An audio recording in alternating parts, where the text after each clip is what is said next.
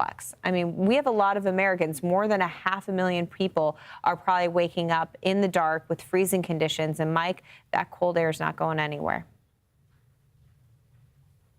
We are in for the long haul. Freezing rain has arrived in Atlanta. New video shows the conditions in Gainesville, Georgia, northeast of Atlanta. The city is forecast to receive up to 1/4 of an inch of ice.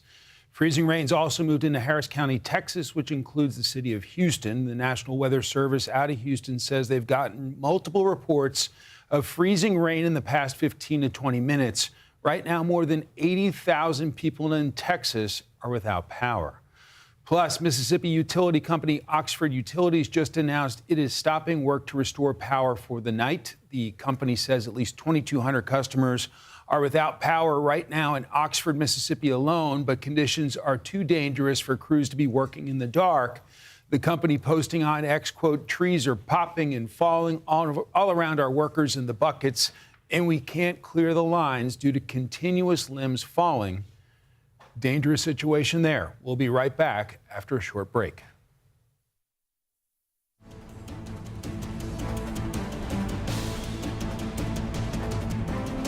Look closely at history in the making. These are among the final pennies that will ever be produced by the U.S. Mint. These 1-cent coins have been continuously issued by the government since the very beginning of the U.S. Mint. Now the government will soon stop minting these historic coins forever. But you have one more chance to keep these final issues alive in your collection when you acquire these 2025 United States pennies for just $9.95. Why are pennies becoming obsolete? Last year, the U.S. Mint reported losing $86 million minting them, since labor and material costs were far higher than the coin's face value. First, President Trump directed the mint to stop producing pennies. Then, media sources confirmed that the final order for penny planchettes, the smooth, round metal blanks used to strike the coins, had been placed. Once these are depleted, the U.S. penny will be minted no more. This is truly a once-in-a-lifetime collectible event. That's why we're announcing the National Collector's Mint release of a limited supply of 2025 United States penny rolls for just $9.95 plus shipping. But condition is important, and these pennies are in premium, brilliant uncirculated condition, far better than anything you might expect to see in your pocket change. The final issue price was to be set at $19. However, during this special release, this 50-coin roll of brilliant uncirculated 2025 pennies can be yours for just $9.95 plus shipping.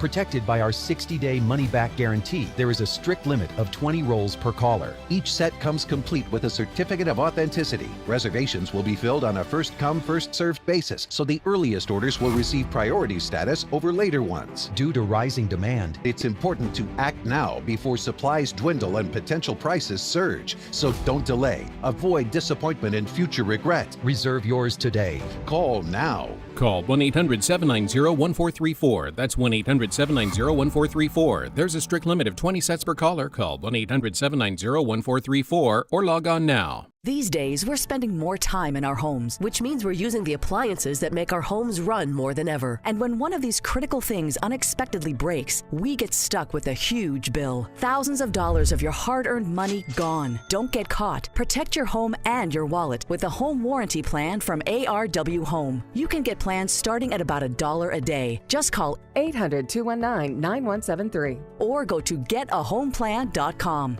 Our AC broke down. The cost to replace it would have been around $4,000. But because we had a home warranty plan with ARW Home, we were covered. No problem. Don't wait and get hit with a massive bill. Protect your heating, AC, appliances, plumbing, and more with plans starting at about $1 a day. Call 800-219-9173 or go to getahomeplan.com right now to get 2 months free. Don't wait. Call 800-219-9173.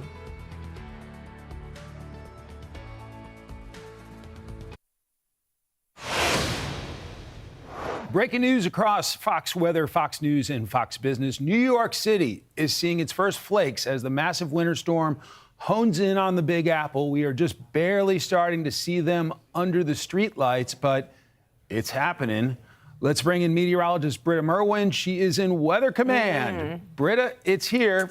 It is here, and for folks who live across the Northeast, it kind of confirms the time frame of how long it's taking the atmosphere to fight that dry Arctic air.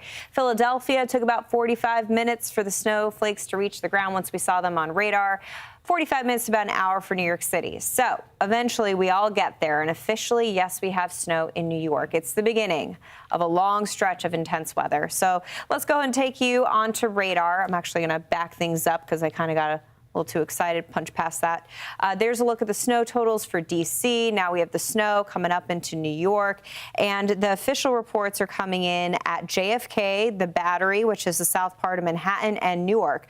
So LaGuardia right now not reporting the snowflakes, but they are reporting that more than 90% of the flights have been disrupted because of the weather that's moving in.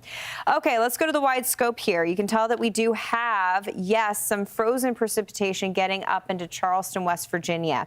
This is that warm, mild air that's pushing in from the south, and eventually this will even get into Virginia and, yes, moving closer to New York. So this is a trend that's going to continue.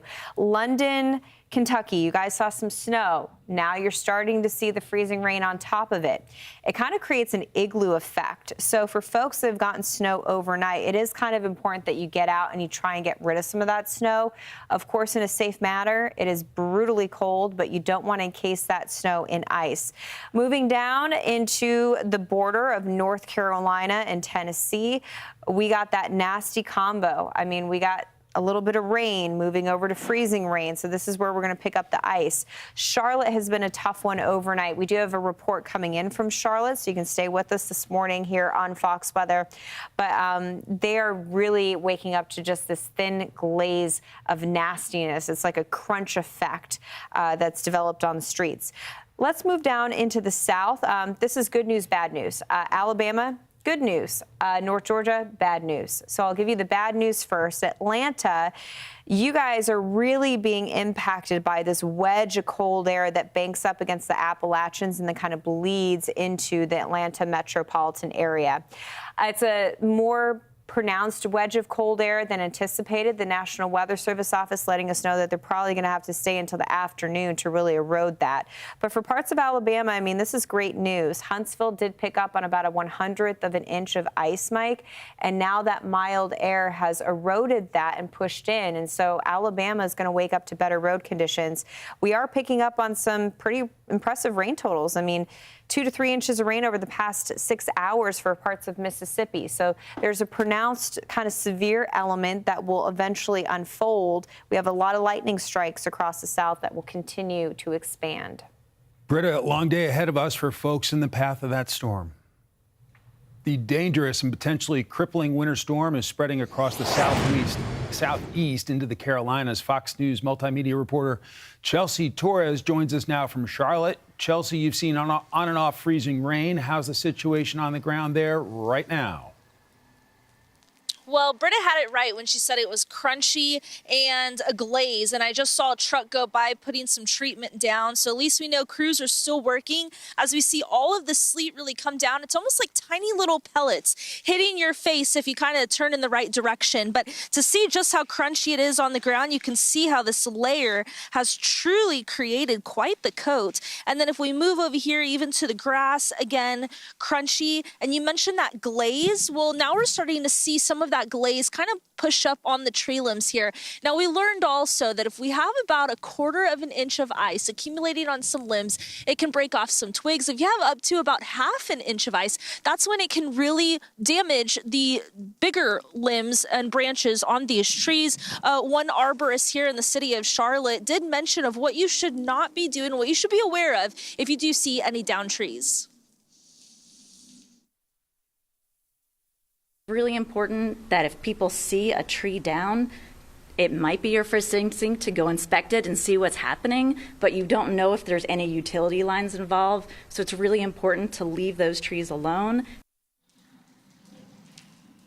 All right, so here you can already see some plows out, just kind of checking out. We had already heard from officials here in the area that they were going to be having crews 24/7, constantly monitoring the roadways, the major roadways, the thoroughfares. That's what they're really focused on, just to make sure that not only they can get on these roadways, but also emergency crews. One thing that the emergency management chief had actually said is that typically they see about 200 to 400 calls any given day. And with winter storms like this, they're expecting expecting 3 to 4 times that. And then also, I wanted to mention, we're staying near a hotel right now, and I've seen, the one thing that I've seen consistent is a lot of people leaving with their suitcases, and I've wanted to run out and go talk to them, but every single time an Uber or a taxi comes and pick them up, which is interesting because right now the Charlotte Douglas Airport is #1 on the list for FlightAware for cancellations across the country, and power outages are also starting to go up as well. Right now, they're about over 2,300 just in the Carolinas. Most of that is about northeast of where I'm standing, and then also west of Asheville. So we're definitely seeing things pick up in this area. And of course, Britta, Mike will continue to monitor it for you guys. Back to you. Chelsea Torres doing a great job. Thanks so much. Well, we got some video into Fox weather. It's a dog having fun in the snow in Roseville, Ohio.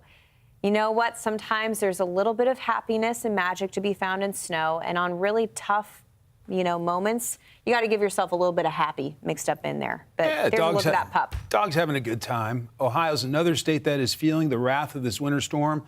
The entire state is covered by a winter storm warning. Morgan Peterson of the Hamilton County, Ohio Emergency Management.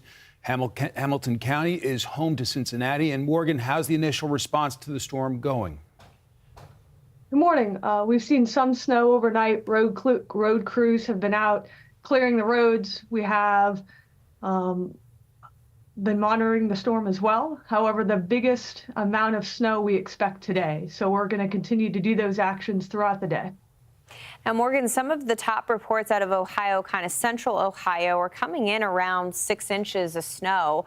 What's sort of been the biggest struggle that you guys have noticed overnight? I would say is just as the snow continues to fall, continuing to keep roads clear. Public works agencies are focusing on the main thoroughfares, so it's really important that people stay at home as much as possible. Do you feel like folks in your area are heeding the warnings and staying home? I do. I think leading up to the event, there were a lot of preparedness actions were taken, so people were hearing what to do. And then we also started promoting, oftentimes communities have a notification system so people can hear if there are any travel restrictions in place. So the most important thing to do is heed the advice of local officials in your area. Now, eventually, Morgan, we're going to get on the other side of this. The snow is going to come to an end, but that bitter cold air, that's not coming to an end. So what are we thinking in terms of being able to get crews out there safely, given how cold it is, to clear the roads? Are we thinking that you're going to be in the position to re-enter, functional life on Monday? I would say as the week progresses, more and more things will open, even as the bitter cold continues. However, with that, people need to minimize exposure outside. So if you do have to be outside, wearing those layers, any part of your extremity, your nose, your hands, your toes, those are all at greater risk. So be aware of the signs of frostbite and hypothermia. One other big factor is making sure pets are kept indoors during this time. So limiting their exposure as well. Morgan Peterson of the Hamilton County, Ohio Emergency Management. We know how busy you are. Thank you very much for your time. Thank you.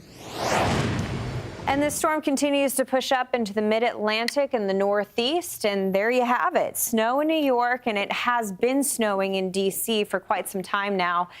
It is brutally cold, very similar to what we're seeing across the rest of the nation. I mean, right now in New York, we have temperatures in the teens. So the snow is going to start to stack up efficiently now that we have it actually falling across the New York City area. Here's a look at radar snow over the city. This takes you on to Queens and Brooklyn, and then you can see out towards Northwest Jersey as well, where it's snowing in Newark. We do have a push of mild air coming up from the south that was anticipated. So in West Virginia, we've seen that crossover. So if you're just waking up, sort of checking in on the status, that part of the forecast is still panning out. You'll also see that we have some mixing going on in coastal areas of North Carolina and Virginia. That area of low pressure is forming pretty much on the coastline, and so that's going to allow for a mixing effect. And we'll even start to see some mixed precipitation, sleet, and maybe even some freezing rain move into Delaware, parts of Maryland, and also New Jersey. That's why the snow totals are a little wonky. You see how there's a big drop-off south of New York City. Still substantial snow. I mean, parts of Monmouth County, Jersey Shore will see well over a foot of snow. But then you start to see it really chop down as you work your way closer to D.C., where in D.C. we'll probably get about maybe 3 to 5 inches of snow. It's all that presence of that mild Atlantic air that's going to get sucked up into the storm. We don't have that north of New York. So New York State, New England, those will be our big ticket snow totals where we'll easily see over 12 inches of snow. So here's the timing here. You can see that mixed precipitation starting to stretch up to the north. There's a look at that area of low pressure literally hugging the coastline. So again, it's tracking closer to the coast than some of the computer models were showing, which is why we're going to see that crossover even for parts of New York. In fact, this morning computer model run showing rain on the Jersey Shore by later tonight. If that happens, of course, that's going to go on top of the snowpack that we have. As we fast forward into Monday afternoon, that's when we get rid of all of the precipitation, but then that cold air really sinks in. We're in the upper 20s for the 95 corridor, but by 4 o'clock on Monday, take a look at western New York, Ohio, single-digit temperatures. Mike, that second batch of Arctic air, it's going to move in big time. So unfortunately, you know, the storm passes, but then we kind of have a storm of itself, not so much with what's falling from the sky, but with those cold temperatures really reestablishing themselves. Right, exactly right. Freezing rains now happening in Atlanta. Video shows the conditions in Gainesville, Georgia, northeast of Atlanta. The city is forecast to receive up to 1/4 inch of ice. Freezing rain has also moved into Harris County, Texas, which includes the city of Houston. The National Weather Service out of Houston says they've got multiple reports of freezing rain in the past hour or so. Right now, more than 80,000 people in Texas are without power. Over in Mississippi, the company Oxford Utilities announced it is stopping work to restore power for now. The company says at least 2,200 customers are without power right now in Oxford, but conditions are too dangerous for crews to be working in the dark. The company posting on X, quote, "Trees are popping and falling all around our workers in the buckets, and we cannot clear the lines due to continuous limbs falling." That sounds like a smart move. We are covering this storm 24/7 all through the weekend. We are Fox, combining our resources between Fox News Channel, Fox Business Network, and Fox Weather to help keep you and your family safe and informed. Thanks to our viewers across all 3 networks for joining us. And we are with you every single step along the way. We have been live since the storm started across the southern plains, and we're going to be with you through the end as it continues to push through New England. We'll be right back. Please stay with us here on Fox Weather.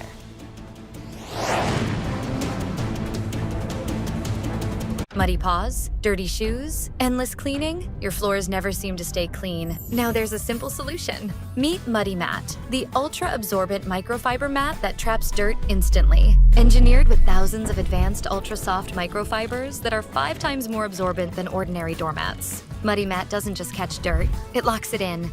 Whether it's mud, snow, sand, or water, every step on your new Muddy Mat leaves your floors spotless. And its reinforced rubber backing keeps it firmly in place. No more slipping or sliding.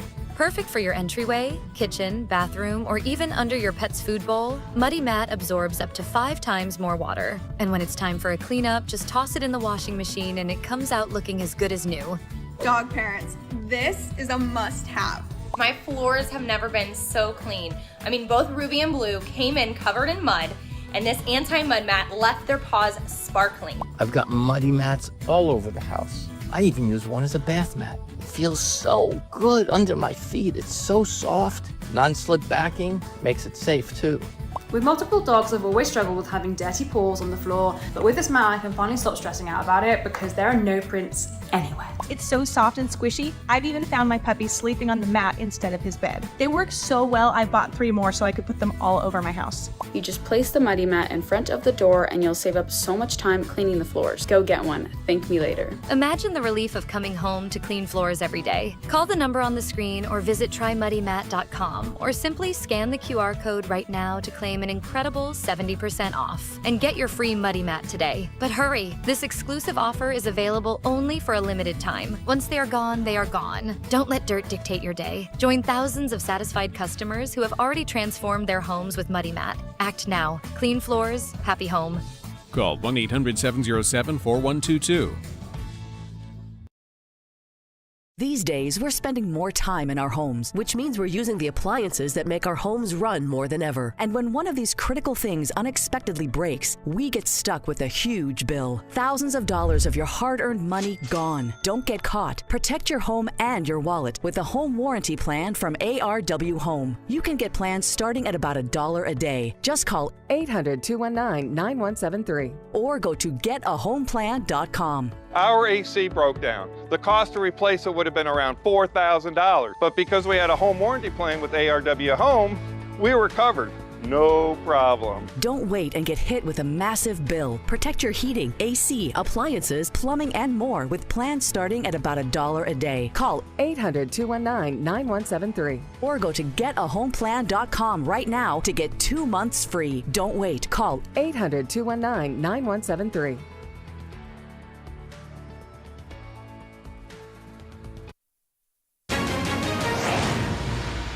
Fox Weather is your winter storm HQ. The snow has finally arrived in New York City, and there's plenty more to come. Just a reminder, the city's students will not have a snow day on Monday, no matter how much snow we get. We already learned that from the mayor. I'll hold my comments to myself. Sounds like a bah humbug to me. Yeah, kind of agree. Welcome back, though. You're watching our special coverage here on Fox Weather. I'm Britta Merwin. And I'm Mike Emanuel. Great to be working with you. You've been a trooper all night. Thanks for joining us, and welcome to special coverage on Fox News Channel, Fox Business Network, and Fox Weather. Of course, we are combining our resources to bring you every aspect of this massive storm, from Texas to Tennessee, all the way up the East Coast past New York. Here's the storm by the numbers, and this number, the most important. We have now reached over 300,000 customers without power. One customer can represent a whole household, a whole apartment complex. So we can easily say that we have 500,000 Americans at least that are now in the dark and in the cold. And they could be out of power for quite some time. The top ice accumulation, by the way, is 3/4 of an inch. But one of the struggles in these overnight hours is that there's only so many observations that we can get. Make sure that you stay with us over the next couple hours. The next crew, we're going to hand off the baton at 6 a.m., me and Mike, and they will get flooded with new information. So you want to make sure that you're staying close to your TV, because this is the next couple hours that everything kind of changes. People wake up and they realize, whoa, this is what happened overnight. And I think Mississippi and Louisiana are going to wake up to a scary reality. Let's go ahead and take you outside, shall we? We'll take a live look at D.C. It's been snowing for quite some time. In fact, we have reports of over 2 inches of snow on the ground. And unfortunately, this is a spot where we'll get a little bit of ice as well. Fox News correspondent Alexandria Hoff is live in our nation's capital. Alex, what's the latest this morning?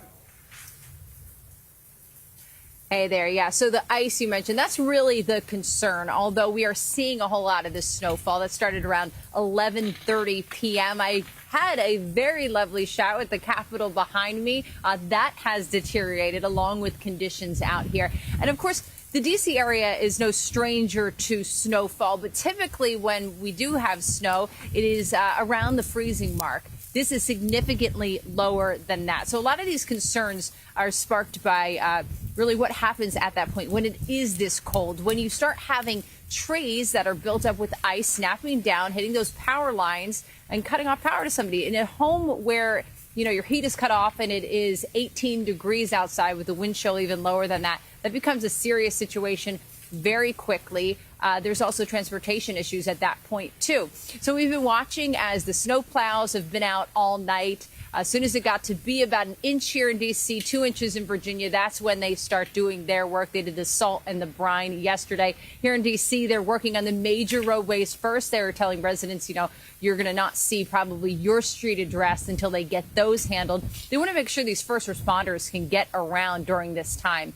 And it's been about a decade since D.C. has seen a really monumental snowstorm. Not that snow is necessarily going to be the biggest factor in issues today and throughout the next couple of days, but it was back in 2016. There was 20 plus inches of snow that essentially paralyzed the area for days. City and federal officials do not want to see that happen here in the nation's capital. Clearly, in this case, though, we likely have lower temperatures than a decade ago. So it's that ice. It is the concern about the elderly, those who are homeless. The city has a large homeless per capita population that's sparking a lot of concerns because it is icy out here, guys. I was talking about kind of the way these snowflakes are hardly flakes. They're kind of these little icy pellets, which speaks to, I think, just how cold it is outside. Mike, Britta, listen to you. Alexandria Hoff, you've been a total trooper all night into this morning. Thank you. We appreciate you. This is a massive, sprawling system. More than 40 states feeling the impacts from snow, ice, dangerous cold. Britta, where are your biggest trouble spots right now? You know, we're going to focus on the Northeast because that's where we're finally getting into it. It's the next phase of this storm. It's been a tough night for folks that live across the South. And for folks that live in the Northeast, we're just starting to get a feel of what is still ahead. Pittsburgh, we got snow out there. Temperatures are brutal. It is 13 with a feel-like temperature of 0. And if you think it's cold now, just wait. I mean, the cold air behind this storm is really going to knock your socks off. Let's go ahead and take a look at radar. You can see that line of white right there pushing up to the north, right into Newcastle. It's these little fine radar trends that we can point out that really represent where we have these little items that get out of hand. So when you see that white, it's showing that intense burst of snow and also a little bit of a wind element too. A couple snow reports to come out of the Pittsburgh area, about 2-3 inches of snow, and we're just at the beginning. I mean, we're going to tout some pretty big snow totals that come out of the Northeast when we're all said and done. As we take a look at the wide picture, we still have snow falling in New Mexico, which for them, it's a great story. They have a snow deficit, but man, what is unfolding across the South is just unimaginable. It's really tough stuff. We have sleet, we have freezing rain. Look at all those lightning strikes. We have over 115 lightning strikes. That's a part of this that definitely is overperforming per the forecast.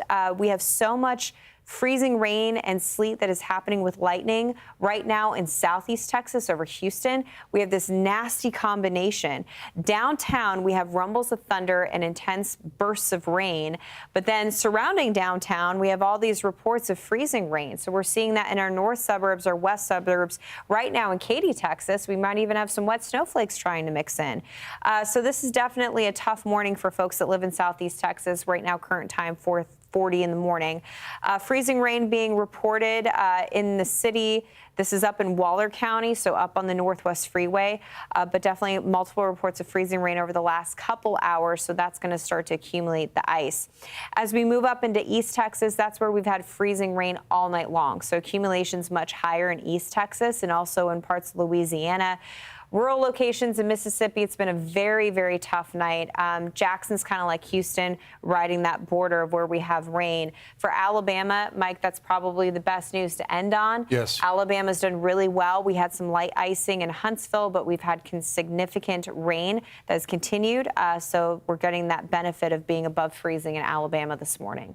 We are getting tons of new images from folks at home. This one is from Chris in Medina, Ohio. Look at that. All right. Big it's old sticking snowflakes. there. Yeah. Top snow totals in Ohio, 5 to 6 inches so far.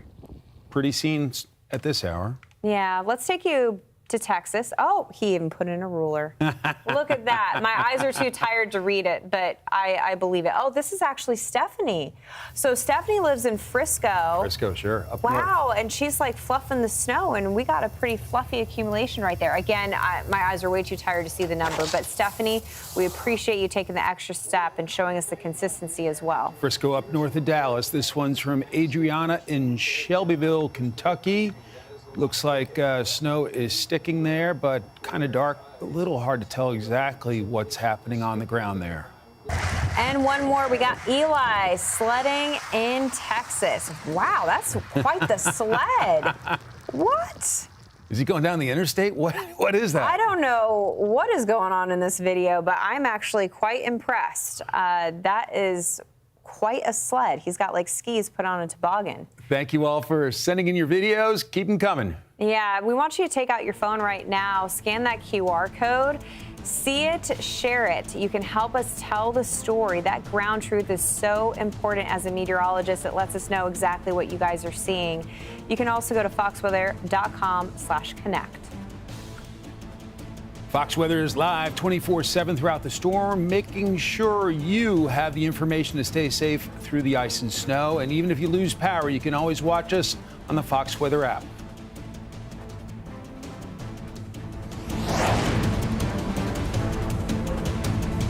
Muddy paws, dirty shoes, endless cleaning? Your floors never seem to stay clean. Now there's a simple solution. Meet Muddy Mat, the ultra-absorbent microfiber mat that traps dirt instantly. Engineered with thousands of advanced ultra-soft microfibers that are 5 times more absorbent than ordinary doormats. Muddy Mat doesn't just catch dirt, it locks it in. Whether it's mud, snow, sand, or water, every step on your new Muddy Mat leaves your floors spotless. And its reinforced rubber backing keeps it firmly in place. No more slipping or sliding. Perfect for your entryway, kitchen, bathroom, or even under your pet's food bowl, Muddy Mat absorbs up to 5 times more water. And when it's time for a cleanup, just toss it in the washing machine and it comes out looking as good as new. Dog parents, this is a must-have. My floors have never been so clean. I mean, both Ruby and Blue came in covered in mud, and this anti-mud mat left their paws sparkling. I've got muddy mats all over the house. I even use one as a bath mat. It feels so good under my feet. It's so soft. Non-slip backing makes it safe too. With multiple dogs, I've always struggled with having dirty paws on the floor, but with this mat, I can finally stop stressing out about it because there are no prints anywhere. It's so soft and squishy. I've even found my puppy sleeping on the mat instead of his bed. They work so well, I bought 3 more so I could put them all over my house. You just place the Muddy Mat in front of the door and you'll save up so much time cleaning the floors. Go get one. Thank me later. Imagine the relief of coming home to clean floors every day. Call the number on the screen or visit trymuddymat.com or simply scan the QR code right now to claim an incredible 70% off and get your free Muddy Mat today. But hurry, this exclusive offer is available only for a limited time. Once they are gone, they are gone. Don't let dirt dictate your day. Join thousands of satisfied customers who have already transformed their homes with Muddy Mat. Act now. Clean floors, happy home. Call 1-800-707-4122. Buying or selling a home has gotten hard. Inventory is tight and interest rates are high. Making a move can be scary. That's why who you work with matters. I partner with HomeLight to help our clients win in any situation. Our buyers find great deals on their dream homes, and our sellers get top dollar even in a challenging market. HomeLight gives our clients the edge they need, and together, we all win.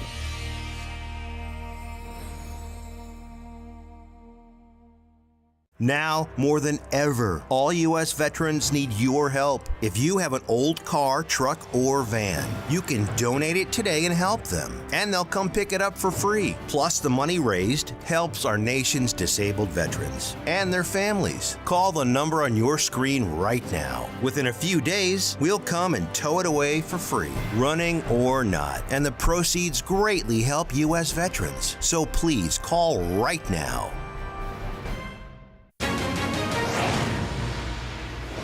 Welcome back to our special coverage on Fox News, Fox Weather, and Fox Business. Freezing rain has arrived in Atlanta. I'm Mike Emanuel with meteorologist Britta Merwin. And Britta, what is the ice threat looking like across the Southeast? It's been really hard for folks that live in Louisiana, East Texas, Mississippi. Let's go right into Atlanta. We do have some freezing rain reports, especially in our northern suburbs. We're going to have live reports throughout the day here on Fox Weather, so make sure that you stay tuned in and locked in. But we've had 0.2 of an inch of freezing rain, so the ice accretion is going to be an issue for the Atlanta metropolitan area. Unfortunately, that cold air just very present, and we're not able to kick it. As we move up into Nashville, almost a half an inch of accretion here. We have reports of more than 6,000 customers without power with very brutally cold air in place. So Middle Tennessee really struggling through the overnight into this morning. Is no stranger to power outages, treacherous travel, and days of bitter cold. They are once again in the crosshairs. Joining us now is the Travis County, Texas judge and director of emergency management, Andy Brown, overseeing the response as conditions worsen. Andy, what's the situation right now there in Travis County? Well, it's cold, it's sleeting. Thankfully, people seem to be staying off the roads, which we've been asking them to do all day. And thankfully, we've been preparing people for this all week. So we've had meetings with the city, with the state, with TDEM at the state, making sure that we have assets in place and really getting that message out that, man, this is Texas. We're not used to the cold. When the roads freeze, we don't know how to drive on them. People need to stay off those roads. It seems like that message is working pretty well tonight. It's 27 degrees right now, which for us is very cold. And the highways look pretty vacant right now. There's still some traffic, some truck traffic and things I was just seeing a minute ago. But overall, I think people are listening to us. I worked at Fox 7 back in the day. I remember a lot of those elevated roadways would get icy, and it was kind of like bumper cars on the road. What are your biggest concerns as this weather event progresses? Yeah, so the biggest thing that we want people to do right now, we've got power, we got things like that, but we want people to stay off of the road. So a couple days out, we put brine on the roads, that kind of sticky stuff that hopefully is sticking on there now. And then we're actually going out as it's icing and we're putting magnesium chloride on the intersections on the busier part. But that's not for people, normal people. That's for first responders if they have to get to somebody having a medical emergency, a fire, a thing like that. So our biggest fear right now is people getting onto the roads and creating problems for all of us. The EMS has already let people know that they're transporting people to the very closest hospital to where they pick them up. They're not driving across the county to get them to their hospital of preference. So really the critical thing is staying off the roads, letting first responders do their jobs. I know Austin, Texas is the live music capital of the world. I'm curious what the scene looks like on 6th Street and some of the social parts of town at this hour. Yeah, it's pretty empty. I've not been to 6th Street tonight, so I can't say for sure what 6th Street looks like. But my sense is from everybody at the EOC is that generally people are heating this morning. The freeze came on around dark tonight, so I think some people maybe were going to have dinner. I a week ago had set a dinner plan with some friends for 7 o'clock. The restaurant called us earlier today saying that they were closed. So I think a lot of businesses are heating this. They're closing it. People are staying at home. We've been asking people to, wherever you are, find a safe place to stay, a warm place to stay, and please stay put. Earlier today, I went to visit the Central Texas Food Bank. I know y'all were talking about 2021 before. I became county judge about 3 months before Storm Uri hit us. And one of the things that happened is the Central Texas Food Bank did not have a backup generator. I actually had to go over there myself to turn off a water pipe because there was a big leak there, and that was a big problem. We've learned a lot in Central Texas since then. That Central Texas Food Bank now has a full generator to back up that entire facility so they can keep making food for the shelters that the city of Austin's providing. I think that has happened a lot across the city and the county. People have backup generators, but man, if ERCOT fails us, I think we're not going to be in a good place. So I hear from the governor, I hear from ERCOT that the grid, is holding steady, is looking good right now.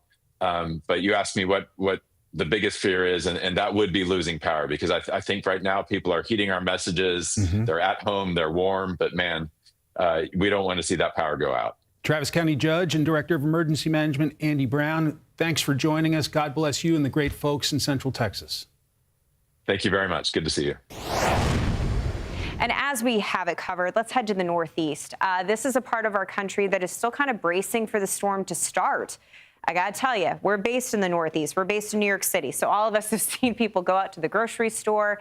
As we wake up tomorrow morning, it is here. We already have snow being reported in D.C. We got live reports throughout the overnight. So if you're just joining us on the Fox Business Network, on Fox News Channel, on Fox Weather, that's right, all three networks keeping you and your family safe during the storm, you're going to get those live reports from D.C. As we take a look at what we are anticipating, we are really going to pump some huge numbers out of New England. Really looks like that's going to be the focus because that's where we stay with all cold air. You'll notice south of New York, if you've been watching this forecast evolve here on Fox Weather, we've been lowering those snow totals, still significant. I mean, parts of Delaware and South Jersey could still see over 6 inches of snow. But the reason why the overall forecast in those areas have come down over the last couple days is because of the influence from the Atlantic. It now appears that this area of low pressure is going to be so close to the coast that we're going to be fighting that influence from the Atlantic. Water temperatures right now are in the 40s, and that's going to ride over that Arctic cold air. Looking at New York City, the surrounding areas, an easy 8 to 12 inches as you go off towards northwest Jersey, lower Hudson Valley. Then you have elevation at play. You also have the colder air with the positioning of the low. So in those locations, you are going to see well over a foot of snow. Let's talk about New York and the timing. As we wake up tomorrow morning, it's here. Temperatures are in the teens. It is cold, it is blustery. We're going to have a big thump of snow that continues through about 2, 3 o'clock in the afternoon. That's the bulk of the accumulation. As we get into dinner time, 4 or 5 o'clock tomorrow, we start to work in that influence from the Atlantic. It's 20 degrees, so it's cold at the surface, but we have warm air aloft, and that allows for that changeover to an icy mix. Really important for folks that live in Jersey, on Long Island, New York City, all 5 boroughs. Try and get some of the snow off of your front yard, off of your driveway, the sidewalks, by about 2 o'clock tomorrow afternoon. Because if you're in these areas where we're going to cross over to freezing rain, it's going to encase itself like an igloo. So think about the Jersey Shore. Think about Long Island. These are places where you really need to do a little bit of hard work before you cross over to freezing rain. Everything ends by Monday morning. Schools are going to be closed, folks. Guarantee you. So get ready for the long haul. I think all of us kind of assume that, but looking at the forecast verifying, we're going to be in that type of a setup. 15 degrees. That's all we get in New York City by Monday afternoon. So everything that is on the ground is going to stay on the ground. It's going to have to be removed. So when you look at the road conditions, it might take all of Monday to plow everything out, to get the salt down, to get the ice off of some of these roads. We're anticipating less than 1/10 of an inch of ice, but in a place like New York City, that is enough to cause some big time issues. So please make sure that you're incredibly safe as we take a look at these big impacts of snow and ice reaching into big metropolitan areas in the Northeast. Well, this massive winter storm, it also is going to bring severe weather if we didn't have enough to track, right? And in the Deep South, this is a huge threat, especially as we go into tomorrow. So the southerly component of this winter storm, that's where we're working with all that Gulf moisture. And because we do have a very vigorous jet, that's that fast-moving column of air way up by where the airplanes fly, it's going to combine into all the ingredients that we look out for when it comes to a severe weather potential. And this, unfortunately, is going to lead to the threat for tornadoes. There's so much twist in the atmosphere. That's really the top thing that we're concerned about. So for Sunday, we have a level 2 out of 5. Heads up here that severe weather is possible. Our concern is that you start to get a lot of moisture coming in off the Gulf. That flow brings in these showers and these thunderstorms. They interact and they start to turn, and any rotating thunderstorm can lead to an isolated tornado. So again, I don't think we're going to see widespread severe weather reports, but definitely we have the concern here where we could see several tornadoes pop up. Here's a look at the fast winds aloft. Again, that is what these thunderstorms that are building vertically are exposed to. That's how you start to get them to twist and turn. In addition to that, you can have strong straight line winds. And if you have a wind gust of 95 miles per hour, it doesn't matter what direction it's coming from or if it's twisting or turning, it's going to cause damage. And along this powerful line of thunderstorms that we'll be moving through late morning through early afternoon, because these thunderstorms build vertically, Mike, they can grab onto those strong winds aloft, they throw them down to the ground, and that's how you get that strong straight line wind. So multiple threats here that you have to think about. It's amazing. After working in Texas, I think of severe weather season as when the tornadoes start, but you're talking about severe weather season here with the Arctic cold. Yeah, I mean, really, you can have everything locked up into these winter storms. So the timeline, it's taking us all the way through the afternoon and the evening. Once that cold front rolls through, your severe weather threat does drop. So it's a short window here, but you want to make sure that you pay attention to it. Also a good idea in your safe spot, put coats, shoes, and flashlights. Once these thunderstorms roll through, it's cold. When they leave, you got to make sure that you bundle up the kiddos if you have to head out. Great advice. You're watching special coverage of this massive winter storm as Fox News Channel, Fox Business Network, and Fox Weather combine our resources and expertise to keep you and your family safe. Thanks to our viewers across all 3 networks for joining us. We'll be right back.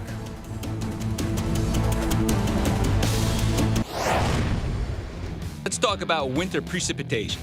You get rain, freezing rain, sleet, and snow. So let's talk about how each is formed. All precipitation usually begins as snow at the top of the atmosphere. As it falls on down, as long as the entire atmosphere is about 32 degrees or cooler, it will remain snow when it hits the ground. Sleet happens when the snowflakes melt, turns into a raindrop, and then refreezes with a very cold atmosphere at the bottom layer. Freezing rain, it's a little bit different. We've got warm air on top of a very shallow layer of cold air. That rain falls through that shallow cold layer as it hits the ground as liquid, but then freezes on contact. If the entire column of air is above freezing from the surface all the way to the top of the troposphere, well, that's just plain old rain. Small temperature changes in the profile of the air can lead to huge differences in what type of precipitation you see. We're your Winter Storm HQ, Fox Weather, for all seasons, for all America. Back pain. When you've got it, you know it. Introducing the X-Back from CopperFit, our groundbreaking technology designed for compression support of your lower back and core like you've never experienced before. Engineered with our most innovative, patent-pending, advanced X compression system, the X-Back evenly distributes the support across a broader surface area of your back for relief of lower back aches and pains. The new belt is fantastic. I feel a bigger area of support. Immediately, there was something different about this. A super lightweight mesh fabric, ventilated for unmatched breathability to increase airflow and release excess heat. You have to try it. You haven't felt anything that's going to give you the kind of support and relieve the back pain that you have, because it is unbelievable. Our copper-infused fabric, made with the most advanced materials for superior support and lighter than air comfort. It's just relaxing all that tension that you get. Wow, oh, that feels great. I've tried a lot of belts in the past. Nothing like this. I have a history of back issues, man, and this is really hard to believe what I'm feeling right now. An orthopedic-designed alloy support panel and 4 built-in flexible stabilizers to help improve alignment and promote better posture. Usually when I have long triathlons, there's pain. With the belt, there's absolutely no pain. For me, it was like, okay, is this really happening? I really haven't felt anything like this before. The all-new X-Back from CopperFit, the most effective, breathable, customizable support for relief of lower back pain you will ever wear. Guaranteed or your money back. Get yours now at getxback.com for only 2 payments of $29.99 or call 1-800-520-4518. Order right now and your shipping is free. This is by far the best support that I have found. You feel like, you conquered the world, and it's life-changing. The all-new X-Back from CopperFit. Feel the difference. These days, we're spending more time in our homes, which means we're using the appliances that make our homes run more than ever. And when one of these critical things unexpectedly breaks, we get stuck with a huge bill. Thousands of dollars of your hard-earned money gone. Don't get caught. Protect your home and your wallet with a home warranty plan from ARW Home. You can get plans starting at about $1 a day. Just call 800-219-9173 or go to getahomeplan.com. Our AC broke down. The cost to replace it would have been around $4,000. But because we had a home warranty plan with ARW Home, we were covered. No problem. Don't wait and get hit with a massive bill. Protect your heating, AC, appliances, plumbing, and more with plans starting at about $1 a day. Call 800-219-9173 or go to getahomeplan.com right now to get 2 months free. Don't wait. Call 800-219-9173.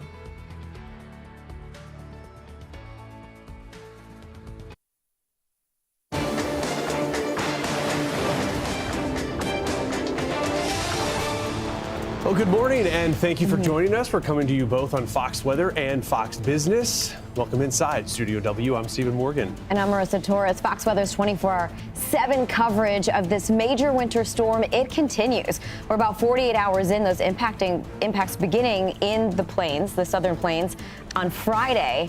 And we still have to get through the rest of today and into tomorrow. Honestly, as advertised, this system developing, moving through the southern Rockies, is still a pretty significant swath of snow that we have extending from Texas and now moving into the Northeast. So we focus on Baltimore. After dumping some snow and ice across the southern plains on Saturday, this winter storm, it's now targeting the Northeast. And we've got significant snow about to move in. If we haven't seen it in the Northeast yet, you soon will. 21 states are under emergency declarations as this storm is moving through the country. Power outages are climbing this morning, checking in on those numbers, and we are looking at this storm collectively at numbers around 300,000, most of the outages coming in the hard-hit states of Texas, Louisiana, and Mississippi. Hate to see even one person without power because the Arctic blast that we have behind this front is significant, and those numbers are expected to climb. So being ready for a system like this does require some preparations, also assuming that we will lose some power. So here we go. Winter storm warnings. They remain in effect from New Mexico all the way into Maine, Bangor, Boston, New York City, D.C., and Richmond. The system is still pretty sprawling, Marissa. And looking at some of those top ice reports, we've got snow reports, we've got sleet reports. Let's start with the dangerous stuff first. Hall Summit, Louisiana, in extreme northwestern Louisiana, picking up 3/4 of an inch of ice. Yeah, the biggest report and a big number at that. To have 3/4 of an inch in ice can be incredibly dangerous. Yeah. It heightens that risk for power outages. It heightens that risk for falling trees, fallen branches. It's just very dangerous. And, you know, I think a lot of that ice, so you can see a very apparent and obvious stretch of where we're getting more of that freezing rain and ice threat. A narrow corridor. The sleet reports, folks, this isn't snow. Almost a half a foot, Point Cedar. Can you imagine that? Just all these sleet pellets that you have all over the ground. Sleet has a beat. It's frozen before it reaches the surface. We've had 2 to 3 inches of sleet accumulations in Oklahoma. The current view of it, we're going to be diving into this, but we still have that snow. Watch for that final blast of snow to move through Dallas, Oklahoma City, and Tulsa. We also have snow continuing in St. Louis, but I think the focus is going to remain in the Northeast, the Mid-Atlantic, because that's where this storm is heading. Yeah, everything's shifting off to the east and to the north. Let's go ahead and take it into our nation's capital this morning. We have a look into Washington, D.C. This historic winter storm now impacting D.C. Still dark. We're still waiting for the sun to come up. But noticing the temperatures, 16 degrees, feeling colder than that because of the wind. And the snow, it is falling. It's been falling now for a little bit. And we have that winter storm warning that will remain in place through tomorrow morning. Well, before the sun's up, we have Fox Weather correspondent Katie Burns. She is in our nation's capital. Katie, from the looks of that Capitol live shot, does look like it's snowing. What are you seeing on the ground? We're definitely getting some snow. We have a little cover above me trying to keep us somewhat dry, but the flakes that we're seeing so far, very thin flakes, though a lot of them, and that's reducing visibility already. You can see behind me, typically you'd be able to see the Capitol building. That's disappeared. We've got a truck moving through right now with a plow on the front of it. We know across the city, the Department of Public Works, they have at least 300 pieces of equipment out. They plan to at the height of this storm, which really is the window that we're in right now. You can see the streets have yet to be plowed at this corner, really around the Capitol Hill area. So we're waiting for that to happen, but we know that really the snow has ramped up in the overnight hours and not a lot of people out and about right now because of the conditions and because of simply the time of day. Most people are likely in bed, and officials have warned people to stay off the roads from starting last night through Monday morning because of these conditions. So that's really the messaging from officials. The mayor, Muriel Bowser, made a comment in the recent days warning people that, you know, stay off the road so people who are essential workers have the space to get to where they're going. There are people who have to get to their jobs at hospitals and at grocery stores and senior facilities. So there are people who need to be moving and others that could spend a Sunday at home. And so we would recommend that. And that sounds like that's the plan for most people. I spoke with a lot of locals yesterday who said they went out, got their snacks. They have enough to get them through the next few days, not going anywhere. But really, more concern is growing about what the next few days could look like, because not only is it the snow that officials are worried about, but they're warning people to prepare for days of power outages, because at some point we're going to see this snow transition over to sleet here in D.C. Haven't seen that just yet. But then the temperatures are plummeting in the next few days, and we're going to be in dangerous cold, and anything that's left over on the ground could ice over, weighing down power lines, tree limbs. Another good reminder that if you're in the Northeast right now, you're seeing the weather, you're going to want to stay up on top of cleaning this up, because it's going to freeze up and harden and get even harder to work with.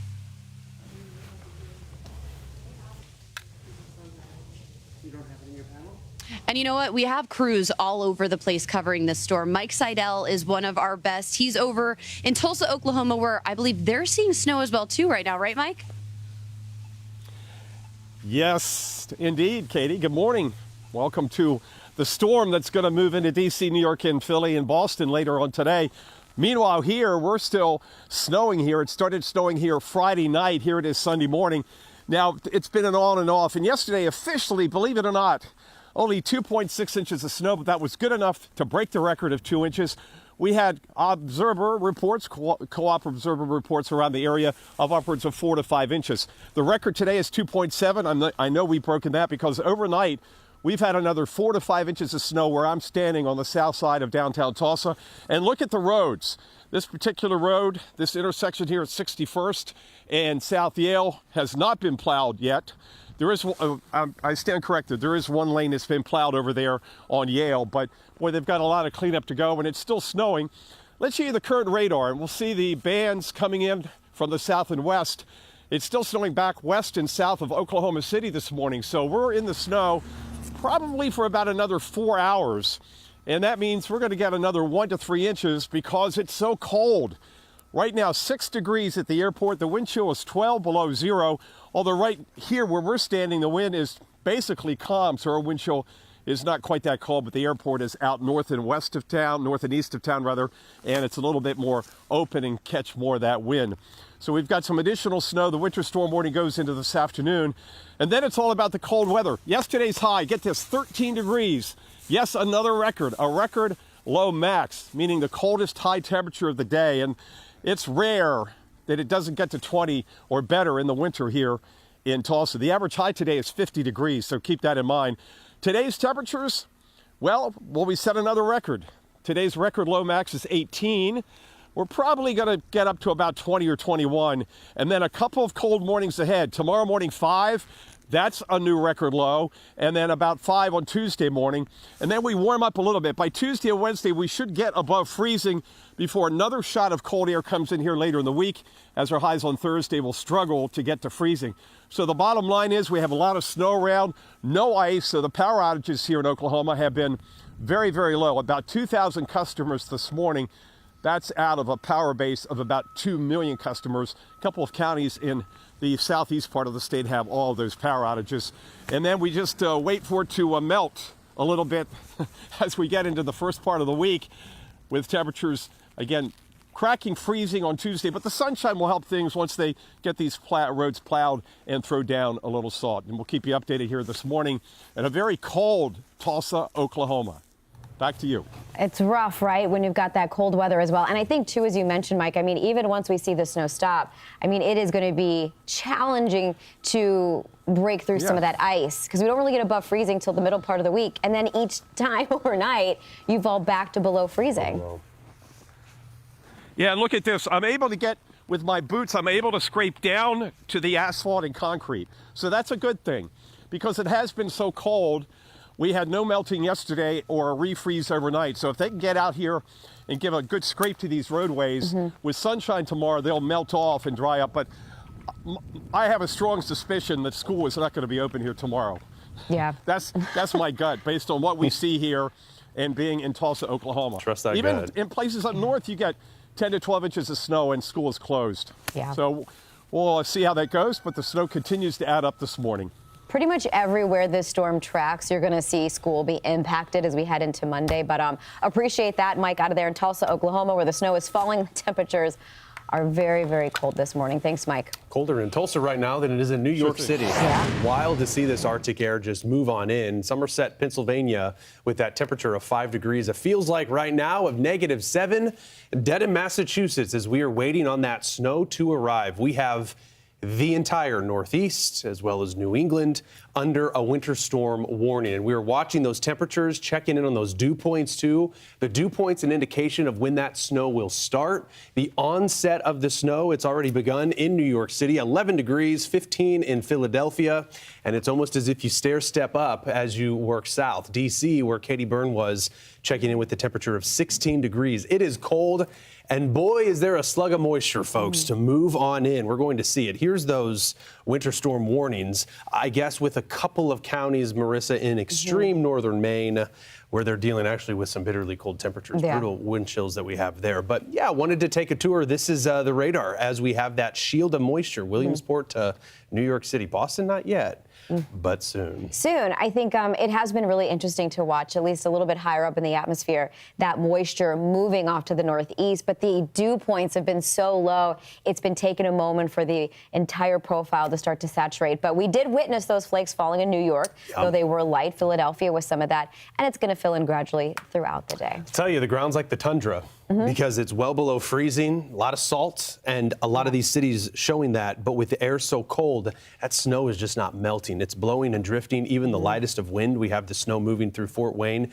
and Cleveland. I mean, there is just so much moisture to work through. This is an all-day event. It's going to be moving into the Northeast. We even have pockets through parts of the Carolinas where we have been dealing with some isolated power outages there this morning. A bit of a mix between sleet and snow.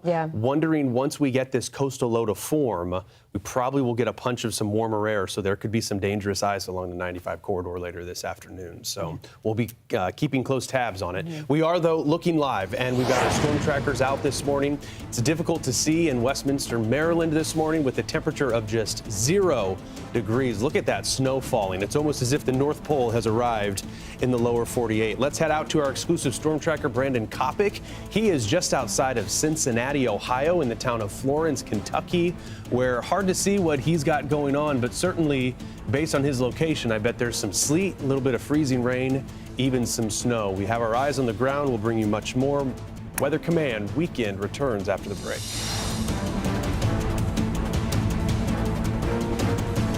Picture this. You get a warning that your tires are low on air. Tire pressure low, and I hate it.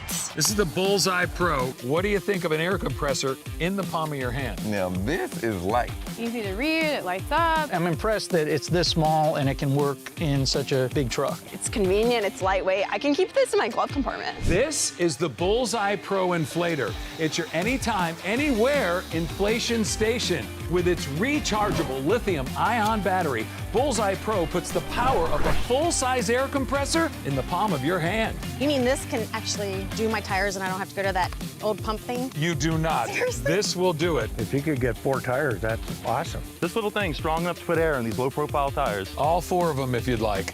No kidding. I want to put it about 42. That's my highway travel PSI. Okay, 42. We'll pop it on there. Trigger starts it.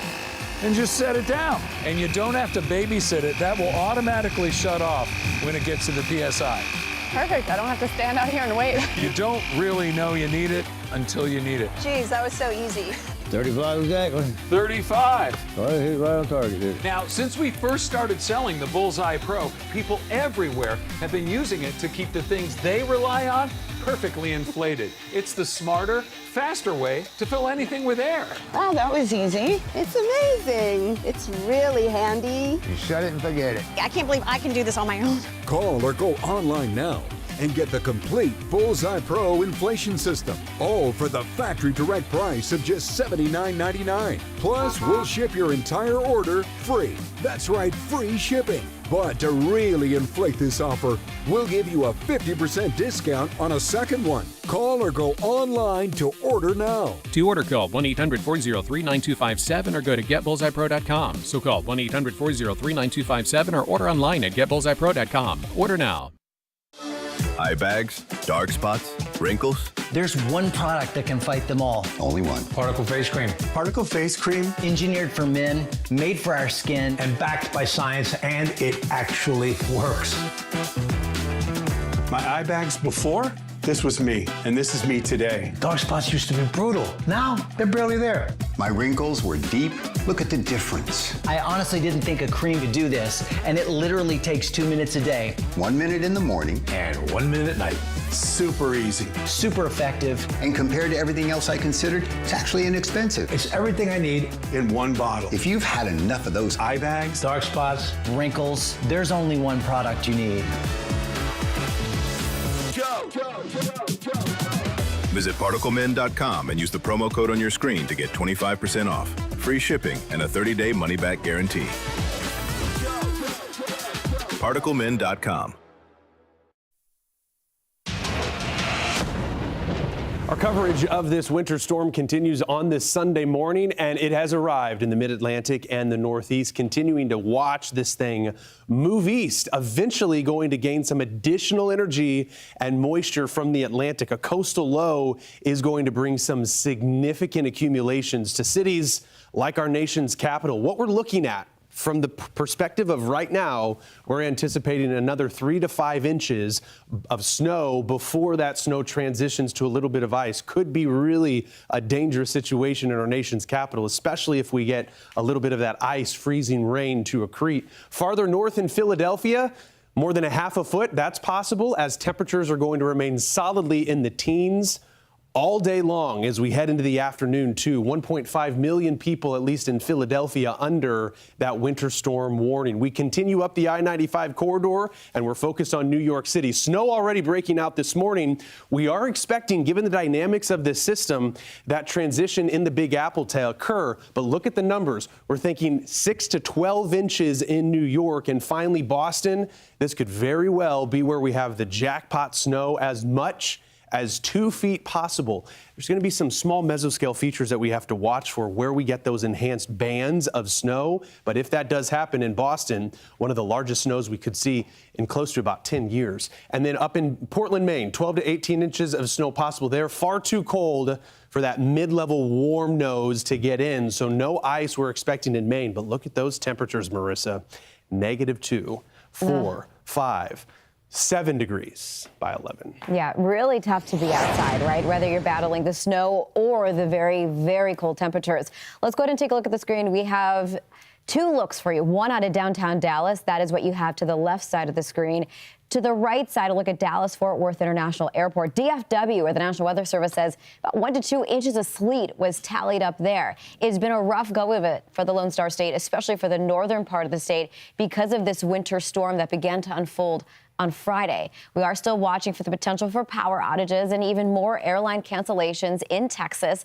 Want to take it to the ground? We have Fox Weather meteorologist Bain Froney, who's in Dallas. Bain has been with you every step of the way, Dallas, watching this weather story unfold. We're nearing the end, Bain. The light at the end of the tunnel. Hopefully whatever precip we get for the rest of the morning should be just snow. But that sleet total, 1 to 2 inches, that's an icy ground. Oh, a very impressive amount of sleet that we're seeing here. Everything that you see behind me, the majority of it is actually just sleet, which, areas like you mentioned there, Dallas-Fort Worth Airport, reaching up to close to 2 inches of sleet alone. Now, I have my handy-dandy Fox weather ruler here, and I do want to try and attempt a measurement, but I will say the ground, it's pretty frozen. So let's see if we can even get a measurement going on. Let's try. Let's attempt, see if I can use my muscles. Yeah, it's really hard to even get into the ground. Hang on, I'm going to dig it out a little bit.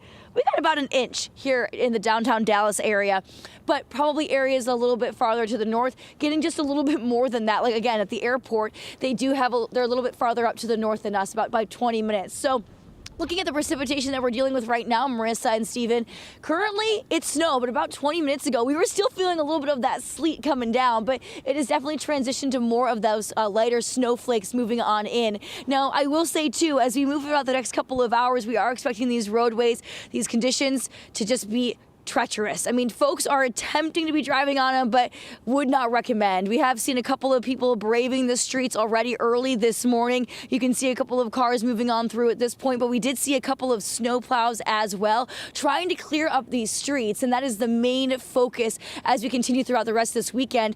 Now we're just getting into the cleanup and trying to make sure people are safe and also getting power back on, because nearly 100,000 people in the Lone Star State alone are without power as we wake up this morning, and it is a frigid morning at that. Temperatures right now, we are in the teens, potentially even around 11 degrees currently, but the feel-like temperatures, they are in the single digits. We could end up seeing those feel-like temperatures dropping into the negatives later on this morning as well. The winds have been picking up as we've been standing out here doing some live shots. So with these winds coming through, this is also going to be a little bit of a danger, especially for spots that have been dealing with freezing rain and And speaking of, it's still not done here in the Lone Star State. A little bit farther south, like near Austin and Houston, they're still getting some of that freezing precip at this point. So still dealing with those really rough conditions even farther south. Now, I will say this, for our areas in the south, farther south in Dallas, maybe getting a little bit luckier when it comes to those temperatures later on this week. We could see that thawing happening a little bit quicker for those folks, so maybe not stuck in the ice for too long, but the roads today will be tough. But here in Dallas and up to the north, the cold air, it stays for a while. Again, today is going to be frigid, temperatures in the teens and the low 20s, and even moving into tomorrow and Tuesday, the cold air, it sticks around for quite some time. We even have gotten, some areas that could potentially see Wednesday and into Thursday where those temperatures still remain below freezing. So it's going to be a cold couple of days here in Texas. But like you said, you guys, we have a little bit of snow coming down, but the precip is going to start letting up a little bit here as we move throughout the next couple of hours. I'll send it back to you guys in New York. Yeah, I was going to say, Bain, I feel like with this storm, especially for Texas and a lot of the areas that are being impacted, you could say a 1-2 punch, but there's that third punch of the prolonged cold. And I think the biggest challenge, especially for northeast Texas, where a lot of those outages are, is to get those temperatures above freezing and allowing utility crews to get out there and do the work they need to do. But appreciate that update out of Dallas this morning. It's been a tough weekend for sure. Meteorologist Bain Froney in Dallas. We'll be checking in with Bain later as well. I like to say it's a light at the end of the tunnel, but that cold air is going to be around. Let's head over to Augusta, Georgia, Athens, Georgia. It's the Southeast and the Carolinas that remain our focus this morning. Notably, in North Carolina, let's bring in Fox News multimedia reporter Chelsea Torres, joining us now from Charlotte, seeing some of that ice accrete. I mean, this could be one of the more dangerous spots to be. We've seen that accretion already in different spots, I guess, in the Mississippi Valley, Chelsea. Now we're looking in through North Carolina. Charlotte could be in the bullseye for some of that freezing rain as we get further into the morning. Yeah, and it's mostly been the sleet that we've been seeing come down. It kind of just bounces right off. And if you don't know, the sleet is just tiny little pellets. It feels and sounds like crackling sprinkles as it's bouncing off of everything. And it's kind of been an ebb and flow, Marissa and Steven. It comes in like this, a little bit of a wave, and then it'll slow down for a little bit. But you can see there's still people that are out driving around. This is one thing that officials did not want. They did not want people out driving around today. Actually, I did speak to an Uber driver who stopped because we're right near a hotel and people have been leaving with all of their luggage. Right now, Charlotte Douglas is the #1 hotel for some of the biggest cancellations, most cancellations right now in the country. The Uber driver didn't want to go on camera, but he said really the airport's been pretty slow, which, makes sense. But he said he wasn't too worried about driving right now. I'll show you kind of what it's looking like. Now, again, crews really did pre-treat as much as they could. And then the sleet really started coming in, kind of giving that white, milky type coating over it. Crews have now come back a few times here, putting down a bunch of this salt, these big rocks you can see all right here. So this is helping kind of break up a lot of what almost seems like this icy glaze that was over the street. But other than that, this is kind of the extent that we've seen. Even on the trees and the limbs, it's been a very thin glaze. We have not seen that ice accumulation yet kind of grow. So that's something that we're definitely watching here. Marissa, Steven? Telling you what, when we look at that profile, I was just checking in on the airport, Chelsea, and light ice pellets, light snow, and some mist. And whenever there's a report of mist, those are likely supercooled water droplets. So anything that's accreting on will cause a bit of a light glaze, and that would be dangerous, no doubt about it. Cold stuff. Yeah. We'll be paying attention. I know, Chelsea, you're going to be with us throughout the morning, and a lot of telling this story is checking in on each location because each hour that goes by, things are going to be changing. So, Chelsea, appreciate that. Out of Charlotte, North Carolina, we do have a check, by the way, at some of the ice totals so far. And when you look at this out of Oxford, Mississippi, this has been one of those spots that's really been suffering from that ice threat. This was captured by Fox Weather's Brandy Campbell, who was out in Oxford earlier this morning. Those power flashes you're seeing actually due to the weight of that ice, all of that ice that accreted on some of those power lines, weighing it down. Over half a foot of snow that's already reported in portions of the plains, along with ice up to 3/4 of an inch in some spots. 3/4 of an inch, by the way, it's what we call crippling. It's so heavy that it just weighs down trees, it weighs down power lines, and it could be very dangerous just trying to get out and definitely not able to get traction right, whether you're walking or you're on the road. In terms of some of the stats, those #1 right now, rankings coming in for snow, sleet, and ice. It's out of New Mexico, southwest. So we saw the storm begin to emerge and take shape out of the southwest as we got into Friday and into Saturday, and over a foot of snow that's reported in New Mexico in the central part of the state.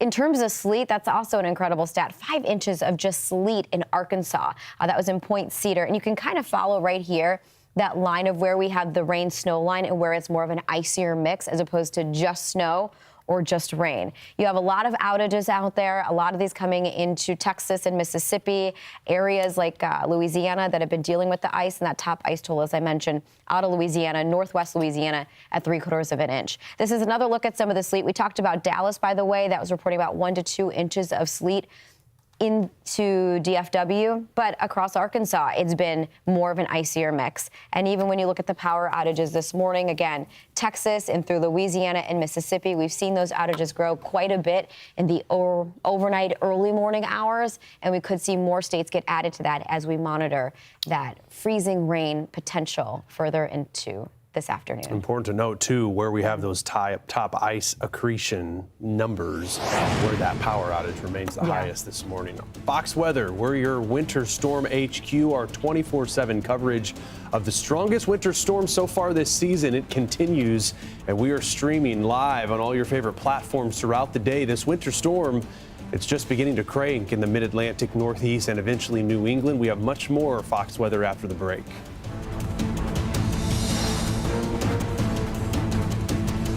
Check this out. Behind this curtain is an outdated bath and shower. Now, I want you folks to imagine transforming this eyesore into a beautiful jacuzzi bath remodel in as little as 1 day. Jacuzzi Bath Remodel went straight to the source, people just like you, to answer the biggest bath and shower remodel questions. What my bathroom looks like is really important to me. Are there a lot of design options? Yes, Jacuzzi has stylish shower walls, designer colors, and premium features like soft closed doors, all with genuine jacuzzi quality. Call right now and Jacuzzi will waive installation costs with no interest and no payments for up to a year. Our moms are elderly. We're so worried about them slipping and falling in the shower. We all know how unsafe it is to step over a shower tub, right? Yeah. Just step right into your easy entry shower by Jacuzzi. Our showers have never been safer. We have durable grab bars, grab shelves. Go ahead, pull yourself up by it. That is really cool. There we go. Really this is a great safety feature. I love this. No slip floor right there. I really like this seat because if she gets tired during the shower, she can sit and take her time. I love the texture. It's really beautiful.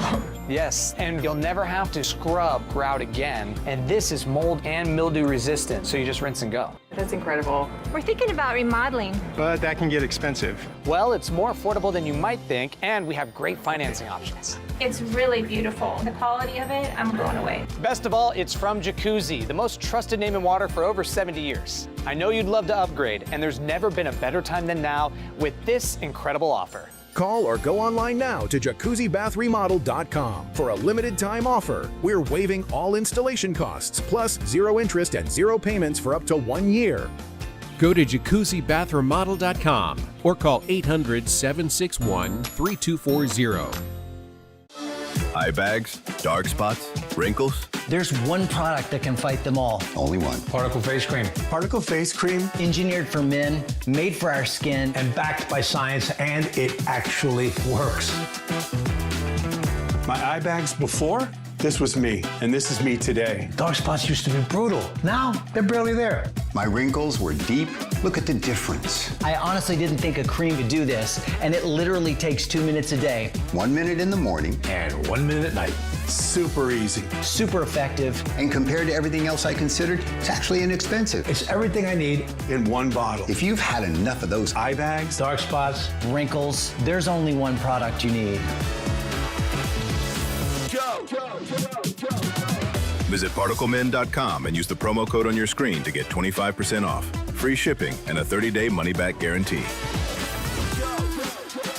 ParticleMin.com. It's the bottom of the hour. We are back here on Fox Weather, your Winter Storm HQ, and tracking this winter storm extending from the southern Rockies all the way into New England, really coming together as we expected. The alerts They're still up from New Mexico, clear into Maine, where we have winter storm warnings as well as winter weather advisories. But of course, that dangerous ice, an ice storm playing out in northeast Texas, northern Louisiana, parts of Mississippi, as well as Tennessee. We are looking at this trough in the mid layers of the atmosphere, and this is an important component, especially for people living in the plains. It's finally on the move. This is going to shift east as we head into the afternoon.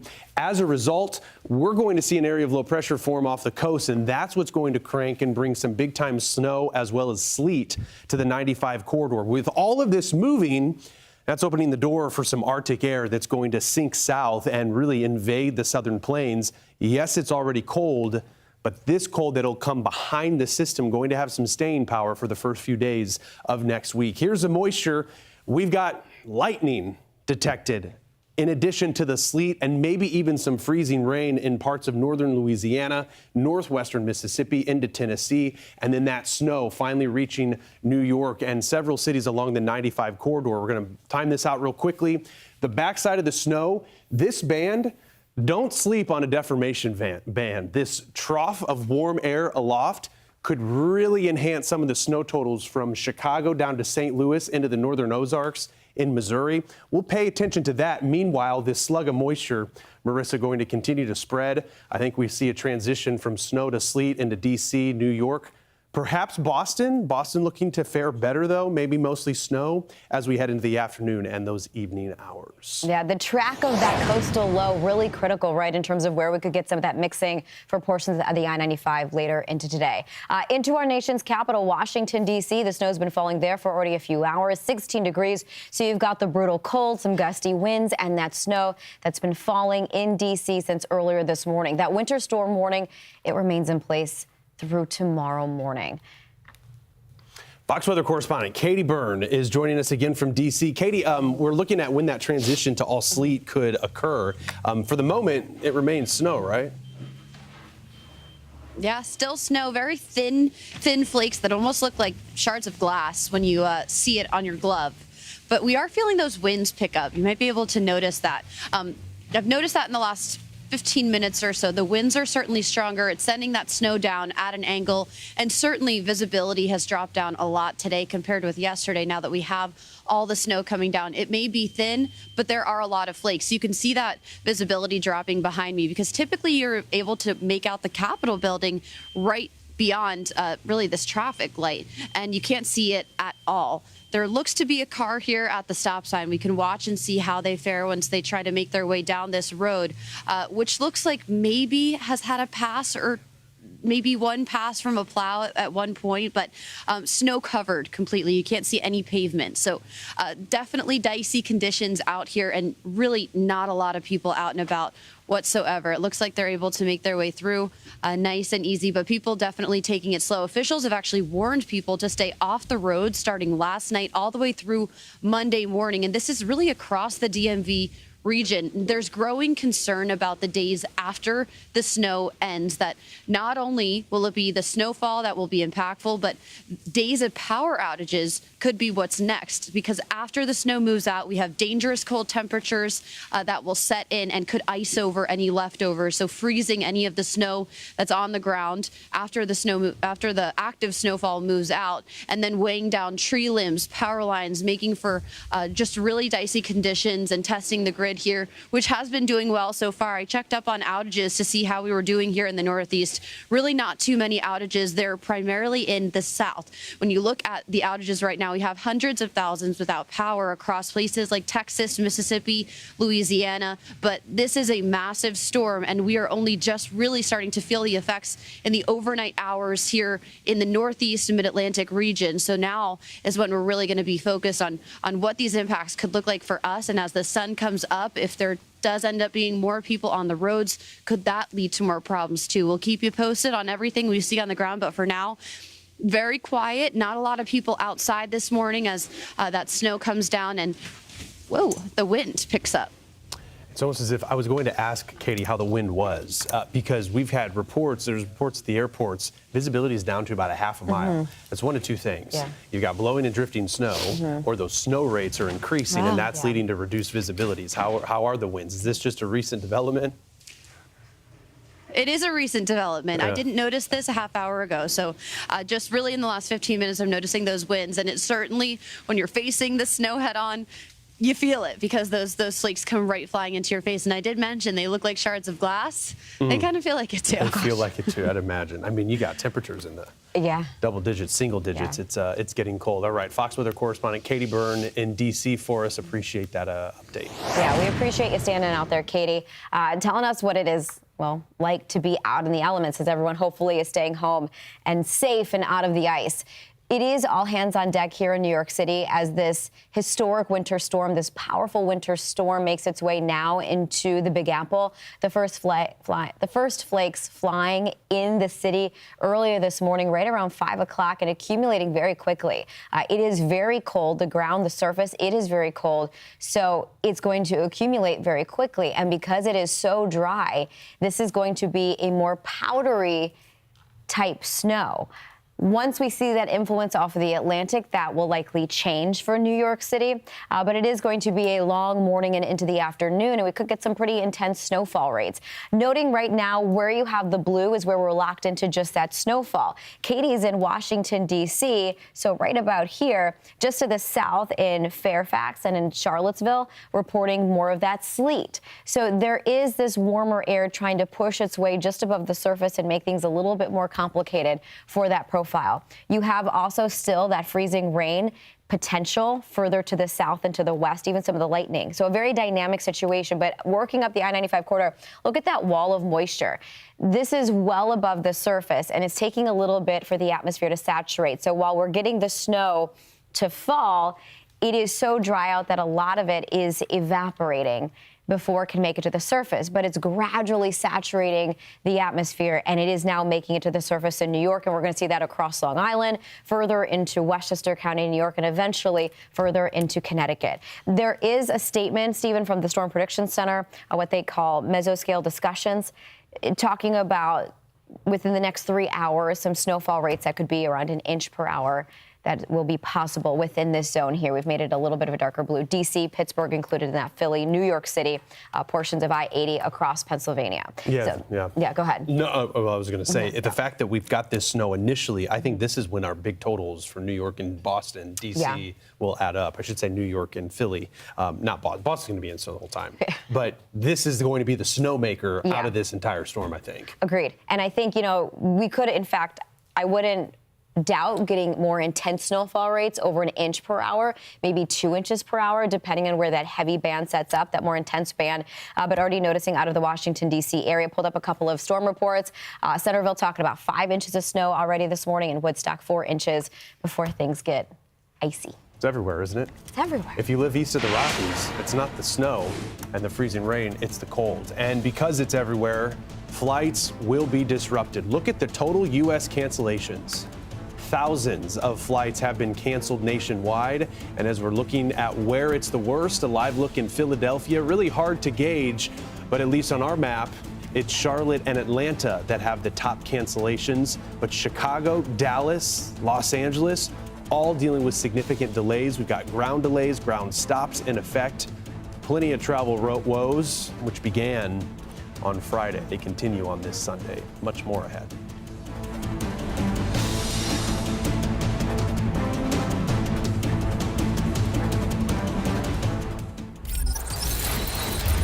I'm Fox Weather's Ian Oliver. Are you ready to be a step ahead of the competition this football season?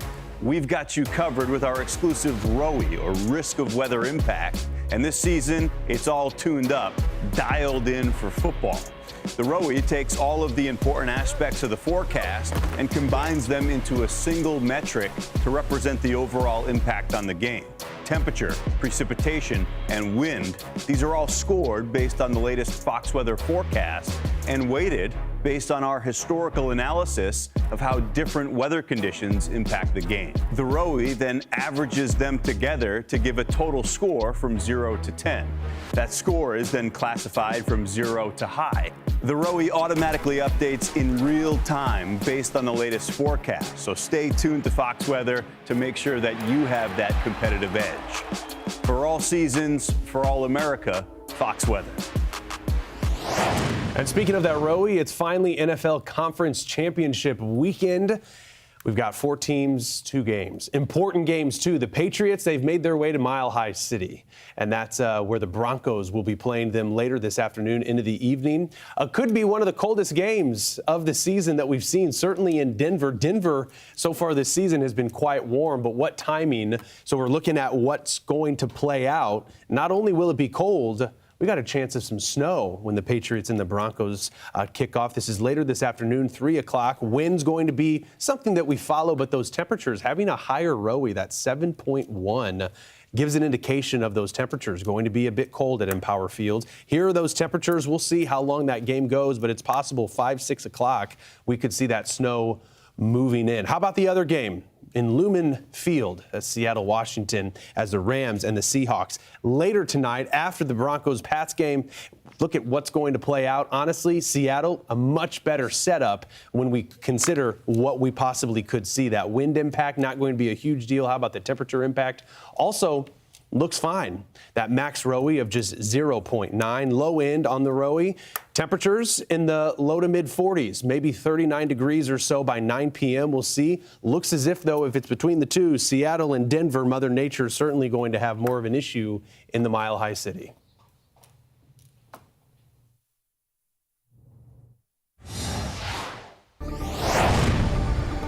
Icing on an airplane is one of the biggest dangers in air travel. It messes with the aerodynamics of a plane, making flying difficult and crashing easy. Luckily, airlines have a solution: de-icing. The process is common throughout the winter, but how exactly does it work? Let's talk a little chemistry. First, they use a heated fluid. It contains pressurized water with a chemical mixture that melts off the dangerous ice. Now, once the ice is removed, crews apply an anti-icing solution. So you'll have anti-ice on the engine, the wings, and of course the windshield. The anti-icing fluid prevents ice from forming by lowering the freezing point on the plane. Some solutions lower it to under -50 degrees. Stay ahead of the storm with Fox Weather. Get travel alerts 24/7 right at your fingertips with the Fox Weather app, or watch us anywhere, anytime on your favorite device. Fox Weather, weathering it together.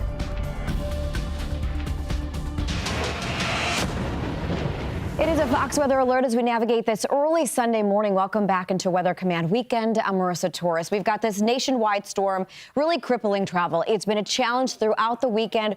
We are almost out of the woods, but we got to get through the rest of today and into Monday. And even then, because the cold lingers, the problems could too. Whether you're taking to the roads, the interstates, or even some of the airports, which have been incredibly disrupted because of this winter storm. Nearly 10,000 flights, in fact, canceled nationwide today. You talk about what's happening now. There's a lot of red on the map when you look at airports from Dallas, which I know was a big problem over the weekend, still is this morning, to Atlanta, to Chicago, to Minneapolis even, but all the way to New York City, those New York City area airports. Now, planes are flying, but not so much in the path of this winter storm. That ice is a big problem, not to mention the snow that is going to be increasing in intensity as it creeps further up the I-95 in the northeast and reduces visibility. So for that reason, and even some of the winds, a lot of flights have already been canceled. Look at all of the red on the map that goes from Philadelphia, the New York City area airports, Pittsburgh, Buffalo, Albany, all the way up into Boston and Bangor, Maine, because we're eventually going to see this system exit out of the northeast, out of Maine by the time we get into tomorrow. You talk about some of the delays and cancellations. This is going to be into and out of these airports, noting that Boston already has about 700 flights that have been canceled. Similar situation out of New York, JFK International, Philadelphia, Baltimore, a lot of canceled flights into and out of these airports, less delays. I think a lot of folks were given that heads up that if they wanted to switch their flight, they could, to hopefully help ease some of the issues at the airports the day of. When you look at what's happening out of the New York City area airports, we've had the snow filling in since about 5 o'clock this morning, and it's expected to pick up in intensity as we get further into the morning. Visibility isn't so bad, but it's at about 1.25 miles. That cloud base at 1,300 feet. That'll likely be lowering as we get further into the day. And noting that the misery index, this is what's interesting. The misery index is at an extreme. Rarely do we have it at an extreme, but that is because of how the weather is impacting actual travel into the New York City metro. So a lot of canceled flights. In fact, what was it? You said, Stephen, JFK or LaGuardia? LaGuardia at 95% of canceled flights. So that's into and out of the airport. It's just going to be a tough day. And when you see the airports that are obviously having this reaction to the weather picture, the roads are going to be really rough as well. And please remember, sleet is icy, but it gives you a little bit more traction than even freezing rain. Freezing rain, it's like being out on an ice rink. Pretty sure I saw one of the Mets out of a local station in the Dallas-Fort Worth area ice skating. On the cement. So that gives you an idea. You can't really ice skate on sleet. So this is a look right now into Dallas, by the way. You have a lot of canceled flights, especially out of Dallas-Fort Worth. I know out of DFW, the National Weather Service talked about 1 inch to 2 inches of accumulating sleet. We are on the back edge of this storm in Dallas, but you do have a ground stop there at DFW, not at Dallas Love. But I promise you both are having big issues this morning, Stephen. So beginning Friday, we're 48 hours into it, and we have another, I don't know, would you say 36 to go? 36. Well, if you consider the cold, Marissa, we're talking about Even the next longer. 72. Yeah, even longer. We got cold weather watches in effect until Tuesday. So this Arctic blast is going to become the weather headline. Already is for a lot of people. This was Nashville yesterday. Looked like a snow globe, at least momentarily, before that ice moved on in. We had some freezing rain briefly, but then it transitioned to mostly sleet. That's what Music City has been dealing with. But yeah, this cold, it's expansive. We have cold weather warnings, watches and warnings. I guess we'll call them extreme cold warnings, right? Technically, that's the term, that extend from North Dakota all the way to, well, El Paso, close to El Paso, where we have the cold weather advisory. It's all encompassing. I know this shows through Monday morning, which most of these will expire then. But take, for example, places like Cincinnati, Ohio. We've got a cold weather watch for Tuesday morning. So there's an expansion to this cold weather that is going to be around for the first couple of days of next week. But it's very cold. I mean, by the numbers, I don't have to tell anybody, if you're living east of the Rockies, you feel it, even along the Rockies, as we saw in Denver, 7 degrees in Detroit, Sault Ste. Marie, 0, New York City, 10. Wind chills. I've never seen St. Louis at -19. That's significant. Chicago, -20. We've got -31 up in Minneapolis, too. You look at the type of air that we're dealing with here, and it goes without saying, but you've got that exposed skin, frost nip within a few minutes, frost bite, less than 30 if you're -30 or colder. I checked in. I have family in the Twin Cities in Minneapolis. The air temperature was around 15 below zero. I think that was last week or the weekend. Yeah. Are you okay? Michigan, family there too. It is brutally cold out. And, you know, for that reason, we have a lot of cities that have opened warming shelters. Anybody who needs access to warmth. And I guess the big concern too is when you consider the cold that's really spread out east of the Rockies, to lose power could be incredibly dangerous, to not be able to heat your home. That's so true. And taking those precautions, because people who are suffering with this ice storm right now through the deep south, it's possible that power could be out for a few days. And speaking of the south, the high temperature departures, we're likely going to see low temperatures, new low temperatures set. Given the time of year, here late January, early February, several record lows are possible. This Arctic air is only assisted by what's on the ground. We've seen Bain in Dallas, Mike Seidel in Tulsa. There is a fresh snowpack. Even if it's sleet, kind of works the same. It's ice, right? Yeah. So you deal with that, and that's going to keep those temperatures, especially with clear skies, which will move in by perhaps later tonight. Those temperatures will really have no problem plummeting. And by the looks of it, we'll continue with this northwest flow. This pattern is going to maintain itself. Houston has had some freezing rain already this morning. Probably not going to warm much above freezing, but at least we'll get above freezing. Yeah. I mean, a lot of schools, if they haven't been closed because of the snow, they're closed because of the cold air. I will say, on the lighter side of the cold temperatures, if you're able to get out safely, there's a lot of cold weather experiments you can do. Yes, sir. There are things you could freeze. We filled water balloons. Filled water balloons. And we put them outside to create ice globes. I get to check on them maybe today if I make it home. Blow bubbles, freeze some pasta. You can freeze some pasta, freeze clothes. Whatever it is, if you do it, take a photo of it and send us your photos. Snow, ice, we want to see all of it again, but do so safely. Scan the QR code on your screen that we have right there, or you can visit foxweather.com/connect. That's foxweather.com/connect. We've been loving what you've been sharing with us, so we so appreciate it as we continue to tell this weather story that's impacting so many of you. Keep it here. More Weather Command coming up after this break.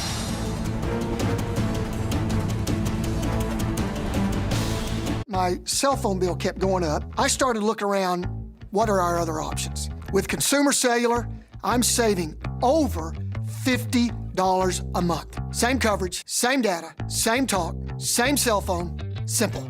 So why am I paying way more for a big wireless plan? What am I getting for my money? Consumer Cellular gives you the same fast, reliable nationwide network for up to half the cost of big wireless. Same tower, same coverage. I feel like people should know that. They cut my bill just about in half. I'm saving almost $100 a month.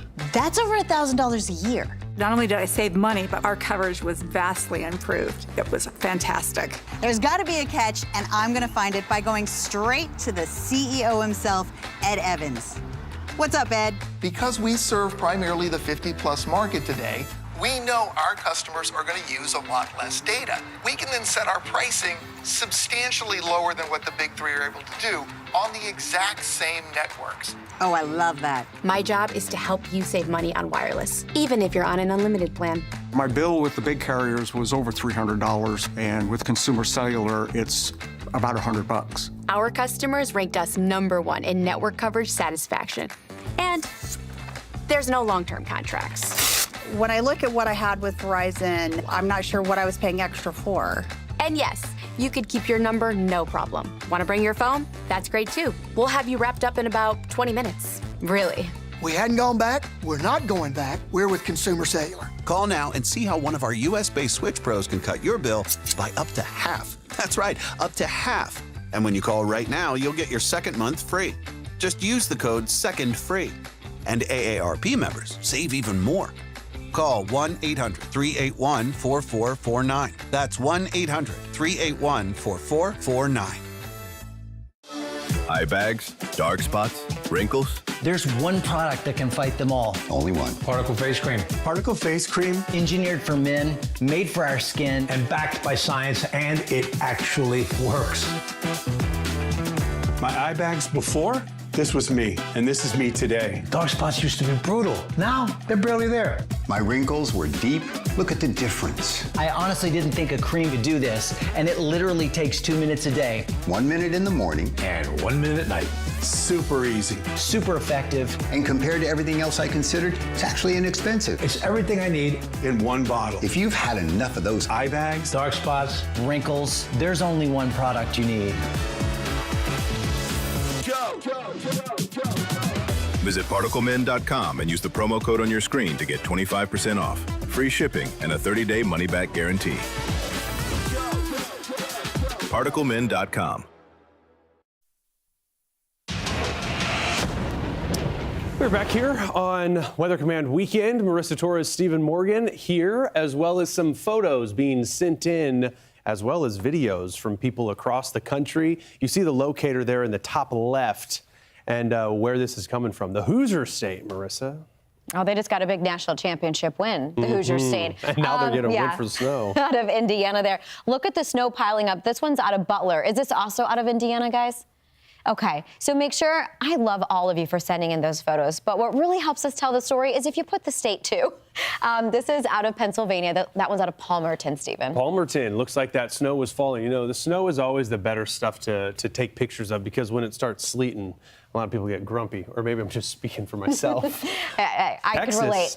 Texas with the pool in the distance, and very cold, and look at that, out of Tennessee. That's out of Hampshire, Tennessee. Hampshire, I'm gonna go with Hampshire, Tennessee. How the ice just accretes around. It can be so beautiful on the branches, but so dangerous. Here's some Long Island. We also have that QR code. You can scan that and send your photos or videos. Real easy to do. You see it on your screen, but we've got the moisture moving into the Northeast too. We'll see. We've been saying it too all week, Marissa, that it's possible the highest snow totals come out of the Northeast. Yeah, it's going to be a long day for the Northeast. Foxweather.com/connect, by the way, I think is another way. If you can't scan the barcode and you're like me and you're like, oh, yeah. Trying to zoom into the screen. Also, it's very early, so. So early. As you get that, don't spill your coffee as you do that. I spilled mine already this morning. It's been a long morning. That's all you did? That's fine. No, I also spilled sugar. Did you? All over the rug. That's the problem. What else are we getting today? We're getting some totals, and not just that, we're now able to kind of rank the totals in terms of the top totals. This is interesting. Out of New Mexico, the top total over a foot there. And I think what it does is it reminds us that this has origins back to the Southwest, that Pacific moisture, and then that enhancement off of the Gulf, but over a foot in central New Mexico. We need a storm track like this for the Southern Rockies to pick up the moisture. That's been one of those untold stories. They're dealing with a significant deficit, so this has been helpful, but that's about the only piece of good news to come from the storm. The sleet, my gosh, that's not snow. If you're in, is it Alm Fork, Arkansas, 5 inches, but ice total, this would be freezing rain. So this is how things accrete, like that picture we saw out of Tennessee, onto elevated surfaces, branches, 3/4 of an inch. Yeah, and when you look at the power outages, it really is falling in a place where the freezing rain has been the biggest threat, just because the weight of that ice on the power lines, they can't handle it. This is a look at the weather alerts that we have. They're going to fall back from southwest to northeast following that storm. Dallas, you're nearing the end of it, and we'll see more of the northeast get in on it, but not exiting the overall system until Monday as we wait for that coastal low to develop. There's the dip. Arctic air, there's that ridge of high pressure. You can almost see it where it's at in the U.S., but that dip is finally shifting east. The reason why we've had this prolonged winter storm has been because that trough has been parked out near California, but as it moves east, center stage is going to be parts of the mid-Atlantic and the Northeast. So buckle up. We'll be with you every step of the way. A long way to go still. Another hour of Weather Command this weekend straight ahead on Fox Weather and also the Fox Business Network.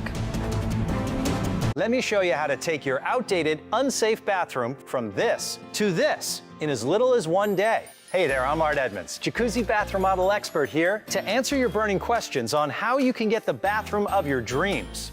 First up, why should I upgrade my bath or shower? That's a good one. You can't stand the outdated look, the color, the cracked tiles, and the mold. Or maybe you're upgrading for safety. Stepping over a tub can be dangerous. Jacuzzi Bath Remodel makes it simple to get a beautiful new bath or shower that's also safer thanks to easy entry design, perfectly placed grab bars, a custom seat, and adjustable shower head. It's awesome. Hey. It massively exceeded the expectations. Is Jacuzzi Bath Remodel affordable? Yes. We have styles and options to fit every budget. And right now is one of our best offers ever. Get started today, and Jacuzzi Bath Remodel will waive installation costs with no interest and no payments for up to a year. How long does getting a new bath or shower take? With other companies, it can take weeks or months. But with Jacuzzi Bath Remodel, installation takes place in as little as one day.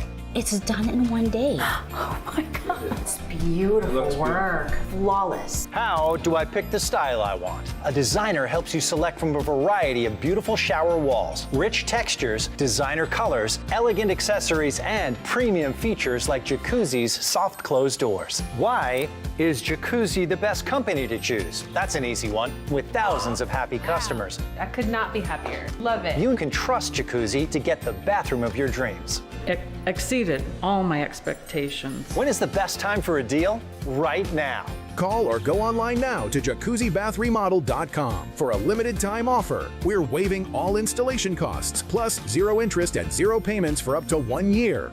Call 800-417-4504. That's 800-417-4504. Call now. We asked women one simple question. What makes a man a gentleman? A gentleman always pays for dinner. Always. A gentleman looks like they put in some effort. They can't have just rolled out of bed. A gentleman always holds open the door. It's just good manners. A gentleman saves himself for marriage. These days, being a gentleman can be challenging, but smelling like one, that's easy.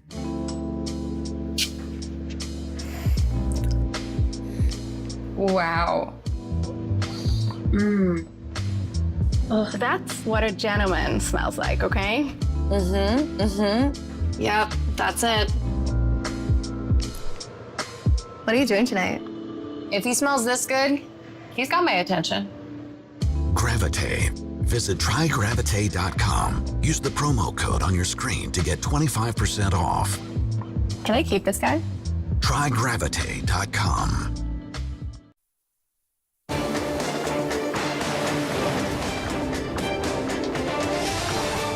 Top of the hour, this is a Fox Weather Alert. Our record-breaking winter storm unfolding as we speak, with dozens of records perhaps in jeopardy today. 240 million Americans impacted this morning. This storm stretching more than 2,300 miles. We got more than 40 states in total that will ultimately see some impacts. We've had significant icing, we've had significant snow, and also a ton of sleet. As a result, a lot of customers without power right now, sitting at just north of 400,000 customers. When we look at some of the numbers, whether that is freezing rain, 3/4 of an inch in northwestern Louisiana, that corridor of where we're seeing the highest power outages right now extends from North Texas into northern Louisiana and parts of Mississippi as well as Tennessee. 13 inches. That appears to be the top storm total from a snow perspective out of Bonita Lake, New Mexico. So some elevation at play here as that area of low pressure in this system out west has really been able to dig in. But I guarantee you, Bonita Lake is not going to be the place that takes the top total. I think parts of the Northeast and New England could very well be dealing with some higher totals as this storm begins to wrap up. Our coverage 24/7 continues. We have a live look here in Baltimore, Maryland. We've got the snow moving through Baltimore, our nation's capital. We are waiting on maybe that sleet to make some sort of transition to, well, what we wouldn't really like with this system. If we could make it all snow, I think that there'd be a lot more happy people. But the sleet is going to be associated with this area of low pressure, which is ultimately going to develop.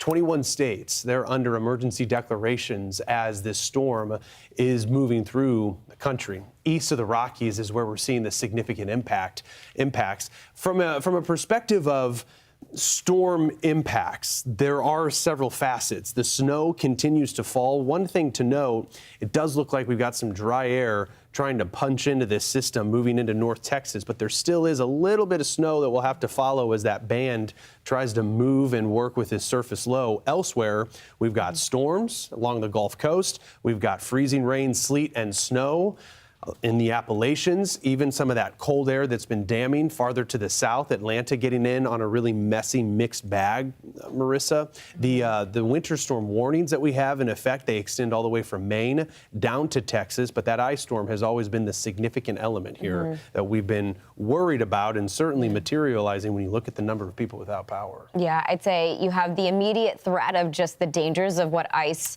brings on the ground, on the steps outside of your home, the increased risk for power outages, and the prolonged cold of not being able to have access to heat. When you look at the top ice reports out of Louisiana, out of Oklahoma, out of Texas, this is where we're seeing a lot of those outages, a direct result of that ice that's been accreting for the past several hours since yesterday. And you can really look at Arkansas. Farther north you head, it's more snow. The farther south you head, it's that freezing rain concern. The power outages, you see that. A new update just within the past few minutes from 429,000 to now 477,000. We're approaching a half a million customers without power.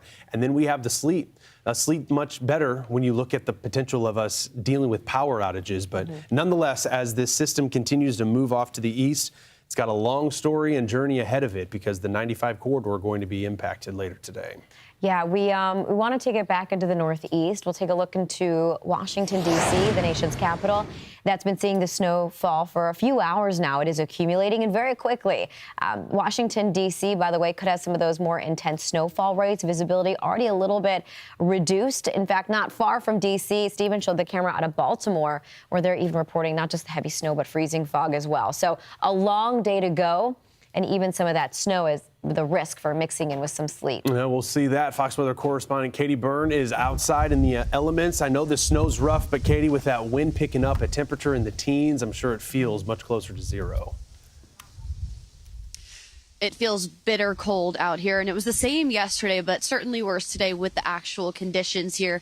Of course, then you end up wet, and it gets even colder when that happens. But we've noticed the winds absolutely picking up here in D.C. A plow just passed by, making sure that this street behind me, right in front of essentially the Capitol, is clear for folks who may need to get around today. Of course, officials are warning people, though, to stay off the roads if you're not an essential worker. through Monday. There's another plow making its way through right in front of the Capitol building, which you can't even make out right now because of the reduced visibility. So that's a combination of things. The active snowfall, which, by the way, the flakes that we have been seeing consistently all morning, very thin, very icy flakes, but just a lot of them at once. So that's reducing visibility combined with the winds. And then, all of those factors just make for dicey conditions outside.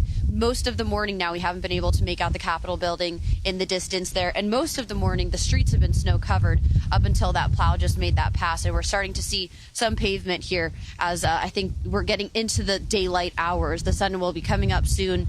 Maybe the expectation is that more people will be on the roads, though the warning is to stay off of them because of the conditions out here.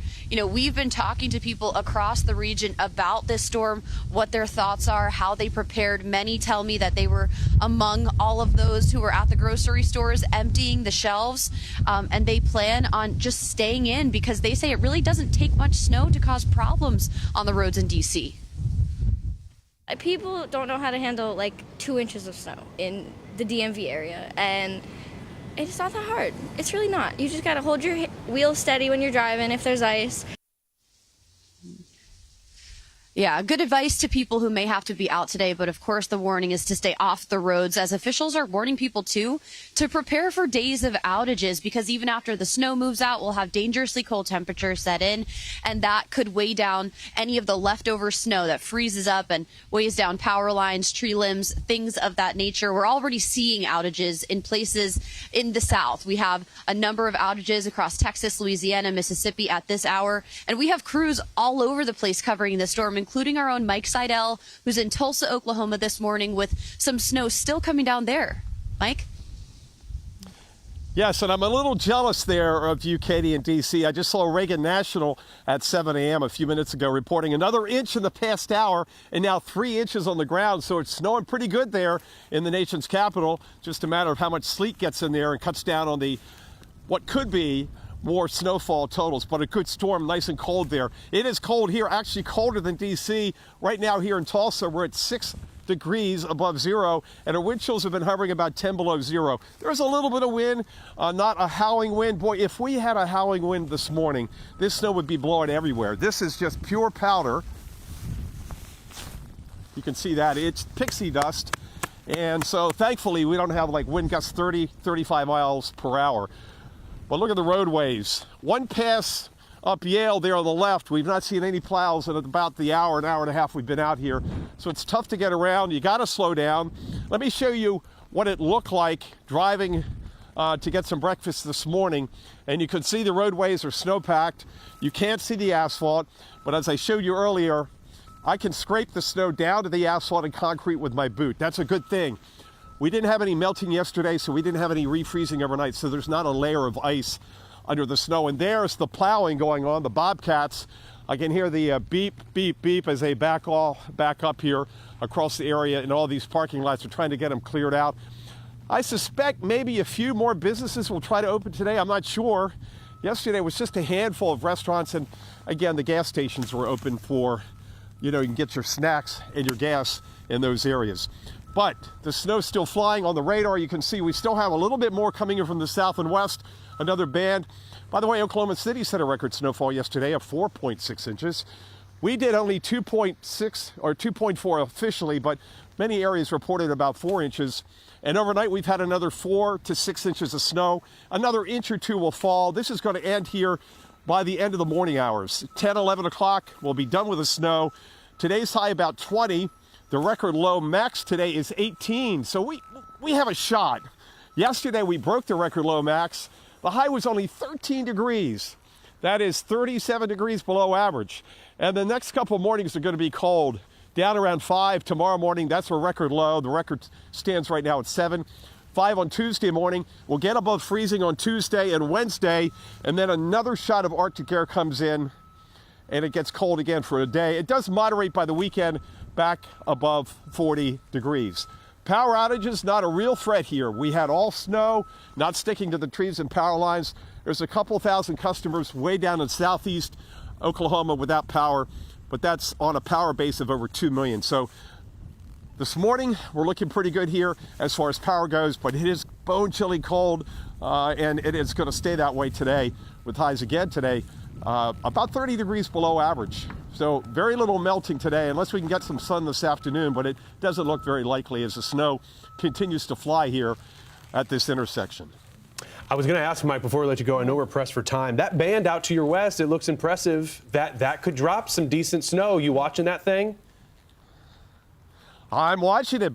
You know I'm watching it, because that's our last hope to get close to the record. I still don't think we're going to hit the record of 14.0, the all-time snowstorm record, because the airport yesterday only had about 2.5 inches. I was kind of surprised. It'll be interesting to see how much they measured overnight. I'm going to keep checking to see if we have any local co-op totals that have come in recently. We didn't have any as about 45 minutes ago.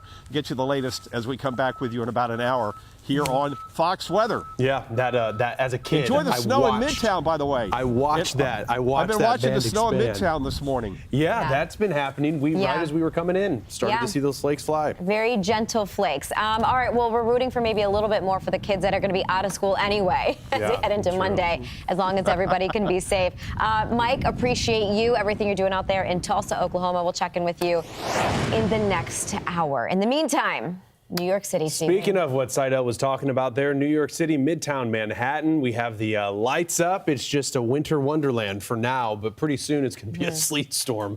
If you're up early, enjoy the flakes in the Northeast and even parts of the Mid-Atlantic. Air cold enough, but this is and has been advertised as the opportunity that people along the 95 corridor have to get in on the significant snow. Just look at those temperatures, though. My goodness. Single digits, 29 degrees now in Charleston, West Virginia, as we're getting reports of some freezing rain. That's concerning the entire state of West Virginia, that and several others under winter storm warnings, as this is a wide impact storm. This has been the focus with that precip shield moving in. What we're dealing with, there's some forcing in the mid-levels of the atmosphere. It's going to squeeze out additional moisture. We could really see some significant snow rates over the next couple of hours. 1 inch per hour will be possible. There was talk, Marissa, that this could be maybe 2-3 inches an hour, but it looks like right now 1 inch is good, and we'll see how long that lasts. That's going to be what really determines who sees more snow, I think, out of this whole event until that coastal low begins to crank and affect parts of New England. Yeah, this is a little bit more manageable from Philly to New York, but with the more enhanced snowfall rates further into the day, I would expect there to be reduced visibility. So any last-minute errands that you do have in these cities, do it now. It's only going to deteriorate as you get further into the morning as it heads up towards Boston and Maine. Filling in the Mitten of Michigan, they don't want any more snow. This has been an area, the Great Lakes are freezing up. Erie has a lot more ice coverage, but this isn't lake effect. You know, this is just an synoptic scale, right? Yeah, and it's taking over part of the Ohio Valley. There's a lot of moisture that we have to get through, and we'll watch to see how things develop. Pay attention to just off the coast of the Carolinas. That's going to be where this energy is transferred, and then we will start to see additional snow and sleet for the 95 corridor. Until then, that slug of moisture moving on through Westminster, Maryland. There we are, a temperature of 0 degrees. It does look like a tundra, right? But with snow, and we've got more snow falling. Exclusive storm tracker Brandon Kopic, he has been out crossing the Ohio River into the state of Ohio. He's in Monroe, Ohio, as that snow continues to fall. In fact, where Brandon's at, one of the more intense bursts of snow that we're dealing with. Not a lot of people on the roads, which is good. He's been helping someone out of the snow who was stuck on the highway. Not great conditions, but we are going to be keeping tabs on that. Much more straight ahead.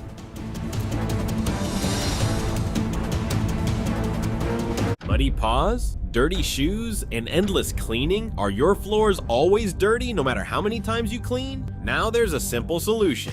Meet Muddy Mat, the ultra-absorbent microfiber chenille mat that keeps your dog's paws so clean, it's like they're wiping them at the door. Muddy Mat is designed with thousands of advanced ultra-soft microfibers that are 5 times more absorbent than ordinary doormats. My floors have never been so clean. I mean, both Ruby and Blue came in covered in mud, and this anti-mud mat left their paws sparkling. They step across it just once and it completely makes their paws completely clean of mud. This is the best mat I've ever found, and we have tried many. There is still a sale going on. I wouldn't wait too long before they're gone. Call or go to trymuddymat.com or scan the QR code to claim your 70% off and your free muddy mat. What are you waiting for? Call or go to trymuddymat.com or scan the QR code and get your own muddy mat today. My cell phone bill kept going up. I started looking around, what are our other options? With Consumer Cellular, I'm saving over $50 a month. Same coverage, same data, same talk, same cell phone, simple. So why am I paying way more for a big wireless plan? What am I getting for my money? Consumer Cellular gives you the same fast, reliable nationwide network for up to half the cost of big wireless. Same tower, same coverage. I feel like people should know that. They cut my bill just about in half. I'm saving almost $100 a month. That's over $1,000 a year. Not only did I save money, but our coverage was vastly improved. It was fantastic. There's got to be a catch, and I'm going to find it by going straight to the CEO himself, Ed Evans. What's up, Ed? Because we serve primarily the 50-plus market today, we know our customers are going to use a lot less data. We can then set our pricing substantially lower than what the big three are able to do on the exact same networks. Oh, I love that. My job is to help you save money on wireless, even if you're on an unlimited plan. My bill with the big carriers was over $300, and with Consumer Cellular, it's about $100. Our customers ranked us #1 in network coverage satisfaction. And there's no long-term contracts. When I look at what I had with Verizon, I'm not sure what I was paying extra for. And yes, you could keep your number, no problem. Want to bring your phone? That's great too. We'll have you wrapped up in about 20 minutes. Really. We hadn't gone back. We're not going back. We're with Consumer Cellular. Call now and see how one of our U.S.-based Switch Pros can cut your bill by up to half. That's right, up to half. And when you call right now, you'll get your second month free. Just use the code SECONDFREE. And AARP members save even more. Call 1-800-381-4449. That's 1-800-381-4449. Back here on Weather Command, it is a Fox Weather Alert as we continue to track this winter storm racing its way across America. We have a twin look for you, downtown Dallas on the right side of your screen there with some of the sleet that built up and even some of the snow over the past 24, 48 hours or so. And then to the left side, you have a look into Dallas-Fort Worth Airport where we had about 1 to 2 inches of sleet that was recorded there. Either way, it's been a historic storm for so many states across the country that have been dealing with it. We're still waiting for that potential for outages, but Dallas, you are nearing the end of the, well, what's been a really tumultuous road. What a rough ride it was. Meteorologist Bane Froney has been there riding it out in Dallas, checking in. Bane, I know those temperatures are cold, and I hate to say it, but we could have some of the coldest air to come as this storm exits. Yeah, exactly, Stephen. Marissa, it is cold here, and it's potentially going to get even colder as we move throughout the rest of this morning. We could actually see those wind chills heading into the negatives as we move throughout the next few hours. Right now, we're sitting in the teens, in the low teens, currently about 13 degrees right now where we're at in Dallas, and the feel-like temperatures are in the single digits. It is cold out here, but of course we got to talk about it. Look at all of the white stuff that's sitting just behind me. This, I know it looks a lot like snow, but is actually mostly sleet. We got a good inch of sleet that fell here in the downtown Dallas area. Like you had mentioned there, Marissa, 1 to 2 inches over in the Dallas-Fort Worth airport is what they were recording just in the past 24 hours. So it has been an intense storm for us. I kind of want to take you back into what we experienced over the past 24 hours. When I was standing out here at this time yesterday, these streets, fine. Nothing was out here. It was hardly even raining. And then the cold rain came, then the freezing rain, then the sleet, then we got snow. And then the sleet continued on and off throughout the entirety of the day yesterday and overnight. Now we have a little bit of more of that lighter snow falling currently here in downtown Dallas. But I do want to touch on this because this is the most impactful part of the storm. It is the power outages. As of right now, throughout the entire country, nearly 500,000 people are without power. Of those, over 100,000 are here in the Lone Star State dealing with the powerless conditions. It's a scary situation for a lot of folks, especially with these very dangerously cold temperatures that we're dealing with. And it's not going to go away anytime soon. We are expecting these temperatures to remain frigid today, tomorrow, into Tuesday. Wednesday, Thursday is when we could start to see those temperatures trying to climb above freezing. But at this point, folks without power may have to sit for a while because, I mean, you know, TxDOT is working tirelessly to get folks that power back.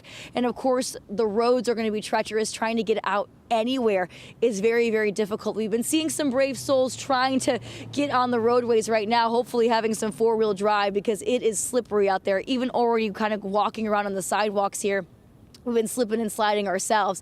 But as we move throughout the next few days, we are expecting those temperatures to eventually climb and hopefully thaw out. Now, moving a little bit farther south from us here in Dallas, near Austin, as well as into Houston, right now they're still in the thick of it, still dealing with some of those freezing rain conditions currently. And the good news about being a little bit farther south from us here in Dallas is that those temperatures, they'll get a little bit warmer slightly quicker. So they might not be in that, as treacherous conditions, as dangerous conditions for as long. But it's still going to be a very, very impactful system, obviously, as it continues to track more towards the east, you guys. So we still have a ways to go when it comes to the cold. And also, I mean, these roads, you guys, don't plan on driving on them anytime soon if you are in the Texas area. I'll send it back to you. Yeah, man, I mean, consistency is so important as you monitor storms like this because it's going to be different for everybody. As you mentioned, Houston reporting more of the freezing rain. In terms of the consistency where you are, it's a little bit crunchier, right? It's not that nice fluffy snow that we've seen fall in areas to the north. No, exactly. I'll come over here. I'll show you guys a little bit what we're dealing with right now. I mean, this is kind of crazy because I can't even really pick up the sleet because it's so frozen because the temperatures are so cold.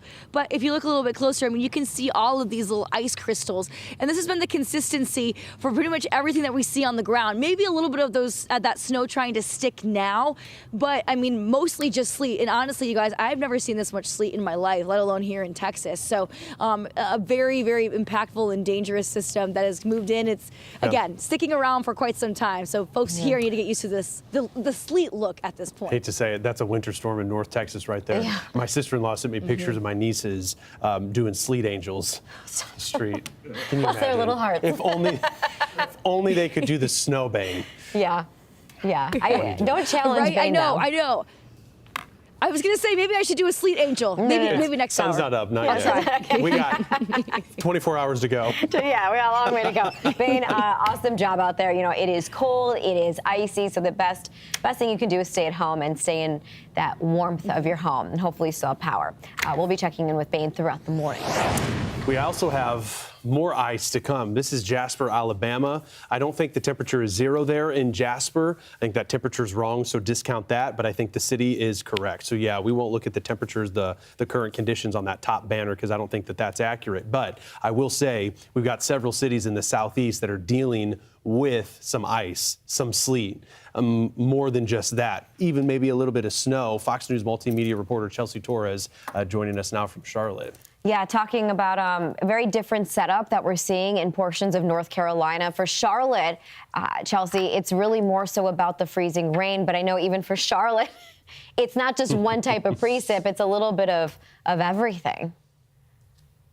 It's a mix of everything. It's so interesting. I walked over here across the street and you can see it just feels very slushy of whatever this is, a mix of what is this? Sleet and perhaps that freezing rain. You know, I'll kind of take you back a little bit to last night because now this morning we're starting to finally see some people walk around. We have some police crews over here that are just kind of posting up, but people are walking what look like they might be going to work or they had coffee in hand in their backpacks. But last night people were out here, when people were out here, these were dry roads, right? Dry roads. It was really just cold all day on Saturday. Then just before midnight, some mist, very, very light rain was coming through. And then throughout the morning, really since midnight up until now, it was kind of just this harder, peltier type sleet, this very small pellets that felt like sprinkles. It would kind of pelt your face a little bit. And I'll kind of show you this tree here because we've been showing this a little bit here all morning. You can kind of see a very very thin layer of a glaze across it,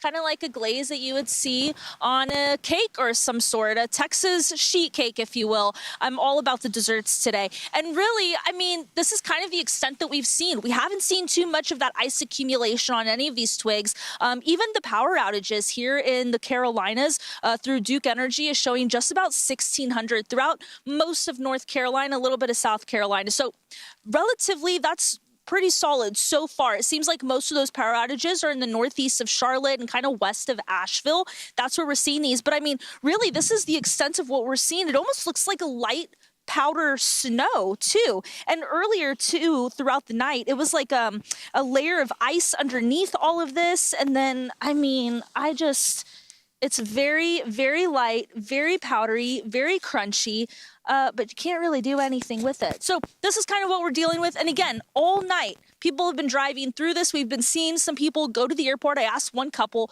where they were heading off to. They said they were supposed to go to Cancun from Dallas, I believe, and then they got turned around. Now they're supposed to go to Pittsburgh and then Chicago to Springfield. So people are getting turned around all over, and now we're just kind of seeing what will happen as this continues to come down. It's not really letting up, and it's not really coming down really hard. Marissa, Stephen? At 10 degrees, too. I know. It's like a chapter book, right? And as we get further into the morning, we're going to see the evolution and the impacts. But for right now, I guess holding steady, though it is icy and it is cold, and it's just all in all not a good day to be outside.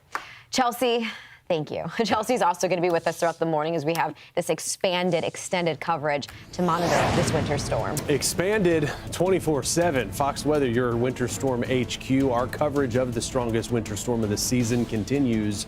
We are streaming this morning on all your favorite platforms. Unique to Fox Weather, we are free. You just have to find us. And if you need to tell people how to find us, foxweather.tv, that will take you to our source. This winter storm just beginning to crank in the mid-Atlantic, the Northeast, and eventually New England, where we could be dealing with up to 2 feet of snow. More Fox Weather after the break.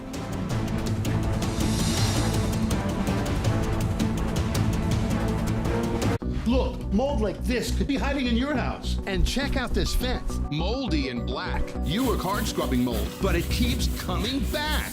Now there's a simple spray that dissolves mold on contact. This is Alien Power, the new multi-purpose stain remover with out-of-this-world results. Just fill the bottle with water, add in our potent formula, then spray. And watch Alien Power lift the mold away. Plus, it's all made right here in the USA. This is an advanced formulation that breaks down the molecular structure of mold, so it dissolves on contact, penetrating deep into cracks and pores for a complete cleaning. Look here, black mold can grow inside your washing machine. Alien Power makes it so easy to clean. Now eliminating mildew in the bathroom is a breeze. Give it a spray and it's gone with ease. Black mold is hiding under this mat. A simple spray and it's gone like that. Even use it outside, so mold and mildew have nowhere to hide. An entire moldy fence finished in no time. No scrubbing needed to get rid of the grime. Instantly upgrade the look of your siding with Alien Power. Even textured surfaces like stucco can look new again. Dirt and mold can ruin your deck. Now, just give it a spray and watch the stains fade away. It can tackle the hardest cleaning jobs with ease. Don't replace water-stained ceiling tile. With Alien Power, it disappears right before your very eyes. Gone to another galaxy. It can cost over $1,000 for a professional treatment, but get Alien Power today with 2 power packets and a spray bottle for just $29.99. Act right now and get a second set for 50% off. That's enough for 4 large bottles. Plus, we'll even ship it to you free. Try Alien Power. If you're not completely amazed by its results, return it for a full refund. This is a TV-only offer, not available at this price anywhere. So don't miss out. Call or click now. Call 1-800-714-1722 or go to buyalienpower.com. So call 1-800-714-1722 or go online to buyalienpower.com. Muddy paws, dirty shoes, and endless cleaning? Are your floors always dirty no matter how many times you clean? Now there's a simple solution. Meet Muddy Mat, the ultra-absorbent microfiber chenille mat that keeps your dog's paws so clean, it's like they're wiping them at the door. Muddy Mat is designed with thousands of advanced ultra-soft microfibers that are 5 times more absorbent than ordinary doormats. My floors have never been so clean. I mean, both Ruby and Blue came in covered in mud, and this anti-mud mat left their paws sparkling. They step across it just once and it completely makes their paws completely clean of mud. This is the best mat I've ever found, and we have tried many. There is still a sale going on. I wouldn't wait too long before they're gone.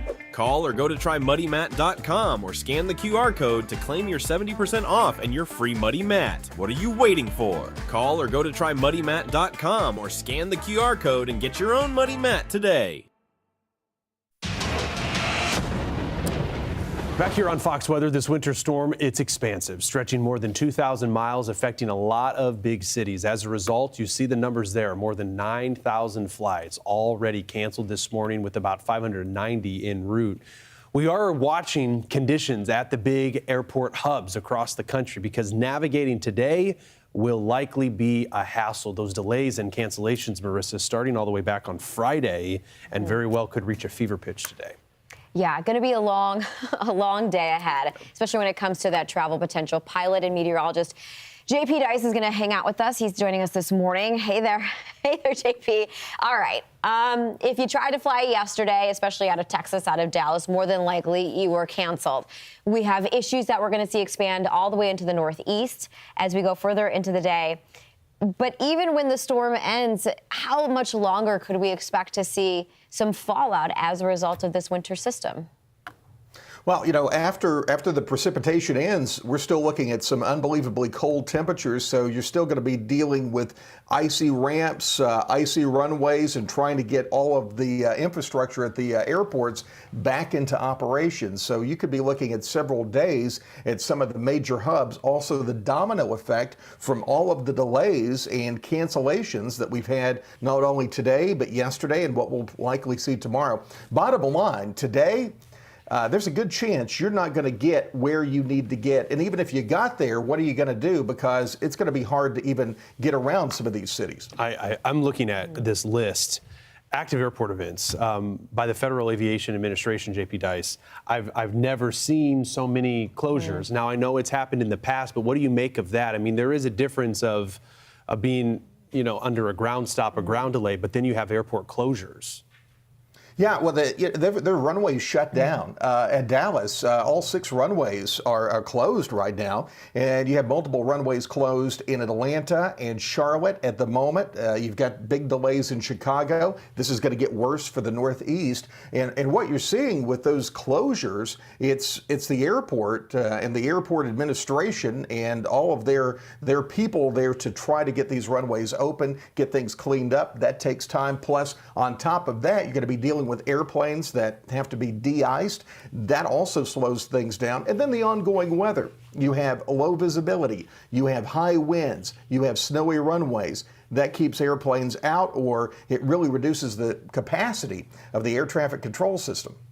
Yeah, I imagine that, a lot of times, I think the airlines have gotten a lot better in terms of if we know there's going to be significant weather impact, they'll notify a lot of the flyers and say, hey, this is coming. You have a flight that day. Would you like to change it? But when you're in the moment and you haven't changed your flight, it's really tough, right, with weather, because essentially it's up to the passenger to find that accommodation and, I guess more importantly, pay for that extra night at the hotel or whatever it may be. Yeah, and this was one of those weekends that I know some people just have to travel, but we kind of saw this thing coming for days. Big, historic winter storm that really, if you could have avoided any kind of travel so you didn't get stuck somewhere, this would have been the weekend to do that. But we know how it goes. You get your phone and then you start getting those delays and then delays and delays, and then it finally says that flight canceled. And then you're stuck, and then you have to end up scrambling for a place to stay, as well as everybody else scrambling for a place to stay. Yeah, and those rooms can fill up real quickly. I know, JP, Marissa had mentioned, in addition to being a pilot, you're a meteorologist. I'm wondering, through the context of flights today, the Northeast, that corridor, going to be messy. When it comes to air travel, is sleet or snow better? Does it matter? Snow's better. Snow's really not a huge deal. It starts when you start dealing with freezing rain and ice buildup. That's the problem, the icy runways. And you can easily not only just landing or taking off, but even just operating around the airport, you can slide across ramps. The brakes on the airplanes don't work very well, or if an airplane's being pushed back from a gate, Sometimes the tug can't have traction, or you try to stop the airplane and it just keeps going. So that is a problem. Airlines look at that and they just kind of, we're not gonna mess with this because there's too much of a safety factor there. So they just, based on their operations and their limits and how they work, they're just not going to move during all this because there's too much of a threat for something bad to happen. Yeah, JP, real quick, because I know we're running out of time. We put our cars in the garage so they don't get iced over, because otherwise you can't open your door. Planes, I mean, that's a process too, right? They have to get the ice off of these planes. Yeah. And, airline aircraft stay outside. There's no big hangars unless there's a maintenance event going on. Corporate aircraft, private airplanes, a lot of times those end up in hangars. That de-ice process takes time. And then if the airplane has to wait, is being delayed because of air traffic, you got a lot of planes taking off, you have to de-ice it again. There's holdover times for that de-icing fluid. So yeah, it's a mess, it's a problem, it slows everything down, and it's going to take a couple of days at the very least to get the whole air traffic system flowing again. These major hubs are just being hammered today. The ones that have not been hammered are about to be later today. Yeah, it's something that we're going to be watching, but as you had mentioned, well forecasted, we talked about it, we knew it was going to happen. So hopefully those who needed to make adjustments did, but we know the inevitability that it is going to affect someone or millions of someone. Pilot and meteorologist JP Dice, thanks for joining us early this morning on Fox Weather. Appreciate it. You bet, guys.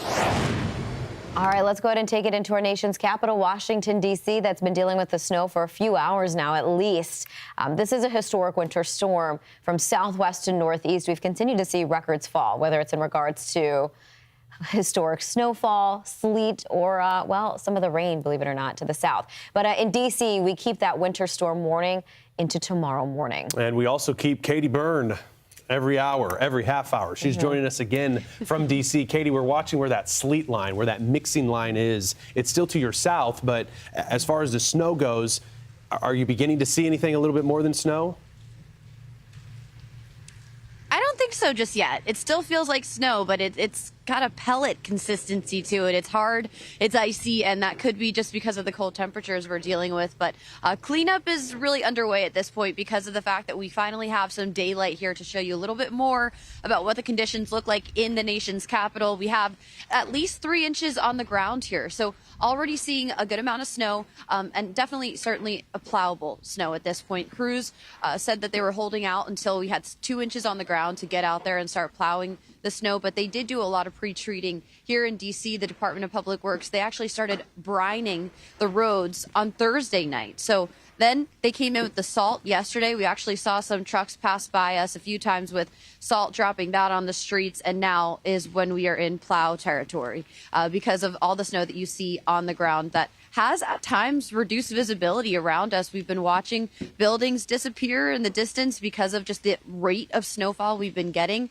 Looks like things have improved a little bit. And I want to say maybe I am starting to see a bit of a changeover, but it's hard to say. It really just does feel like pellet consistency as folks, I think, try to keep up with this, because we know that once we get into the aftermath of this actual snowfall, we're going to be in several days of very, very cold temperatures, and that's going to make this snow really hard to work with when it comes to cleanup, because anything you see here that's left over will ice over, and then that could also weigh down power lines, tree limbs, things like that. But for now, the priority is keeping people off the roads, and the mayor here in D.C., Muriel Bowser, really asked that anyone who's not an essential worker just stays away so that people who do have to get to work are able to do it safely.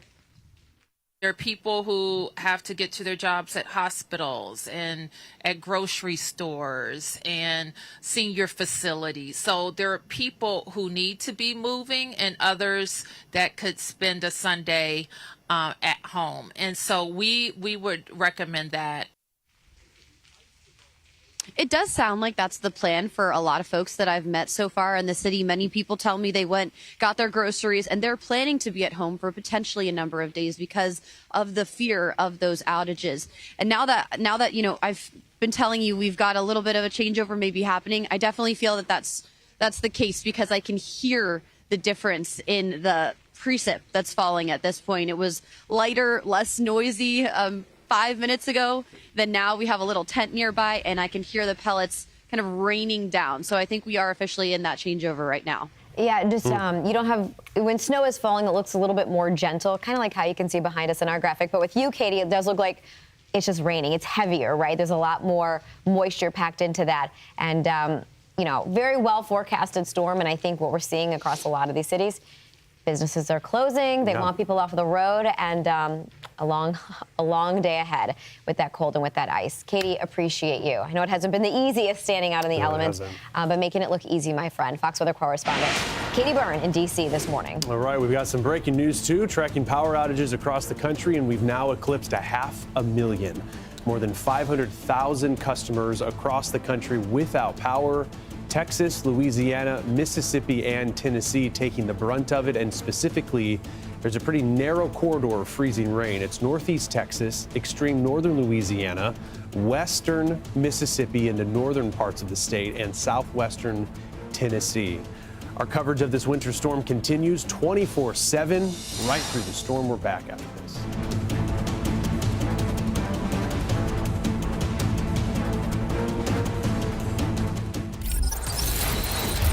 I'm Fox Weather's Ian Oliver. Are you ready to be a step ahead of the competition this football season? We've got you covered with our exclusive ROE, or risk of weather impact. And this season, it's all tuned up, dialed in for football. The ROE takes all of the important aspects of the forecast and combines them into a single metric to represent the overall impact on the game. Temperature, precipitation, and wind, these are all scored based on the latest Fox Weather forecast and weighted based on our historical analysis of how different weather conditions impact the game. The ROE then averages them together to give a total score from 0 to 10. That score is then classified from 0 to high. The ROE automatically updates in real time based on the latest forecast. So stay tuned to Fox Weather to make sure that you have that competitive edge. For all seasons, for all America, Fox Weather. We're back here on Fox Weather, continuing to track this winter storm, and the snow has started falling in the Big Apple. Central Park so far officially reporting 0.8 of an inch, and crews out there on Times Square wiping down the first few flakes or trying to shovel that off. We have much more on the way, several inches of snow expected. In fact, we could see anywhere between 6 and upwards of 12 inches.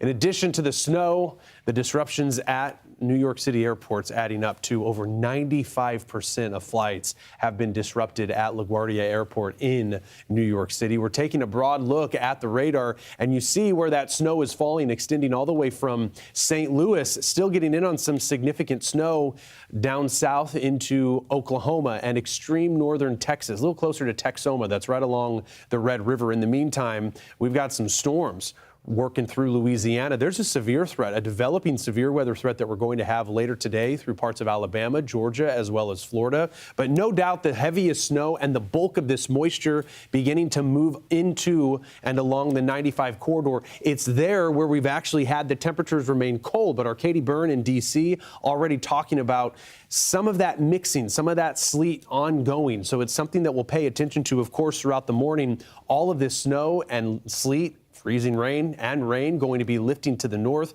as we'll see things wind down later this afternoon in St. Louis. The focus will be the 95 corridor with some significant snow, several inches possible. Icing on an airplane is one of the biggest dangers in air travel. It messes with the aerodynamics of a plane, making flying difficult and crashing easy. Luckily, airlines have a solution: de-icing. The process is common throughout the winter, but how exactly does it work? Let's talk a little chemistry. First, they use a heated fluid. It contains pressurized water with a chemical mixture that melts off the dangerous ice. Now, once the ice is removed, crews apply an anti-icing solution. So you'll have anti-ice on the engine, the wings, and of course the windshield. The anti-icing fluid prevents ice from forming by lowering the freezing point on the plane. Some solutions lower it to under -50 degrees. Stay ahead of the storm with Fox Weather. Get travel alerts 24/7 right at your fingertips with the Fox Weather app, or watch us anywhere, anytime on your favorite device. Fox Weather, weathering it together. It is a Fox Weather Alert this morning. Welcome back into Weather Command Weekend. I'm Marissa Torres, and what you were looking at is a live look from Brandon Kopic, one of our exclusive storm trackers that is out there in Ohio, in Middletown, Ohio, which is not too far from Cincinnati. The roads are snow covered. In fact, there's really not much in terms of tire marks, I'm sure, from maybe the very few people that were out there this morning. It looks like plows haven't quite gotten to this part of the road. I know he was on an interstate earlier, so I'm not sure if this is an interstate or one of the side roads. Either way, it's snow covered. You can't see where the lines are, where the markings are. It makes it a lot harder to stay in your lane. Not to mention the roads are going to be slippery, but at least for Cincinnati, we're not worried about an ice threat. This is just a snow event for much of Ohio. We've seen a lot of that snow overtake the Ohio Valley, and it is spreading off into the northeast. For travel, specifically travel, it is going to be a very difficult day, not just on the roads and interstates, but for anybody that was trying to get somewhere by plane. If you haven't changed that flight already, perhaps you're flying in from the west into the northeast, you could be disrupted. You could have delays or you could have cancellations. The northeast is really going to struggle. All red for all of the airports. LaGuardia, where, by the way, we are already seeing over ½ an inch being recorded in the New York City area airport. Central Park, 0.8 of an inch is what's been reported there. So it is quickly accumulating, and we're getting into some of the heavier snow. Boston, you will have mainly snow today. It looks like an all-snow event for Boston, but that doesn't mean it's going to be any better. You are likely going to have a lot more delays that come down the line, even as we get into tomorrow, as we see things start to taper off into Monday. That's a look into, there's one plane right there. That is one plane flying, it looks like, away and out of the northeast, which is surprising. Most planes aren't flying in the cloud base. It has lowered now to 900 feet. And noticing for the misery index, it is at an extreme, which is rare. We don't really see it at that point, but no surprise here. None of this is surprising. A very well forecasted system. So when we see the delays and the cancellations, these are both into and out of the area airports. Cold weather watch is in effect until Tuesday, so this Arctic blast is going to become the weather headline. Already is for a lot of people. This was Nashville yesterday. Looked like a snow globe, at least momentarily, before that ice moved on in. We had some freezing rain briefly, but then it transitioned to mostly sleet. That's what Music City has been dealing with. But yeah, this cold, it's expansive. We have cold weather warnings, watches and warnings. I guess we'll call them extreme cold warnings, right? Technically, that's the term, that extend from North Dakota all the way to, well, El Paso, close to El Paso, where we have the cold weather advisory. It's all encompassing. I know this shows through Monday morning, which most of these will expire then. But take, for example, places like Cincinnati, Ohio. We've got a cold weather watch for Tuesday morning. So there's an expansion to this cold weather that is going to be around for the first couple of days of next week. But it's very cold. I mean, by the numbers, I don't have to tell anybody, if you're living east of the Rockies, you feel it, even along the Rockies, as we saw in Denver, 7 degrees in Detroit, Sault Ste. Marie, 0, New York City, 10. Wind chills. I've never seen St. Louis at -19. That's significant. Chicago, -20. We've got -31 up in Minneapolis, too. You look at the type of air that we're dealing with here, and it goes without saying, but you've got that exposed skin, frost nip within a few minutes, frost bite, less than 30 if you're -30 or colder. I checked in. I have family in the Twin Cities in Minneapolis. The air temperature was around 15 below zero. I think that was last week or the weekend. Yeah. Are you okay? Michigan, family there too. It is brutally cold out. And, you know, for that reason, we have a lot of cities that have opened warming shelters. Anybody who needs access to warmth. And I guess the big concern, too, is when you consider the cold that's really spread out east of the Rockies, to lose power could be incredibly dangerous, to not be able to heat your home. It's so true. And taking those precautions, because people who are suffering with this ice storm right now through the deep south, it's possible that power could be out for a few days. And speaking of the south, the high temperature departures, we're likely going to see low temperatures, new low temperatures set. Given the time of year, here late January, early February, several record lows are possible. This Arctic air is only assisted by what's on the ground. We've seen Bain in Dallas, Mike Seidel in Tulsa. There is a fresh snowpack. Even if it's sleet, kind of It's a works cold the ground. same. It's ice, right? Yeah. So you deal with that, and that's going to keep those temperatures, especially with clear skies, which will move in by perhaps later tonight. Those temperatures will really have no problem plummeting. And by the looks of it, we'll continue with this northwest flow. This pattern is going to maintain itself. Houston has had some freezing rain already this morning. Probably not going to warm much above freezing, but at least we'll get above freezing. Yeah. I mean, a lot of schools, if they haven't been closed because of the snow, they're closed because of the cold air. I will say, on the lighter side of the cold temperatures, if you're able to get out safely, there's a lot of cold weather experiments you can do. Yes, sir.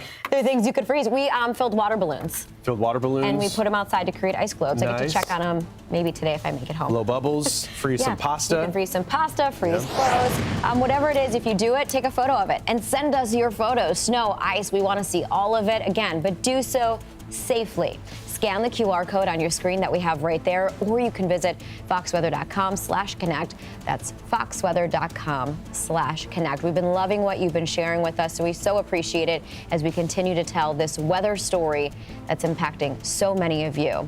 Keep it here. More Weather Command coming up after this break.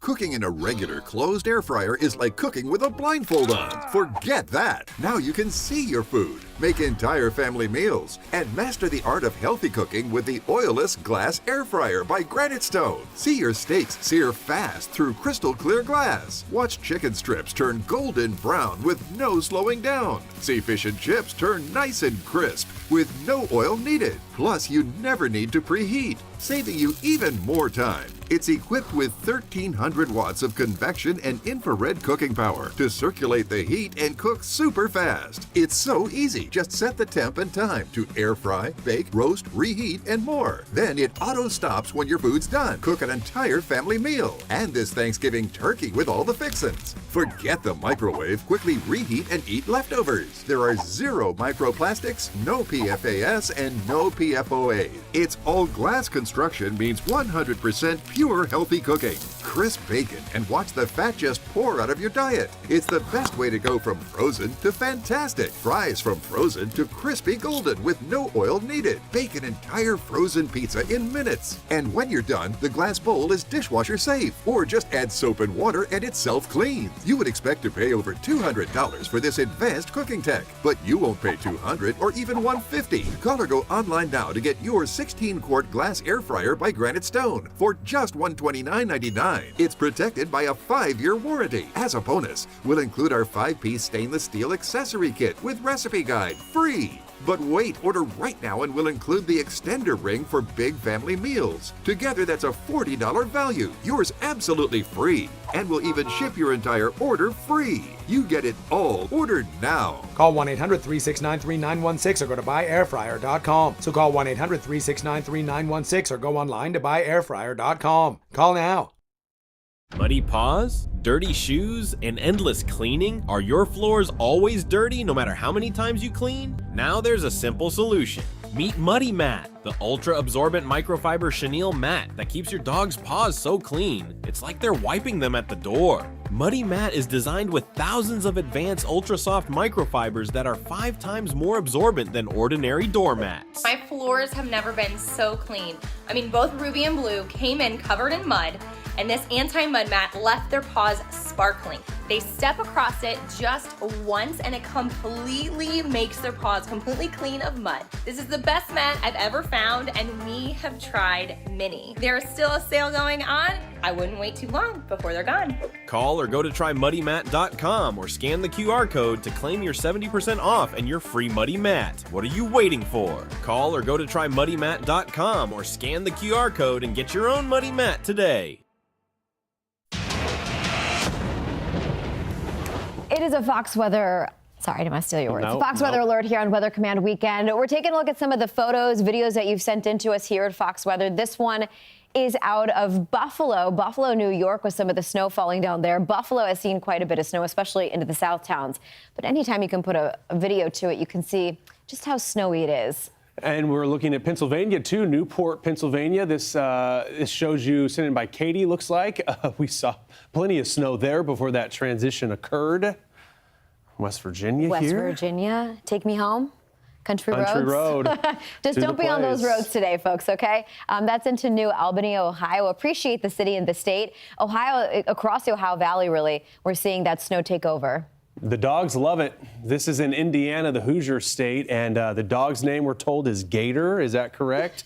loving that fresh powder that's been falling through Indiana.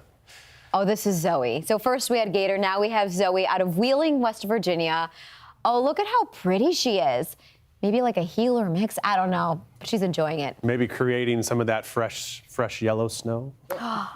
Some fresh yellow snow, just don't eat it. And here out of Macedonia, Illinois, a little boy that is seeing snow for the first time. And not just any snow, that's some deep snow. You got some plowable ones there, buddy. The QR code, you can scan it if you're able to. Upload your pictures or videos. We've been getting a lot in, appreciate that. You can also go to foxweather.com/connect in order to upload those images if you do want to do that. We'd love to see it because truly this storm's given us everything but the kitchen sink this morning. Speaking of, we got an alert system that's lit up this morning. Wild to see closed airports. So many. Depending on where you are. The smaller airports, not the big metros, but still, anytime you have an impactful system, it's just easier for these airports to shut down since they don't have any flights, and it's easier to keep all the staff at home. The reach of this system, I think, has also been very it's a lot. Yeah. I mean, coming out of New Mexico, and we'll see these alerts taper from southwest to northeast, but from New Mexico to Maine. And for some of you, you still have a day to go until you see things improve. And one of those top lines that we had on our alert system, power outages, the bulk of them coming from Texas, Louisiana, into Mississippi and Tennessee. There's our dip. So we've put on these streamlines. You see, this is about 10,000 feet up in the atmosphere. And whenever you have a dip like this, that always means inclement weather downwind. So you get this ability to rise there vertically on the eastern side of this trough. And as this whole trough shifts east today, we're going to see the weather will go from bad to worse along the eastern seaboard, as we've seen it through the plains, since about Friday. Yeah, it's that divergence a lot that's especially going to aid in some of the intense snowfall rates, especially for the northeast. But that really tight area between the snow, the colder, more Arctic air, and some of the warmer, more moisture-packed air coming up out of the south has led to what has become a very dangerous situation. As you mentioned, Louisiana, Mississippi, we're seeing those outages really expand across Tennessee. As you can see, where more of an icing threat is starting to push in from the west. Crazy when you look at upstairs. This is at 5,000 feet. We've got temperatures in the blue that's below freezing, in the green, that turquoise, closer to teal, that's above freezing. That's why we have that ice mixture. But anything from St. Louis down to Tulsa, even Dallas,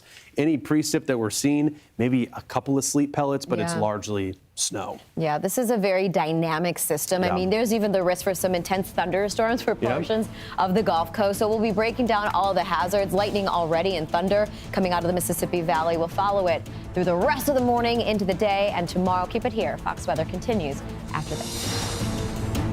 Introducing the all-new Mobilizer compression socks from Copperfit, America's #1 compression sock brand. Easy on, easy off compression socks that reduce swelling and relieve tired, achy feet, with built-in arch support technology for targeted relief right where you need it. I thought all compression socks are the same, and I'll tell you, it's a world of difference. They reduce inflammation, they reduce the pain. No more pain, no more achy feet. These are the socks to wear to help keep the energy going. It's just been amazing for me. And now, Copperfit compression just got even better with energizing blue infrared fibers woven into soft, breathable compression fabric to help boost circulation, reduce swelling, and relieve pain. Copperfit Compression plus Lumicore Blue Infrared Fibers. 2 breakthrough technologies combined to give you soothing foot relief all day, every day, so you can stay mobile. The compression, the fit, the comfort. I love these socks. I want to have them on all the time. I can get up every morning and do exactly what I want to do because I'm not in foot pain anymore. I'm addicted to wearing them. Now I feel like I can get anything done no matter what it is. Breathable, easy on, easy off design. Graduated compression for energizing support and to reduce swelling from prolonged sitting or standing. Built-in arch support technology Plus, Lumicore Blue Infrared Fibers to boost circulation and reduce swelling for soothing all-day relief. They'll keep me going. They're going to keep me mobile, keep me doing the things I want to do. The Lumicore technology works fantastic. That, to me, was the game changer. Get mobilized, guaranteed, or your money back. Get your Mobilizer socks now at mobilizersocks.com for as low as $19.99. Plus, your shipping is free. That's right, free shipping. The more I wore them, the better it got. I just feel happier. Nothing compares to CopperFit Mobilizer socks. Nothing. You have got to get these. Get yours now at mobilizersocks.com. Muddy paws, dirty shoes, and endless cleaning? Are your floors always dirty no matter how many times you clean? Now there's a simple solution. Meet Muddy Mat, the ultra-absorbent microfiber chenille mat that keeps your dog's paws so clean, it's like they're wiping them at the door. Muddy Mat is designed with thousands of advanced ultra-soft microfibers that are 5 times more absorbent than ordinary doormats. My floors have never been so clean. I mean, both Ruby and Blue came in covered in mud, and this anti-mud mat left their paws sparkling. They step across it just once and it completely makes their paws completely clean of mud. This is the best mat I've ever found, and we have tried many. There is still a sale going on. I wouldn't wait too long before they're gone. Call or go to trymuddymat.com or scan the QR code to claim your 70% off and your free Muddy Mat. What are you waiting for? Call or go to trymuddymat.com or scan the QR code and get your own Muddy Mat today.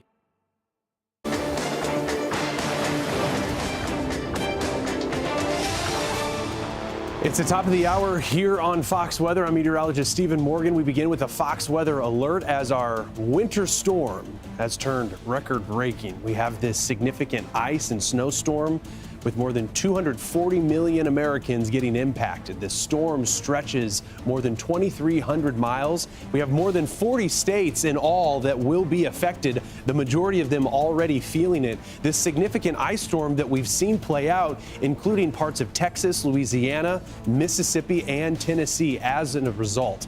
Big-time power outages. We're tracking more than 500,000 customers without power, and that number has been rising throughout the morning, and we'll be watching that happen. The problem with the power outages, as we've been advertising and telling you about, it's cold on the backside of this system as we've seen that Arctic air release down through the plains. From St. Louis to Tulsa, we have snow. A live report coming up momentarily out of Tulsa, as well as Dallas. Memphis, we've been on that line between snow and sleet. In the meantime, farther to the east, we've got the moisture spreading through. I'm not sure if we can loop this, folks, but the fact is we've got some significant weather that we're dealing with. All of this moisture is pushing into the mid-Atlantic and the Northeast. We're going to see several inches, if not maybe a couple of feet of snow before this is all said and done. We are taking a look at some snow. Not sure where this is falling. Marissa, do you know?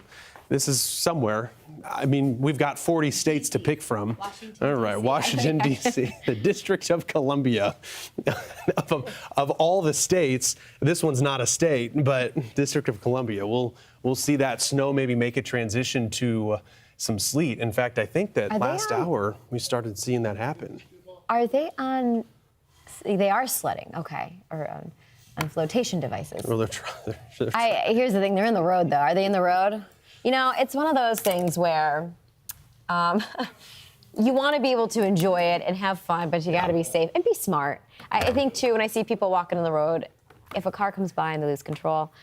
Yeah, dangerous, right? But at the same time, yeah, enjoy. Be aware of your surroundings. Mm-hmm. You know, if you have that hat up because it's so cold, you kind of have some tunnel vision. You can't see your periphery as well. Yeah. Sprawling storm. It looks as if things are beginning to wrap up, or at least trying to wrap up in Texas. We still have some energy through the Rockies, the southern Rockies, but all of this pushing farther to the east. Philadelphia, D.C., even into New York City. This has to be updated. We've now got more than 500,000 people without power. We're also watching this developing tornado threat along the Gulf Coast. That's going to be happening later today, but you see the moisture. Speaking of storms, quite a bit of convection today with this system, right? Yeah, a lot. You're probably hearing the thunder. Certainly got the lightning stretching out of Louisiana all the way into almost northern Alabama. But where that pink is lining up is where we've seen those outages increase over the past couple of hours. Snow over St. Louis, over the Arches, not a lot, but all the way down towards I-44, you have that lingering band over Springfield, and a nice little cutoff Yeah, right. Cutting through Kentucky and West Virginia there. This Ohio River right there, straddling between Cincinnati up into Pittsburgh. We've seen some significant snow. In fact, our Corey Gherkin is in or near Cincinnati. We were looking at his shot, and you see it there. Oh, this is Brandon Kopic. My bad.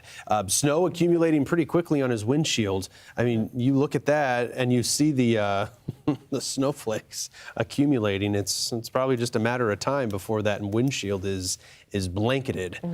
But hopefully he's got the defroster going. I thought I noticed a crack earlier on Brandon's windshield, which was more than likely maybe from severe chasing. Yeah, because he also tracks hail. Yeah, because he also tracks hail. Yeah. We're going to say the snow. I was just going to say those daily records, you know? Yeah, impressive. The daily records of snowfall coming out of Kansas City, OKC, St. Louis, over 3.5 inches in spots.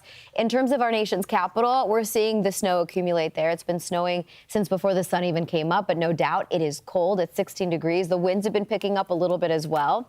And we have that winter storm warning for D.C. If you're wondering in timing, that warning goes through tomorrow morning, but the rest of today is going to be a challenge. Eager to get on the ground, Fox Weather correspondent Katie Byrne, because Katie, that transition we were talking last hour, beginning to change, wondering what you're feeling now. Is it sleet?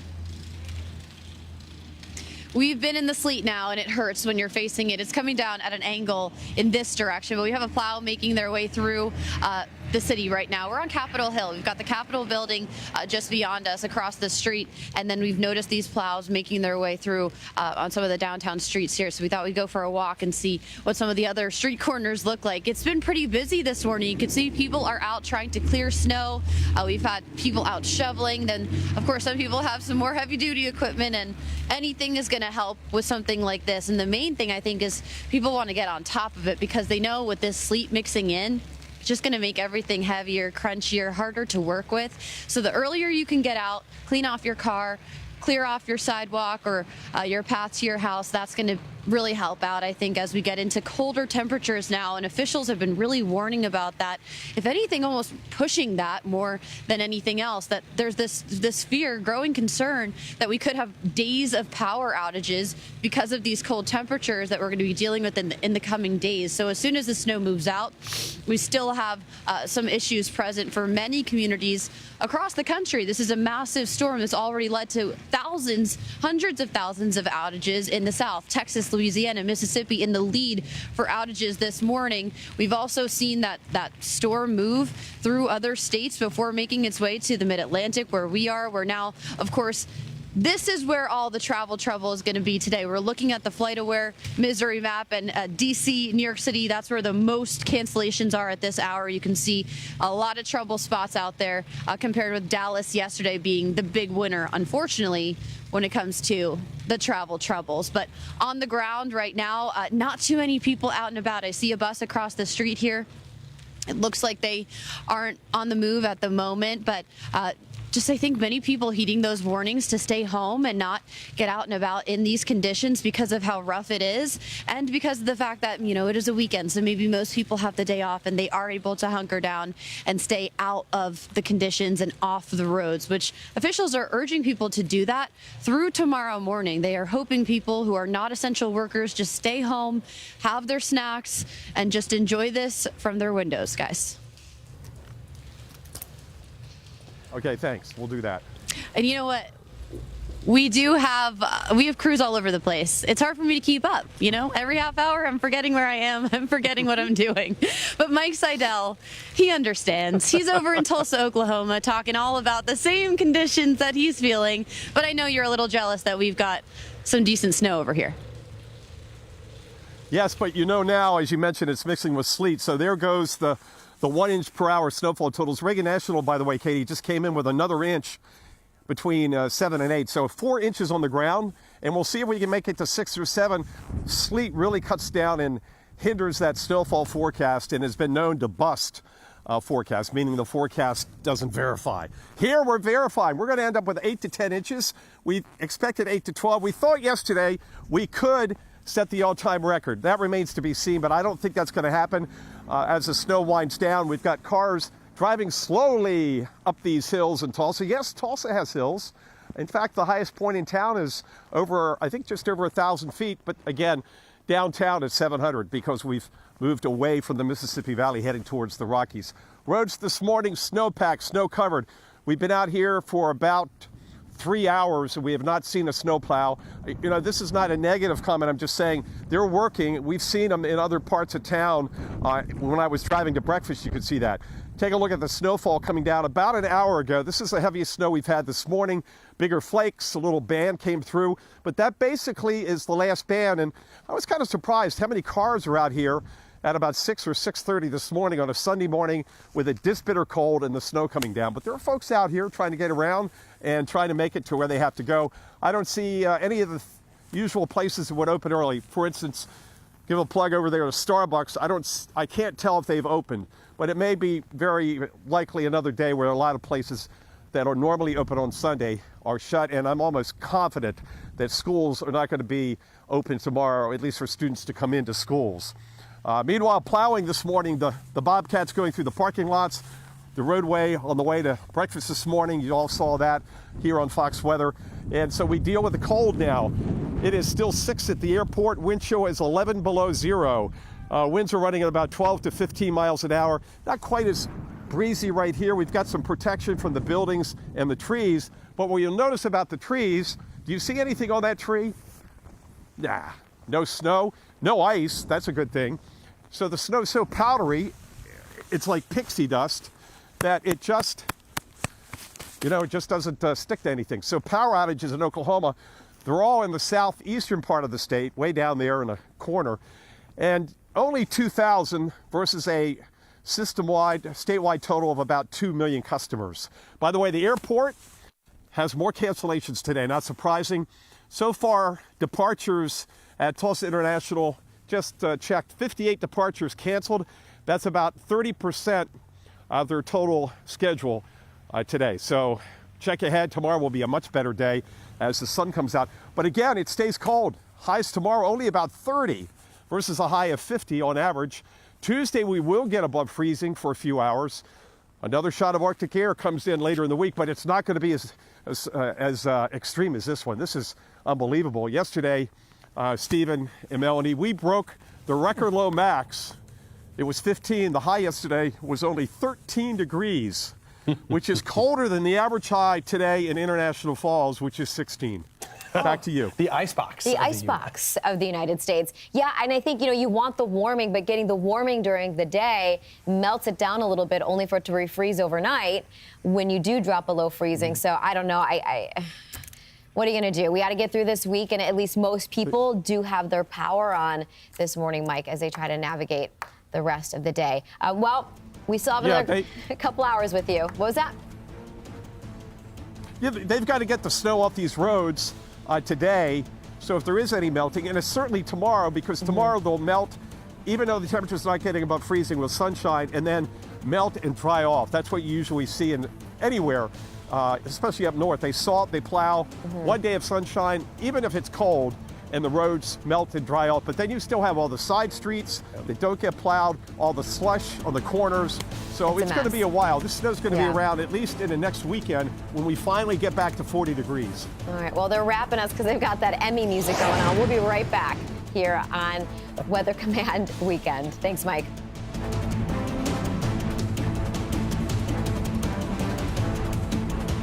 Look closely at history in the making. These are among the final pennies that will ever be produced by the U.S. Mint. These 1-cent coins have been continuously issued by the government since the very beginning of the U.S. Mint. Now the government will soon stop minting these historic coins forever. But you have one more chance to keep these final issues alive in your collection when you acquire these 2025 United States pennies for just $9.95. Why are pennies becoming obsolete? Last year, the U.S. Mint reported losing $86 million minting them, since labor and material costs were far higher than the coin's face value. First, President Trump directed the mint to stop producing pennies. Then, media sources confirmed that the final order for penny planchettes, the smooth, round metal blanks used to strike the coins, had been placed. Once these are depleted, the U.S. penny will be minted no more. This is truly a once-in-a-lifetime collectible event. That's why we're announcing the National Collector's Mint release of a limited supply of 2025 United States penny rolls for just $9.95 plus shipping. But condition is important, And these pennies are in premium, brilliant uncirculated condition. Far better than anything you might expect to see in your pocket change. The final issue price was to be set at $19. However, during this special release, this 50-coin roll of brilliant uncirculated 2025 pennies can be yours for just $9.95 plus shipping. Protected by our 60-day money-back guarantee, there is a strict limit of 20 rolls per caller. Each set comes complete with a certificate of authenticity. Reservations will be filled on a first-come, first-served basis, so the earliest orders will receive priority status over later ones. Due to rising demand, it's important to act now before supplies dwindle and potential prices surge. So don't delay. Avoid disappointment and future regret. Reserve yours today. Call now. Call 1-800-790-1434. That's 1-800-790-1434. There's a strict limit of 20 sets per caller. Call 1-800-790-1434 or log on now. Eye bags, dark spots, wrinkles. There's one product that can fight them all. Only one. Particle Face Cream. Particle Face Cream. Engineered for men, made for our skin, and backed by science, and it actually works. My eye bags before?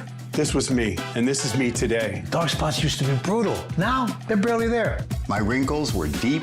Look at the difference. I honestly didn't think a cream could do this, and it literally takes 2 minutes a day. 1 minute in the morning. And 1 minute at night. Super easy. Super effective. And compared to everything else I considered, it's actually inexpensive. It's everything I need in one bottle. If you've had enough of those eye bags, dark spots, wrinkles, there's only one product you need. Visit ParticleMin.com and use the promo code on your screen to get 25% off, free shipping, and a 30-day money-back guarantee. ParticleMin.com. We're back here on Fox Weather as well as Fox Business and tracking this winter storm moving through the United States. East of the Rockies, you're likely feeling it or experiencing it, whether that be record-breaking cold or significant snow and ice. It's a big storm and it's beginning to move. This is what it's going to be looking like, that future track, paying attention to several cities along the 95 corridor, including Washington, D.C., where we are just now getting some reports of freezing rain in D.C., which would add to this total, between 1/4 and 1/2 inch of ice possible, in addition to 1 to 3 inches more of snow. Farther north along the 95 corridor, it's Philadelphia. And you see how that snow right now will be changing to some freezing rain, sleet, and possibly with incredibly warm air aloft, we'll be very close to seeing some of that rain. And then also New York City. That's the other city that we're paying attention to, which similarly will deal with a mixed bag of precipitation.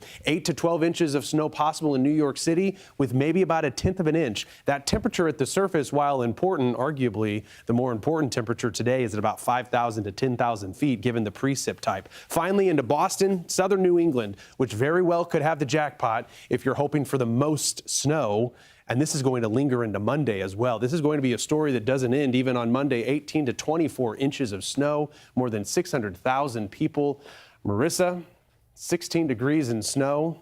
I know it's snow, but that's cold. Yeah, and if you're trying to get out there clearing the snow from the sidewalks and from the stairs, it's tough to be outside. As you take a look at your screen, we've got a couple of images for you. We've got to the right, we have a look into Dallas-Fort Worth International Airport, where the sleet's been piling up over the past day or so, around 2 inches, I think, at the airport, DFW. And then to the left side of your screen, just to look into downtown Dallas.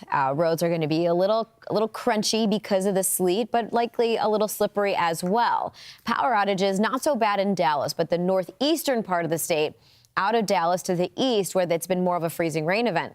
That's where we've seen those outages be quite problematic. We have Fox Weather meteorologist Bane Froney. Bane has been parked in Dallas for a few days now. The evolution of this storm, very notable, Bane, because what started as rain initially coming out of Friday has now ended with some of that sleet making the roads, like as I can see behind you, they look white coated with just snow, but hasn't been just snow. No, definitely not. Honestly, most of it, Marissa, is actually sleet. It's all ice. Take a look at this. Okay, here's my Fox weather ruler. We do have all of this ice, this sleet. Measuring it here is really tough just because it is so frozen over. We're getting about an inch measurement here in the Dallas downtown area, but there were areas over in the Dallas-Fort Worth airport where they've actually, reported a little bit more than that, closer to 2 inches of sleet alone. Now, right now, we're dealing with some of that light precipitation. Currently, it's snow. We did have a little bit of sleet just a little bit earlier this morning. But for the most part, we are expecting this to kind of die down throughout the rest of the day. I mean, we are dealing with these bitterly cold temperatures. Currently 13 degrees right now here in Dallas. I mean, it feels like 0. I mean, the winds have been howling already this morning. We are expecting those wind chills to potentially hit the negatives as we move throughout the rest of this morning as well. I do kind of want to point out what's going on behind me too. I mean, you can see some cars, they are attempting to be on the roads. It's not recommended. It is a really tough go of things. And, we've been seeing some cars trying to make it out there, but they've been going very slow, which is what we want. We don't want people on the roadways, but if you do have to get out, take it as slow as possible. Be extra careful out there. On top of this, too, I mean, obviously, it's chilly out here, and we've been dealing with these very cold temperatures. They are going to remain for a while, which means everything that we see on the roadways, it's going to stick around through the middle of the work week. We won't probably get to above freezing temperatures until Wednesday and into Thursday. But of course, TxDOT is working tirelessly to help get those roads cleared out as we move throughout the rest of this weekend. But it's those power outages that can be so dangerous with these cold temperatures. I mean, local utility companies have been tirelessly working, trying to get the power back on for a lot of folks. Take a listen to this. We've assembled literally an army to address the winter needs that we're going to have in the next 24 to 48 hours. Please, please, please stay off those roads. We don't want you to be impacted. We don't want you to be not safe. And we certainly don't want you impacting the infrastructure that brings electricity or gas to any of our customers.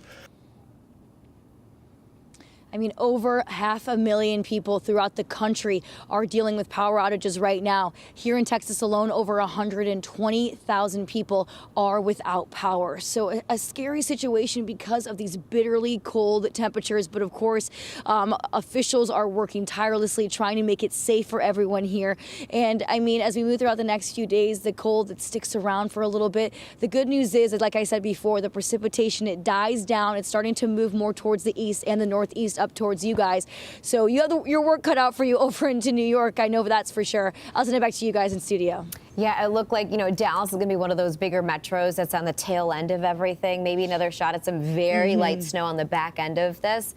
But for the most part, we're going to see things quiet down, and then it's just a concern, as you mentioned, of some of the cold that sticks around. Appreciate that update. Fox Weather meteorologist Bane Froney out of Dallas-Fort Worth for us. We'll check in with Bane in the next hour.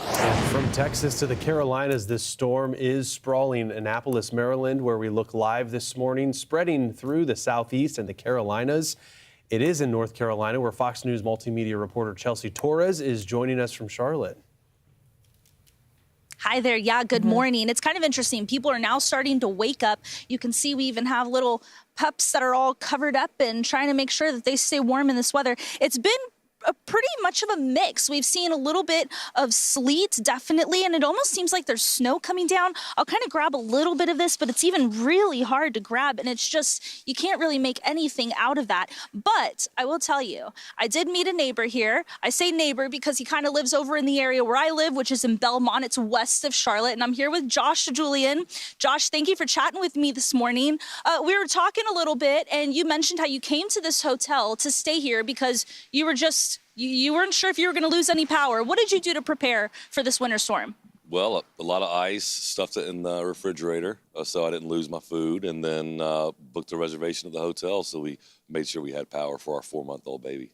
And you told me also that you think it's going to get worse. Why do you say that? Well, the weather reports, and better safe than sorry, right?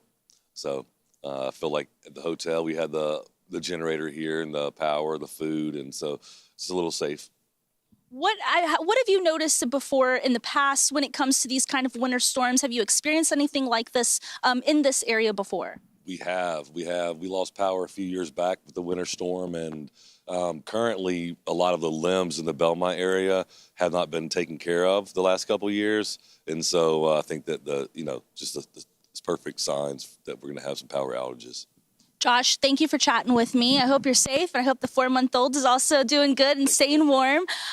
And guys, I have to tell you, I mean, that's kind of one of the biggest concerns for a lot of officials also is that ice accumulation getting onto those tree limbs. We haven't seen too much of that accumulation. We had heard from the lead arborist here in Charlotte that even 1/4 of an inch could actually break some of those smaller branches. And once you get up to 1/2 an inch, then that's when those bigger branches will begin to break. But at least in this area, again, it's really just been a light glaze on a lot of these trees and this crunchy kind of mix of sleet and I guess freezing rain, a little bit of snow, a little bit of layer of an ice under there. So that's kind of what we're seeing. Of course, we'll keep an update with you guys right here on Fox Weather. Sometimes Marissa, Stephen. Really hard to distinguish, Chelsea, and you can testify to this since you're out there, but a lot of the reports that we're getting, it's a mix of the sleet and the snow because it's been flip-flopping depending on the temperature profile. Either way, it's crunchier as opposed to being really slippery like freezing rain. So I do think it's better between the two, but we'll be monitoring it throughout the day because it's going to be a really messy day, especially across Charlotte, North Carolina. Chelsea Torres in Charlotte, thank you. So the power outages are a problem, right? This is something Bain had mentioned when she talked to us out of Dallas. But look at Texas as well as Tennessee, Mississippi, Louisiana. Outages are climbing, and now we also have that yellow shaded over Kentucky. So we're really seeing some I guess, big growth when it comes to those outages. Nashville is on the list there where we're seeing the outages as a result of some of that freezing rain, that icier circumstance that is now playing out at the surface. I'm noticing the temperatures right at freezing, so it could be a little bit of both with just some of the rain, but depending on where it's falling, it's getting really icy. Did it look like it was glazing over those trees? Maybe. It's hard to tell sometimes where you get that. It did, right? So what's happening is you get ice accretion, so you get super cooled water temperatures and the raindrops that are around freezing, near freezing, and as soon as they hit that ice that's already accumulated, it freezes. Freezes it adds on to contact, it. Yeah, right? and it gets really heavy. And so sleet total. Oh, you're looking at the there's number. a lot of big numbers here. That's the biggest number. Well, yeah, outages are now around over 640,000. We're looking at this sleet total. Can you imagine that? Maybe there's a little bit of snow. That's a combo of snow and sleet. It's getting really tough to measure and differentiate between the difference. What's interesting, too, the top ice total. It's not 3 inches of just ice. No, it's also a combo of snow, ice, snow, freezing rain, as well as sleet. It speaks, though, to how much moisture this system had to work with. High-end numbers when we consider what the mid-levels of the atmosphere had to offer as that shallow Arctic air mass. And we still have more to come. Look at Nashville. It's messy. It's real nasty. Yeah. And given those temperatures, right, real close to freezing, that's going to be some freezing rain. Look at that shot right now in Nashville. So what we're seeing is perhaps the beginnings of something that could be real dangerous if you're in the city of Nashville. That temperature, if it would rise just a degree or two, that would really help. But a nasty setup right now for the Music City. Yeah, right in the middle of that switchover. Classes are going to be canceled for sure. I'm sure Vanderbilt kids are already at home. Not to mention it is Sunday. We are your Winter Storm HQ, 24/7. Our coverage, it's ongoing. The strongest winter storm of the season. It continues, and we're streaming live on all your favorite platforms. With it just beginning to crank in the Mid-Atlantic, Northeast, and eventually New England, I think some of these snow totals might be eye-popping for some. More Fox weather after the break.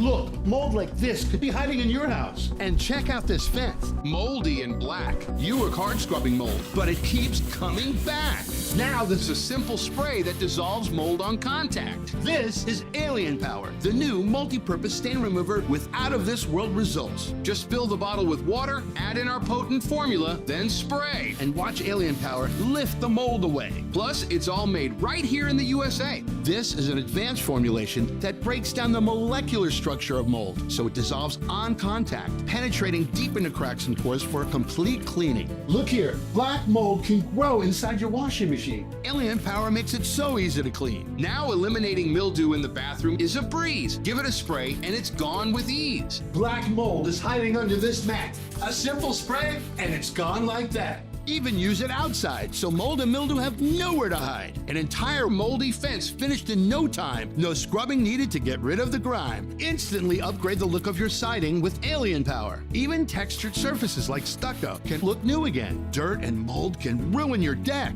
Now, just give it a spray and watch the stains fade away. It can tackle the hardest cleaning jobs with ease. Don't replace water-stained ceiling tile. With Alien Power, it disappears right before your very eyes. Gone to another galaxy. It can cost over $1,000 for a professional treatment, but get Alien Power today with 2 power packets and a spray bottle for just $29.99. Act right now and get a second set for 50% off. That's enough for 4 large bottles. Plus, we'll even ship it to you free. Try Alien Power. If you're not completely amazed by its results, return it for a full refund. This is a TV-only offer, not available at this price anywhere. So don't miss out. Call or click now. Call 1-800-714-1722 or go to buyalienpower.com. So call 1-800-714-1722 or go online to buyalienpower.com. We asked women one simple question. What makes a man a gentleman? A gentleman always pays for dinner. Always. A gentleman looks like they put in some effort. They can't have just rolled out of bed. A gentleman always holds open the door. It's just good manners. A gentleman saves himself for marriage. These days, being a gentleman can be challenging, but smelling like one, that's easy.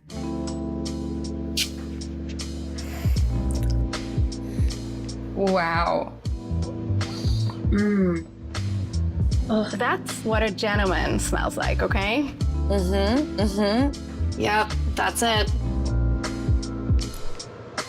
What are you doing tonight? If he smells this good, he's got my attention. Gravite. Visit trygravite.com. Use the promo code on your screen to get 25% off. Can I keep this guy? trygravite.com. It's the bottom of the hour. We are back here on Weather Command Weekend and watching this winter storm continue to move through. And it's about to really crank into overdrive as we look at the focus for the Mid-Atlantic, the Northeast, and New England. Winter storm warnings, though, expand all the way from New Mexico and Texas into Massachusetts, as well as Maine, as we're expecting several inches, if not a couple of feet of snow. Now, as a result of this storm, we've had that warmer side, and that's produced some freezing rain, some sleet. In addition, of course, to some snow is the backside of that snow now. You see that line there. Out ahead of it, though, right in Middle Tennessee, we've got a nasty situation evolving in the town of Nashville, in the city of Nashville. Temperatures in the low 30s, flirting with freezing, just a little bit below, and that's creating a perfect setup for freezing rain. But we also have through the Mid-Atlantic that happening too. Dulles and Reagan airports in D.C. both reporting a sleet and snow mix as that air is cold enough, even through the mid-levels, that some of that moisture is freezing before it reaches the surface, which is the saving grace, because if this was an ice storm in D.C., it'd be messy. Norfolk, Virginia looks like it's all rain as those temperatures are a little bit warmer, but meanwhile, all along the 95 corridor, we're dealing with snow, and that will remain the case as this moisture has to eventually all shift off to the east as this whole system, which has been parked out over the southern Rockies, is beginning to exit into the plains and eventually will be moving out of here. But until then, we've got the showers, whether that be some significant storms, perhaps some severe weather through the Gulf Coast today, snow still in St. Louis this afternoon, and then all of this pushing into the Northeast, New York City down to D.C. It does look like while we see the snow now, Marissa, we're going to have that transition to some sleet. Hopefully not freezing rain. Looks to be mostly sleet. Yeah, sleet we can handle a little bit better than that freezing rain. But speaking of Washington, D.C., taking a live look right now into the nation's capital at the Capitol building. There's 16 degrees. Winds have been picking up just a little bit. Either way, it is very cold outside. The question is, what are we getting? Are we getting the snow? Are we getting the sleet? And it seems like sleet has been more so an occurrence coming out of, since the sun came up. It seems like we've been able to make that switch. Really a dynamic system, though. Looking at the visibility at the U.S. Capitol, that's been fluctuating. Katie Byrne is joining us from D.C. I don't know, a little bit of sleet and snow. Does that work for where you're at? That's what the airport's reporting. It's sleet and it hurts very, very badly. I can't think of another storm I've covered where I've felt this type of sharp pain on my face from just the consistency of what's falling from the air. We've got just essentially balls of ice coming at us and just coming right on top of the snow we have at least just how deep it is in some of the unplowed areas. It came down initially very thin, very light, but still had an icy kind of consistency overnight. But now you're starting to see those balls of ice mix in on top. So that sleet switchover happened in the last hour or so. We've got the Capitol here across the street. Visibility's improved. This is definitely better than a couple hours ago where you could barely make out, or really not make out, the Capitol building at all compared to where we were standing, which is right around this very location. We wanted to get a sense of what the sidewalks and the streets were looking like, just because now the sun is up and now we're starting to see what these impacts look like here. You can see the snow on the side of the sidewalks that haven't been plowed. The streets have been plowed a number of times, but still hard to see pavement out there. Looks like we have some emergency vehicles making their way through as well. Of course, officials have been urging people to stay off the road starting last night and all the way through tomorrow morning. They're hoping people can stay off the road so people like essential workers, like you're seeing right now, can make their way around. Looks like a fire and EMS unit making their way through here in D.C., trying to get somewhere. These are the concerns that officials have when we have any type of weather. You know, they want to make sure that emergency vehicles can get around too. So the plowing is a whole process. They have at least 300 pieces of equipment here in DC's Department of Public Works at height. That's what they expect to be out on the roads handling snow removal, and at least 800 employees out there as well. So this is a big force, of course, upping staffing all over the place, and not only here, but regions across the country, as we've got so many people dealing with the impacts from this storm. Some cars trying to make their way around too. It looks like we've got a sedan here, definitely taking it slow. But these are the things you have to think about if you do have to be out. You're going to be dealing with some snow-covered roads potentially. You're looking at some busy roads here that have been plowed, but it's those kind of alleyways and less traveled roads that end up being not plowed, and that's where you can get into some trouble. We haven't seen people getting stuck here, but we really haven't seen that many people out. So I think a lot of people are taking the warnings from officials, staying off the roads. We know for people who maybe had to travel today, the flight situation at the DC airports, definitely trouble. It's the same situation in New York City too. Airports in both places are struggling because of this weather, and you can see crews over at Dulles Airport actually clearing snow so that they can get back on track at some point today.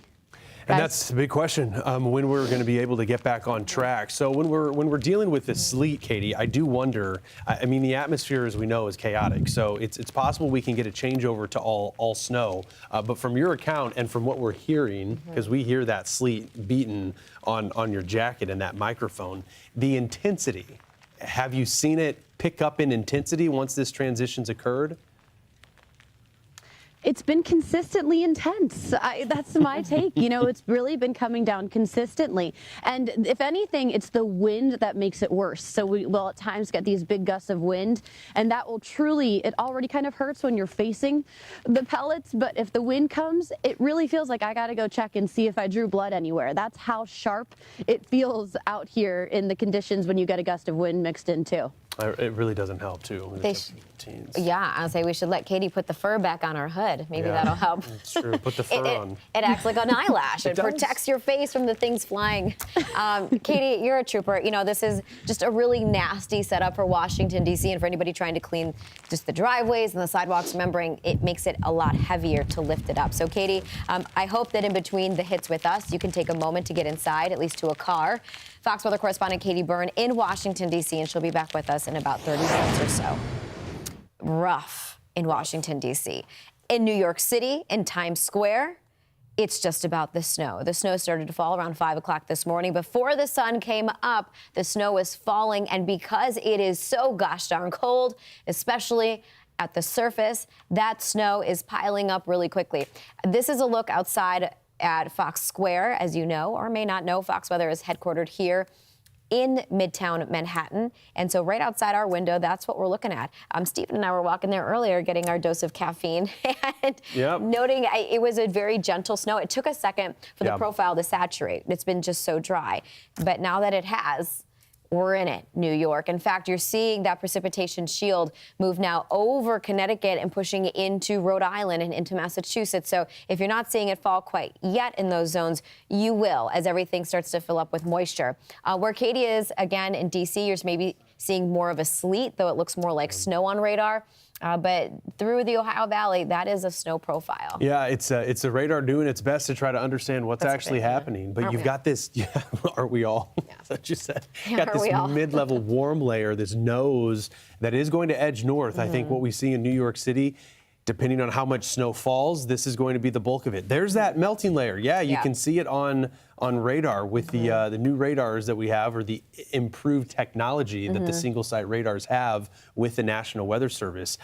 Very, very helpful when you're talking and trying to identify precip type. Yeah, radar is a very significant tool, especially in this scenario, because what it is, it's shooting those beams up at an angle. And so the higher up you can get into the atmosphere, you can get a better handle of what's actually making it down to the surface. And remembering, all precip's going to be shaped in a different way. So the correlation coefficient will pick up on those different shapes and interpret it differently, which then indicates where it's not just a snowflake falling down. Yeah, they look different. Yeah. They look different with the radar signal and getting more sent back to the radar too, because it's ice. I mean, you're looking at the snow itself and the potential that we have in Philly to rack up several inches before that transition to sleet occurs. Same thing with New York City, but with the temperatures at around 5,000 feet, this is a very important layer. Where you're in the blue, like the dark blue, that's freezing. Where you don't see the blue, that teal beginning to emerge, that's where it's above freezing. Yeah, and add in a coastal low and things get even more complicated for portions of the I-95, New York, Long Island, and portions of Connecticut as well. This is look at some of those local storm reports. Philadelphia International already reporting 1.6. Generally, we'll say 1.5 in the past 3 hours. But remembering, a lot of this has only been falling for a couple of hours. We should see intensity pick up. Hopefully we won't see that freezing rain, though, because where that freezing rain has been falling, the power outages have been climbing. We are tracking power outages across the country. We have eclipsed now more than 500,000. You see the numbers out of Tennessee alone. More than 200,000 customers. Johnson, Davidson, Hickman counties, and Nashville, unfortunately, right in the thick of it as we are dealing with a significant icing event as we speak. This is in the city of Nashville with a temperature of 32 degrees. Look at those tree branches. Goodness, hate to see it. Anything that's below freezing, you're gonna have that rain stick to. Got to watch the situation, especially with that air remaining on the colder side. Keeping tabs on it. We'll be right back.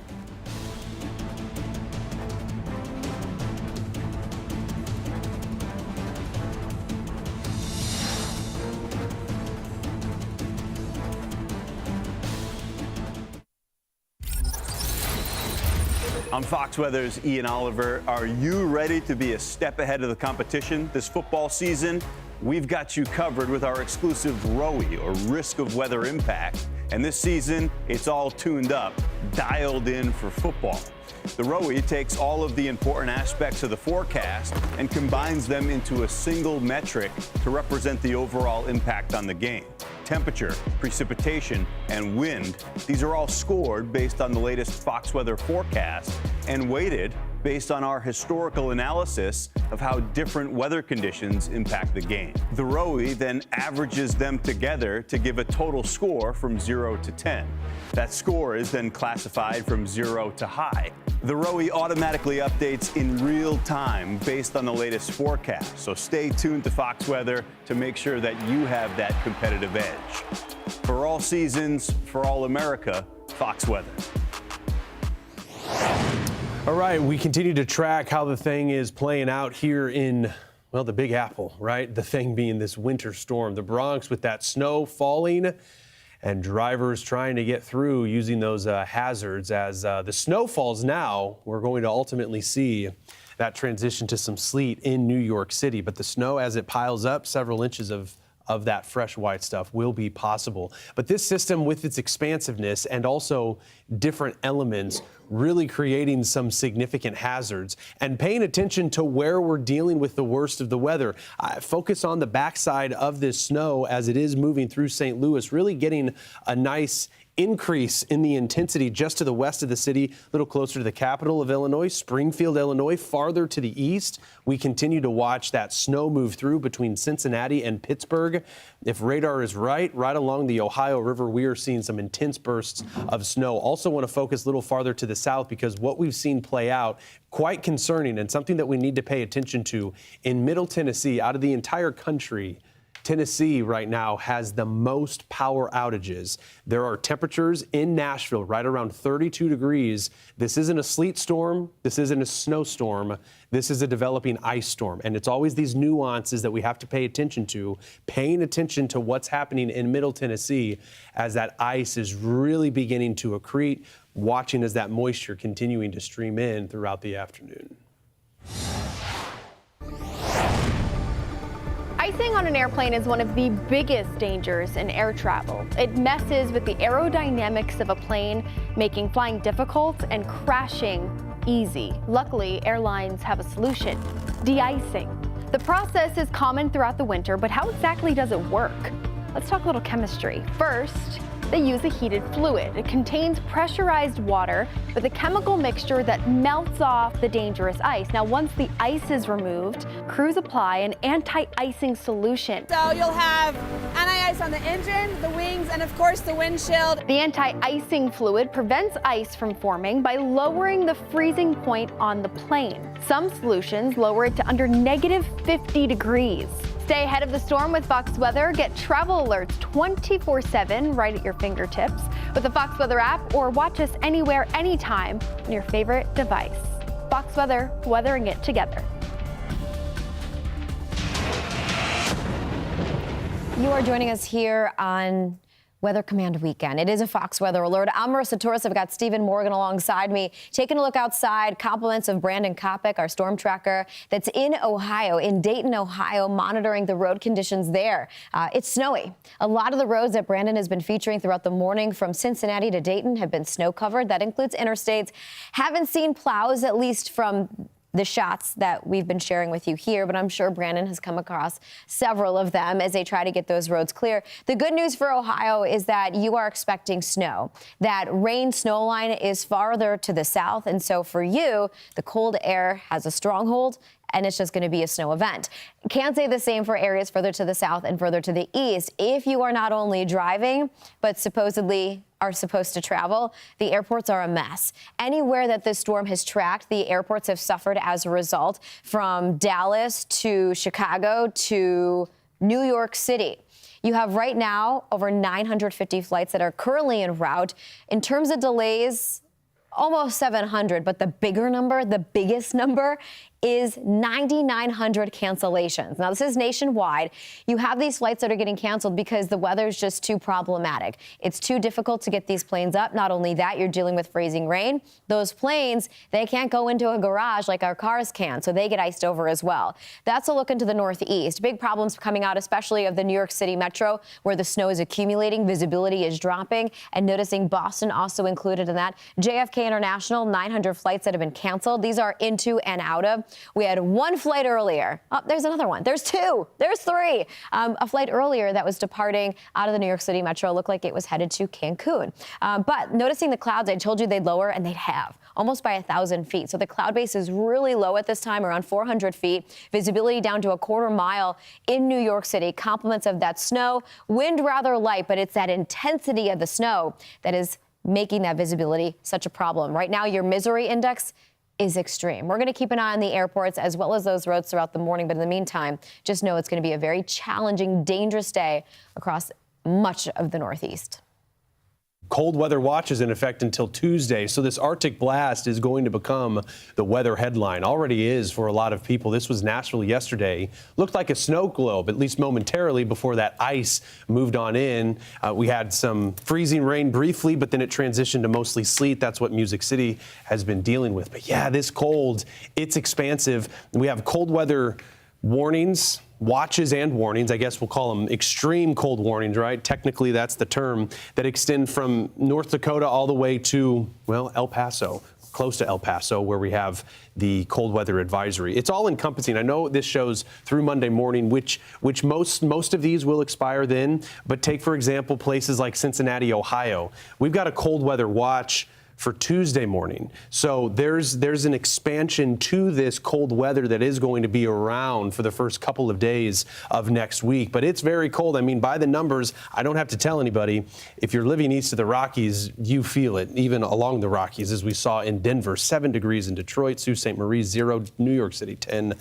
Wind chills. I've never seen St. Louis at -19. That's significant. Chicago, -20. We've got -31 up in Minneapolis, too. You look at the type of air that we're dealing with here, and it goes without saying, but you've got that exposed skin, frost nip within a few minutes, frost bite, less than 30 if you're -30 or colder. I checked in. I have family in the Twin Cities in Minneapolis. The air temperature was around 15 below zero. I think that was last week or the weekend. Yeah. Are you okay? Michigan, family there too. It is brutally cold out. And, you know, for that reason, we have a lot of cities that have opened warming shelters.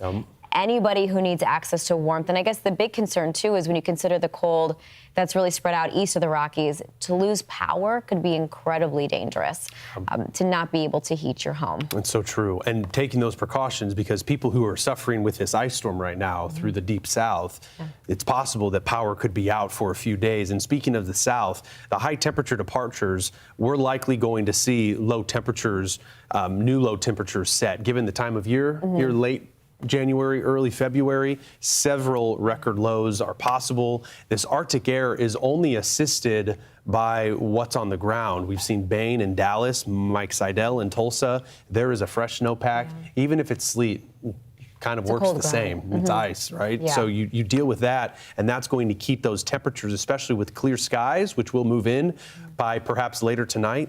Those temperatures will really have no problem plummeting. And by the looks of it, we'll continue with this northwest flow. This pattern is going to maintain itself. Houston has had some freezing rain already this morning. Probably not going to warm much above freezing, but at least we'll get above freezing. Yeah. I mean, a lot of schools, if they haven't been closed because of the snow, they're closed because of the cold air. I will say, on the lighter side of the cold temperatures, if you're able to get out safely, there's a lot of cold weather experiments you can do. Yes, sir. There are things you could freeze. We filled water balloons. Filled water balloons. And we put them outside to create ice globes. I get to check on them maybe today if I make it home. Blow bubbles, freeze some pasta. You can freeze some pasta, freeze clothes. Whatever it is, if you do it, take a photo of it and send us your photos. Snow, ice, we want to see all of it again, but do so safely. Scan the QR code on your screen that we have right there, or you can visit foxweather.com/connect. That's foxweather.com/connect. We've been loving what you've been sharing with us, so we so appreciate it as we continue to tell this weather story that's impacting so many of you. Keep it here. More Weather Command coming up after this break. Muddy paws, dirty shoes, endless cleaning? Your floors never seem to stay clean. Now there's a simple solution. Meet Muddy Mat, the ultra-absorbent microfiber mat that traps dirt instantly. Engineered with thousands of advanced ultra-soft microfibers that are 5 times more absorbent than ordinary doormats. Muddy Mat doesn't just catch dirt, it locks it in. Whether it's mud, snow, sand, or water, every step on your new Muddy Mat leaves your floors spotless. And its reinforced rubber backing keeps it firmly in place. No more slipping or sliding.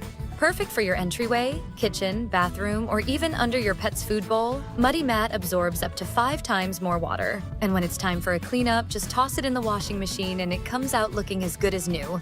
Dog parents, this is a must-have. My floors have never been so clean. I mean, both Ruby and Blue came in covered in mud, and this anti-mud mat left their paws sparkling. I've got muddy mats all over the house. I even use one as a bath mat. It feels so good under my feet. It's so soft. Non-slip backing makes it safe too. With multiple dogs, I've always struggled with having dirty paws on the floor, but with this mat, I can finally stop stressing out about it because there are no prints anywhere. It's so soft and squishy. I've even found my puppy sleeping on the mat instead of his bed. They work so well, I bought 3 more so I could put them all over my house. You just place the Muddy Mat in front of the door and you'll save up so much time cleaning the floors. Go get one. Thank me later. Imagine the relief of coming home to clean floors every day. Call the number on the screen or visit trymuddymat.com or simply scan the QR code right now to claim an incredible 70% off and get your free Muddy Mat today. But hurry, this exclusive offer is available only for a limited time. Once they are gone, they are gone. Don't let dirt dictate your day. Join thousands of satisfied customers who have already transformed their homes with Muddy Mat. Act now. Clean floors, happy home. Call 1-800-707-4122. Eye bags, dark spots, wrinkles. There's one product that can fight them all. Only one. Particle Face Cream. Particle Face Cream. Engineered for men, made for our skin. And backed by science, and it actually works. My eye bags before, this was me, and this is me today. Dark spots used to be brutal. Now, they're barely there. My wrinkles were deep. Look at the difference. I honestly didn't think a cream could do this, and it literally takes 2 minutes a day. 1 minute in the morning. And 1 minute at night. Super easy. Super effective. And compared to everything else I considered, it's actually inexpensive. It's everything I need in one bottle. If you've had enough of those eye bags, dark spots, wrinkles, there's only one product you need. Visit ParticleMen.com and use the promo code on your screen to get 25% off, free shipping, and a 30-day money-back guarantee. ParticleMen.com. Teterboro, New Jersey. We got some snow moving through right now, and that snow falling at a pretty intense clip. This is a video shared by you. And if you live in Jersey, well, you are getting in on the action. This is Route 46. Just a dicey commute even without the snow. You got it. But even that snow is going to slow folks down on Route 46. And this is Charlie the snow dog.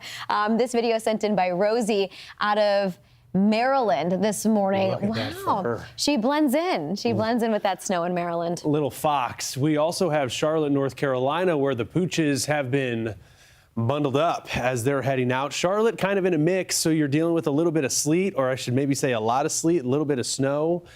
Based out of Charlotte. You know, I thought the dog was named Charlotte. I was confused. Okay. This one's out of Maryland. As Stephen mentioned, somebody's shoveling. Wow, thank you guys for sending this in. And you know what? It's that lighter, fluffier snow, hopefully. Easier to shovel before it gets mixed in with some of that sleet.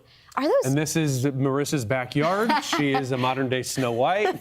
Westfield, New York. Looks like a few deer. Yes, they come to help me get ready every morning. Yeah, and today a lot of them out looking for some food. Look at that ice. Eek. Yeah, Mississippi, northern Mississippi, as anticipated. It's more of an ice threat. Look at the curvature, the weight of the ice weighing down on the branches. This is why they start to snap. They can't handle it. And so this becomes an issue for power. And just by the way, I know it's really fun to get videos of the trees covered in ice, but they can snap when you're outside. Please be safe. Oxford, it's where Old Miss is. We spoke to the mayor late last week, preparing for this significant. Hey, scan that QR code. Go to foxweather.com/connect. Share your photos, especially if you're in this zone and you can do so, because the ice storm that we're seeing with this is real significant. Yeah, speaking of Nashville kind of the epicenter right now in Tennessee for the icing threat. And we've seen that ice accrete rather quickly. So we were able to get this up. So kudos to the team. A couple of camera shots from DOT. By the way, Tennessee DOT, they call them their help crews. They're out there responding to incidents. I think since midnight, the communications director, at least on X, saying about 20 or so incidents reported, crashes, tractor trailers that have jackknifed, and also disabled vehicles. Just getting an update from Stephen McLeod and mentioning that around Nashville, we've seen reports up to as much as 3/4 of an inch of ice. 33 degrees, that means maybe where that temperature is recorded, we've got some temperatures that are above freezing, but around the city, it's a mess. I will mention, you get a half an inch of ice on about 300 foot of power lines. That adds about 280 pounds of weight. You add an inch of it, and it's even more. It more than doubles that amount, 750 pounds or so. It's ridiculous. It and is. the ground is going to look wet but it's very likely just icy. It's called black ice. You know, you can't notice it, so please slow down. You shouldn't even be on the road to begin with. Wow. But Nashville, it's just it's a tug of war right now at these temperatures. So yeah, temperatures right around freezing at the surface. Not to mention, it does feel cold to the skin, but wind chill is that's how we respond to the cold and the wind, not the road. Another update, Davidson County is the county that Nashville sits in. 86% of the county is without power. Now. That is nearly 90%, so almost the entire county, and that would be most of the city of Nashville is in the dark this morning. That's going to be, and significant. It stays cold. So if you don't have heat, find a way to get it, and also being careful with those generators and finding ways to heat your home. We're going to wrap here for this block. We'll be right back after the break. My cell phone bill kept going up. I started looking around, what are our other options? With Consumer Cellular, I'm saving over $50 a month. Same coverage, same data, same talk, same cell phone, simple. So why am I paying way more for a big wireless plan? What am I getting for my money? Consumer Cellular gives you the same fast, reliable nationwide network for up to half the cost of big wireless. Same tower, same coverage. I feel like people should know that. They cut my bill just about in half. I'm saving almost $100 a month. That's over $1,000 a year. Not only did I save money, but our coverage was vastly improved. It was fantastic. There's got to be a catch, and I'm going to find it by going straight to the CEO himself, Ed Evans. What's up, Ed? Because we serve primarily the 50-plus market today, we know our customers are going to use a lot less data. We can then set our pricing substantially lower than what the big three are able to do on the exact same networks. Oh, I love that. My job is to help you save money on wireless, even if you're on an unlimited plan. My bill with the big carriers was over $300, and with Consumer Cellular, it's about $100. Our customers ranked us #1 in network coverage satisfaction. And there's no long-term contracts. When I look at what I had with Verizon, I'm not sure what I was paying extra for. And yes, you could keep your number, no problem. Want to bring your phone? That's great too. We'll have you wrapped up in about 20 minutes. Really.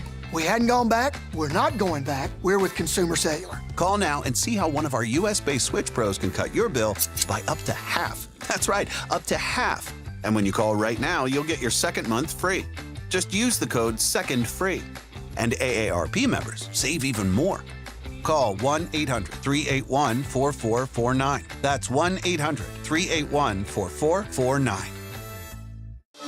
Eye bags, dark spots, wrinkles. There's one product that can fight them all. Only one. Particle Face Cream. Particle Face Cream. Engineered for men, made for our skin, And backed by science, and it actually works. My eye bags before, this was me, and this is me today. Dark spots used to be brutal. Now, they're barely there. My wrinkles were deep. Look at the difference. I honestly didn't think a cream could do this, and it literally takes 2 minutes a day. 1 minute in the morning. And 1 minute at night. Super easy. Super effective. And compared to everything else I considered, it's actually inexpensive. It's everything I need in one bottle. If you've had enough of those eye bags, dark spots, wrinkles, there's only one product you need. Visit ParticleMin.com and use the promo code on your screen to get 25% off, free shipping, and a 30-day money-back guarantee. ParticleMin.com.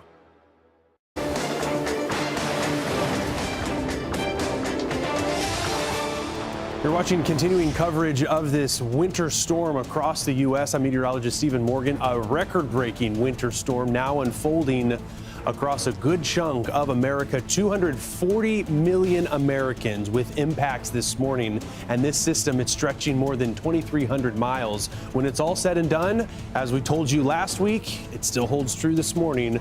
More than 40 states, or around 40 states, could likely be affected. We are seeing significant icing this morning, notably in the state of Tennessee. We'll get to that in just a minute. We've got more than 500,000 customers without power. That number now a little closer to 750,000. And as I had mentioned, the majority coming out of Tennessee. Where we have the top ice total, northern Louisiana, also dealing with a lot of power outages, more than 100,000 in Louisiana alone. And look at the snow total. It's out of Oblong, Illinois, where more than a foot of snow has fallen. Significant impacts that we're tracking with this storm.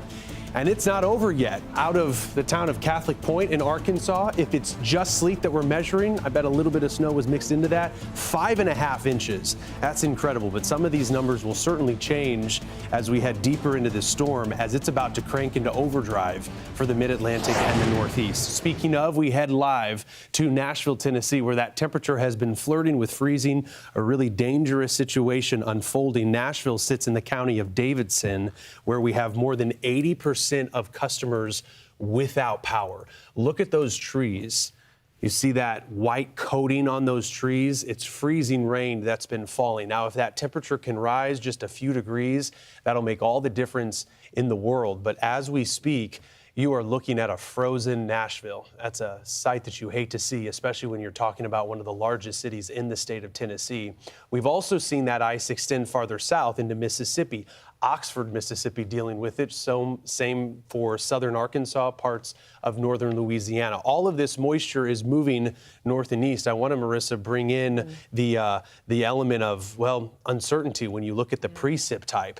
You look over Nashville, radar doing the best it can to try to interpolate what's happening. Anytime you see this sort of a smattering of rain and sleet, it's likely some freezing rain that you're contending with. Hate to see that. Yeah, I mean, radar is an incredible tool, but a lot of this, with this sort of forecasting, it comes down to those ground observations. You're right. And it's going to vary, and it's going to change even within the hour. But Nashville, that ice storm is already having some significant impacts, especially when it comes to the outages. But we are seeing still widespread snow across the Ohio Valley, and maybe even some of that heavier snow where snowfall rates are around 1 inch per hour, if not maybe trying to creep up a little bit more. We've got storms along the Gulf Coast that we're tracking as well. A lot of moisture from the Gulf of Mexico, that pumping into this overall system. And we've had some cold air that has in ways been dammed by the Appalachians. So northern Georgia, too, dealing with a mix of freezing rain and some sleet, even some snow. Speaking of snow, here's our thump. If you're living along the 95 corridor, which we're going to be heading out live to in just a minute, it is snow, heavy at times, snow rates 1 inch per hour. And they could pick up later into the day, depending on if you're stuck under that more intense band of snow. But it is snow from Philadelphia up the I-95 into New York and into Rhode Island. But speaking of New York, speaking of the Big Apple, snow has been falling in New York City since about 5 o'clock this morning before the sun came up. And again, it is going to continue to fall as we inch further into the morning. I did take a peek outside the window to make sure it was still snowing. Did you see it? I did. Yeah, we've got a couple of inches on the ground. Let's bring in Fox News correspondent CB Cotton. She is live across the river in Hoboken, New Jersey this morning. CB, much like New York City, those flakes are flying. Hey guys, that's right. Yeah, it's really coming down here in Hoboken, New Jersey. I've got my hood on, but I'm still getting hit in the face by the snow because it's coming down in every direction. It feels bitterly cold out here. Despite that, I actually saw 2 people running this morning in shorts. Could not be me. I've also seen hardworking public works employees with shovels trying to clear the sidewalk. We're so thankful for their service. In fact, let's take a look at the accumulation that we're seeing over here. It's really starting to pile up. And then also this morning, I have seen salt trucks and plows working on the roadways. But I can tell you guys, as soon as a portion of the asphalt is clear, the snow quickly accumulates on top. So it's definitely a tough job. Earlier this morning, New Jersey Governor Mikey Sherrill said that further south of where we're at, she's already getting reports of blizzard-like conditions. Some parts of New Jersey are expected to get up to 14 inches of snowfall after this snowstorm. Over in New York City, you guys have been talking about anywhere from 8 to 12 inches. But I'll tell you, newly elected Democratic Socialist Mayor Zohran Mamdani has already said no matter how much snowfall accumulates in the Big Apple, New York City kids, I should say, will not have a snow day tomorrow. It'll either be in person or remote learning. I also want to mention that sadly 5 people were found deceased in the Big Apple yesterday. And while officials have said that the official causes of death have not been determined, some believe that the cold weather may be linked. So elected leaders there really urging people to stay inside and stay bundled up because this cold is so serious. We also know that states of emergency are in effect here in New Jersey, over in New York, and for southern parts of Connecticut. So elected leaders really leaving no stone unturned, making sure everyone knows how serious this winter storm is. Again, I think we just saw some of the first responders moving here on the roadways. They are doing such a great job trying to keep everyone safe in this snowstorm. I've just been so impressed by the public works employees. They're so bundled up. They still have a smile on their face while they're doing really hard work with these shovels, trying to keep it as safe as possible for the people who are brave enough to come out here and walk around in this winter storm. I want to send it back over to you two in the studio. All right, 12 degrees there in Hoboken, New Jersey. That's some of the, I know snow is cold by default, but that's some of the coldest snow I think that you'll experience in the Northeast. 12 degrees out there. CB Cotton, thank you. Stay warm out there. The video that we're getting in, yes, coming from Hoboken, but we've seen the transition to some sleet. This is earlier before the sun rose at our nation's capital at Dulles Airport, where they've been dealing with some big time issues, those runways, trying to keep them cleared. We heard from JP Dice, who is a pilot and a meteorologist. JP telling us that snow is better than sleet, and freezing rain might make sense. You can easily brush off that snow, but you can't do that as easily with sleet and freezing rain, and that causes those planes to skid. Could very well be hard to take off and land, but that's why we have ground stops. And also airport closures, a handful of those. Looking at what we're dealing with in the mid-Atlantic and the Northeast, those temperatures are chilly, not just in Hoboken where CB is at, but a temperature of 8 degrees in Elmira. Buffalo, can't really blame it on lake effect snow this morning. We've got more of a synoptic storm, this larger scale system that is wrapping in some moisture for Buffalo. Not going to see the types of totals that you do get out of lake effect snow, but nonetheless, 8 degrees in Boston. But look at Nantucket, 22 degrees. It's wild, the influence of the water. It can warm you up. Cold in the winter, but yeah. It's a breeze off of the Atlantic that cools you down in the summer, and it can warm you up. But it's also what's going to give portions of the I-95 a very messy setup when it comes to precip type further into the day with that coastal low that'll emerge. But enjoy the snow for now, because even South Jersey into Philadelphia, you're getting snowfall totals around 2 inches now. 2 inches, and we're going to see that number grow. I mean, this has been the discussion that we have most of the state of New Jersey under what's called a mesoscale discussion. It's an MD, and that's text mentioning that heavy snow rates, possible about 1 inch an hour, going to continue over the next few hours. We'll wait for that melting line to move north. It's right now a little closer to D.C., and as that does lift north, that will probably change the precip type. But let's continue to watch to see how things play out. Pittsburgh's under that same thing. We got a lot of reports coming in. A lot of reports. That'll fill up through the day. We've watched this system in phases, emerging out of the southwest, the southern plains, those areas clearing out today. Now we're on to another chapter, and that's the northeast. It's the final chapter if you exclude the cold. Those snow reports coming in, 1.5 at Philadelphia International. And again, the snow is still falling. In fact, it's only picked up in intensity as we've gotten further into the morning. Metro airports in New York City, JFK, 1/2 foot there. Central Park, now at 0.8 of an inch. Yep. I can confirm it's more than 1/2 inch. We will see more. Yeah. The reports just come in, right, in real time. The ice still to come, though. This is what we're talking when we noted that precip change, as it will eventually happen. In D.C., it's already begun.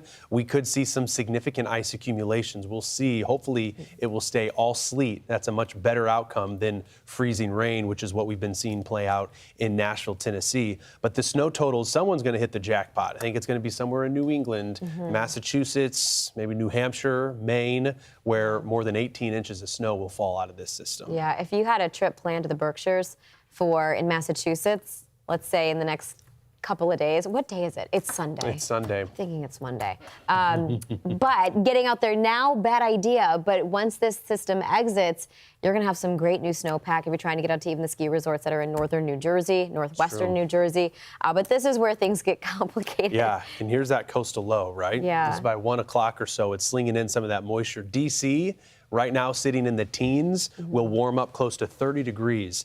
Remarkable, especially when you're dealing with such a shallow Arctic layer.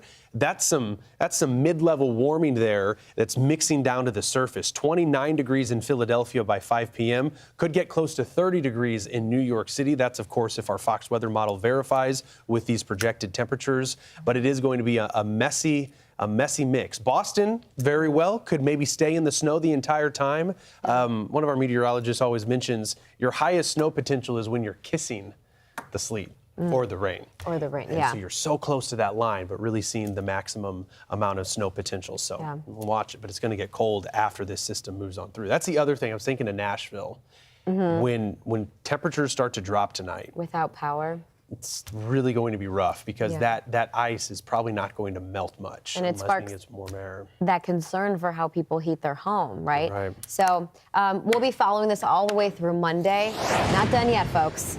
Yeah, and we're taking a look in Nashville right now. This is, with our Fox Weather Beast, 32 degrees there, and you see that mess on the roads. Looks like we're not dealing with any, there it is. I was looking for some raindrops that were trying to fall. There's Louisville, Kentucky as well, as we've got a mix of snow and sleet. The mayor is going to join us next. Stay tuned to get an all-new Bell & Howell Bionic Spotlight for 50% off.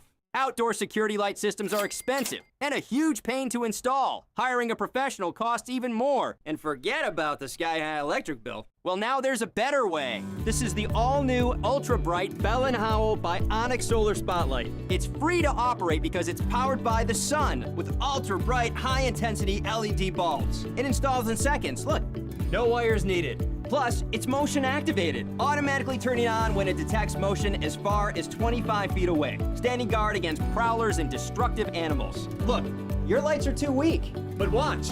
Bam! That's bionic light power. Check out the difference before and after. Which home looks safer to you? Garbage cans can be a feast for animals until the bionic spotlight scares them away. Your driveway is too dark. But not with Bionic Spotlight. It senses your approach and lights up over 600 square feet from your house to the roadway. The light stays on until the motion is gone. Look, it's so powerful, it can even be seen from across a lake. Weather resistant and of course, ultra durable. It's from Bell & Howell, a name you know and trust. It delivers bright, powerful protection from unwanted people and unwanted pests for your home, yard, and garden. Even when it's off, a blinking light mimics a security camera, deterring potential porch pirates. Be safer and light up your world with the Bionic Spotlight. Similar lights sell for over $100, but you won't pay $50, not even $30. Get the Bionic Solar Spotlight for the factory direct price of just $19.95. We'll even ship it to you for free. Plus, order right now and get a second Bionic Spotlight at 50% off. And it's all backed by Bell & Howell's 5-year replacement warranty. The demand has been huge, so don't wait or you could miss out. Order right now. To order, call 1-800-275-0332. That's 1-800-275-0332 or go online to BionicSpotlight.com. So call 1-800-275-0332 or go to BionicSpotlight.com. When your pet has unexpected ailments, Fetch covers that. Fetch provides the most complete pet insurance and pays you back up to 90% of pet bills. Vet visit for painful paws? Fetch covers that. Allergies? Fetch covers that. Limping, broken bones, vomiting, cancer, x-rays? Fetch covers all of that and so much more. Submitting claims is fast and easy. And you get paid back when you use your vet or any vet in the US or Canada. Fetch, the most complete pet insurance. Get your free quote at fetchpet.com. Inflammation is at the root cause of many health challenges. Pectisol was developed by a doctor and is recommended by thousands of health providers, helping keep inflammation levels in balance so you can feel like yourself again. I recommend Pectisol modified citrus pectin to my patients and my family. It helps manage inflammation and promotes healthy aging. Order now and receive 20% off, plus a free gift when you use promo code MCP20 at Pectisol.com.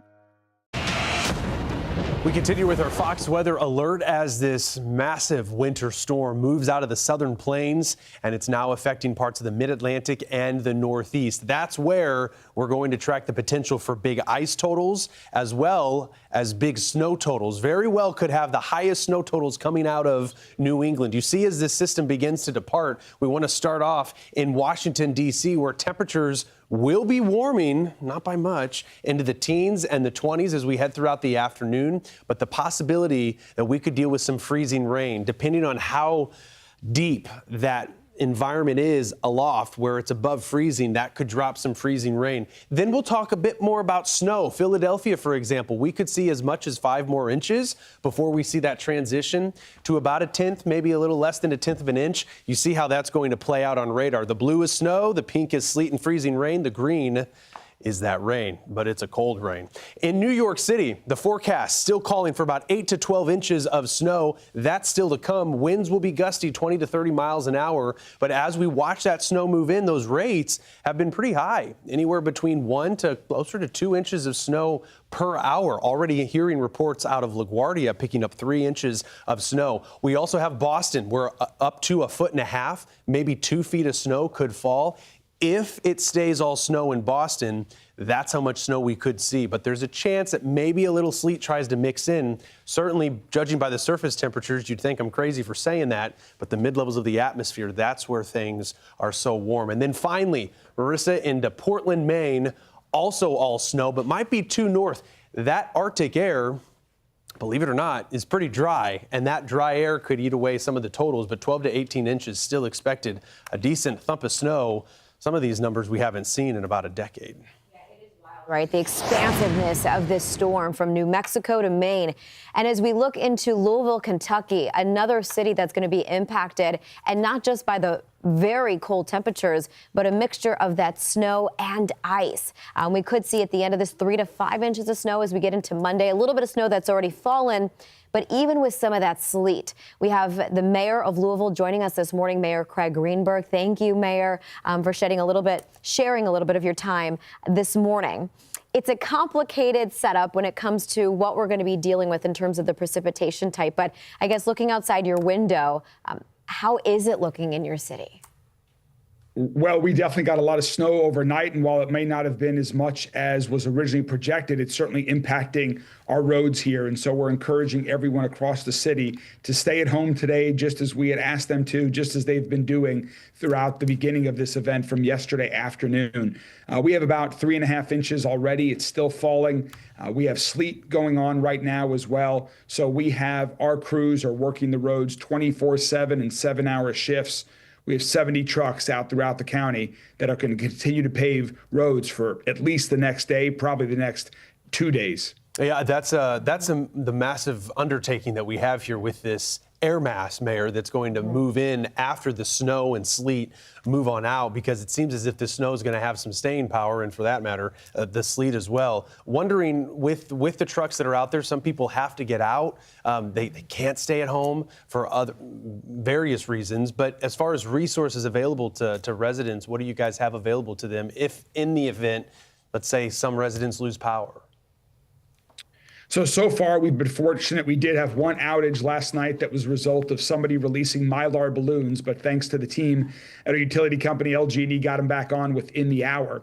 So no power outages yet. We have our libraries are open today from 1 to 5 if people need a place to get warm. We have shelters that are open across the entire county that are operating under the conditions that anyone who needs a place can have access. We have teams going out if there are people who don't have a home that are still on the street. We're bringing them to shelters. In fact, one of our plow drivers, Zach Lewis, last night noticed a man was unconscious outside and saved his life with spotting that individual and being able to call for help from our first responders. So we're doing whatever we can to help people stay safe and stay warm. Yesterday morning before the storm came, my team and I, we've delivered 900 meals to seniors around the community so that they would have meals for the coming days and wouldn't have to leave their home. That's what Louisville is all about. We're about loving and supporting one another in challenging times. Yeah, and this is one of those times, right? And it's also, you kind of are shedding light on terms of all of the different,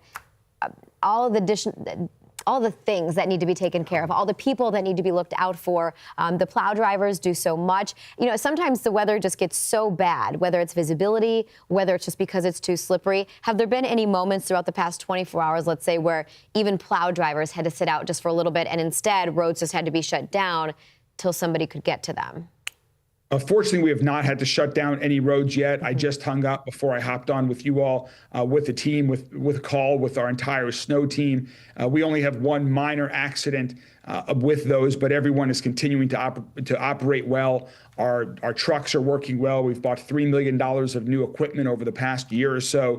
So we have a good, solid fleet. We were well prepared for this. And also around the county, people have been listening to the warnings. And so the 911 calls are not at a significantly elevated rate overnight.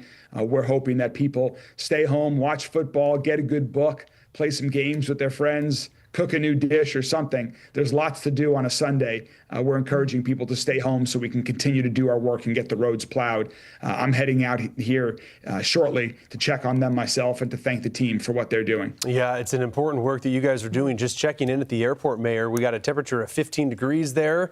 Reports of ice pellets and some freezing fog, which is not an ideal condition. I don't know if you have any insight into the airport, but I haven't seen at least Louisville noting that there are a lot of airport closures today as a result of the weather. Do you know what's going on at the airport there? Well, as of last night, a lot of airlines had begun to cancel flights. I'm going to check in on that right when I'm done here right now. So the airfield does a great job of keeping the airfield open, but of course the airlines make their own decisions about their respective flights. So we're encouraging everyone to check directly with their airport. And then of course, the biggest user out at our airport is UPS. We're the largest freight airport in the entire North America. And so we're working closely with our partners at UPS so they can continue to have their operations going as soon as the snow stops. A nice little note, because people are going to be looking at that update from UPS. And it's not going to move much as a result of this storm. Hey, real quickly, too, did the Louisville School District make a decision yet in terms of classes for Monday? They have not made an official decision yet. They're joining us at 2 o'clock today. We're having our afternoon briefing, and Jefferson County Public School System will be part of us, and they may have made a decision by that point in time. It's also going to be freezing cold weather, even once the snow and sleet stops for the coming days, with wind chills well below zero. So that's something that we're concerned about as well, and I'm sure the school system is looking at as well. I know that we have cold weather alerts that extend from the Dakotas all the way down to, well, parts of the Ohio River Valley. So significant amount of Americans that are going to be well below average. This extreme cold can be dangerous. Thanks for letting us check in with you, Mayor Craig Greenberg of Louisville, Kentucky. Be safe out there and appreciate the time. Thank you. Thank you all. All right, those power outages, really concerned about these. It's an inconvenience, yes, but it can be flat out dangerous because of that prolonged cold that we're going to be dealing with in Texas, Louisiana, Mississippi, Tennessee. We're seeing outages grow as far east as Georgia and as far north now as North Carolina and into, actually I should say, Virginia. Kentucky also, we're noting the outages have grown there as well. We just checked in with the mayor of Louisville. Some areas in Kentucky actually just saw quite a bit of snow, some bigger totals coming from the western part of the state. Regardless, be smart about how you are heating your home. Nashville, Tennessee, a lot of outages that are pouring out of not just the Music City, but portions of Tennessee that are dealing with that freezing rain. And we've been able to get some images through some of the live cameras of that ice accretion on some of the tree limbs here into, I believe they call it Broadway. I think that's Broadway. The ice, that was Broadway, thank you. The road looks wet, but it very well could be icy, so please be careful. That temperature in Nashville is right around freezing, so at the surface, we're seeing some of that ice really build up. Even the camera looks like a frigid one. But noticing here at Vanderbilt University, I know it's Sunday, but more than likely, students were allowed to have probably another day for tomorrow, with classes being limited as a result of this weather. It's stuck in just one of the worst spots you can be. It's that rain-snow line, and Nashville has found itself in the middle of it. Interesting perspective here. This is the Fox Weather Beast right there that I'm circling. The Fox Weather Beast out in Nashville, not sure who's driving it, but thank you, team.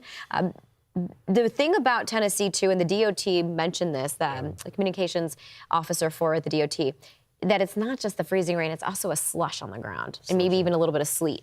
So all that's mixing together and you can see that accumulation. But here the roads just look wet. They could be icy. It's so true. That pre-treatment, when you're dealing with a temperature of 32, 33 degrees, that pre-treatment goes a long way as long as it's not getting washed off. But we've certainly seen, you can see it on the left side a lot of moisture just pumping into Middle Tennessee. And you look at, I checked in at the airport, where the airport's reporting a temperature of 34 degrees. So that's good that we're barely above freezing. But the temperature is not uniform. It's not uniform in the atmosphere. It's not uniform where we live here on the surface. Yeah. You can have those valleys, areas just low-lying that are below freezing. That's where you're seeing the ice accrete. And look at the accretion out of Brentwood, Tennessee, at 3/4 of an inch. The other spot we had 3/4 of an inch, that was out of northern Louisiana, right? You're right. I think that was also reported earlier this morning. And this is where we have some of the worst outages. But all of these totals, even into Virginia, you're noticing at least half an inch. So outages, as well as just very dangerous to be outside, whether you're walking or walking around maybe your house to check infrastructure, please be careful. These branches could snap at any time. That's a look at the outages. Over 278,000 customers currently without power. That includes Nashville, and we've seen that spike. Johnson and Davidson counties, those two counties, Davidson is where Nashville sits, but you have a high population density there, and that's why we've seen just within the past hour, those numbers skyrocket because we've had the ice accrete, and tree limbs can easily fall down. Power lines, too, can take that significant, load and also weigh them down to where it's too much that it, starts to crack. So we're paying attention to it. Fox Weather, we're your Winter Storm HQ. We got coverage 24/7 throughout the strongest winter storm of our season so far. We're streaming live on all your favorite platforms this winter storm. Just beginning to crank, too, for the Mid-Atlantic and Northeast, eventually New England. Much more Fox Weather after the break. The poverty is unimaginable. There are people who are struggling. This is where she washes the dishes. If you're ever going to allow your Christian faith to rise and to do something for God's chosen people, now is the time. This is the home of Galena. She's 96 years old. This is what she had to eat for today. She has one pot with water and wheat. My father was killed by the Nazis, and I was an orphan. I didn't know about God. But now, in the cold, hungry nights, I pray for food to the God I've never known. There are good people that love you. You see the tears. Scripture says joy can come in the morning, and you can be the reason. If you will bless these hurting children of Israel, you will receive God's blessing in return. Your urgent gift today of $25 will help rush a survival food box filled with life-saving essentials. If you call right now, your gift's impact will be doubled to help save lives. Call, scan, or go online now. I'm not exaggerating when I tell you, I don't know how much longer she could have waited for us to come. I can't even grow my food anymore. What will happen to me? I'm doomed to starve. Tens of thousands of elderly Holocaust survivors in the former Soviet Union are living in extreme poverty, hungry, and forgotten. But through the International Fellowship of Christians and Jews, we can bring them hope. Eggs. It's my favorite food. May you be blessed. You say to them, we see you and we're here to help. If you call right now, your gift's impact will be doubled to help save lives. It's time to take control of your health naturally. Meet the organic testosterone blend from Full Leaf Tea Company. For only 50 cents a cup, you get an all-natural tea designed to help boost testosterone levels, support prostate health, and enhance vitality, packed with pure organic ingredients like ashwagandha, epimedium, fenugreek, and saw palmetto, shown to support healthy testosterone levels and enhance libido, plus green tea and ginger to boost energy and improve circulation. Hand blended in the USA, our tea delivers the support your body craves, and thousands have already discovered the difference. Ready to fuel your body the right way? Scan the QR code to order now and enjoy fast shipping straight to your door. Visit fullleafteacompany.com and explore our complete line of wellness blends. Organic testosterone blend, natural strength in every cup. Well, for a storm that was featuring so much cold, a couple of records that might make you go, that's interesting. Florida yesterday, a new record high, 86 degrees in Fort Myers. How about New Iberia, Louisiana, a new daily rain record as there was a lot of moisture moving in from the Gulf of Mexico and the Pacific. Record snow, though. We saw that in Kansas City. This is all yesterday. Got a lot more today. And then, of course, the cold. Watertown, New York, negative 34. Previous record was negative 31. An unbelievably dynamic system, one that we see here in the U.S. every once in a while, but not every year, at least not on average. But as we're taking a look at things this morning, we're still getting snow from New York down to Philly and D.C. That moisture continues to ride up farther to the north. The snow will continue for the next couple of hours in New York City, as we've already seen at the airport. 3 inches at LaGuardia. Those numbers going to increase to some. This is along the Ohio River, Columbus. The entire state of Ohio, in fact, based on radar, receiving snow as we speak. Farther to the south, where we had those daily rain records in Louisiana just yesterday, it's another day of some heavy rain. We could even be dealing with some severe weather for portions of the Gulf Coast as we head into the afternoon. Enough dynamics here where there might be a developing tornado threat for parts of Georgia, Alabama, as well as Florida. And then finally, really what's taken center stage, the state of Tennessee, where the clash of the air masses, very, very cold air at the surface with that overrunning event. Plenty of moisture, Marissa, moving in. Nashville dealing with some significant icing, but that also extending all the way into Kentucky. Yeah, I mean, right now, in terms of Tennessee specifically, Nashville is the epicenter of that ice threat. We'll continue to see this until we're able to get the profile, that vertical profile, to agree on what exactly we're going to be doing. Are we going to stay above freezing or below? But it's a mixture. It's a tug of war, and freezing rain is a big old problem right now in Nashville. I do want to take it over to Fox News multimedia reporter Sarah Allegre. Sarah's in Nashville this morning. I mean, Sarah, we got confirmation from the National Weather Service. Right now, ice totals at 3/4 of an inch. So the weight of that I can see behind you playing out, snapping tree limbs, and that's reported across the city.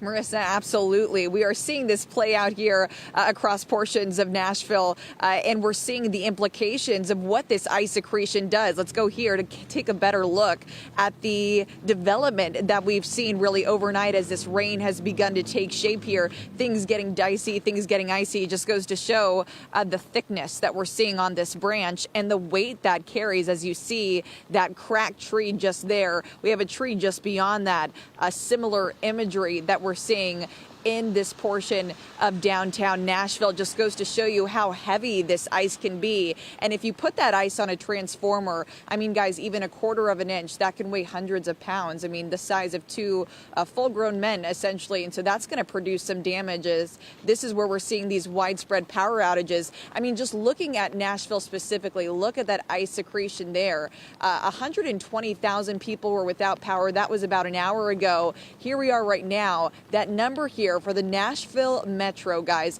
170,000 people currently without power. And I shouldn't say people, I should say customers. That represents one person.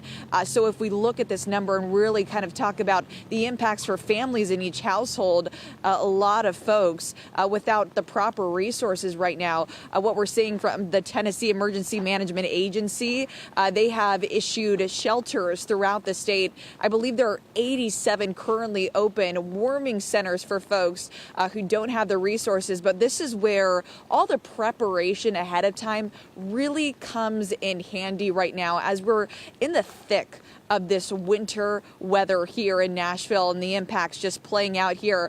We're definitely feeling more of that freezing rain come down.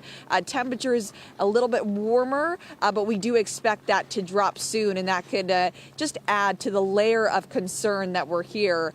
But as you look around, it's very desolate here in downtown Nashville, and it looks like people are heeding the warning of local officials here saying, hey, if you can, just please stay home. Those conditions, they're icy. If we're seeing this on the tree, we're seeing this on the roadway as well. Definitely a dangerous environment out here in Nashville, and just continuing to track this rain as it's coming down. It's been this way throughout the morning. Marissa, Stephen? It's remarkable, Sarah, what we're seeing on those trees. I mean, that is a classic view of what an ice storm is. Have you heard branches crack? When you get weight that much, those branches just start to crack in real time. Absolutely. And we're definitely being mindful, too, while we're out here, because that is the cause for concern. We want to heed our own warning as well. Another thing I want to share with you guys, we've seen the flashes of light, too, earlier this morning, those transformers blowing out as well. And that just goes to show you what we've been seeing power outage wise. So it's been interesting to see the impacts really playing out in real time. Kind of alarming to see that flash. And we've seen several reports of it, experiencing it ourselves this morning, getting down to this location. So all the warnings that you guys have been giving us, we're just seeing really come into fruition and play out. So wanting to be on guard as we continue to experience this. We're not letting up just yet. This is going to continue throughout the morning into the afternoon. Yeah, I mean, the best thing you could do is stay home. And as you mentioned, being very aware, because you can hear at times the cracking of the trees as they succumb to the weight of that ice. Appreciate that update. Just very visual, verifying a lot of what we're seeing on radar this morning. Fox News multimedia reporter Sarah Allegre out of Nashville this morning. From the freezing rain threat to maybe more of a sleet and snow threat, the forecast is really chaotic for all the cities that are underneath this winter storm, including for our nation's capital out of Washington, D.C. A live look at the Capitol building there. A little bit difficult to see as you have visibility reduced quite a bit because of the intensity of that snow, perhaps sleet as well mixing in. And we do have that winter storm warning that will remain in place through tomorrow morning. Yeah, let's bring in Fox Weather correspondent Katie Byrne because she's in D.C. Katie, looking at what plays out in Nashville, I remember storms have passed. I'm not saying that this is what will happen in D.C., but if we get temperatures to warm, especially in the mid-levels later this afternoon in D.C., there's a chance we get freezing rain. And I remember storms, starts as snow, ends as freezing rain, and you've got this thick coat of just ice on top of that snow layer, and the temperatures crashing. We could be setting up for what might be a pretty challenging day in our nation's capital. The dangers associated with all of that, Stephen, are one thing, but then also just working with trying to clean it up becomes even more challenging. We've been in this changeover to sleet here in D.C. for some time. We started out with snow, have at least 3 inches of it on the ground, but you can see on top of the snow, we have all of these little balls of ice that have been kind of accumulating since then. Another 1 to 3 inches of sleet is possible. So the combination of that is going to be tough for people who have to clean out of their houses, their cars, things like that, because sleet is a lot heavier than snow. When you look around, you can tell we've got snow-covered roads here where we do see some plows making passes just in the last few minutes or so, trying to keep up with the snow. In fact, right down this street, there's a plow coming down the sidewalk trying to keep up with the snow that's kind of accumulating, in addition to now this sleet on top of it. Of course, D.C. is one of the worst places to travel in and out of if you're flying today. No one's really going anywhere. That's been the case in airports here, and the same situation in New York City. And now we're starting to see issues in Atlanta as well. Those are the worst 3 spots at this point right now to be flying in and out of, with cancellations an astounding number, at least 10,000. Delays less than that number, around 900, which tells you that no one's really going anywhere. Everyone seems to be somewhat stuck unless you're in a different part of the country. But of course, flights always seem to have a domino effect for folks who are trying to head somewhere. Your plane may be caught somewhere else because of the weather, though this is a storm impacting much of the country. So it may just be a situation where you just can't get around the conditions. We will keep you posted on everything that develops here in D.C. It's been several hours now where we've changed over into that sleet consistency. We're still keeping our eye on any other changes that we see in this precipitation. But for now, very quiet day out here. I think many folks are heeding those warnings from officials to stay home and off the roads. Yeah, guys. Good idea, because it's really hard to make out where you're standing and where that road is. Yeah. I mean, nothing seems to be plowed, and we've got that precip continuing to come down. Katie Byrne in our nation's capital. Appreciate it, Katie. Now, from Nashville to D.C., 2 really good perspectives. And how about we take it into New York City? New York City also frozen in some cases in ice, but the snow has been coming down in New York City. We're going to take a look at some of those snowfall totals, but this is where Fox Weather is headquartered, in Midtown Manhattan, and that's where the flakes have been flying since before the sun even came up. They'll continue to fly before we start to see that influence off of the Atlantic, and New York will very likely be dealing with some of that sleet as well. But I'll take sleet over freezing rain any day. Any day. That freezing rain is just far too dangerous. So this is a look at some of the weather reports, but snowfall totals that are now coming in. So this is for portions of New Jersey into the Philadelphia metro, noting that across and around Philadelphia, we're looking at about 1.5 inches. That's what Philadelphia International is reporting there. Mount Laurel into New Jersey reporting also about 1.5 inches there. Portions of the Jersey Shore are also right around 2 inches, and the snow hasn't stopped. So these reports come in, and then we continue to see the snowfall, and we'll be updating those totals throughout the day. But taking it into New York City, into the Metro Central Park, as I mentioned, 0.8 of an inch. And I believe this report is about an hour old. And since the snow hasn't stopped, we've more than likely already moved over 1 inch of snow. New York City LaGuardia winning the race, though. It is now coming in at 3 inches of snow there. Ice slip out on Long Island. It's just the beginning for you, my friends, at 1/10 of an inch. But it is measurable nonetheless. And for most, it is becoming plowable, like in New York City, LaGuardia. Based on that snow report out of LaGuardia, 2 inches per hour snow rate between 8 a.m. and 9 a.m. Matthew Blue just letting us know. Okay. Significant. That is. That's a fast snow rate there, and we've got more to come. I mean, you look at where this system is, and while we watch Middle Tennessee, some of us are dealing with all snow, and that snow, a much better alternative than the sleet and freezing rain. I know, and you know, radar, what an incredible tool we have here at Fox Weather to be able to bring you ground perspectives from Katie and DC, especially because radar is still showing snow. Now, granted, you can check in with the various weather stations, the METARs, and be able to get that verified as well with the precip type. But DC is seeing the mixing, whereas New York, also looking blue on radar, is just snow. There's a look at the temperatures around 5,000 feet. The deeper the blue, the purple, it's cold. But you get some of that warmer air to wedge itself in, and depending on how thick that warmer air is, the snowflake that falls through it can melt and then refreeze at the surface, or if you're in New York, that's a snowflake. You're going to see it. Hate to say it, but we are marching toward 1 million customers without power throughout the country. More than 700,000 are in the dark. It's really getting dicey in Tennessee. Nashville getting crushed by freezing rain with more than 220,000 without power. It's time to take control of your health naturally. Meet the organic testosterone blend from Full Leaf Tea Company. For only 50 cents a cup, you get an all-natural tea designed to help boost testosterone levels, support prostate health, and enhance vitality, packed with pure organic ingredients like ashwagandha, epimedium, fenugreek, and saw palmetto, shown to support healthy testosterone levels and enhance libido, plus green tea and ginger to boost energy and improve circulation. Hand-blended in the USA, our tea delivers the support your body craves, and thousands have already discovered the difference. Ready to fuel your body the right way? Scan the QR code to order now and enjoy fast shipping straight to your door. Visit fullleafteacompany.com and explore our complete line of wellness blends. Organic testosterone blend, natural strength in every cup. Humana Medicare Advantage plans. Carry this card, and you could have the power to get benefits beyond Original Medicare. These are convenient plans that offer all of the benefits of Original Medicare, plus extra coverage and benefits. With a Humana Medicare Advantage plan, you could get doctor, hospital, and prescription drug coverage in one convenient plan, with $0 copays on hundreds of prescriptions. All plans include dental coverage, including $0 copays for covered preventive services, vision coverage with eye exams, and an allowance to use towards eyeglasses or contact lenses, and hearing benefits with routine hearing exams and coverage toward hearing aids.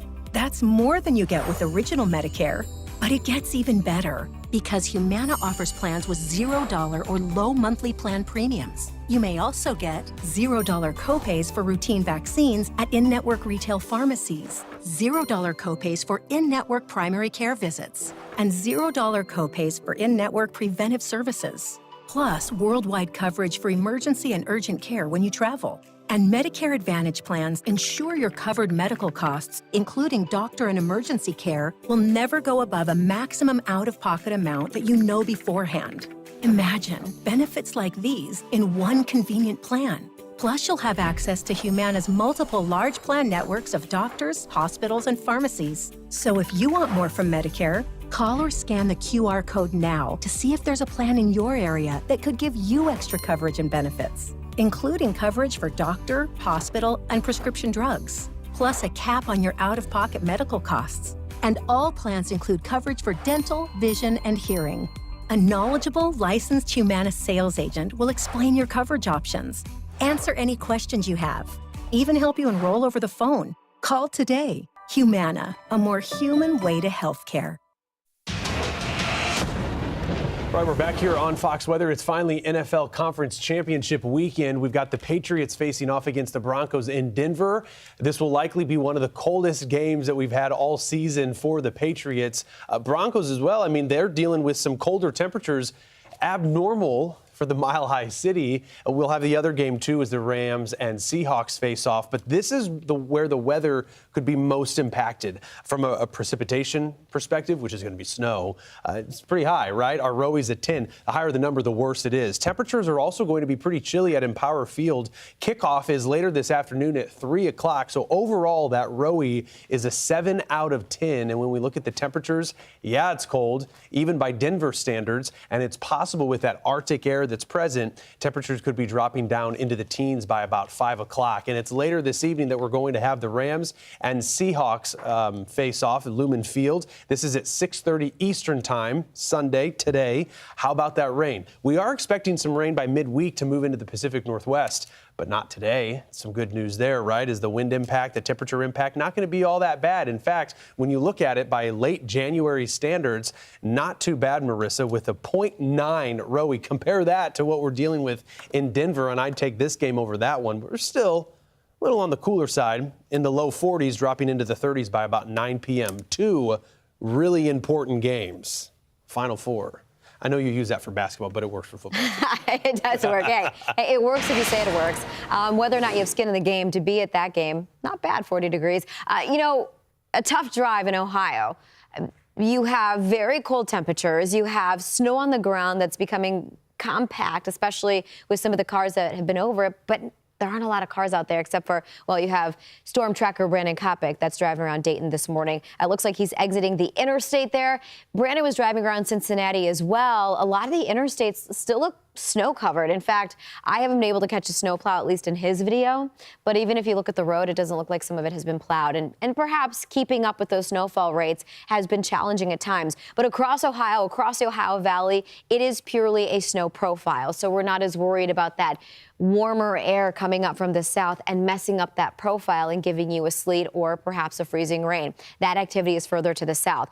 When you talk about travel, though, it's not just the roads that are going to be an issue. Planes flying also an issue, and that's really not a surprise. You have a well-forecasted storm, and I think because of that, a lot of airlines preemptively offered people to change their flight. You notice that out of Dallas, which was a big problem yesterday, in and out of Dallas, you had over 1,400 flights that were canceled. You're also noting out of Charlotte, we're having issues there, now up to 450 flights that have been canceled. For Charlotte, it's more of an icy threat. Nashville has quickly stepped up into the spotlight this morning because of the freezing rain, not even sleet, the freezing rain that has impacted many people across the city, primarily with outages. So you just shouldn't be leaving your home.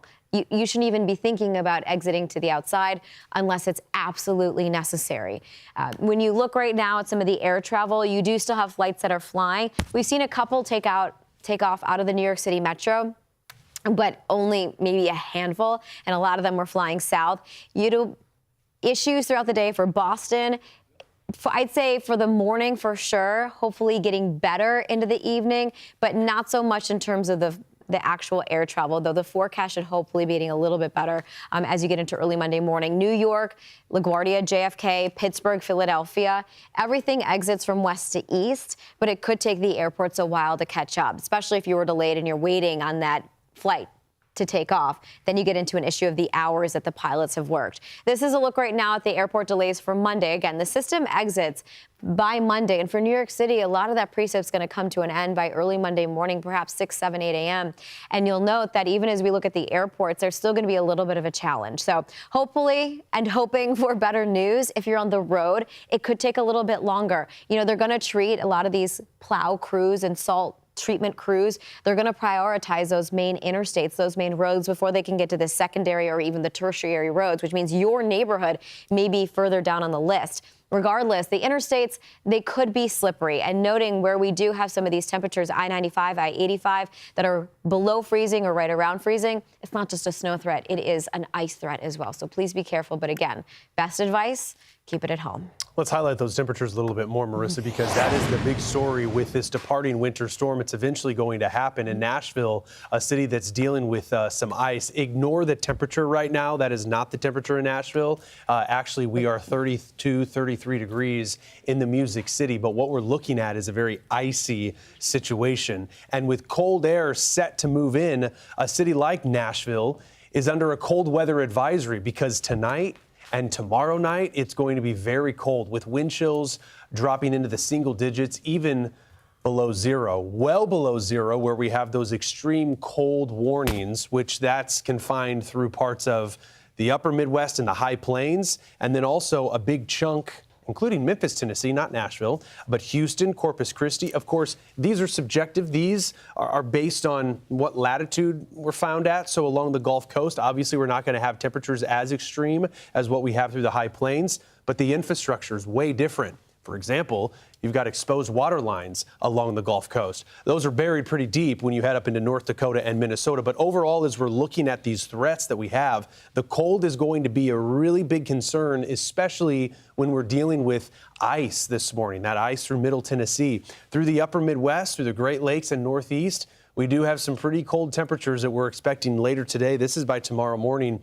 We are still well below zero in Minneapolis for that wind chill. St. Louis, negative 19 will likely be that wind chill when we wake up tomorrow morning, already in that cold regime. But the snow with that fresh snowpack, sometimes these temperatures can really surprise us. You get clear skies, and anything that might be warm just escapes the lower levels of the atmosphere, and we can really bottom out. A little better in St. Louis by Tuesday morning, but then we're going to see through the interiors of the Northeast that reinforcing shot of Arctic air.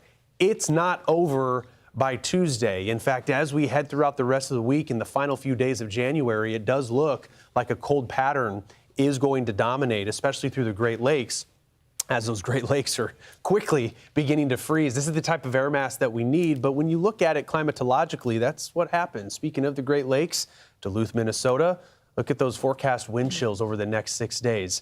When you say negative 22 is the warmest, I don't know if that even counts. What about Boston? Similarly in New England. Now, we're going to have a lot of snow in Boston, and the big question is how long will that snow stick around? I think it's safe to say that through Friday, it will be on the ground. So we got to get used to it. Not only, though, is it the high plains, the Great Lakes, the Midwest, and the Northeast, it's the southern plains. A lot of record low temperatures could happen through Tuesday. So this is considering tonight and tomorrow night. And given the air mass that we have, the departures could be some of the greatest in Texas, meaning where we should be this time of year compared to what the actual temperature is going to be. That difference is larger than what we see even through the Great Lakes. Not to ignore the fact that we've got quite a bit of snowpack. So that cold air, certainly winning out as we head into the final few days of January. I think when you look at the overall pattern here and you consider what we've dealt with, sure, we've had cold snaps that are a lot more extreme, say through Texas and Oklahoma, but there was a lot of moisture that we had with this system. So as a result, might be a while before we can get those streets totally cleared in places like Dallas with temperatures hanging out into the 20s. And these are real-time temperatures, not real-time, but real temperatures tomorrow, Marissa. -4 in Springfield, 23 degrees in Houston. That's a hard freeze. Anything exposed could very well burst. I'm thinking pipes. So protect what you can before this deep chill settles in tomorrow. If you don't have cabin fever yet, give it another day or so. Well, it is the bottom of the hour, so you know what time it is then. It's time to look at some of the... It's 7 minutes till the top of the hour. That's exactly what it is. This is a look at, well, some of the viewer content that's been shared with us here at Fox Weather. This video out of Falling Waters. I'm not sure which state, but I do know that it's getting snow, and I do know that that's some Well, there's a lot of snow. That's falling snow. That's not falling waters. But yes, Technically, I it is get falling water, though. Technically, you're right. Just below freezing.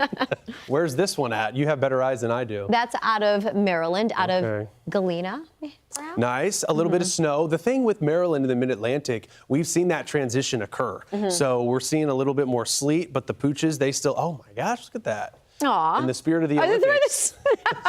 That's nice. Oh, that's in Hope, New Jersey. Is that a little schnauzer? I don't, or it looks like maybe a doodle of sorts. Yeah, a doodle. Doodles are very bouncy. My sister has one. You better believe it, they are. That was great. Okay, and another video out of Maryland, out of Oakland. Michael, thank you for sending this one in. It is very serene, right? When it's just the snow, it's not even blowing around, but it looks like that snowpack has settled. Please share your photos. We do like to see it. With this being a very complex forecast, some are seeing sleet, others freezing rain, others snow. Scan the QR code. You can also go to foxweather.com/connect and upload your photos there. Let us know the city and state because, you know, there's a bunch of cities in these different 50 states. There are. All right. Well, Thank you, Captain Obvious. Thank you, Captain Obvious. Are we still going? We're still going. Yeah, we're almost to the bottom of the hour. Okay, almost to the bottom of the hour. Okay, well, we're at the bottom of the hour. To your point, depending on where you send video from, there are a lot of spots right now that are purely dealing with snow. We've seen actually that snow creep up the I-95 corridor. So very likely Boston, you're going to be seeing that within the next hour or so, but spreading across even Rhode Island into what am I thinking? Rhode Island and Connecticut. Is that right? Am I right? I'm saying Providence. Lucky guess. I want to say Providence. Providence, okay. Yeah. Well, look at that swath of snow. This has been the zone, though. Yeah. I mean, right through Middle Tennessee, where the rain and that moisture moving in has created a really nasty situation around Nashville with the freezing rain. And those ice storm warnings still quite expansive. We've got them in East Texas. We also have them through the Carolinas and northern Georgia. Yeah, Tennessee really did take the spotlight earlier because of the fact that it's dealing with freezing rain. But even with that sleet and everything in between, it's just a nasty setup. As we mentioned earlier, that trough is now starting to swing through the east, so it's helping energize and provide lift. And you are going to see, well, we've already seen some impressive snowfall rates, it looks like, out of the New York City metro, where we've had about 2 inches an hour. Looking at that, draw a line from the base of the trough. That'll give us that indication of when it's all beginning to shift, perhaps even become negatively tilted. That's going to enhance what we always look at, where the base of the trough is just to the east of it. That's where you really see that upward motion. It's going to be a long day, folks. Buckle up. The ride continues here on Weather Command Weekend, and we'll be breaking down every city and those threats that we have. We'll be right back after this. Don't turn on the stove, get out all the pans, or preheat the oven to make an entire meal. That's slow. What you need is the Ceramax pot, the portable anytime, anywhere kitchen in a pot to make entire meals fast in any spot. Just plug it in and start cooking. Fry the perfect egg or frittata. Cook mouth-watering lemon chicken. Stir-fry shrimp and veggies. Ceramax pot is super durable and ultra non-stick. There's nothing else like it. The secret is Ceramax Smart Shield, a cool touch, surface-safe exterior, combined with our ceramic ultra non-stick interior that heats up lightning fast for easy cooking.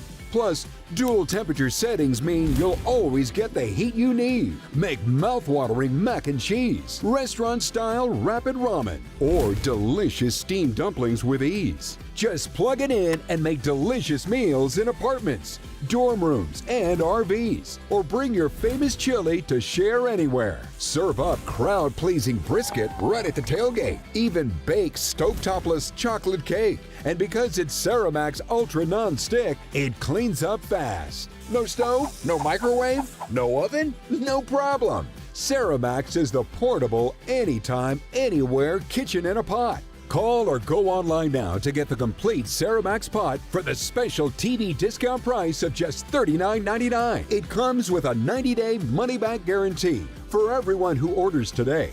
We'll include the multifunction steaming tray absolutely free. Plus, we'll give you a 50% discount on a second one. And even ship your entire order free. Order now. To order, call 1-800-218-3141 or go online at ceramaxpot.com. Order now.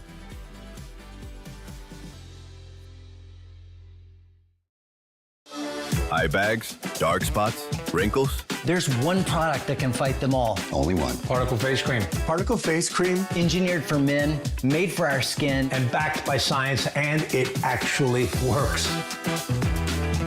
My eye bags before, this was me, and this is me today. Dark spots used to be brutal. Now, they're barely there. My wrinkles were deep. Look at the difference. I honestly didn't think a cream could do this, and it literally takes 2 minutes a day. 1 minute in the morning. And 1 minute at night. Super easy. Super effective. And compared to everything else I considered, it's actually inexpensive. It's everything I need in one bottle. If you've had enough of those Eye bags, Dark spots, wrinkles, there's only one product you need. Visit ParticleMen.com and use the promo code on your screen to get 25% off, free shipping, and a 30-day money-back guarantee. ParticleMen.com.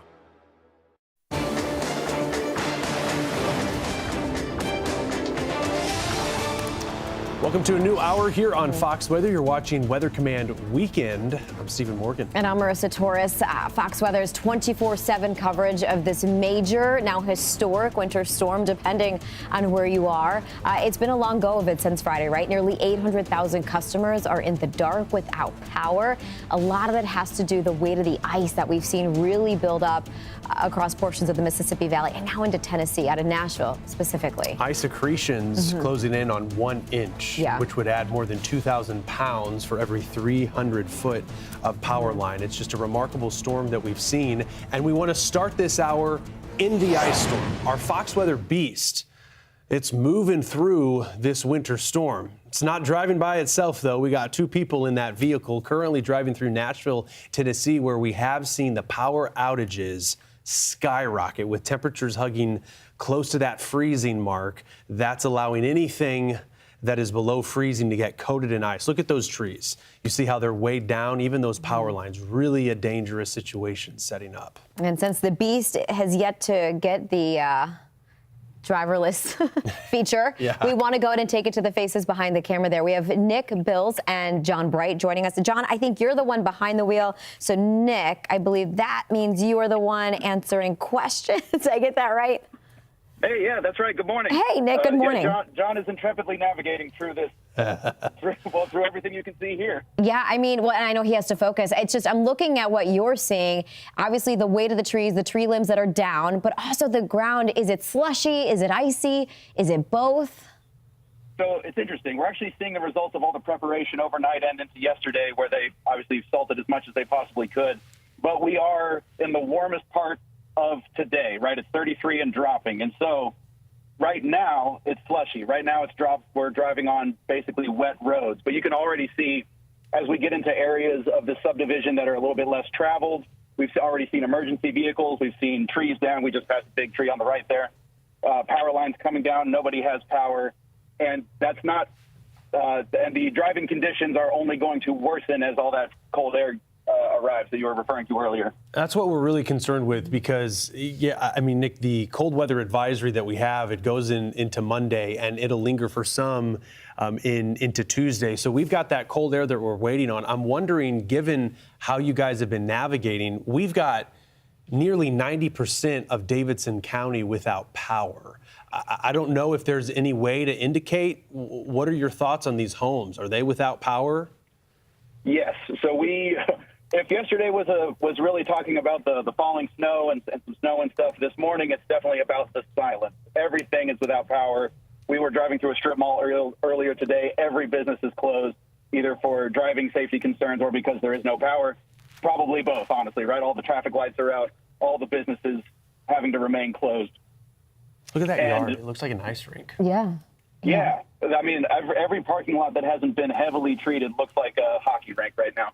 It is, and you brought up the snow because that's what's interesting too. We talk about the chaotic setup and the conflicting air masses. Nashville did have snow, pure snow yesterday, right? Then we saw a little bit of a switch to the sleet, and then more recently it's been the freezing rain. Yes, and you can definitely see where as it got cold, everything. When we were driving through, we tried to make it all the way through Clarksville yesterday, and in the back roads in particular, there were multiple sections where if you didn't keep your tires in the tire tracks of the car that had preceded you. You were taking your life into your own hands. So as that freezing rain started to hit the ground, as soon as the sun went down, we lost all that solar energy. Everything started to really freeze up.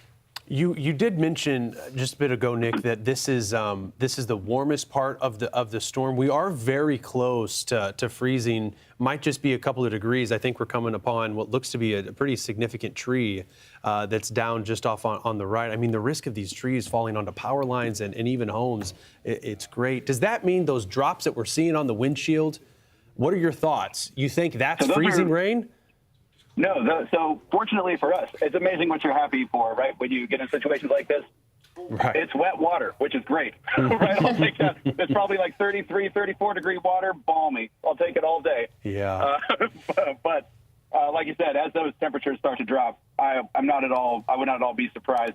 I'll tell you what concerns me the most to your earlier question about navigation.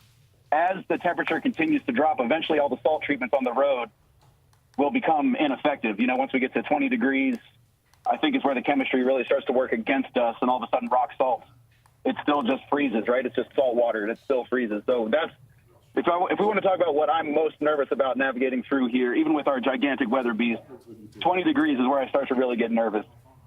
Yeah, I mean, I was looking at the temperatures now. To your point, we're supposed to drop into the single digits tonight in Nashville. And remembering people don't have power, and that's what's just so scary, right? To not have power and the ability to heat your home. But in terms of the temperatures after tonight, we stay in the teens on Monday, and anything that is under the sun that is able to just get a little bit of melt, it is going to be frozen. And I mean, I'm looking at the trees now. It's kind of like a game of Frogger. Right on the roadway. Yeah. I mean, you were talking about, I'm sorry to cut you off, Marissa, but this really just illustrates the point y'all were making earlier about how surprisingly heavy even just a quarter inch of ice is.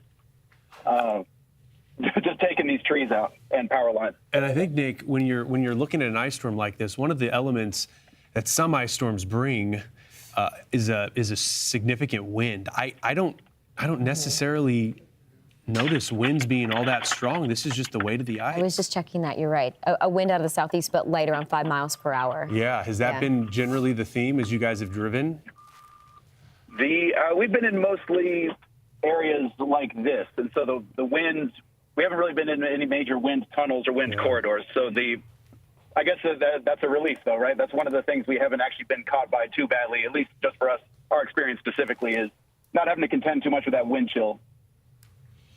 It is, yeah. I think it's not seeing cars on the road is really nice. Appreciate you guys bringing these looks. I mean, you got four-wheel drive. The Beast is a super-powered, well-armored vehicle. But even for you guys, I'm wondering, what is the plan then? How are you feeling on the road? I guess we have John that's driving. How's John feeling? I was going to say, I feel great. John is driving. How are you feeling, John? Big thumbs up from John. John Bright over here, 2 thumbs up. Only a single thumbs up, other hand firmly on the wheel. Okay, yeah. It's fascinating to even look at the tire tracks. I mean, I don't want to get too in the weeds, but certainly on the opposite side, farther away from those trees that most people have been driving. But yeah, to Marissa's point, just not a lot of people that are hanging out. We're glad that we're getting these perspectives. I'm telling you, when it comes to a winter storm, this is the most sinister part of any winter storm. It's the freezing rain potential, and seeing how the things have set up right over Nashville, just not ideal. Would you say that this is the worst that you've seen? I know you had mentioned, Nick, that you guys were in Clarksville yesterday. Yes, I think in terms of how eerie it is for all of the lights to be out, houses, businesses, traffic lights, it's definitely eerier today to move through. I mean, I don't know how familiar you are with the Southern restaurant chain Waffle House. Even the Waffle Houses are closed. So everybody who's in the Southeast is like, oh, even the Waffle Houses are closed. That's where we're at right now. Yeah, I know. We've had a couple of correspondents out there. One of them who is holed up in Tulsa. And I think at one point the Waffle House was open. I don't even know if it still is. But yeah, it's always a great barometer in terms of if it's okay to get out. We tried to go to Waffle House this morning. It's like, if there's one place we can count on, Waffle House will definitely be open. Oh, this is very serious. The Waffle House is closed. And it becomes a problem, right? People don't have power. They're not going to be, hopefully people are well stocked up. We really appreciate that perspective, guys, right? As we watch everything unfold in Nashville, Tennessee. We have John Bright, Nick Bills joining us out of the Fox Weather Beast. Stay safe, guys, and stay warm. Hey, thank you. Thank you, Marissa. Thank you, Stephen. All right, yeah, 33, 34 degrees, balmy. Look at that tree. As Nick said. We'll take those types of temperatures. That's a split. Yeah. That's one of the bigger trees we saw that got taken out. Okay, we want to take it out of Nashville, and we want to take it further into the Northeast, into another city we all know very well, our nation's capital, Washington, D.C. A look at 16 degrees at the White House this morning. Yeah, we got the flag in the front lawn, the flag on the south lawn. So we're looking at the precip type, though. It's the big question. Yeah. And our Katie Byrne has been there this morning. Katie, I know it's cold. Still dealing with sleet. Are you noticing anything with freezing rain? I'm worried about that mid-level warm nose that's going to try to work into our nation's capital. No freezing rain just yet. We're still in the sleet, so it's very uncomfortable to stand in. You've got these shards of glass, essentially, what it feels like hitting you in the face. But some people are starting to venture out. It seems like now that we are into the day, the sun's been up for a while. Across the way, you're going to see those are staircases typically that lead you towards the Capitol. There are some families now sledding on them. But some people are also heading home from work, like Michelle, who I just met walking by. She actually works for Fox, helps on the hair and makeup team, but you have to get home at this point. Well, you're going to stay in a hotel because of the rough conditions? Yes, I'm right around the corner, so it'll be a short walk. How would you describe it out here? It's windy, it's cold, and the snow definitely feels like it's exfoliating your skin right now, so it's cold. I know. Talk more about the consistency of what it feels like when you're facing that. It hurts. So you definitely want to face away from the snow because it's coming down pretty hard. Yeah. Great insight, Michelle. Thank you so much for talking to us. We're going to be keeping everyone posted today on Fox Weather and across all Fox platforms on these changing conditions, which seem to change every hour or so. But for now, it continues to be pellets of ice, sharp pitch prickling your face, guys. I mean, if it's exfoliating, then Katie, your face has got to be as smooth as a baby's bottom this morning. You're a trooper. It's not the way to do it. No. There are many other methods that don't require us standing in temperatures in the teens. Thank you, Katie. Thanks for bringing us that shot. We'll be waiting on that preset to possibly change. So we're looking in Nashville. We're live in D.C. as we continue to track this sprawling winter storm. A lot of trees and a lot of people without power in Davidson County in Nashville this morning. We're also going to take you into Kentucky, the bluegrass state, just north of Tennessee. The mayor of Louisville is going to join us next.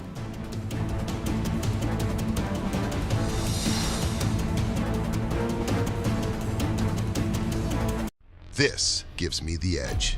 It goes where my razor shouldn't go. My nose, my ears, my brows, it's perfect every time. You've got to get this. This is Titanium Edge by MicroTouch, the 2-in-1 nose and ear groomer that goes where razors can't. Nose, ears, brows, any hair, anywhere. It targets the hair that you don't want with laser focus. It's what I need to finish my groom. It's just so handy. If you see something, you can just clean it up real quick. This is not your grandpa's grooming tool. Ultra precise trimming that goes where razors and clippers can't to finish your groom. Dual interchangeable heads precisely target any hair, anywhere. Hypoallergenic stainless steel blades bonded with titanium for an ultra clean cut in places clippers can't touch. Eliminate that unibrow with precision and safety for that ultra clean groom. Remove ear hair with a swipe. Change the head and target nose hair. No plucking, no pain. Close as a blade, safe to the touch. The interchangeable heads make the Titanium Edge 2 different trimmers in one. Pop off and pop on. Makes the job so much easier. It really does get all of the mustache line, the nostril hair, the ear hair. It's really taking care of it. The Titanium Edge absolutely takes you to the next level. With this, you're in full control. The ultra compact shave head goes where bulky razors can't. No nicks, no cuts. And with a quick twist, switch to the precision head to tame nose and ears. Cordless, portable, and powerful with a non-slip grip and an LED light. Get the Titanium Edge, the precision head for ears and nose, plus the shave head for brows, all for only $39.99. Order now, and your shipping is free. At work, on the go, wherever you need it, this covers it all. This is absolutely great between barber visits. You've got to get this. Get your edge at titaniumedge.com. It's time to take control of your health naturally. Meet the organic testosterone blend from Full Leaf Tea Company. For only 50 cents a cup, you get an all-natural tea designed to help boost testosterone levels, support prostate health, and enhance vitality, packed with pure organic ingredients like ashwagandha, epimedium, fenugreek, and saw palmetto, shown to support healthy testosterone levels and enhance libido, plus green tea and ginger to boost energy and improve circulation. Hand-blended in the USA, our tea delivers the support your body craves, and thousands have already discovered the difference. Ready to fuel your body the right way? Scan the QR code to order now and enjoy fast shipping straight to your door. Visit fullleafteacompany.com and explore our complete line of wellness blends. Organic testosterone blend, natural strength in every cup. Oxford, Mississippi. It's located in northwest Mississippi, one of the many cities dealing with the significant ice threat associated with this winter storm. Also taking a look from the sky, Boonville, Mississippi. We have an ice storm warning, which includes the city of Oxford through this evening. And then as that moisture moves out, the cold moves in. An extreme cold warning also lasting until Tuesday. And moving into Studio W, so to speak, the mayor of Oxford, Mississippi, we have Robin Tannehill joining us. Mayor, appreciate you sharing some time with us. What a challenging day it's been, I guess, for the past 24 hours, watching everything unfold, but really getting into today with that ice threat. You spoke to Stephen Morgan on Friday, right? Yeah, yep. Previewing this storm and how the city was going to be getting ready. How did that prep go, and how are you faring this morning? Well, I'm not sure there was any way to prepare for what we've experienced over the past 12 hours. Yesterday was a huge success. We had put out 6,000 gallons of brine. All of the equipment that we had put in place worked. We were able to clear roadways yesterday pretty effectively. Unfortunately, last night at about 11 o'clock, once the trees started to freeze and branches started to fall, at about 11 last night, we started having power outages. And by 2:30 this morning, 11 of our 16 circuits are down. More than 8,000 city customers without power right now. And it really looks like a tornado has gone through town. We've got trees down over roads, through houses, on cars. It has dealt us a pretty devastating blow. But you know, when you get dealt a hard blow, you get up and you give it all you've got, and that's what our teams are doing right now. We've got folks that are clearing roads so that we can get emergency vehicles, access to the hospital, which is of course our first priority, and then we will start trying to restore power. That's the challenging thing here, too, because with the ice storm, Mayor, that we've seen already play out, we're seeing that shift now into Middle Tennessee with Nashville under the threat. You've got cold air that's going to move in behind it. On Friday when we spoke, we had talked about some of those warming shelters, a police station that's opened. Are those still available for people that need to get to them if they are without power? Absolutely. Those are all available for immediate needs right now. And we are putting plans in place as we speak to open some larger warming stations all over town. We're coordinating volunteers right now in spaces. We're going to meet our citizens where they need us. And, for starters, that is a warm place for you and your family to be. So that's our top priority. Yeah, it's tough when you see the temperatures could dip below zero as we get into Monday night. So a prolonged cold. When it comes to getting the power back on, that's always a challenge, right? Because the ice can weigh down these power lines. What has been the messaging in terms of maybe when it could come back on with the utility company and even their ability to get back out there and start to service those needs? Well, I'm not sure that I can give a time frame at this point. What we've got right now are 3 city crews and 5 contractor crews that are driving all of our circuits, identifying what infrastructure has to be replaced, what trees have to be moved for us to get there to restore those circuits. So that's step 1 is this assessment. Step 2 is for all of our street guys to get out there and get these trees moved so that we can get our trucks to these circuits to be able to restore them. This is not going to be a quick fix.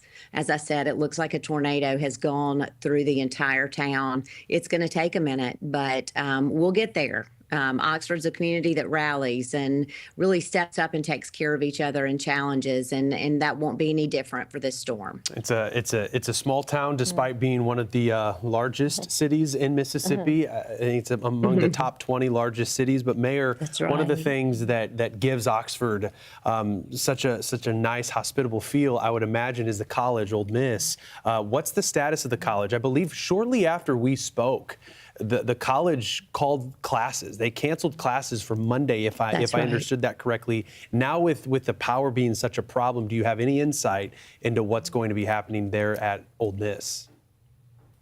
I don't. It will depend on when we can restore power to different buildings, obviously. You know, we are really just asking people to shelter in place right now. We've got power lines down that, you know, we're encouraging people to assume that every line that you see that's down is live. So right now, our number one goal is how do we keep people safe? How do we get roads cleared for emergency vehicles? How do we keep people warm? And, you know, then restoration will begin, but we've got some steps before we can even get there. Yeah, we're looking at the future radar to your left, and still that risk for some freezing precip even as we get further into the morning, and then it's just about the cold. So best of luck to you and to your community. Thank you. You mentioned you're still in the assessment, so really driving home, we're still in it, and we still have a long way to go, but best of luck. Stay safe, stay warm. Mayor of Oxford, Mississippi, Robin Tannehill, thank you. We want to head elsewhere now, where this winter storm is not being kind. Augusta, Georgia, you see what we're dealing with there. Athens, Georgia as well. The Carolinas also dealing with some significant icing. Fox News reporter Oliviana Calmes is joining us from Charlotte. And Oliviana, when we're dealing with the type of precip that this storm has featured in the Carolinas, it truly is a mixed bag. A little bit of snow, but in large part it's been sleet. Yeah, Stephen, Marissa, it's an interesting wintry mix here. The ice is the big story here in the Carolinas, and we have been seeing that mix you talked about with the rain and the sleet today. It was just giving freezing rain just now, and we have sleet on the ground, so it's really crunchy, this snow mix with the sleet here, those little pellets. So we're kind of hitting my face just a few minutes ago, but there is a pretty small accumulation of that snow and sleet over here, but it's still coming down lightly at the moment. But that crunchy layer is starting to settle with that freezing rain. If you look over here, just to show you how crunchy that is, that whole layer of just freezing rain that is just crunching off of just the plants and the grass here. And we know that as more accumulation we get of that, the more weighty that is on power lines, on trees, which is a huge concern here. The officials here are asking people to stay off the roads. Thankfully, we haven't seen a whole lot. There's one right there, but there haven't been many people over here. Now, I did see a couple of people braving the cold this morning to do a walk with their dog. I talked to one woman who wanted to capture this event. She's from Michigan. She says this is really not what she normally sees around here. This is not going to be typical for the Charlotte area, so I just really wanted to capture some images with actual snow instead of just a little dusting. So I'm from Michigan, so this is not uncommon for me, so I know a lot of people wouldn't be out. So yeah, I just wanted to grab some pictures and, you know, capture is not going to happen, 5-10 years from now, who knows? Yeah, talking about this potential historic event here. She said the stores, those shelves have been pretty empty as far as the last couple of days. People having that time to stock up on essentials, make sure they've got everything they need in their car, any generators, propane, things like that. But we're also watching the power outages here in the state, and they're climbing up. Just this morning it was around 3,000. Now it's about 10,000 customers without power here. So that's creeping up. We're keeping an eye on that as all of this unfolds and we get more freezing rain and sleet, that wintry mix that you guys are talking about. Yeah, I think driving home the point, even to folks in Charlotte, maybe it looks calm now, but there's still a long way to go. We got to get everything off to the east, and so still that threat for ice continuing into tonight. Oliviana, appreciate you joining us out of Charlotte, North Carolina. Oliviana Calmes, we'll see you later. See you in a little bit. See ya. Sometimes I forget I'm talking to somebody professional. I go, see you in a little bit, girl. See you in a little bit. See you in a little bit. Yeah. Stay warm. It's just it's a tough weather setup. It is a very dynamic system, and you encompass that ice into the forecast, and this is the result.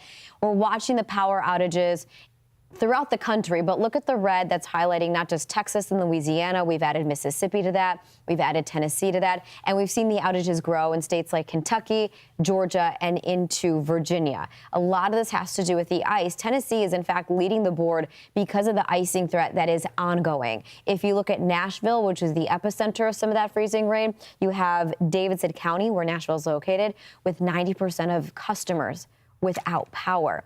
And the thing to keep in mind is that because this is still happening, because we're still looking at that ice accretion, we are not done yet. We still have a few hours to go, more than likely, with maybe even, honestly, more than that. We're going to be dealing with the buildup that could continue, and then we have the cold weather that'll be stuck in place. So we're not getting any melting. So waiting for that melt, we have some time. You look at some of the temperatures that are falling as a result. If you go just off to the north into Cairo, we have 14 degrees there. So temperatures will continue to fall. Memphis already at 14, Nashville at 33, so just above freezing. But again, those are going to continue to fall as we get into tonight. I hate to say it, because we've got that Arctic air, which is knocking on the door. And the airport temperature, B&A, Nashville, is down to 32 degrees again. It was up to 34, had a little bit of warming. And that fluctuation in temperature, that temperature makes all the difference. Yeah. We know water freezes at 32.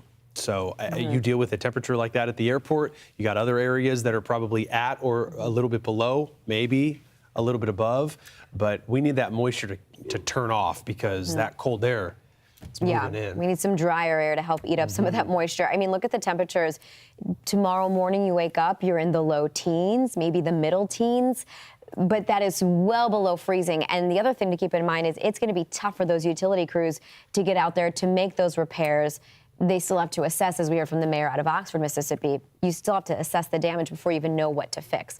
So ice, Nashville, even into the neighboring suburbs, all the way down towards Murfreesboro, into Columbia, into Dixon. You'd have to go far off to the north and to the west to find some of that snow. It resonated when the mayor of Oxford mentioned that it looks like a tornado moved through. Northern Mississippi, familiar with severe weather, and you get ice storms like this, and those branches way down. We're showing you video, I think this is from last night in Oxford, and those trees coated in just that ice. So concerning. Oh, it was after midnight. It was early this morning, and you see those transformers blowing. That's what Nashville is continuing with now, with some significant ice accretion, and it's ongoing. 0.8 of an inch of ice accretion. It is incredible. So heavy. Yeah, very dangerous. Keep it here. Fox Weather is your Winter Storm HQ. We have 24/7 coverage of what's been now the strongest winter storm of the season so far, and it's going to continue to crank, especially in the Mid-Atlantic and the Northeast. The poverty is unimaginable. There are people who are struggling. This is where she washes the dishes. If you're ever going to allow your Christian faith to rise and to do something for God's chosen people, now is the time. This is the home of Galena. She's 96 years old. This is what she had to eat for today. She has one pot with water and wheat. My father was killed by the Nazis, and I was an orphan. I didn't know about God. But now, in the cold, hungry nights, I pray for food to the God I've never known. There are good people that love you. You see the tears. Scripture says joy can come in the morning, and you can be the reason. If you will bless these hurting children of Israel, you will receive God's blessing in return. Your urgent gift today of $25 will help rush a survival food box filled with life-saving essentials. If you call right now, your gift's impact will be doubled to help save lives. Call, scan, or go online now. I'm not exaggerating when I tell you I don't know how much longer she could have waited for us to come. I can't even grow my food anymore. What will happen to me? I'm doomed to starve. Tens of thousands of elderly Holocaust survivors in the former Soviet Union are living in extreme poverty, hungry, and forgotten. But through the International Fellowship of Christians and Jews, we can bring them hope. Eggs. It's my favorite food. May you be blessed. You say to them, we see you and we're here to help. If you call right now, your gift's impact will be doubled to help save lives. We asked women one simple question. What makes a man a gentleman? A gentleman always pays for dinner, always. A gentleman looks like they put in some effort. They can't have just rolled out of bed. A gentleman always holds open the door. It's just good manners. A gentleman saves himself for marriage. These days, being a gentleman can be challenging, but smelling like one, that's easy.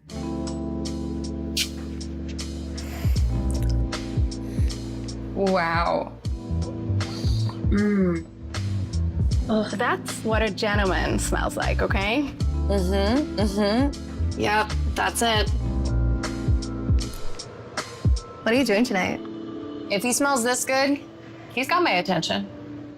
Gravite. Visit trygravite.com. Use the promo code on your screen to get 25% off.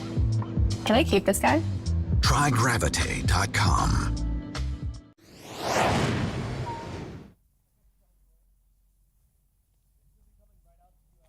All right. What's up, you guys? Welcome back. I am Bob Van Dillen. I'm reporting live right now in Greenville, South Carolina. And you can see, does it look like South Carolina? Not really, right? Look at the sleet and the freezing rain accumulation that we've had overnight last night. Now, this is the only spot that's getting that kind of stuff. We had a little bit of snow to start out the business as well. That was after midnight last night. You see the roads. We have a lot of ice on them for sure. They're clearing them off right there, the sidewalks. Four-wheel drive so far looks like you can get around. This is right here in downtown Greenville, South Carolina. So upstate of South Carolina, getting towards the escarpment of the Blue Ridge Mountains, that's where you're going to start seeing more of this freezing rain. But let's go up to the north a little bit farther to Greensboro, North Carolina. Now they're starting to see the heavy belts of snow working right through the Carolina Piedmont, ultimately ending through Virginia and in New York City right now at the moment as well. So we've got Scott Mothersbaugh. He's a public information officer in Guilford County, North Carolina. Scott, thanks for joining me, sir. I appreciate it this morning. Things are starting to get a little bit on the wild side now for northern parts of North Carolina, right? Yeah, we're seeing a situation a lot like what you're seeing down in South Carolina, but we got a fair amount of sleet overnight. There were some slick spots, but we're expecting that transition to freezing rains. So I think there's a really good chance that we might see things kind of shift a little bit throughout the day.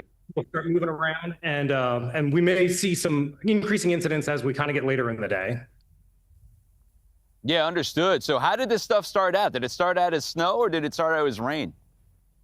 So it was a third option. It would start out as sleet. It's been sleet pretty consistently throughout, but it's been strangely kind of a dry sleet. It's a pretty nice powder at the moment, but I think that once it hits the freezing rain on top of that, we should start to get a little more interesting throughout the day. Yeah, it is. And how do you treat something like this on the roads? Did you pre-treat the night before because you may be worried that maybe it was going to get washed off? What did you guys do? Yeah, I'm definitely not an expert when it comes to treating the roads, but we've had some really good help from North Carolina DOT and some of our municipal partners. I know I saw a lot of salt melt down early, and then I think there was some strategy of leaving that sleet in place to make it easier to scrape when the freezing rain hits. So I'm seeing some scraping on the roads now, but they're actually leaving somewhat of a layer so they can get under it when the freezing rain shows up. Yeah, I mean, that makes total sense because this is like a winter sandwich. You started with snow, sleet, freezing rain, possibly back to sleet and snow again. You've got a winter storm warning that goes all the way through 1 o'clock. How are we doing so far? 1 o'clock tomorrow, by the way. Yeah, we've got a lot of folks around. We've made a whole lot of plans, and we've got people staying at the base so they can jump on the ambulances when they need to. But it's been an interesting logistical challenge, but things are running really smoothly so far. Yeah, Scott, good luck to you. I know you guys are right in the heart and the teeth of it right now, and it's going to last through the rest of the morning into the early afternoon. Scott, thanks for joining us. I appreciate it. Thanks, Bob. Yeah, absolutely. So, Marissa, Stephen, you can see what it looks like out here at Greenville, South Carolina. We still have dog walkers, no problems. It's a little chilly. Now, we got the wind chills at about minus 1 or 2 later this afternoon when you're talking about northern parts, but now you're looking at about a 23-degree temperature here. Guys. I feel like I last saw you in Georgia. I didn't realize you had shimmied your way over to Greenville, North Carolina. But still following, I guess, the ice threat, right? That's been a problem. And people are getting out, though, in Greenville. Yeah. Some yeah, people. no, they are. This Yeah. is really not that big of a problem at this point. I'm looking at it right there. The roads are clearly covered. But to me, Marissa, it looks like it's mostly sleet. If you look at it right there, we've been trying to scrape. I haven't seen anybody hit the roads yet with a plow, and it started after midnight last night. But you can see what it looks like right here. This is just plain old sleet, but we're going to get heavy freezing rain later this afternoon. That's going to be a huge problem. We're going to watch for that. Yeah, and on top of all of that sleet, it just becomes really icy and really tough to clean. So if you're trying to shovel, that's going to be very heavy. Hey, Bob, appreciate you popping up here on Weather Command Weekend. Bob coming right out of Colorado, right into this winter storm. All right, let's continue on. We're going to take it out of South Carolina and take it into Tennessee, into Nashville. Where the ice storm has really materialized. Bob's talking about the possibility of ice. Sarah, it's realized for you. Hey, Marissa, Stephen, yeah, absolutely. And we gave you some of those visuals the last time we saw you. Want to give you kind of more of this up-close look at what we're seeing here. Going to be very careful, but you just see the ice accretion develop on this branch, and it's such a good example of what we've seen here in Nashville and other parts of Tennessee. I mean, looking at the impacts here with the freezing rain. You know, yesterday we dealt with the snow, then turned sleet. That's absolutely an inconvenience, but what we're seeing now is more so the destructive element to it, because what's accumulating on this branch here, the accretion there, that's happening, the same story for those power lines around the area as well. And so with that, we have seen a lot of customers here in Nashville specifically without power. That number, guys, continues to jump. I believe the last time we talked to you was around 160, 170,000. Now we're nearly 200,000 people in Nashville Metro. So looking at NES there without power currently. What we're seeing here, we're in downtown Nashville, and we've got the Nashville Downtown Partnership out. These folks are the heroes. I mean, they have been out with salt, with brine, along these walkways throughout the morning, just making sure these slick conditions, or at least just helping attenuate that just a little bit. And they have been out here throughout the entire morning. We've seen snowplow crews moving through as well here. And then we're panning to this tree again, an example of what we've seen with this ice accretion. And talking to these folks out here, they were telling us there are several parts of the downtown area where we're seeing a similar visual to this. So the snapping branches, the down trees, some down power lines as well from the ice that's developing. And, you know, we have felt those temperatures, guys, since we last talked to you, significantly dropped too. So getting a lot colder here, and that rain continuing here in the Nashville area. So we talked about the impacts when you're looking at widespread power outages, what this means with that ice accumulating on those wires there for the down trees as well. But then we also feel the impact, and you see the impact rather on the roadways. We've been talking with Tennessee Highway Patrol, urging folks, today is not the day to get in your car and drive. Listen.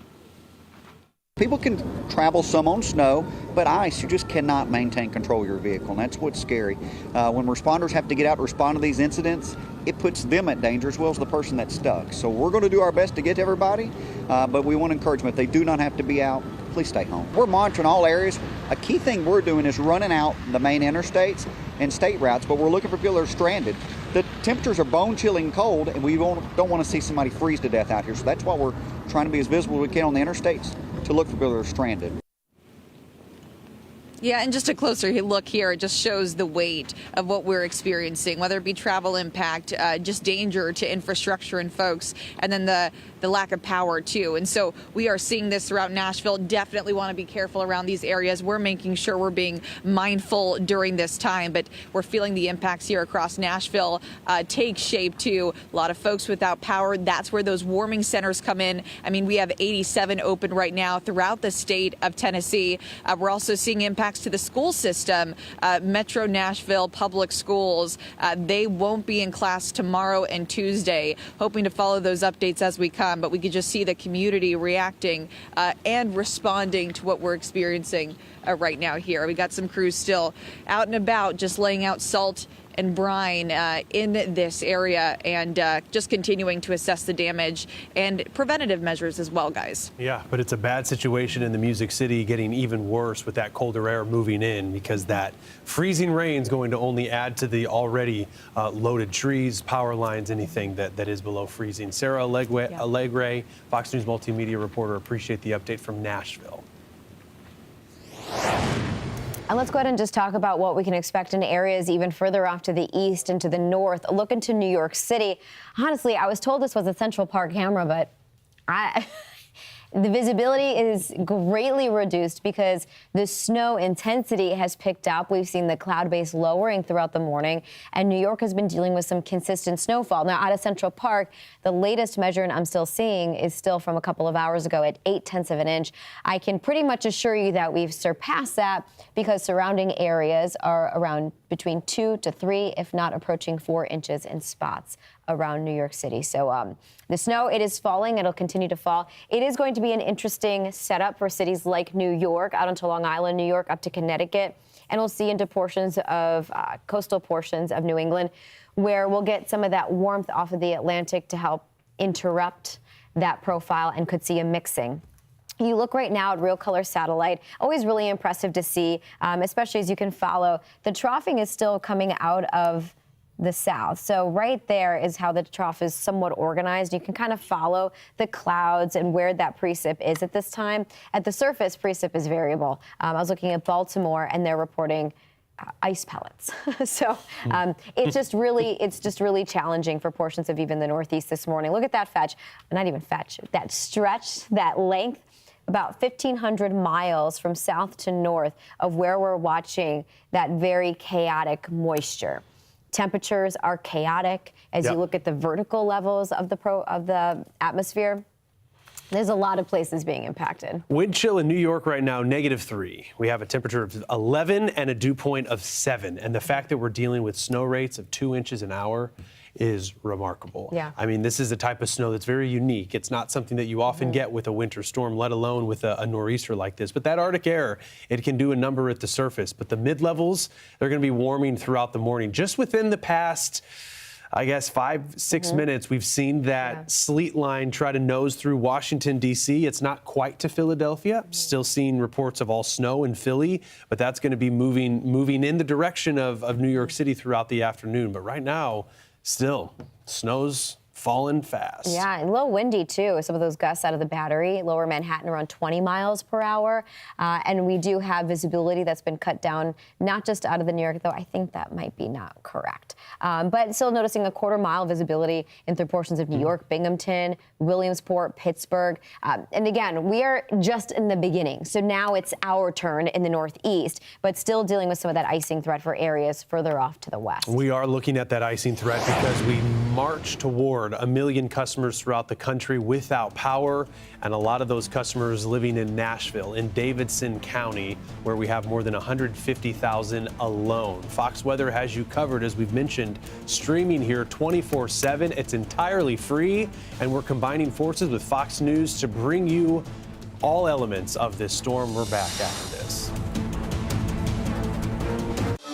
Eye bags, dark spots, wrinkles. There's one product that can fight them all. Only one. Particle Face Cream. Particle Face Cream. Engineered for men, made for our skin. And backed by science, and it actually works. My eye bags before, this was me, and this is me today. Dark spots used to be brutal. Now, they're barely there. My wrinkles were deep. Look at the difference. I honestly didn't think a cream could do this, and it literally takes 2 minutes a day. 1 minute in the morning. And 1 minute at night. Super easy. Super effective. And compared to everything else I considered, it's actually inexpensive. It's everything I need in one bottle. If you've had enough of those eye bags, dark spots, wrinkles, there's only one product you need. Visit ParticleMin.com and use the promo code on your screen to get 25% off, free shipping, and a 30-day money-back guarantee. ParticleMin.com. Hi, my name is Damian Clark. And if you have both Medicare and Medicaid, I have some really encouraging news that you'll definitely want to hear. Depending on the plans available in your area, you may be eligible to get extra benefits with the Humana Medicare Advantage Dual Eligible Special Needs Plan. These plans have a $0 monthly plan premium. Most plans include the Humana Healthy Options Allowance. Get over $1,000 a year. That's $85 a month to help pay for covered over-the-counter items like vitamins, pain relievers, first aid supplies, and more. The Healthy Options Allowance is loaded onto a prepaid card each month, and whatever you don't spend carries over from each month. Call today to learn about all the items covered. You could have $0 copays on hundreds of prescriptions all year long, including select brand name drugs. All plans have $0 copays for covered preventive dental services, which include 2 free cleanings a year, as well as coverage towards fillings. They also have vision coverage, including vision exams and a yearly allowance towards eyewear, such as lenses or contacts. And hearing coverage, which includes routine hearing exams and coverage towards hearing aids.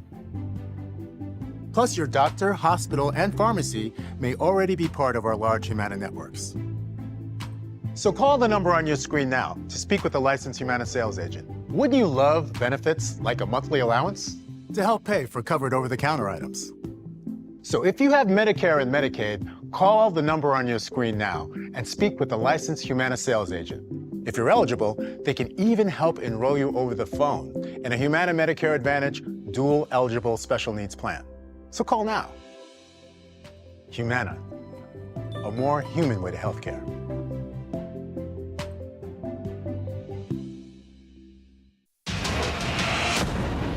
Right, we're back here on Fox Weather. It's finally NFL Conference Championship weekend. We've got the Patriots facing off against the Broncos in Denver.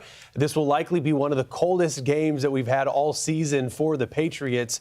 Broncos as well. I mean, they're dealing with some colder temperatures, abnormal for the Mile High City. We'll have the other game, too, as the Rams and Seahawks face off. But this is where the weather could be most impacted. From a precipitation perspective, which is going to be snow, it's pretty high, right? Our Roey's at 10. The higher the number, the worse it is. Temperatures are also going to be pretty chilly at Empower Field. Kickoff is later this afternoon at 3 o'clock. So overall, that Roey is a 7 out of 10. And when we look at the temperatures, yeah, it's cold, even by Denver standards. And it's possible with that Arctic air that's present, temperatures could be dropping down into the teens by about 5 o'clock. And it's later this evening that we're going to have the Rams and Seahawks face off at Lumen Field. This is at 6:30 Eastern time, Sunday, today. How about that rain? We are expecting some rain by midweek to move into the Pacific Northwest, but not today. Some good news there, right? Is the wind impact, the temperature impact, not going to be all that bad. In fact, when you look at it by late January standards, not too bad, Marissa, with a 0.9 Roey. Compare that to what we're dealing with in Denver, and I'd take this game over that one. But we're still a little on the cooler side, in the low 40s, dropping into the 30s by about 9 p.m. 2 really important games. Final Four. I know you use that for basketball, but it works for football. It does work. Hey, it works if you say it works. Whether or not you have skin in the game, to be at that game, not bad, 40 degrees. A tough drive in Ohio. You have very cold temperatures. You have snow on the ground that's becoming compact, especially with some of the cars that have been over it. But there aren't a lot of cars out there except for, well, you have Storm Tracker Brandon Kopic that's driving around Dayton this morning. It looks like he's exiting the interstate there. Brandon was driving around Cincinnati as well. A lot of the interstates still look snow covered. In fact, I haven't been able to catch a snowplow, at least in his video. But even if you look at the road, it doesn't look like some of it has been plowed. And perhaps keeping up with those snowfall rates has been challenging at times. But across Ohio, across the Ohio Valley, it is purely a snow profile. So we're not as worried about that warmer air coming up from the south and messing up that profile and giving you a sleet or perhaps a freezing rain. That activity is further to the south. When you talk about travel, though, it's not just the roads that are going to be an issue. Planes flying also an issue, and that's really not a surprise. You have a well-forecasted storm, and I think because of that, a lot of airlines preemptively offered people to change their flight. You notice that out of Dallas, which was a big problem yesterday, in and out of Dallas, you had over 1,400 flights that were canceled. You're also noting out of Charlotte, we're having issues there, now up to 450 flights that have been canceled. For Charlotte, it's more of an icy threat. Nashville has quickly stepped up into the spotlight this morning because of the freezing rain, not even sleet, the freezing rain that has impacted many people across the city, primarily with outages. So you just shouldn't be leaving your home. You shouldn't even be thinking about exiting to the outside unless it's absolutely necessary. When you look right now at some of the air travel, you do still have flights that are flying. We've seen a couple take off out of the New York City metro, but only maybe a handful, and a lot of them were flying south. Issues throughout the day for Boston.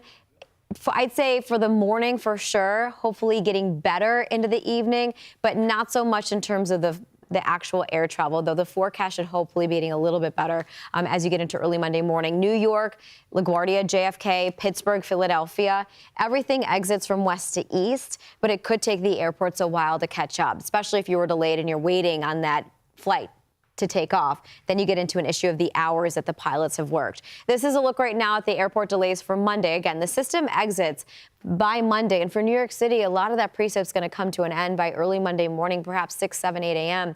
And you'll note that even as we look at the airports, there's still going to be a little bit of a challenge. So hopefully and hoping for better news, if you're on the road, it could take a little bit longer. You know, they're going to treat a lot of these plow crews and salt treatment crews. They're going to prioritize those main interstates, those main roads before they can get to the secondary or even the tertiary roads, which means your neighborhood may be further down on the list. Regardless, the interstates, they could be slippery. And noting where we do have some of these temperatures, I-95, I-85, that are below freezing or right around freezing, it's not just a snow threat, it is an ice threat as well. So please be careful. But again, best advice, keep it at home. Let's highlight those temperatures a little bit more, Marissa, because that is the big story with this departing winter storm. It's eventually going to happen in Nashville, a city that's dealing with some ice. Ignore the temperature right now. That is not the temperature in Nashville. Actually, we are 32, 33 degrees in the Music City, but what we're looking at is a very icy situation. And with cold air set to move in, a city like Nashville is under a cold weather advisory because tonight and tomorrow night, it's going to be very cold with wind chills dropping into the single digits, even below zero, well below zero, where we have those extreme cold warnings, which that's confined through parts of the upper Midwest and the high plains, and then also a big chunk, including Memphis, Tennessee, not Nashville, but Houston, Corpus Christi. Of course, these are subjective. These are based on what latitude we're found at. So along the Gulf Coast, obviously, we're not going to have temperatures as extreme as what we have through the high plains, but the infrastructure is way different. For example, you've got exposed water lines along the Gulf Coast. Those are buried pretty deep when you head up into North Dakota and Minnesota. But overall, as we're looking at these threats that we have, the cold is going to be a really big concern, especially when we're dealing with ice this morning, that ice through Middle Tennessee, through the upper Midwest, through the Great Lakes and Northeast. We do have some pretty cold temperatures that we're expecting later today. This is by tomorrow morning. We are still well below zero in Minneapolis for that wind chill. St. Louis, negative 19 will likely be that wind chill when we wake up tomorrow morning, already in that cold regime. But the snow with that fresh snowpack, sometimes these temperatures can really surprise us. You get clear skies, and anything that might be warm just escapes the lower levels of the atmosphere, and we can really bottom out. A little better in St. Louis by Tuesday morning, but then we're going to see through the interiors of the Northeast that reinforcing shot of Arctic air. It's not over by Tuesday. In fact, as we head throughout the rest of the week in the final few days of January, it does look like a cold pattern is going to dominate, especially through the Great Lakes, as those Great Lakes are quickly beginning to freeze. This is the type of air mass that we need, but when you look at it climatologically, that's what happens. Speaking of the Great Lakes, Duluth, Minnesota, look at those forecast wind chills over the next 6 days. When you say negative 22 is the warmest, I don't know if that even counts. What about Boston? Similarly in New England. Now, we're going to have a lot of snow in Boston, and the big question is how long will that snow stick around? I think it's safe to say that through Friday, it will be on the ground. So we got to get used to it. Not only, though, is it the high plains, the Great Lakes, the Midwest, and the Northeast, it's the southern plains. A lot of record low temperatures could happen through Tuesday. So this is considering tonight and tomorrow night. And given the air mass that we have, the departures could be some of the greatest in Texas, meaning where we should be this time of year compared to what the actual temperature is going to be. That difference is larger than what we see even through the Great Lakes. Not to ignore the fact that we've got quite a bit of snowpack. So that cold air, yeah, certainly winning out as we head into the final few days of January. I think when you look at the overall pattern here and you consider what we've dealt with, sure, we've had cold snaps that are a lot more extreme, say through Texas and Oklahoma, but there was a lot of moisture that we had with this system. So as a result, might be a while before we can get those streets totally cleared in places like Dallas with temperatures hanging out into the 20s. And these are real-time temperatures, not real-time, but real temperatures tomorrow, Marissa. -4 in Springfield, 23 degrees in Houston. That's a hard freeze. Anything exposed could very well burst. I'm thinking pipes. So protect what you can before this deep chill settles in tomorrow. If you don't have cabin fever yet, give it another day or so. Well, it is the bottom of the hour, so you know what time it is then. It's time to look at some of the... It's 7 minutes till the top of the hour. That's exactly what it is. This is a look at, well, some of the viewer content that's been shared with us here at Fox Weather. This video out of Falling Waters. I'm not sure which state, but I do know that it's getting snow, and I do know that that's some... Well, there's a lot of snow. That's falling snow. That's not falling waters. But yes, technically it is falling water, though. Technically, you're right. Just below freezing. Where's this one at? You have better eyes than I do. That's out of Maryland, out of Galena. Perhaps? Nice. A little bit of snow. The thing with Maryland and the Mid-Atlantic, we've seen that transition occur. So we're seeing a little bit more sleet, but the pooches, they still, oh my gosh, look at that. Aww. In the spirit of the Olympics. That's nice. Oh, that's in Hope, New Jersey. Is that a little schnauzer? I don't, or it looks like maybe a doodle of sorts. Yeah, a doodle. Doodles are very bouncy. Well, my sister has one. You better believe it, they are.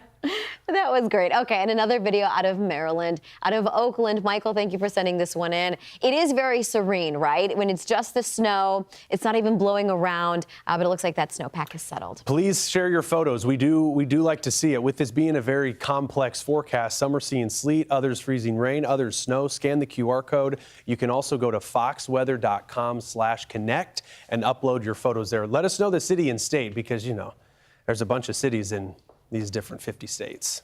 There are.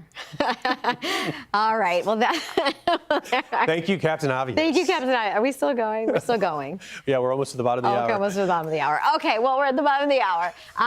To your point, depending on where you send video from, there are a lot of spots right now that are purely dealing with snow. We've seen actually that snow creep up the I-95 corridor. So very likely Boston, you're going to be seeing that within the next hour or so, but spreading across even Rhode Island into what am I thinking? Rhode Island and Connecticut. Is that right? Am I right? I'm saying Providence. Lucky guess. I want to say Providence. Providence, okay. Yeah. Well, look at that swath of snow. This has been the zone, though. Yeah. I mean, right through Middle Tennessee, where the rain and that moisture moving in has created a really nasty situation around Nashville with the freezing rain. And those ice storm warnings still quite expansive. We've got them in East Texas. We also have them through the Carolinas and northern Georgia. Yeah, Tennessee really did take the spotlight earlier because of the fact that it's dealing with freezing rain. But even with that sleet and everything in between, it's just a nasty setup. As we mentioned earlier, that trough is now starting to swing through the east, so it's helping energize and provide lift. And you are going to see, well, we've already seen some impressive snowfall rates, it looks like, out of the New York City metro, where we've had about 2 inches an hour. Looking at that, draw a line from the base of the trough. That'll give us that indication of when it's all beginning to shift, perhaps even become negatively tilted. That's going to enhance what we always look at, where the base of the trough is just to the east of it. That's where you really see that upward motion. It's going to be a long day, folks. Buckle up. The ride continues here on Weather Command Weekend, and we'll be breaking down every city and those threats that we have. We'll be right back after this. Stay tuned to get this 5-piece bakeware set, a $60 value, absolutely free. Tired of that pan that always sticks? It's so scratched and worn, you can't cook in it. Hi, Chef Daniel Green here with my new hammered pans from Gotham Steel. This complete 9-piece set is guaranteed to beautify your kitchen like never before. Gosh, what I love most about this design is this hammered copper look. It would just look so fantastic hanging in my kitchen. Wow, this is a beautiful pan. It looks great. Look at those eggs dancing around in there. I tell you, I'm sold. Where do I get these? I love them. Hammered pans are ultra non-stick. Nothing sticks. Even gooey mac and cheese slips out with ease. And look, these sticky candies melted with a torch are no match for hammered pans. Plus, they're super durable, so use metal beaters straight in the pan for a gourmet souffle that slips out and a pan that looks just like new. They're even oven safe up to 500 degrees. So bake homemade chicken pot pie, cheesy lasagna, or this whole chicken dinner. Any recipe looks great in these pans. From steak flambe to delicious desserts and delicate fish, nothing sticks. Plus, the entire set is dishwasher safe and PFOA free. Similar sets are over $1,000, but you won't pay that. Not $500 or even $300. Get the full 9-piece Gotham Steel hammered set for just 5 payments of $49.99, and we'll even ship it to you free. But order now and we'll drop 1 payment. That's just 4 payments of $49.99, and we'll even guarantee it for a full 10 years. Plus, we'll include this free steamer and strainer, and our 5-piece bakeware set with every pan you'll ever need to make delicious breads, cakes, and desserts. Together, these are an $80 value, yours 100% free. That's a huge 15-piece set with free shipping. Call or click now. To order, call 1-800-521-5967 or go to buyhammered.com. That's 1-800-521-5967, or you can order online at buyhammered.com. We asked women one simple question. What makes a man a gentleman? A gentleman always pays for dinner. Always. A gentleman looks like they put in some effort. They can't have just rolled out of bed. A gentleman always holds open the door. It's just good manners. A gentleman saves himself for marriage. These days, being a gentleman can be challenging, but smelling like one, that's easy.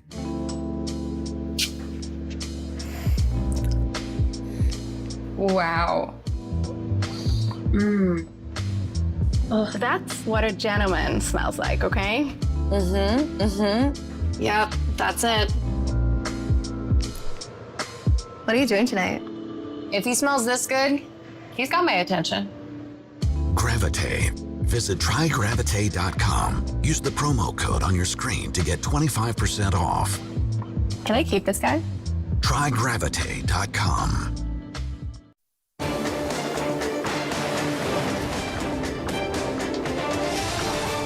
Hello, welcome to a new hour here on Fox Weather. You're watching Weather Command Weekend. I'm Stephen Morgan. And I'm Marissa Torres. Fox Weather's 24/7 coverage of this major winter storm. It continues in this new hour as we approach noon Eastern. We've got nearly 800,000 customers without power this morning. That number quickly growing as we saw that ice threat also grow across portions of the Mississippi Valley and into Tennessee. This is the Fox Weather Beast as we're taking a live look of what it looks like in Davidson County. This is the county that Nashville sits in, and to Marissa's point, with those more than 800,000 customers, nearly 300,000 of them reside in the state of Tennessee, and the vast majority here in Davidson County, where, as we've been hearing, looks as if power is out along streets here. Significant ice storm in Nashville.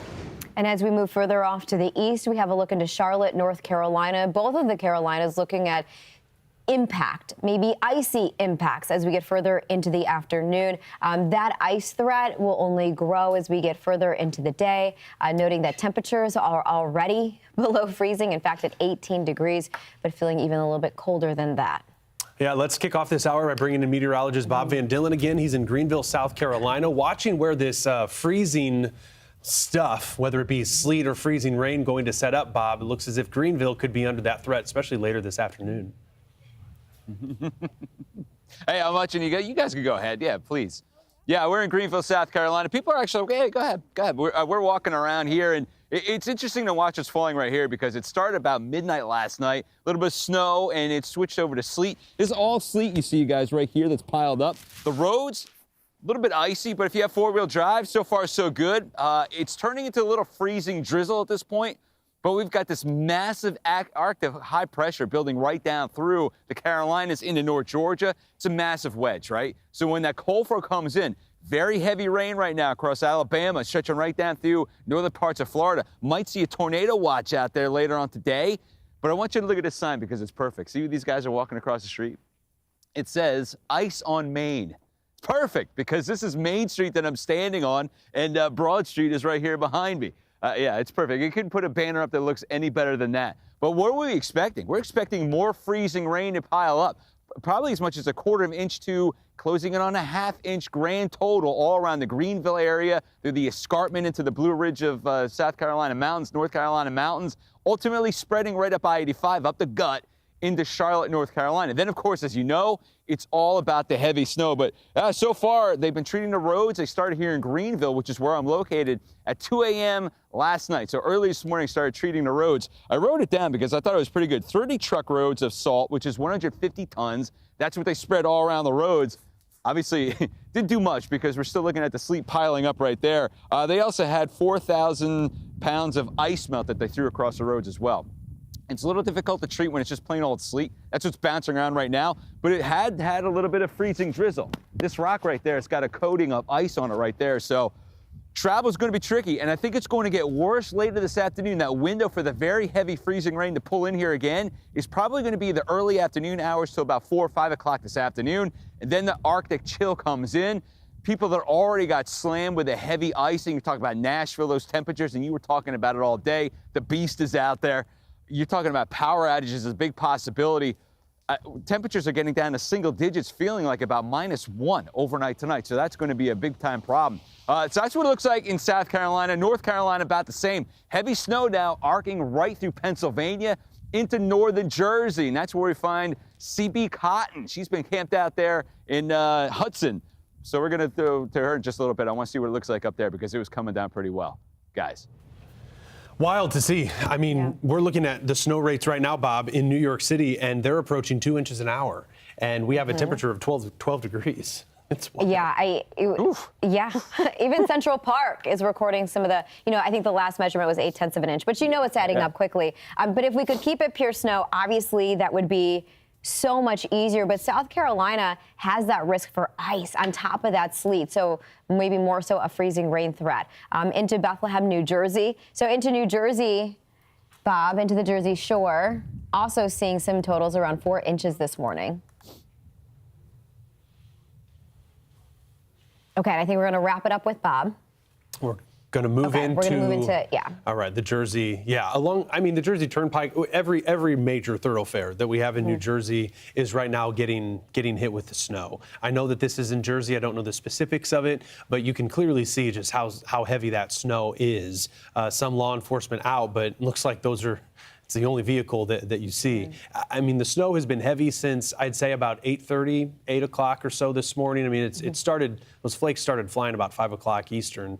This is in North Jersey. It's in North Jersey. Yeah. I think that's one of the things surrounding New York City is the intensity of the snowfall rates. And a lot of folks in North Jersey do commute into New York City, though I'm thinking maybe today they take it off. By the way, I think we want to go ahead and bring in, not sure. Are we bringing in CB? Are we trying to get CB Cotton, guys, or are we doing the Northeast hit? Okay. So we're showing you a video from Dulles Airport. This is where the snow has been pretty heavy. And do we have CB Cotton live, guys? No CB Cotton. Okay, so let's continue talking about the forecast in the Northeast, because this is where the snow has been, heaviest, and it's very likely where we're going to have some of the highest totals coming out of this event. This is Carlisle, Pennsylvania, also Somerset, Pennsylvania. I believe that the temperatures are beginning to work, so we've had some issues trying to get those accurate readings. But a 9-degree temperature, Dedham, Massachusetts, 8 degrees. That all sounds accurate. It's tough to get out. A lot of kids are likely going to be home from school on Monday, but obviously it's Sunday. Yeah. So trying to play in this snow, it's hard to do. Different type of snow, isn't it? Yeah, it's a fluffy snow, but it's just so cold that it's just remembering to put on the layers, and it seems obvious not to have exposed skin, but I know kids are going to want to be out in that. We've got these mesoscale discussions, too, popping up pretty frequently. There's 3 notable ones where those contours in blue are, snow rates that could be easily 1 inch an hour through most of Jersey and Pennsylvania. That includes parts of the Delmarva. We also have just south of that zone a mainly sleet scenario playing out through early this evening. And then also Indiana and parts of Ohio, even far western PA, Pittsburgh, for example, steady heavy snow for the next few hours. There's so many dynamics playing out. One of the notable ones is a coastal low that's going to be slinging some additional moisture and maybe even some warmer air through the mid-levels that could transition along the 95 corridor, maybe some of that snow to sleet. We'll see how it ultimately plays out, but no doubt about it, the snow reports are coming in. Yeah, well over 800, nearing 900 snow reports. Some of those have to do with totals, and these totals out of the Philadelphia airport, Philadelphia Metro, around 1 to 3. We're waiting for them to get updated. Sometimes there's a little bit of a lag on those snow totals, but they probably more than likely have exceeded some of what we're seeing here. Yeah. Some of them, I bet, are over an hour old. And if we have snowfall rates that are 1 inch to 2 inches, you can do the math. And if those sustain, like they're going to be growing. These are very old too. So I mean, we're looking at what we have been contending with and what we're going to be dealing with. I mean, more snow is on the way, and we could very well see some significant snow accumulations. Looking at what's still to come, there's an indication that near New York we could have an additional 5 to 8 inches. Obviously, the highest totals looking to come from the Hudson Valley into western Massachusetts, the Berkshires, the Green and White Mountains. Boston, though, could very well pick up on 18 to 24 inches of snow. We have a live report out of Boston coming up in just a little bit. So certainly a storm that's going to be memorable, especially given the snow deficit that the Northeast has been dealing with. Boston with a snow deficit. I think noting that this is 1 o'clock this afternoon, as we get into today, this afternoon, that line of pink is indicating where we get more of a mix, perhaps more of a sleet. It'd be better than the freezing rain potential, but that could interrupt things for New York City, for Philly, and into Connecticut and Rhode Island. Boston, though, seems to stay on the northern edge of it. That coastal low is just too close. Too close. For places like New York City. We would need it further off to the east to be able to capture more of that cold air.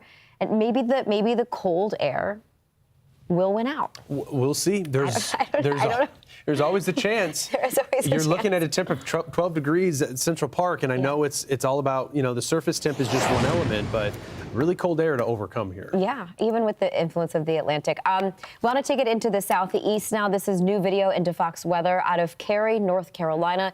This is another spot within the storm path that is at risk for some ice and accumulating ice. I know we've already seen some snow and even some sleet in some of these areas in North Carolina, but we still have another round to go. We have to wait for this entire system to exit off the eastern seaboard. And until then, you're at risk for all that moisture that is still off to the west. You look right now into Nashville, Tennessee. Nashville, we've been focusing in on. It is one of the bigger cities this morning that's really seen those outages jump very quickly as a result of that ice accretion. You can actually see on the camera lens how it's iced over. This is a shot at Vanderbilt University, more than likely. Did they intentionally clear the V for Vanderbilt? Is that heated? It's possible. How is that so perfect? It looks like they shoveled it, right? Yeah, looks like it's been shoveled. Interesting. Okay, well, that's Vanderbilt. I mean, more than likely, college students are going to be home tomorrow. More than likely, we're going to have schools canceled tomorrow throughout Nashville, Davidson County, where we're at 90% of Davidson County without power, which is where Nashville is located. That 31-degree temperature, I hate to see that. In Nashville with freezing rain, a live look at what we're dealing with, the Fox Weather Beast being navigated this morning. I do worry that we still have a few hours to go, and those temperatures are only going to drop in Nashville. Yeah, and I think the roads look wet. Yeah. But they could very well be icy. We have well over 1,000 miles of coverage because of this one system. And again, we're waiting on that coastal low to take shape. But look at all the lightning also. You talk about the dynamics of this system. We have a storm threat, a severe threat for portions of the Gulf Coast. That'll emerge as we get further into the afternoon. Otherwise, it's the wintry side of it in Nashville. We're not done yet with that ice threat. Going to continue to deal with it, and we have our live looks, of course, in Nashville, but then this is also in northern New Jersey. This is courtesy of our other Fox Weather Beast, where we've got some snow, very heavy snow falling in North Jersey. We'll see how long it lasts, certainly over the next few hours. Team coverage across the country. Look at our team. They are displaced throughout the storm path. Our 24/7 coverage continues. We'll be right back. This gives me the edge. It goes where my razor shouldn't go. My nose, my ears, my brows, it's perfect every time. You've got to get this. This is Titanium Edge by MicroTouch, the 2-in-1 nose and ear groomer that goes where razors can't. Nose, ears, brows, any hair, anywhere. It targets the hair that you don't want with laser focus. It's what I need to finish my groom. It's just so handy. If you see something, you can just clean it up real quick. This is not your grandpa's grooming tool. Ultra precise trimming that goes where razors and clippers can't to finish your groom. Dual interchangeable heads precisely target any hair, anywhere. Hypoallergenic stainless steel blades bonded with titanium for an ultra clean cut in places clippers can't touch. Eliminate that unibrow with precision and safety for that ultra clean groom. Remove ear hair with a swipe. Change the head and target nose hair. No plucking, no pain. Close as a blade, safe to the touch. The interchangeable heads make the Titanium Edge 2 different trimmers in one. Pop off and pop on. Makes the job so much easier. It really does get all of the mustache line, the nostril hair, the ear hair. It's really taking care of it. The Titanium Edge absolutely takes you to the next level. With this, you're in full control. The ultra compact shave head goes where bulky razors can't. No nicks, no cuts. And with a quick twist, switch to the precision head to tame nose and ears. Cordless, portable, and powerful with a non-slip grip and an LED light. Get the Titanium Edge, the precision head for ears and nose, plus the shave head for brows, all for only $39.99. Order now, and your shipping is free. At work, on the go, wherever you need it, this covers it all. This is absolutely great between barber visits. You've got to get this. Get your edge at titaniumedge.com.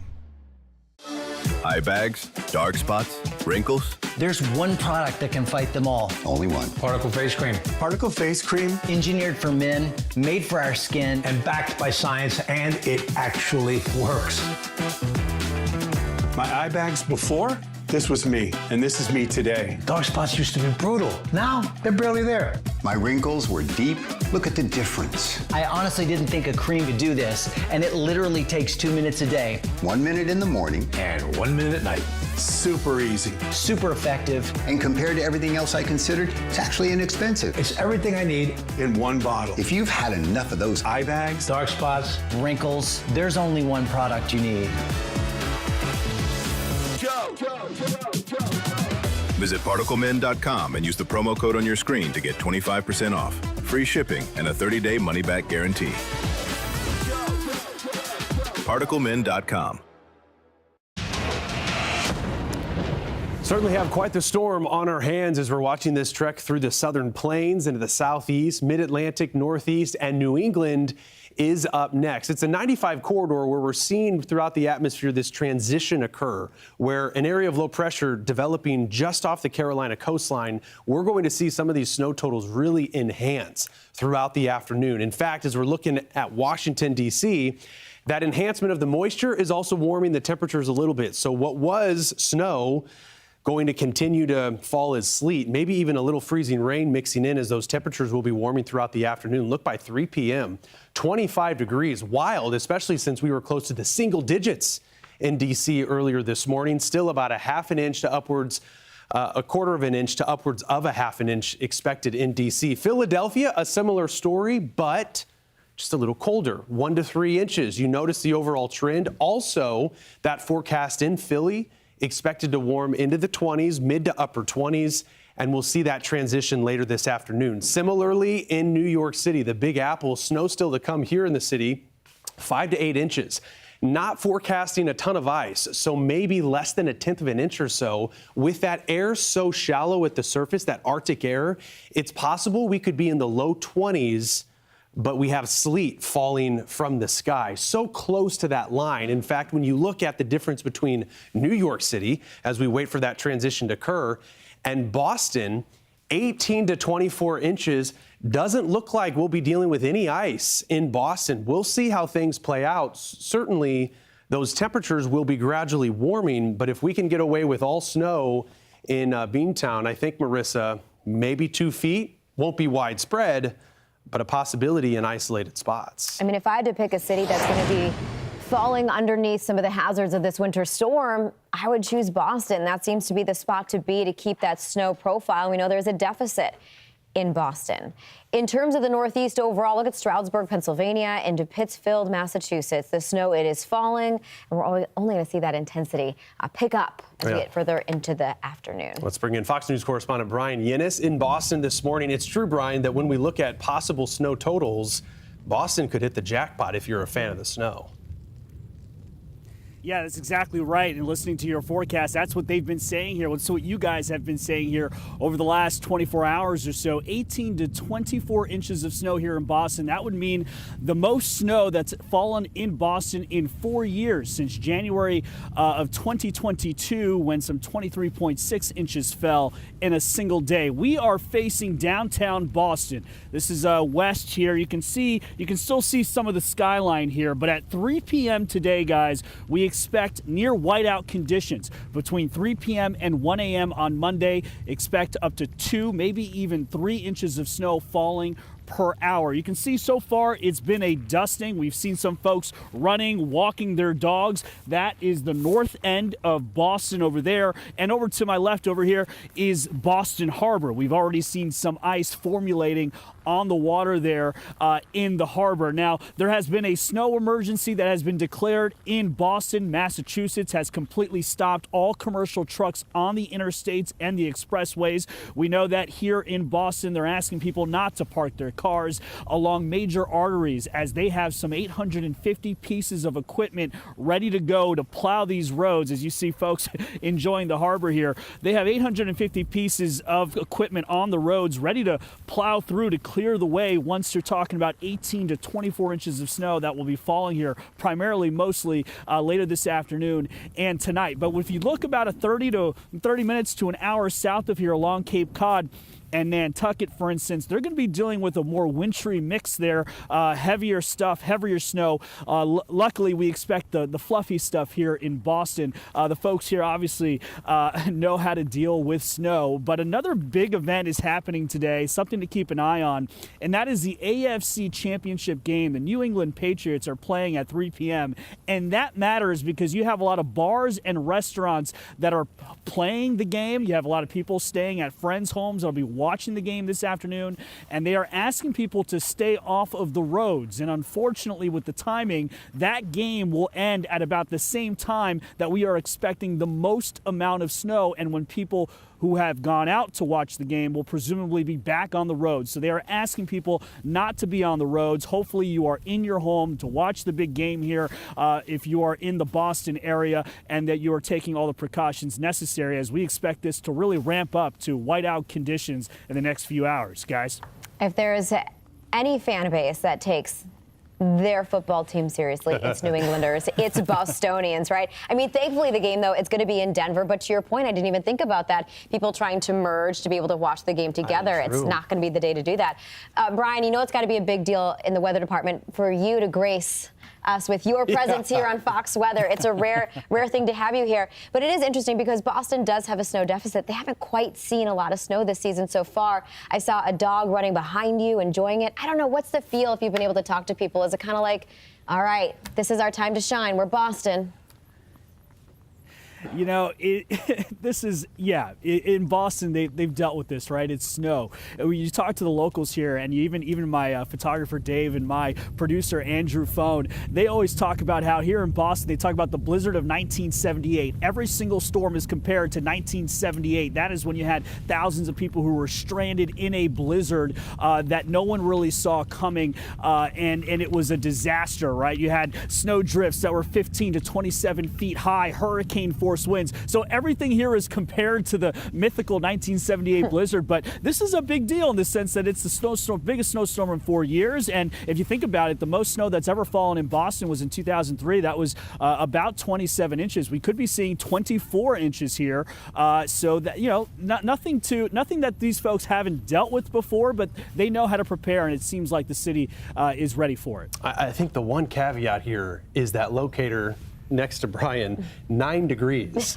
This snow, I know all snow is cold, Brian, but this type of snow, it's a different type of surface temperature that we're contending with. We'll see how it all plays out, but certainly quite a sight to see. The snow beginning in Boston and going to fall for the next several hours. Fox News correspondent Brian Yennis, appreciate the update in Boston for us. Thanks. He's smiling like it's at least 42 degrees out there. Okay, so the snow isn't just in Boston. You could head down the I-95 corridor into New York City, and you'll find this, a snowy view out of New York. Temperature 12 degrees, so just slightly warmer than what Brian was facing there in Boston. Feels like -2 with those winds out of the northeast at 12 miles per hour. Not a lot of cars on the road, so any hopes of getting out on the interstates especially could be challenging. Fox News correspondent CB Cotton is across the river from New York City in Hoboken, New Jersey this morning. And I think, CB, from a perspective of what we saw last hour, how would you describe the snow rate? Has it picked up in intensity? Stephen, Marissa, it has definitely picked up. It's more intense. And, you know, New Jersey Governor Mikey Sherrill talked about how at the height of this winter storm, for Jersey, we can expect wind gusts of 35 miles per hour. We're certainly not there yet, but it feels like we're at the beginning of it, right? Because right now the snow is coming in every direction and it kind of hurts when it hits your face. You guys know the feeling, being meteorologists yourselves, of being out at a snowstorm that's starting to ramp up. And right now it's one of those strong wind gusts and it's bringing the snow down really, really fast, pelting me in the face. And it's actually kind of hard to open my eyes right now. I want to show you the accumulation that we're starting to notice here. Take a look. When I talked to you guys a couple of hours ago, we weren't seeing this much accumulation, but it's definitely picked up. I can step right here in the low-lying areas, and both of my boots are covered, right? And then let's look out to the roadways. There's a reason why elected leaders are telling people to stay home and stay off the roads. This looks pretty dicey to me. It also looks like we actually have a car up here that's currently, maybe it's stalled, I'm not sure, but yes, it looks dicey out here. And I've actually been sort of surprised about the number of drivers I've still seen trying to brave these conditions. I really wouldn't recommend it because, for example, I saw what appeared to be a really close call between a snowplow and a driver. And I think it's really important to just bring this message home that if you can stay at home and stay off the roadways, it really makes everyone safer, and it will allow for the people, the public works employees who are trying to be out here, who have to be out here. It'll allow them to do their jobs really thoroughly. And Governor Sherrill, she did some press rounds this morning, and she said that more south of where we're at, she's already getting reports of blizzard-like conditions. I don't think we're there yet here in Hoboken, but other parts of the state are definitely seeing it. As you guys have been talking about on Fox Weather, parts of Jersey could see up to 14 inches. Over in New York City, the prediction is 8 to 12 inches. And there's already been some really tragic news to come out of this winter storm. New York City Mayor Zohran Mamdani yesterday said that 5 people were found deceased in the Big Apple, and the causes of death still hasn't been ruled yet. But officials say that the cold weather could be linked. I mean, we know the temperatures really started to plummet yesterday. And so we know several warming centers have opened up in the Big Apple, and they'll stay open through the duration of this winter storm. Mayor Mamdani also talked about how this wintry weather is going to have long-lasting impacts through the week. But zooming back in here to Hoboken, I can tell you the conditions definitely appear to be deteriorating. And from what I'm seeing on these roadways, it's best to stay home and stay warm if you can. I want to send it back to you guys in the studio. I know, stay warm. Looking at what you're dealing with, it is frigid out there. CB, you stay warm too. Some intense snow rates that we're dealing with just a temperature of 13 degrees. Thank you for the update. Fox News correspondent CB Cotton in Hoboken, New Jersey. Easy to get tangled up in some of the snowy, icy details, but really significant and important to point out. We now have a mesoscale discussion from the Storm Prediction Center highlighting the risk for tornadoes as we head into the afternoon for the Gulf Coast. This does include portions of Louisiana into southern Alabama, a little bit of Georgia, as well as the Florida Panhandle. Not only the threat for tornadoes, but even saying that if we get some of these semi-discrete cells, they could produce longer tracked tornadoes. Important note there. Yeah. As we look at this winter storm, our coverage, whether it be snow or severe storms, continues 24/7 round the clock. You can tell people how to stream us. They don't know. foxweather.tv. We'll be back. The poverty is unimaginable. There are people who are struggling. This is where she washes the dishes. If you're ever going to allow your Christian faith to rise and to do something for God's chosen people, now is the time. This is the home of Galena. She's 96 years old. This is what she had to eat for today. She has one pot with water and wheat. My father was killed by the Nazis, and I was an orphan. I didn't know about God. But now, in the cold, hungry nights, I pray for food to the God I've never known. There are good people that love you.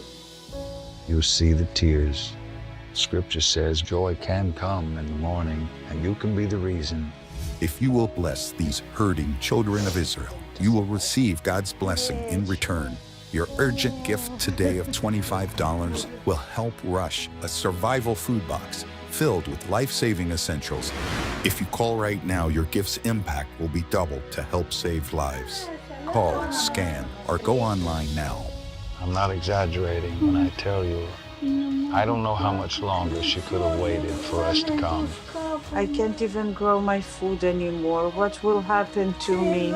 I'm doomed to starve. Tens of thousands of elderly Holocaust survivors in the former Soviet Union are living in extreme poverty, hungry, and forgotten. But through the International Fellowship of Christians and Jews, we can bring them hope. Eggs. It's my favorite food. May you be blessed. You say to them, we see you and we're here to help. If you call right now, your gift's impact will be doubled to help save lives. It's time to take control of your health naturally. Meet the organic testosterone blend from Full Leaf Tea Company. For only 50 cents a cup, you get an all-natural tea designed to help boost testosterone levels, support prostate health, and enhance vitality, packed with pure organic ingredients like ashwagandha, epimedium, fenugreek, and saw palmetto, shown to support healthy testosterone levels and enhance libido, plus green tea and ginger to boost energy and improve circulation. Hand blended in the USA, our tea delivers the support your body craves, and thousands have already discovered the difference. Ready to fuel your body the right way? Scan the QR code to order now and enjoy fast shipping straight to your door. Visit fullleafteacompany.com and explore our complete line of wellness blends. Organic testosterone blend, natural strength in every cup. I mean, I'm looking at the trees now. It's kind of like a game of Frogger. Right on the roadway. Yeah. I mean, you were talking about, I'm sorry to cut you off, Marissa, but this really just illustrates the point y'all were making earlier about how heavy, how surprisingly heavy, even just a quarter inch of ice is.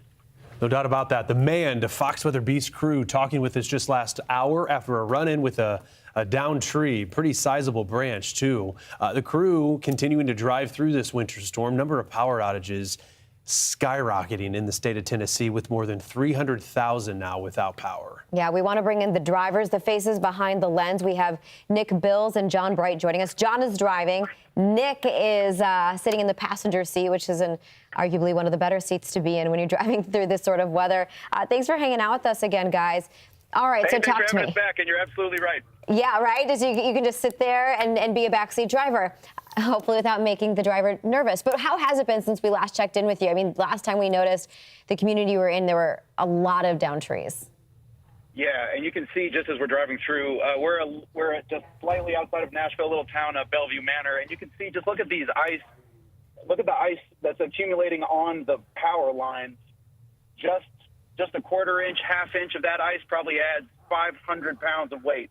That's talking just about the telephone lines. To your point about the trees, we've actually seen several power lines. I wouldn't be surprised if we see another one of the trees being weighed down by the ice and then leaning on power lines that are already under stress. So a lot of a lot of precarious situations with the infrastructure here. Nick, when we were talking to you last hour, you were saying how temperatures in the 33, 34 degree range is really great news, which it is with freezing rain. What are the conditions like now? I know that Arctic air has been knocking on Nashville's door. Yeah, out here, you can see the road is still slushy, which, again, crazy to say that that's great. But as long as we're able to get our wheels on just wet pavement, we're doing okay. But everybody is just waiting as that temperature drops and continues to drop. Then we're really leaning on the salt as it continues to drop. Obviously, bridges and the ground are going to be just a little bit colder than the air temperature as well, to your point. Yeah, and I mean, driving around, so we're looking at a power outage tracker right now on the screen as we talk to you guys. Davidson County, where Nashville is, you have most of the county without power, but it's actually, I believe that was Johnson County, just to the west, where most of that county, actually that was the one where we had limited households reported, excuse me. But it's Davidson County where Nashville is. A lot of people without power, I imagine businesses closed. Does it feel just like, I mean, just very eerily quiet, eerily desolate as hopefully people are staying in and also, I mean, without power? Yes, definitely a ghost town kind of environment out here. Although we have run into a couple of intrepid people who are, we saw somebody de-icing their car. There was somebody walking a dog. I love dogs. They don't seem to realize what, they don't realize. They're like, hey, the power's out. It might be for days. NES, obviously, that's the electric service out here, National Electric Service, have a very specific hierarchy of restoring the high voltage transmission lines first, right, the big arteries, and then the substations, main distribution lines, critical services, and then finally, residences and things of that nature. So dogs don't understand that. Dogs think it's fun outside. So they're like, oh man, everybody's got the candles out, and we're cooking we're using the camping stove to cook right now. Yep. That's what makes sometimes having a dog a really bad situation a little less bad because you're able to see what they're trying to do and enjoy whatever they have. We're showing some video too as we're talking, Nick, out of Brentwood, Tennessee, and this is a widespread ice storm. We've had reports out of Oxford, Mississippi, the mayor talking with her saying that it looks like through a few of their main thoroughfares, it looks like a tornado has gone through. For people who haven't experienced an ice storm, is that a way that you would describe it too? I mean, obviously the elephant in the room is that it's below freezing, but given some of the damage, we're looking at some of those trees right now. I mean, that thing's hanging over the road. If you come back to us, you can actually see we just got stuck behind a down power line. We're having to back up. Oh, that's what's on the road ahead of you. Yeah, so there's an entire, you can see on the right side of the frame, a tree has fallen and completely taken out a tap line, and the entire power line is just across the road. We're stuck in having to back up. So yes, I guess that was a long walk to get to the short answer to your question. Yes. Is one of those branches resting on the power line, or did you say the power line's down on the ground, Nick? Oh, it's down. Yeah. The tree fell on the power line, taking the power line with it. It's all the way on the ground here in front of us. That's what we're slowly backing off of. Yeah, and also, the mayor of Oxford, Mississippi, as Stephen mentioned, we spoke to her, saying that we're still in the assessment stage. Nashville just began this journey earlier this morning with that ice threat. It's going to be some time till I think even crews are able to get out there and assess some of the damage. I don't know, John is driving. How does he feel with some of the road? I know you talked about it being slushy. Have there been any close encounters with some of the ice? Though I know the Beast is a very well-built, hardcore vehicle, even ice can win out sometimes. Yes. What's actually been the biggest, what's been the most interesting challenge for us so far has actually been when you get every single traffic light is out. Not to bring it back to power again, but all of the power is out in the entire area. So every out traffic light just turns into a puzzle because obviously the rules of the road are it's a four-way stop, but a lot of people don't feel very comfortable coming to a stop. So every time you arrive at a four-way intersection, John is having to assess in real time what's the safest way to make it through this intersection. We actually ran into a couple of folks who were out and about, and they came to us and asked us, hey, what is the nature of the roads? What's the state of the roads right now? How are the highways doing? What are the freeways doing? Because with the power being out for as long as it has been, people just don't know. People are getting as much as they can off the batteries that they have. Hopefully everybody's staying at home. Hopefully everybody's staying safe, staying warm, especially, and a quick happy birthday to Mark Cabrillo. Hopefully he's staying safe and warm on his birthday in this ice mess. If somebody told me on my birthday, I command you to stay at home on the couch, I'd say, wish granted. I mean, not having power, though, and not to mention, we talked about, the traffic lights are out. A lot of businesses, I'm sure a lot of schools, a lot of people in their homes, but then the fact that it's so cold and that deep cold is going to be settling in by tonight, being without power, being without heat is a whole other layer of concern for Nashville and communities surrounding. And just to add on top of that, Marissa, that's all exactly right. Restoration is going to be a matter of days. Yeah. Right? People have to bunker in not just for, it's going to be chilly tonight, but tomorrow the sun comes out. 48, 72 hours, because the damage is still accumulating. Right? The ice is still coming. You were saying the temperature is plummeting. Everything that we've talked about, a quarter inch of ice becomes a half inch of ice, becomes a 3/4 inch of ice, how more power lines come down. The road crews are working around the clock, 14, 16-hour shifts, but the damage is still being done. We're still in the damage accumulation to the infrastructure phase of this storm. Yeah, it's going to be one to watch. Be safe out there. Temperatures are dropping, as we've seen by the temperature at the airport, 34 to 31 within the past couple of hours. All right, Nick Bills, also driver John Bright, thank you again for that update just outside of Nashville, Tennessee in the Fox Weather Beast. Appreciate it. Thank you so much. Have a good one. Yeah, thanks, guys. We want to keep it in Nashville, keep it in the Music City at least for a moment longer. Also in Nashville, we have Fox News multimedia reporter Sarah Allegre. It was Sarah, I believe we were looking at your video a second ago where you're looking at the ice that's formed around the tree branches. And it's very thick. I think you're kind of comparing it. But, I mean, that's something else you noted before. The tree branches, the limbs, they're falling. Yeah.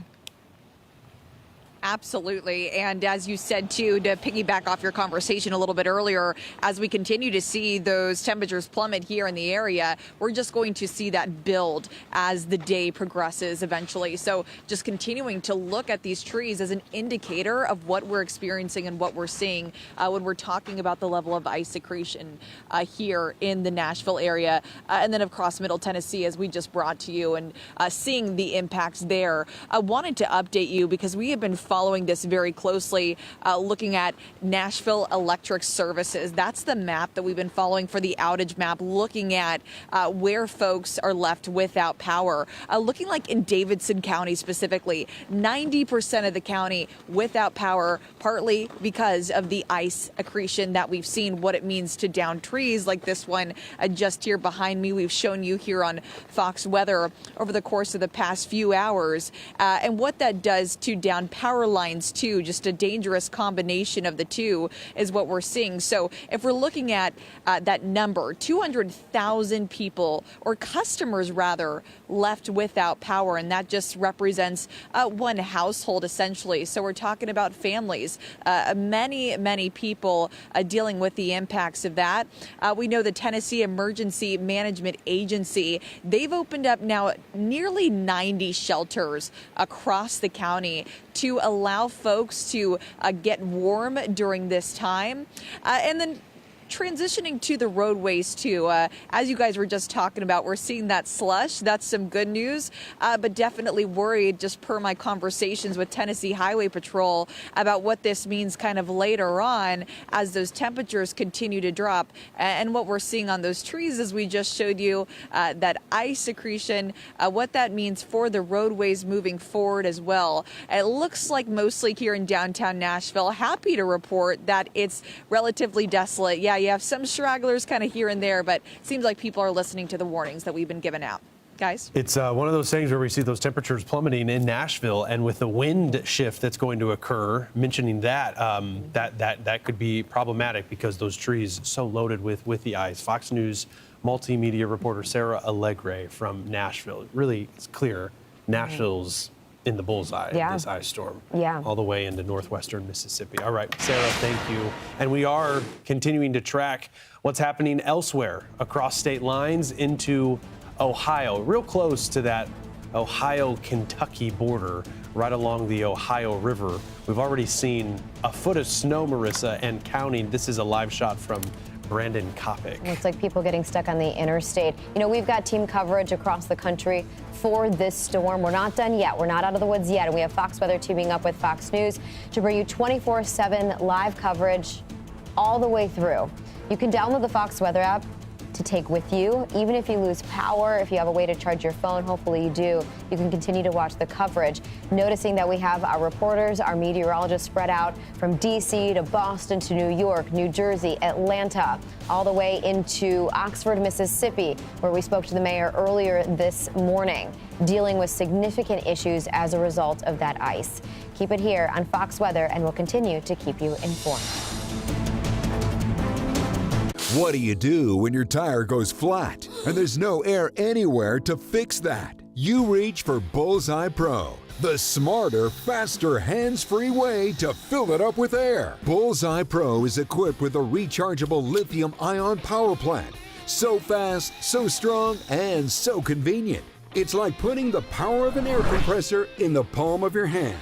Look, you can inflate all 4 tires of your car on a single charge, or inflate a bag full of soccer balls at practice. Bullseye Pro is so advanced, it has a built-in smart pressure digital sensor that gauges and automatically stops when the set tire pressure is reached. Plus, it can be 100% hands-free. You simply set the target pressure and walk away, keeping you out of harm's way.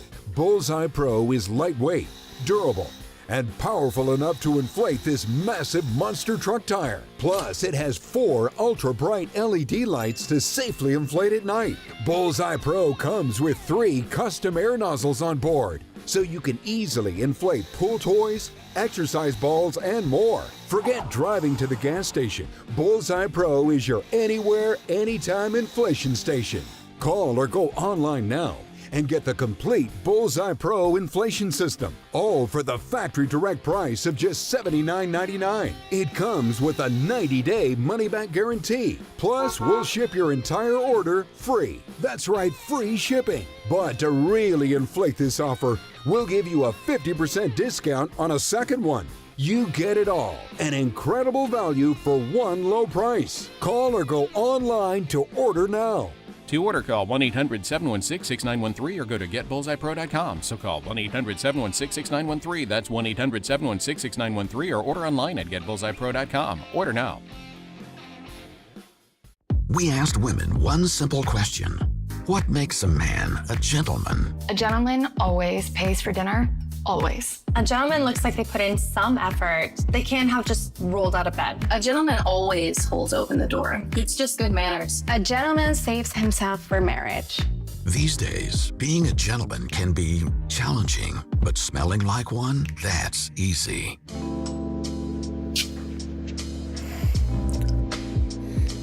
Wow.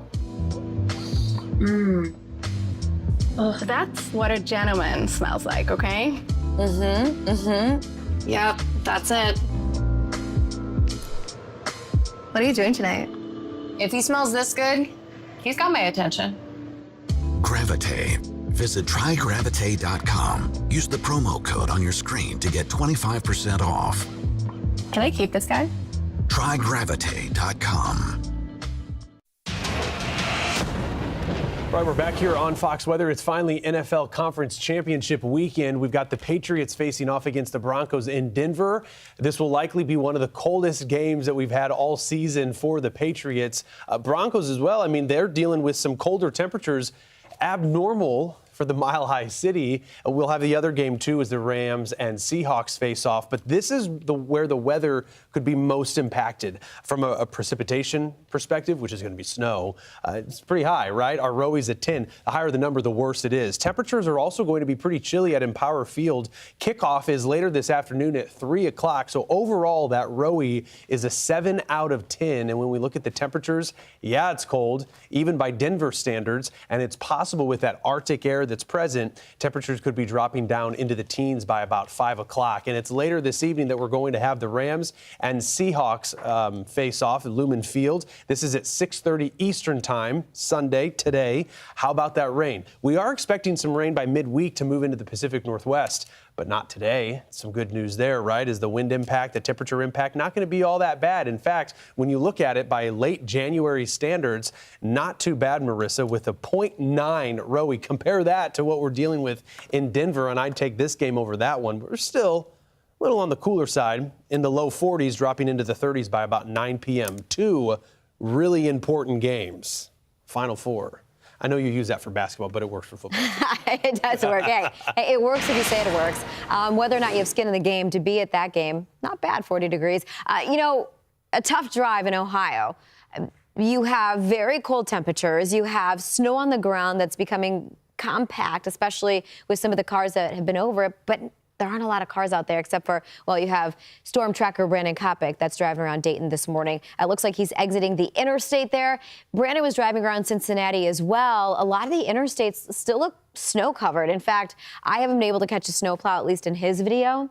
But even if you look at the road, it doesn't look like some of it has been plowed. And perhaps keeping up with those snowfall rates has been challenging at times. But across Ohio, across the Ohio Valley, it is purely a snow profile. So we're not as worried about that warmer air coming up from the south and messing up that profile and giving you a sleet or perhaps a freezing rain. That activity is further to the south. When you talk about travel, though, it's not just the roads that are going to be an issue. Planes flying also an issue, and that's really not a surprise. You have a well-forecasted storm, and I think because of that, a lot of airlines preemptively offered people to change their flight. You notice that out of Dallas, which was a big problem yesterday, in and out of Dallas, you had over 1,400 flights that were canceled. You're also noting out of Charlotte, we're having issues there, now up to 450 flights that have been canceled. For Charlotte, it's more of an icy threat. Nashville has quickly stepped up into the spotlight this morning because of the freezing rain, not even sleet, the freezing rain that has impacted many people across the city, primarily with outages. So you just shouldn't be leaving your home. You shouldn't even be thinking about exiting to the outside unless it's absolutely necessary. When you look right now at some of the air travel, you do still have flights that are flying. We've seen a couple take off out of the New York City metro, but only maybe a handful, and a lot of them were flying south. Issues throughout the day for Boston. I'd say for the morning for sure, hopefully getting better into the evening, but not so much in terms of the actual air travel, though the forecast should hopefully be getting a little bit better as you get into early Monday morning. New York, LaGuardia, JFK, Pittsburgh, Philadelphia, everything exits from west to east, but it could take the airports a while to catch up, especially if you were delayed and you're waiting on that flight to take off. Then you get into an issue of the hours that the pilots have worked. This is a look right now at the airport delays for Monday. Again, the system exits by Monday. And for New York City, a lot of that precip's going to come to an end by early Monday morning, perhaps 6, 7, 8 a.m. And you'll note that even as we look at the airports, there's still going to be a little bit of a challenge. So hopefully and hoping for better news, if you're on the road, it could take a little bit longer. They're going to treat a lot of these plow crews and salt treatment crews. They're going to prioritize those main interstates, those main roads before they can get to the secondary or even the tertiary roads, which means your neighborhood may be further down on the list. Regardless, the interstates, they could be slippery. And noting where we do have some of these temperatures, I-95, I-85, that are below freezing or right around freezing, it's not just a snow threat, it is an ice threat as well. So please be careful. But again, best advice, keep it at home. Let's highlight those temperatures a little bit more, Marissa, because that is the big story with this departing winter storm. It's eventually going to happen in Nashville, a city that's dealing with some ice. Ignore the temperature right now. That is not the temperature in Nashville. Actually, we are 32, 33 degrees in the Music City. But what we're looking at is a very icy situation. And with cold air set to move in, a city like Nashville is under a cold weather advisory because tonight and tomorrow night, it's going to be very cold with wind chills dropping into the single digits, even below zero, well below zero, where we have those extreme cold warnings, which that's confined through parts of the upper Midwest and the high plains, and then also a big chunk, including Memphis, Tennessee, not Nashville, but Houston, Corpus Christi. Of course, these are subjective. These are based on what latitude we're found at. So along the Gulf Coast, obviously, we're not going to have temperatures as extreme as what we have through the high plains, but the infrastructure is way different. For example, you've got exposed water lines along the Gulf Coast. Those are buried pretty deep when you head up into North Dakota and Minnesota. But overall, as we're looking at these threats that we have, the cold is going to be a really big concern, especially when we're dealing with ice this morning, that ice through Middle Tennessee. Through the upper Midwest, through the Great Lakes and Northeast, We do have some pretty cold temperatures that we're expecting later today. This is by tomorrow morning. We are still well below zero in Minneapolis for that wind chill. St. Louis, -19 will likely be that wind chill when we wake up tomorrow morning, already in that cold regime. But the snow with that fresh snowpack, sometimes these temperatures can really surprise us. You get clear skies, and anything that might be warm just escapes the lower levels of the atmosphere, and we can really bottom out. A little better in St. Louis by Tuesday morning, but then we're going to see through the interiors of the Northeast that reinforcing shot of Arctic air. It's not over by Tuesday. In fact, as we head throughout the rest of the week in the final few days of January, it does look like a cold pattern is going to dominate, especially through the Great Lakes, as those Great Lakes are quickly beginning to freeze. This is the type of air mass that we need, but when you look at it climatologically, that's what happens. Speaking of the Great Lakes, Duluth, Minnesota, look at those forecast wind chills over the next 6 days. When you say -22 is the warmest, I don't know if that even counts. What about Boston? Similarly in New England. Now, we're going to have a lot of snow in Boston, and the big question is, how long will that snow stick around? I think it's safe to say that through Friday, it will be on the ground. So we got to get used to it. Not only, though, is it the high plains, the Great Lakes, the Midwest, and the Northeast, it's the southern plains. A lot of record low temperatures could happen through Tuesday. So this is considering tonight and tomorrow night. And given the air mass that we have, the departures could be some of the greatest in Texas, meaning where we should be this time of year compared to what the actual temperature is going to be.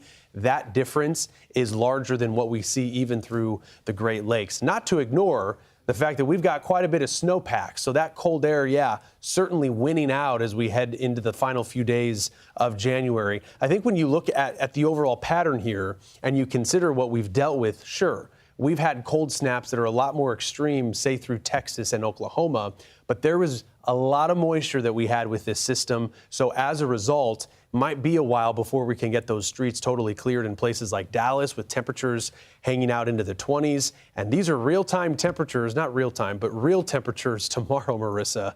-4 in Springfield, 23 degrees in Houston. That's a hard freeze. Anything exposed could very well burst. I'm thinking pipes. So protect what you can before this deep chill settles in tomorrow. If you don't have cabin fever yet, give it another day or so. Well, it is the bottom of the hour, so you know what time it is then. It's time to look at some of the... It's 7 minutes till the top of the hour. That's exactly what it is. This is a look at, well, some of the viewer content that's been shared with us here at Fox Weather. This video out of Falling Waters. I'm not sure which state, but I do know that it's getting snow, and I do know that that's some... Well, there's a lot of snow. That's falling snow. That's not falling waters. But yes, technically it is falling water, though. Technically, you're right. Just below freezing. Where's this one at? You have better eyes than I do. That's out of Maryland, out of Galena. Perhaps? Nice. A little bit of snow. The thing with Maryland and the Mid-Atlantic, we've seen that transition occur. So we're seeing a little bit more sleet, but the pooches, they still, oh my gosh, look at that. Aww. In the spirit of the Olympics. That's nice. Oh, that's in Hope, New Jersey. Is that a little schnauzer? I don't, or it looks like maybe a doodle of sorts. Yeah, a doodle. Doodles are very bouncy. Well, my sister has one. You better believe it, they are. That was great. Okay, and another video out of Maryland, out of Oakland. Michael, thank you for sending this one in. It is very serene, right? When it's just the snow, it's not even blowing around, but it looks like that snowpack has settled. Please share your photos. We do like to see it. With this being a very complex forecast, some are seeing sleet, others freezing rain, others snow. Scan the QR code. You can also go to foxweather.com/connect and upload your photos there. Let us know the city and state because, you know, there's a bunch of cities in these different 50 states. There are. All right. Well, Thank you, Captain Obvious. Thank you, Captain Obvious. Are we still going? We're still going. Yeah, we're almost to the bottom of the hour. Okay, almost to the bottom of the hour. Okay, well, we're at the bottom of the hour. To your point, depending on where you send video from, there are a lot of spots right now that are purely dealing with snow. We've seen actually that snow creep up the I-95 corridor. So very likely Boston, you're going to be seeing that within the next hour or so, but spreading across even Rhode Island into what am I thinking? Rhode Island and Connecticut. Is that right? Am I right? I'm saying Providence. Lucky guess. I want to say Providence. Providence, okay. Yeah. Well, look at that swath of snow. This has been the zone, though. Yeah. I mean, right through Middle Tennessee, where the rain and that moisture moving in has created a really nasty situation around Nashville with the freezing rain. And those ice storm warnings still quite expansive. We've got them in East Texas. We also have them through the Carolinas and northern Georgia. Yeah, Tennessee really did take the spotlight earlier because of the fact that it's dealing with freezing rain. But even with that sleet and everything in between, it's just a nasty setup. As we mentioned earlier, that trough is now starting to swing through the east, so it's helping energize and provide lift. And you are going to see, well, we've already seen some impressive snowfall rates, it looks like, out of the New York City metro, where we've had about 2 inches an hour. Looking at that, draw a line from the base of the trough. That'll give us that indication of when it's all beginning to shift, perhaps even become negatively tilted. That's going to enhance what we always look at, where the base of the trough is just to the east of it. That's where you really see that upward motion. It's going to be a long day, folks. Buckle up. The ride continues here on Weather Command Weekend, and we'll be breaking down every city and those threats that we have. We'll be right back after this. Stay tuned to get this 5-piece bakeware set, a $60 value, absolutely free. Tired of that pan that always sticks? It's so scratched and worn, you can't cook in it. Hi, Chef Daniel Green here with my new hammered pans from Gotham Steel. This complete 9-piece set is guaranteed to beautify your kitchen like never before. Gosh, what I love most about this design is this hammered copper look. It would just look so fantastic hanging in my kitchen.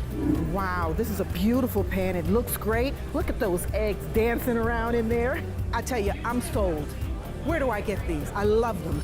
Hammered pans are ultra non-stick. Nothing sticks. Even gooey mac and cheese slips out with ease. And look, these sticky candies melted with a torch are no match for hammered pans. Plus, they're super durable, so use metal beaters straight in the pan for a gourmet souffle that slips out and a pan that looks just like new. They're even oven safe up to 500 degrees. So bake homemade chicken pot pie, cheesy lasagna, or this whole chicken dinner. Any recipe looks great in these pans. From steak flambe to delicious desserts and delicate fish, nothing sticks. Plus, the entire set is dishwasher safe and PFOA free. Similar sets are over $1,000, but you won't pay that. Not $500 or even $300. Get the full 9-piece Gotham Steel hammered set for just 5 payments of $49.99, and we'll even ship it to you free. But order now and we'll drop 1 payment. That's just 4 payments of $49.99, and we'll even guarantee it for a full 10 years. Plus, we'll include this free steamer and strainer, and our 5-piece bakeware set with every pan you'll ever need to make delicious breads, cakes, and desserts. Together, these are an $80 value, yours 100% free. That's a huge 15-piece set with free shipping. Call or click now. To order, call 1-800-521-5967 or go to buyhammered.com. That's 1-800-521-5967, or you can order online at buyhammered.com. Eye bags, dark spots, wrinkles. There's one product that can fight them all. Only one. Particle Face Cream. Particle Face Cream. Engineered for men, made for our skin. And backed by science, and it actually works. My eye bags before, this was me, and this is me today. Dark spots used to be brutal. Now, they're barely there. My wrinkles were deep. Look at the difference. I honestly didn't think a cream could do this, and it literally takes 2 minutes a day. 1 minute in the morning. And 1 minute at night. Super easy. Super effective. And compared to everything else I considered, it's actually inexpensive. It's everything I need in one bottle. If you've had enough of those eye bags, dark spots, wrinkles, there's only one product you need. Visit ParticleMen.com and use the promo code on your screen to get 25% off, free shipping, and a 30-day money-back guarantee. ParticleMen.com.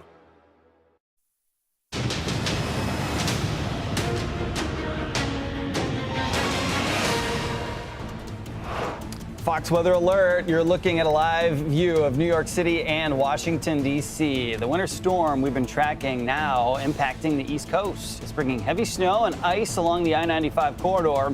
Travel shutdowns are anticipated. Meanwhile, thick layers of ice on the ground and power lines down for millions. Outages, they stretch across the South, numbers skyrocketing. Hundreds of thousands already in the dark. Freezing rain will continue to accrete across the South today, making travel treacherous. At least 6 states reporting at least a foot of snow. And Fox Weather has all angles of this massive storm covered. We're here from the first flake all the way through cleanup. Stay with us 24/7 on your phone, your connected TV, and online. Watch us on any device or provider. Go to foxweather.tv to find out how. Welcome in here to Fox Weather's continued coverage of our major winter storm. I'm meteorologist Jane Menard. Thanks for joining us on this Sunday. I'm meteorologist Nick Koser. We're with you all the way until 6. We've also got from Greenville, South Carolina, Mr. Bob Van Dillen, who changed locations from Atlanta, Roswell, the Roswell area yesterday. You went a little bit further north, and Bob, I got to tell you, it doesn't look like you're standing in South Carolina. When I think of South Carolina, I think of some palm trees and warmer temps. Boy, is it a whole different world back there. Yeah, it is, and we've got the snow shovel brigade working overtime right now because we picked up a lot of sleet. Now, the thing I can tell you about the sleet is it means that cold air temperature profile is a little thicker. So when that big batch of rain comes in from Georgia later this afternoon, all this is going to turn into heavy freezing rain. And that's going to be a big time problem for about a 3 to 4 hour window later this afternoon. But right now you see what's going on. We're kind of waffling in between sleet and freezing drizzle, heavy sleet, heavy freezing rain. We've got the whole mix. What we don't have right now, you guys, is snow. But you can see what we're looking at. This is right here, the main street. You can see Broad Street right here. If you have four-wheel drive, so far so good. The roads are not solidly frozen over. In fact, they were all the crews working last night starting at 2 o'clock. They dropped 150 tons of sand and salt across the region. So far so good, even though it doesn't look like it did much help. You can see the roads are ice and sleet covered at this point. But if you do have four-wheel drive, they've been doing all right. See this guy right here? No problem. One thing, Nick, I want to show you real quickly is that banner up there on that pole. I just want you to look at it. And keep it in mind, this is Main Street. See what it says up there? Ice on Main. IceOnMain.com. That's perfect. That's perfect for Greenville, South Carolina right now. Now, officially, Nick, we've only picked up 1/10 of an inch of freezing rain. But that's on top of the sleet that we've already had. We moved from Atlanta up to the north because we knew there's a warmer punch of air coming in for Atlanta. Yesterday, Atlanta officially 2/10 of an inch of freezing rain right there, which obviously is going to make for some slick conditions. I didn't see any power outages of note around the Atlanta metro. But then you start going back to areas like Mississippi. I just got some pictures coming in from a Facebook group at Ole Miss. It looks like devastation out there right there by Oxford. So trees down, power outages for almost 90% of the people in Lafayette County. That's out there in northern Mississippi. We'll go there, I'll get some pictures. I'll try to get them for you as well. But right now you see power outages. They're climbing up there from Texas to Louisiana into Mississippi. Obviously the hardest hit areas with that freezing rain. And as you've been watching, as we're moving that cold front over, we've got several teeth to this storm, right, Nick and Jane? We've got the possibility of a tornado watch, right, for the lower part of Alabama, Georgia, and the Panhandle. Then you've got the heavy snowfall rates, which you just talked about, edging through Philadelphia into New York before that warmer nose of air moves in and changes it all to sleet. But who's the big winner? We're talking about central New England, right? Of that tornado watch, Bob, just issued in the Florida Panhandle, southern Alabama, central Georgia. We're about 50 miles distance from the tip top of this tornado watch to the ice storm warnings that we have in Atlanta and then back out across parts of Mississippi and northern Alabama. So, I mean, this is such a dynamic system. We already are watching, by the way, one severe thunderstorm warning in Mobile County, Alabama. So heads up if you live in this zone. I know we're talking a lot about the ice and the snow, but please make sure that you are aware of your activity today. Make sure you know where that safe place is as we get into the course of this afternoon and evening, because you're right. I mean, this batch of heavy rain, Bob, it's on its way as it slices across the southeast. The dynamics of this, I mean, you have that cold air, that damming that's settled in through the Piedmont. So we're going to get a second round as that warm nose kicks in. We'll probably continue to see more icing threats through the Carolinas, and then that bleeds the power outage risk further east. Yeah, and Nick, I want you to look at this. I was looking at some of the mesoscale models, right? The ones that allow for the quick turnaround for their output. When that line that's over central Alabama, now edging towards Rome, Georgia, which is all rain at this point, hits that big batch of Arctic cold air that's the wedge, that's going to instantly turn into very heavy freezing rain. And the rainfall rate's going to be strong. It might not freeze on contact because you see a little bit of runoff, but we're still calling for an extra 1/4 of an inch to maybe 4/10 of an inch of freezing rain in Greenville and points beyond as that cold front slices over towards the east. Yeah, there's a very, very cold pool of air in place, and it's just a matter of time before that moisture comes in and unfortunately interacts with it. And like you're saying, even though things might look quiet and calm right now, another huge batch of freezing rain is on the way through, and that could really be the punch that does the damage. Further north, we still expect some heavy snow. We've had snowfall rates of 2 inches per hour reported here in the New York City area. I think at last check, LaGuardia reported 3 inches of snow. It takes a while to get the snow totals upgraded. So I'm sure we're seeing more in spots, but it's coming down, Jane. And boy, it still looks like Boston will be right in the crosshairs. Yeah, and you know, it's been interesting as we've been following the snow up the I-95 corridor this afternoon, is that cold air winning, really just punching south that warm nose and that sleet transition.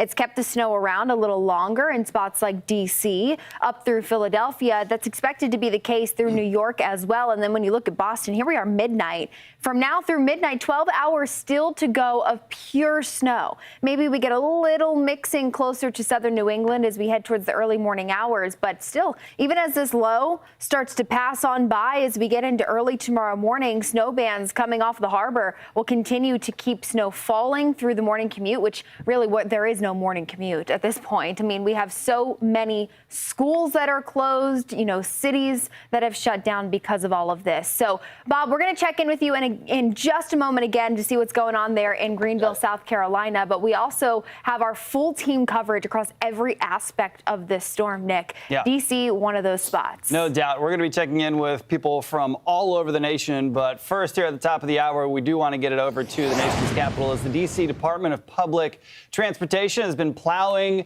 the roads and treating them with salt all morning as snow continues to come down there in the capital. You can see that car stuck in the accumulation as drivers are trying to dig them out. Let's talk to Fox Weather's Katie Byrne, who's live in D.C. right now. A little bit camouflage there, Katie, with that white coat, the white background. It's quite a different view talking to you today than it was while we were checking in with you 24 hours ago. It's been impressive here, Nick. We have at least 5 inches of snow on the ground, and then on top of that, we've had sleet for hours now. When you look at what the consistency of this all looks like, and you pick it up, it's pretty shiny and glistening on the top, but you can see little balls of ice in the snow. So it's that combination, which, of course, sleet is a lot heavier than snow, harder to work with. The advice, of course, to people in the area and across the region dealing with this is to stay on top of cleaning this up off your car, off your sidewalks, things like that, because it's only going to get harder to deal with as we get into really the rest of the day when it comes to these active elements, and then cold temperatures because it's going to be frigid and well below average here for the coming days. So all things to keep in mind because sleet, freezing rain, the potential for that is there. Both can be very damaging. We're seeing evidence of that right now play out south of us in places like Nashville, Tennessee. But here in D.C., we have spoken with people all day who say most of them are getting around on foot. Not a lot of cars out there. In fact, we really have rarely seen any. At one point, we did see a taxi cab get stuck in some of the snow-sleet combination here. They had to dig out with a shovel to be able to keep on moving. But here at this corner, we were able to talk to some folks who were describing the consistency of this snow. And you know what? They put it perfectly. I'll let you hear it from them. We were just talking about how this doesn't feel like real snow. It feels more like tiny ice pellets. Yeah. So while it looks like snow, if you pick it up in your hand, it's like basically freezing rain turned to ice. I actually did pick up a little bit of it. It just looks like a bunch of beads, which is a bit surprising and probably explains why it's so much noisier when like things are falling. Yeah, yeah. Now, in the distance there, you can see the Capitol.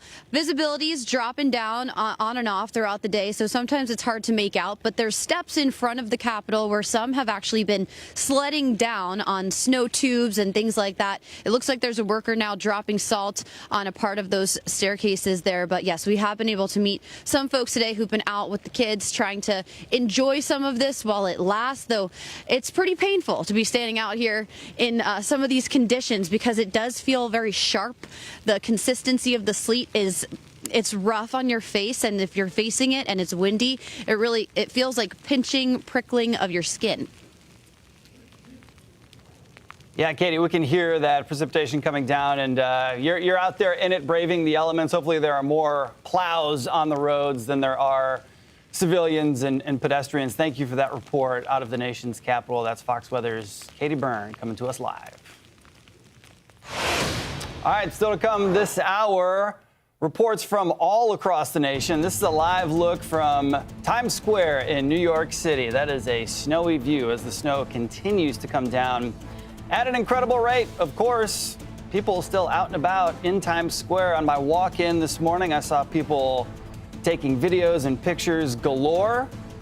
So there will likely be a lot of that on your social feed, and we'll continue to monitor this storm not only in the New York area, but all across the East Coast when we return. Much more when Fox Weather comes back.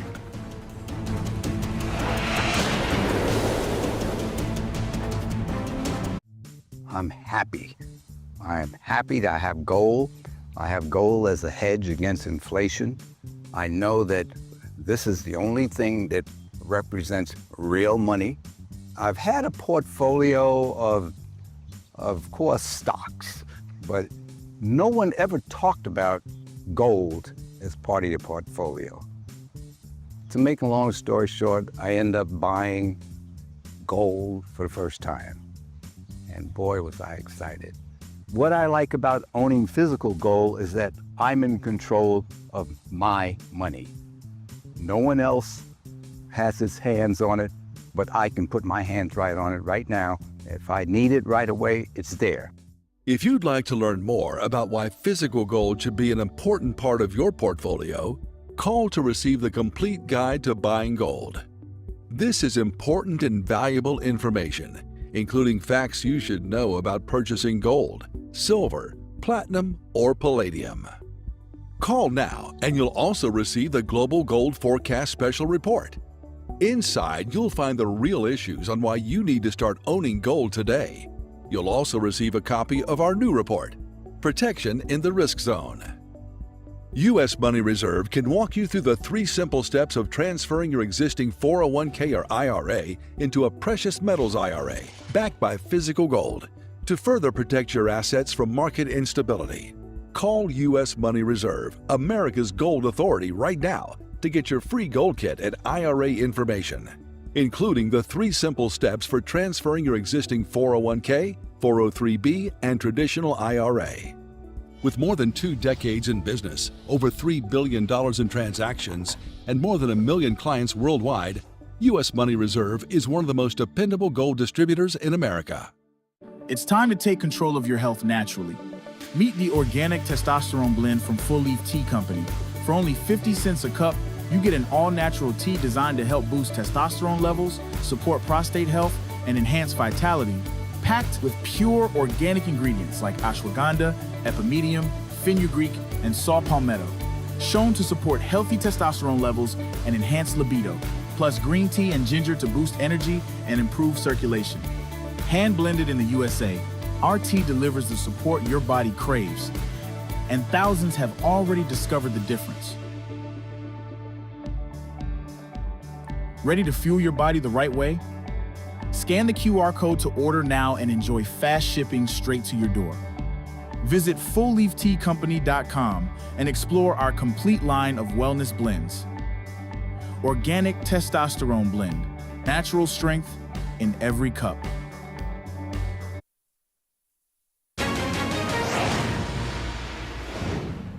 And welcome back to Fox Weather, everybody. We're your Winter Storm HQ. We've been slamming into this storm over the last couple of days, and unfortunately, it's performing just like what we thought. Yeah, Bob. I want you to look at this real quickly. This is interesting because we were in Roswell, Georgia before, right? So it was pretty fun. We were out there, and it was fine. We were with people that I grew up with, kind of around there in Georgia. We had a good time.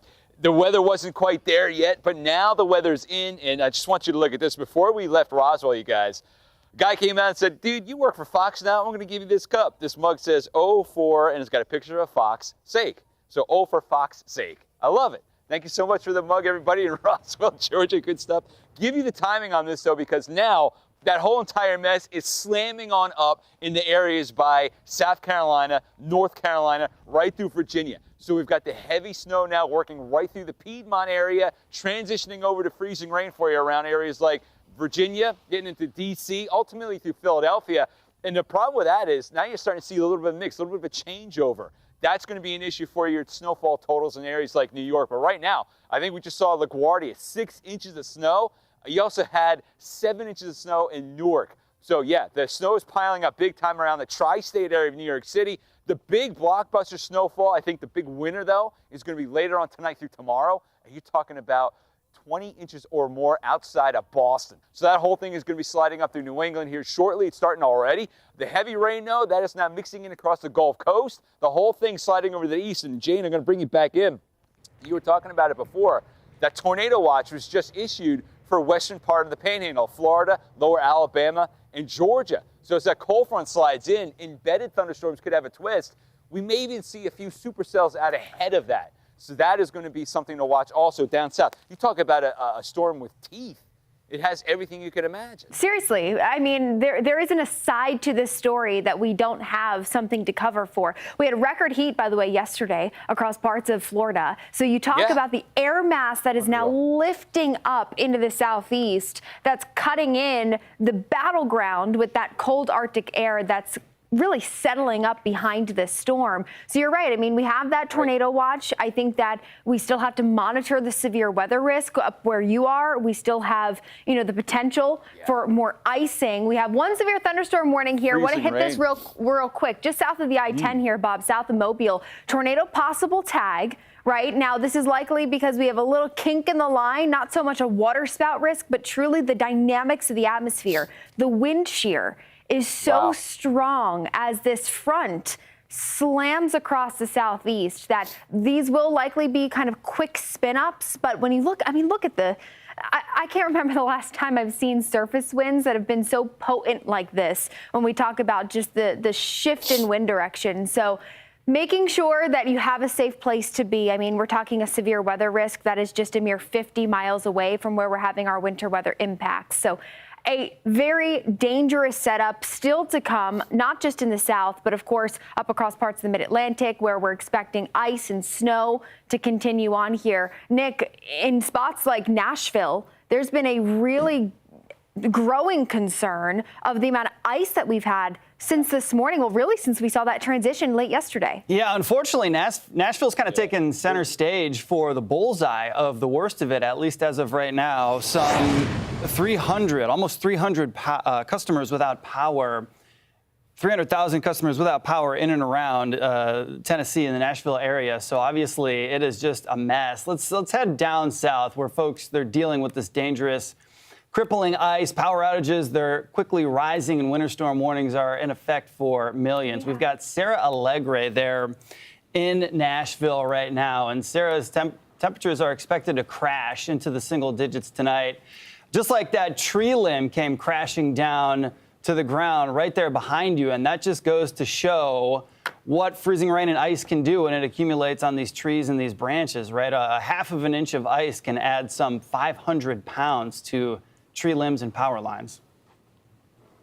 Hi there, Nick. Absolutely. And as you said, that tree is just one example of what we're seeing here and why this storm has been so concerning. And the focal point really here in Nashville area, you mentioned the power outages, and this tree is an example of what these lines are dealing with. A quarter of an inch of ice is so incredibly heavy. It's a weight of 2 grown men, essentially. If you think about that lined up on a transformer, that's going to do some significant damage. And this is what we're seeing here on this tree. And you could just take a little closer look at some of the branches too. As we look in the details here, you just see a significant portion of ice just encompassed around this tiny branch. And then of course, looking at the trunk of the tree that is just split in half, leading to the damage that we've seen with the ice accretion.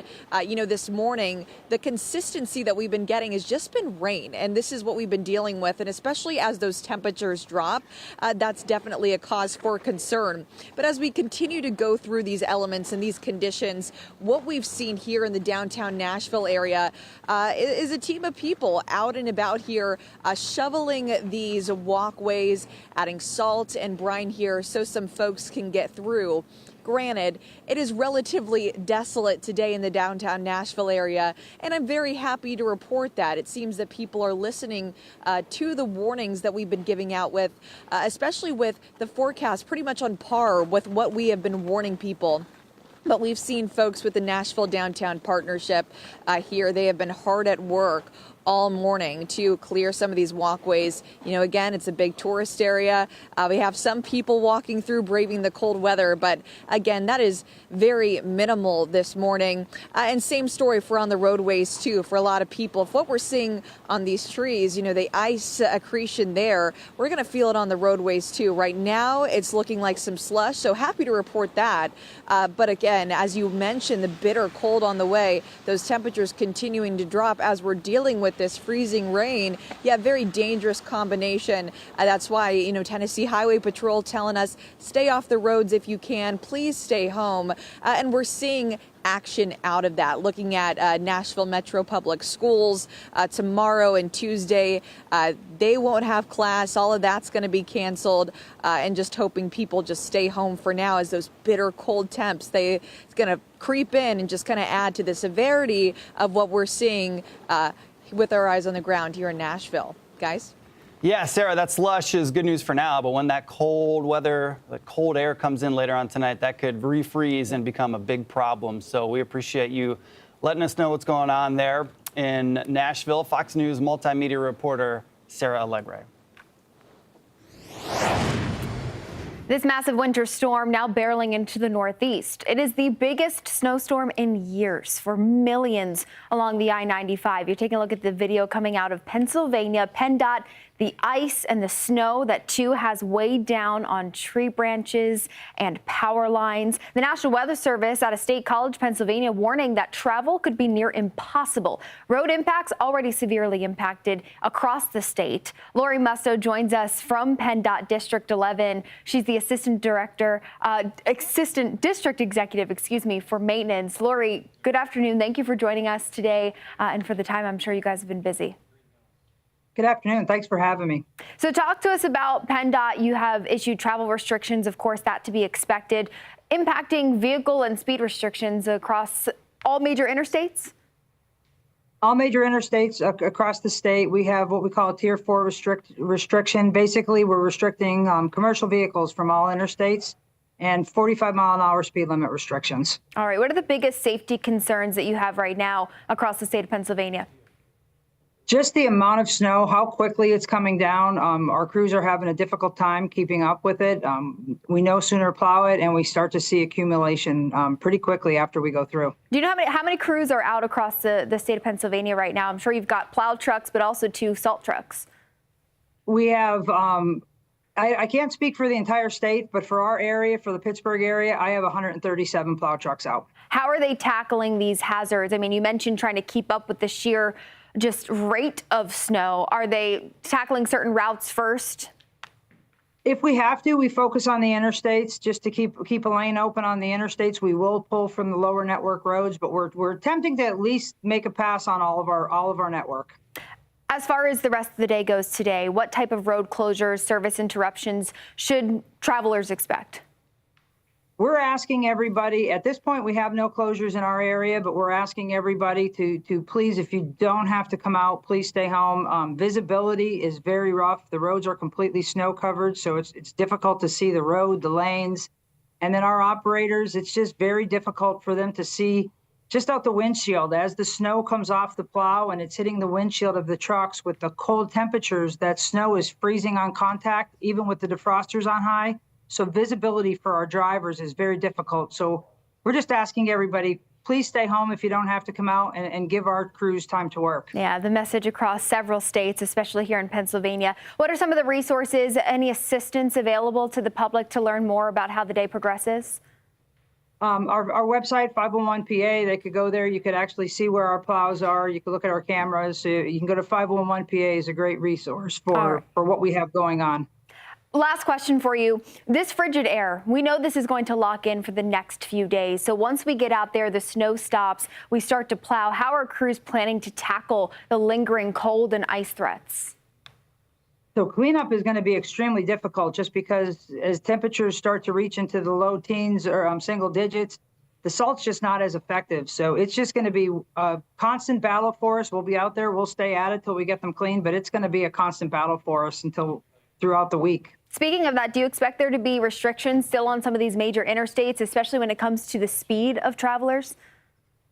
We'll keep the restrictions on as long as we feel that there's a concern, especially if they remain snow covered. We will keep the restrictions on until we feel it's safe to lift them. All right. Lori Musto, the Assistant District Executive for Maintenance with PennDOT District 11. Thank you so much for the time here. Best of luck to you and your crews.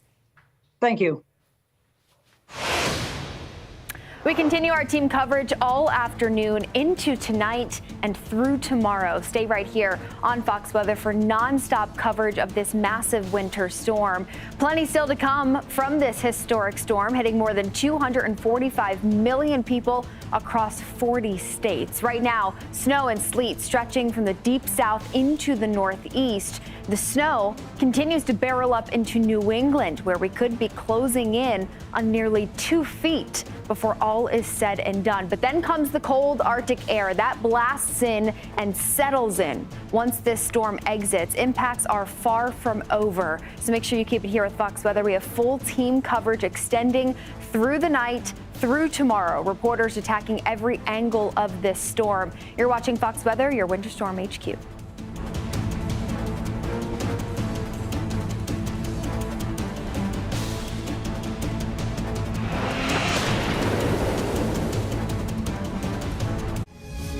Poverty is unimaginable.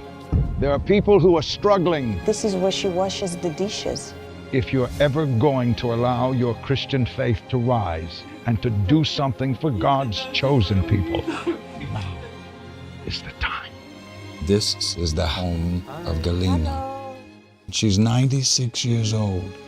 This is what she had to eat for today. She has one pot with water and wheat. My father was killed by the Nazis, and I was an orphan. I didn't know about God. But now, in the cold, hungry nights, I pray for food to the God I've never known. There are good people that love you. You see the tears. Scripture says joy can come in the morning, and you can be the reason. If you will bless these hurting children of Israel, you will receive God's blessing in return. Your urgent gift today of $25 will help Rush, a survival food box filled with life-saving essentials. If you call right now, your gift's impact will be doubled to help save lives. Call, scan, or go online now. I'm not exaggerating when I tell you, I don't know how much longer she could have waited for us to come. I can't even grow my food anymore. What will happen to me? I'm doomed to starve. Tens of thousands of elderly Holocaust survivors in the former Soviet Union are living in extreme poverty, hungry, and forgotten. But through the International Fellowship of Christians and Jews, we can bring them hope. Eggs. It's my favorite food. May you be blessed. You say to them, we see you and we're here to help. If you call right now, your gift's impact will be doubled to help save lives. It's time to take control of your health naturally. Meet the organic testosterone blend from Full Leaf Tea Company. For only 50 cents a cup, you get an all-natural tea designed to help boost testosterone levels, support prostate health, and enhance vitality, packed with pure organic ingredients like ashwagandha, epimedium, fenugreek, and saw palmetto, shown to support healthy testosterone levels and enhance libido, plus green tea and ginger to boost energy and improve circulation. Hand blended in the USA, our tea delivers the support your body craves, and thousands have already discovered the difference. Ready to fuel your body the right way? Scan the QR code to order now and enjoy fast shipping straight to your door. Visit fullleafteacompany.com and explore our complete line of wellness blends. Organic testosterone blend, natural strength in every cup.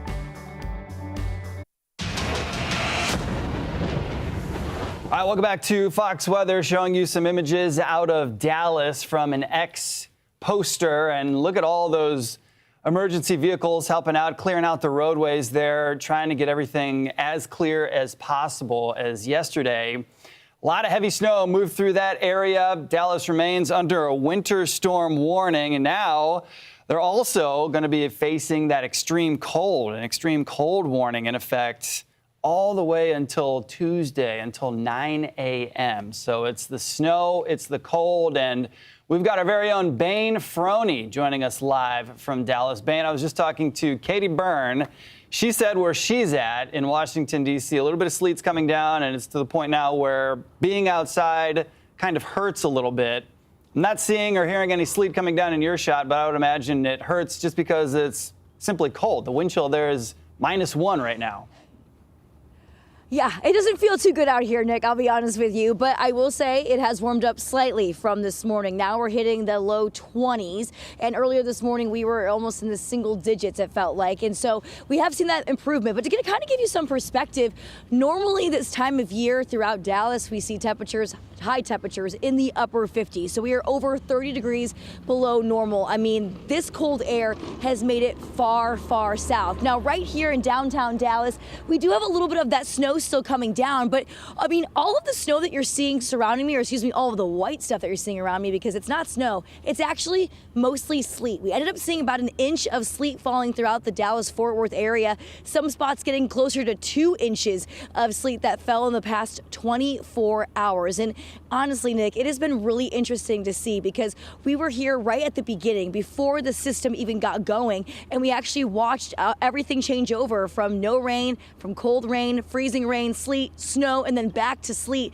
just within the past 24 hours. So Texas has been really feeling it. Now, even farther south early this morning, like in areas in Austin and Houston, getting reports of sleet and freezing rain coming out of those areas. So roadways are going to be just treacherous. And that's the thing. The cold air, it sticks around. I mean, we're going to be dealing with this cold air for today, but also Monday and into Tuesday, which means everything that you see here on the roadways has no way to melt. It's just going to stick around for quite some time. So TxDOT is on it, trying to get these roads cleared out.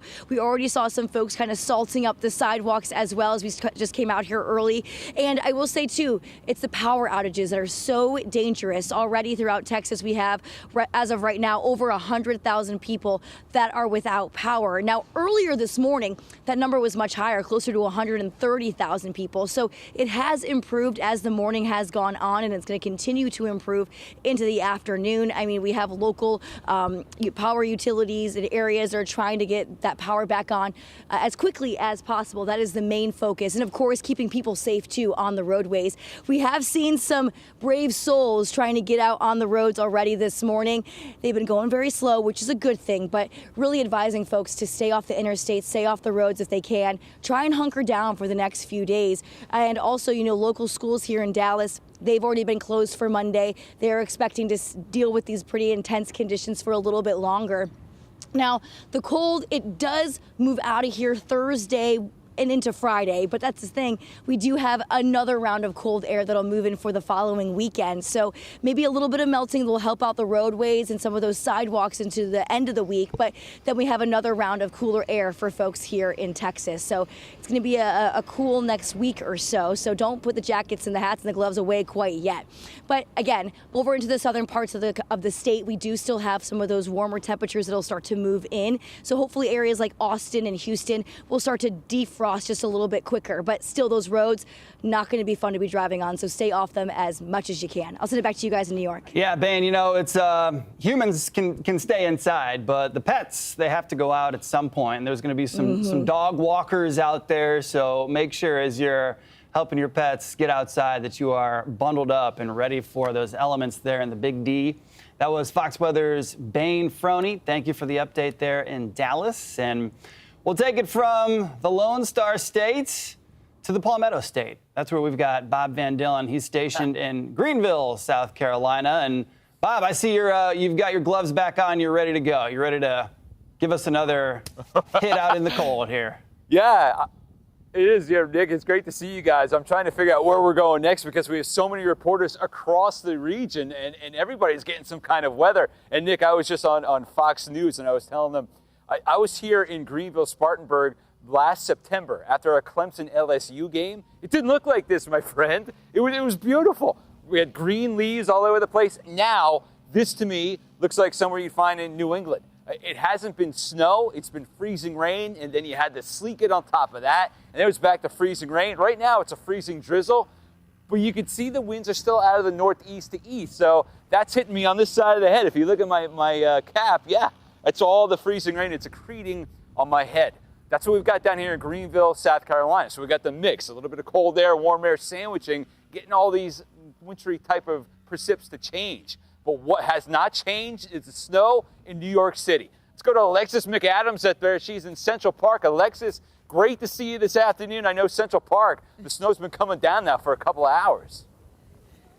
Bob, I don't know why you had to go to Greenville, because you could have just been right here near your home base in New York City, because they're getting a lot of snow here, right? But I know you're dealing with weather all across the country. It's going to hit the East Coast throughout the day. I'm just going to walk you through Central Park, because I know people think, oh, what an iconic place, you know, to see the snowfall. And it is. It's beautiful, but it's also been dangerous here in New York City. The roads are covered, and when those winds pick up, Bob, it blows that snow right back on. So we're going to continue to walk here, and you can kind of see they've got the layout here. We'll show you over here in this part of Central Park. I mean, this is the area where it does pile up. You can see people kind of coming out here and trying to check it out. Right now, there are hundreds of flights that are canceled just at a couple of the airports here in New York City. So if people were here to visit, they're not getting out of New York City as of right now. We know that Governor Kathy Hochul here in New York is bringing in some extra resources. She says that there's no major issue right now with power outages, which is good for people to know, at least in New York City. Upstate New York and in the Hudson Valley, it might be a different story. But the wind really seems to be the big issue when you talk about visibility.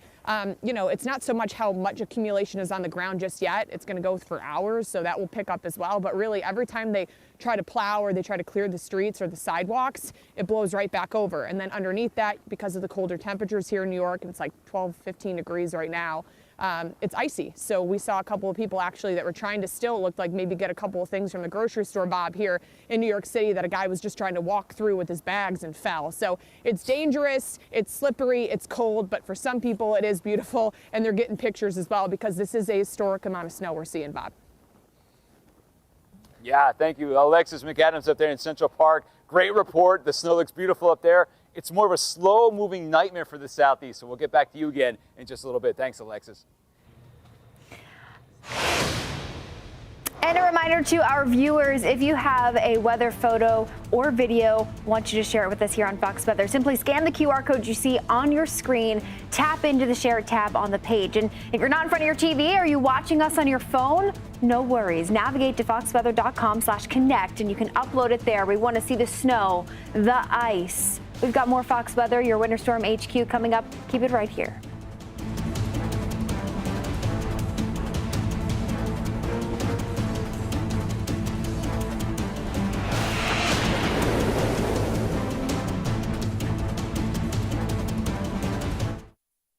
Fox Weather has you covered for every type of severe weather. Hurricanes, severe storms, blizzards, flash flooding, and everything in between.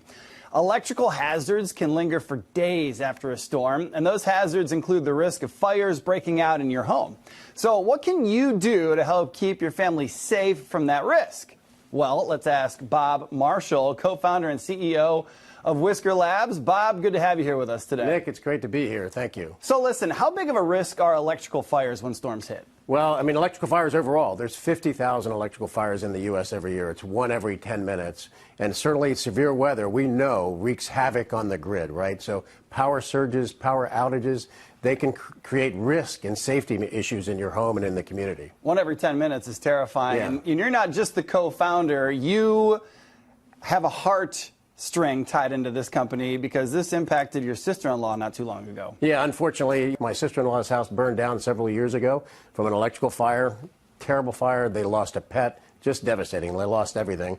And I'm a technologist and engineer, and I challenged our team. I said, why can't we come up with a product that would actually prevent these terrible fires that impact so many homes?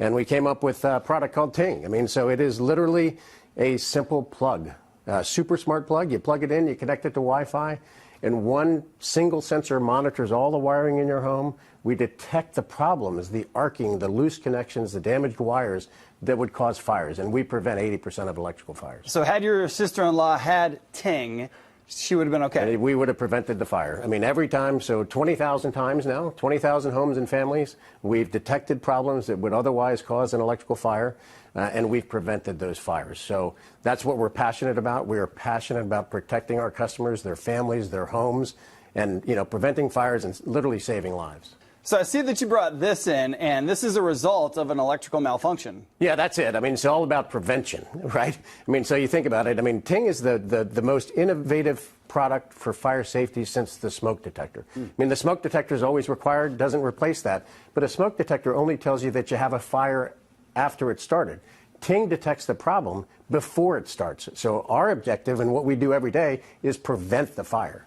Ting not only prevents fires, but it also monitors power outages, yeah? Yeah, so part of, when you have Ting in your home, you get a notification instantaneously. If power is out, you have a power surge, even if you're not home, right?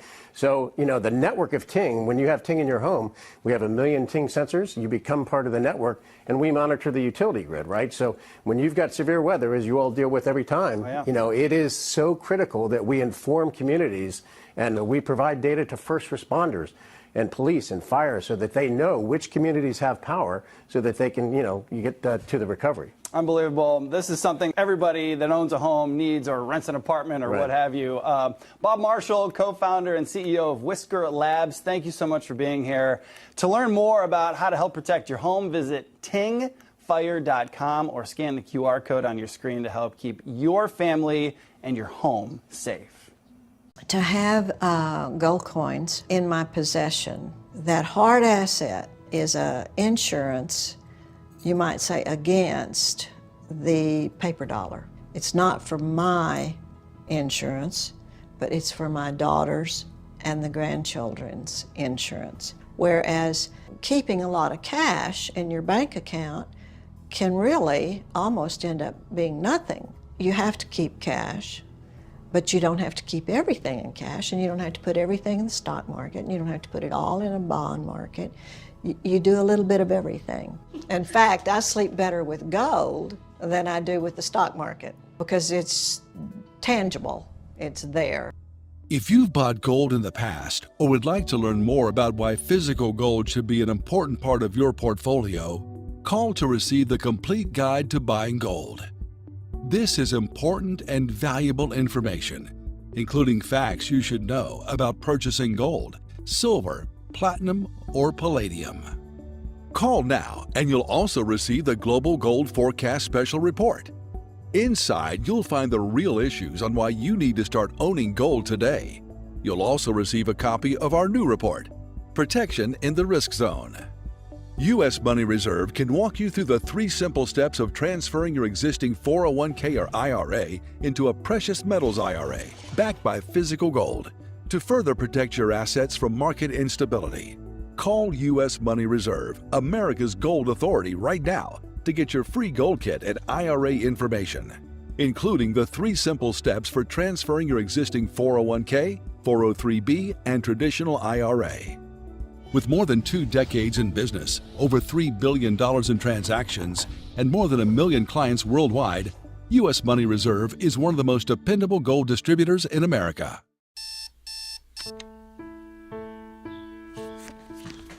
You play by the rules. But things happen. Prices climb faster than your paycheck.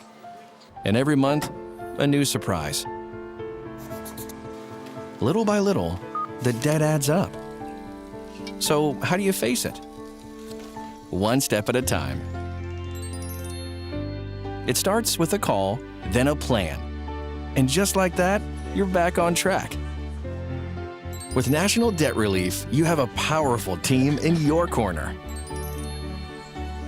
We work directly with your creditors, so you pay less than you owe, in less time than you think.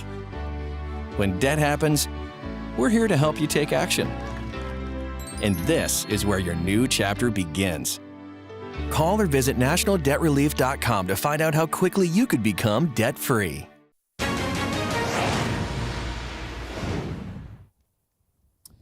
All right, welcome back to Fox Weather, everybody. We're your Winter Storm HQ. I am live right now in Greenville, South Carolina. So the upstate of South Carolina usually does not appear this way. You're talking about a major winter event that's slicing right through the deep south, on the way through the mid-Atlantic, out of the Ohio Valley, and into the Northeast. So this storm, it's been here for the last 2.5, 3 days, and it left a trail of destruction in Louisiana, Mississippi, down power lines, down trees. Now the icing event is sliding over to the east.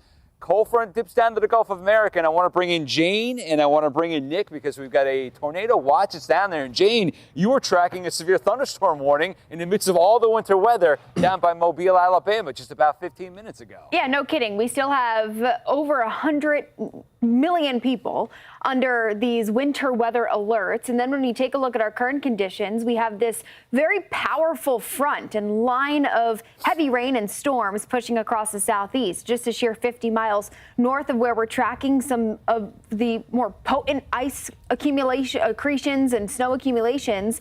You head down into central Alabama, right along the interstate, I-85 out of Montgomery, you have this severe thunderstorm warning. Now, it's not tagged for rotation, which is a good thing, but we know that there is a tornado possible. Throughout the afternoon, we have a tornado watch that's been issued, running now through about 6 o'clock Central Time, 7 p.m. Eastern, into parts of eastern Georgia. This on the south side, where you have extreme warmth and twist in the atmosphere, Bob. We'll have to continue to monitor this closely, but I mean, a sheer 50 miles away from Atlanta, where we've been dealing with, as you mentioned, 0.2 of an inch of ice over the course of the last at least 12 to 24 hours. Right, and you know what the good news here is, Nick, I'm going to bring you in as well. We've got this massive cold Arctic air that's in place over the southeast, including all the way down to northeastern Georgia, right through the Carolinas, and it's been so strong that column of colder air has been so thick. We have not seen the freezing rain as the main player yet around Greenville, Spartanburg, all the way up through Charlotte, but we think that's going to change when that cold front comes in and starts getting a little warmer air involved. And then we're going to see the very heavy freezing rain in the next couple of hours. Yeah, unfortunately, I think the worst of it, and there is plenty of icing happening down there across the Carolinas since really the overnight hours, and I think the worst of it is still yet to come. And the thing when you're watching radar right now, there's so much happening winter weather-wise, and there are so many alerts and advisories and warnings, and then there's a little bit of a break in all of that as you get down to the south and east, and that's not to say nothing is going to happen. That's where the potential is for severe weather. And so it truly is everything but the kitchen sink. There's that ice that is still to come. And if you're looking out of your window in Charlotte or Greenville or even over there towards Raleigh and you're thinking, well, is that it? Unfortunately, it's not. I wish I could say that it was, guys, but there's plenty more to come. Yeah. Yeah, me too. I wish it was it, but we're going to watch that cold front comes in, and it's going to slide everything over to the east. Now, we've got a developing area of low pressure by the Outer Banks. That is sliding up towards the Jersey shoreline later this afternoon, but the heavy snow is already in place, coming right through Pennsylvania, Jersey, New York City, into New England. We've got a live picture outside of Boston where the snow is going to continue to hammer on down. Let's go out to Boston right now. Got Fox News correspondent Brian Yennis in Boston. Brian, we know that the winter storm warnings have been in place now for the last 24 hours. What does it look like where you are, sir?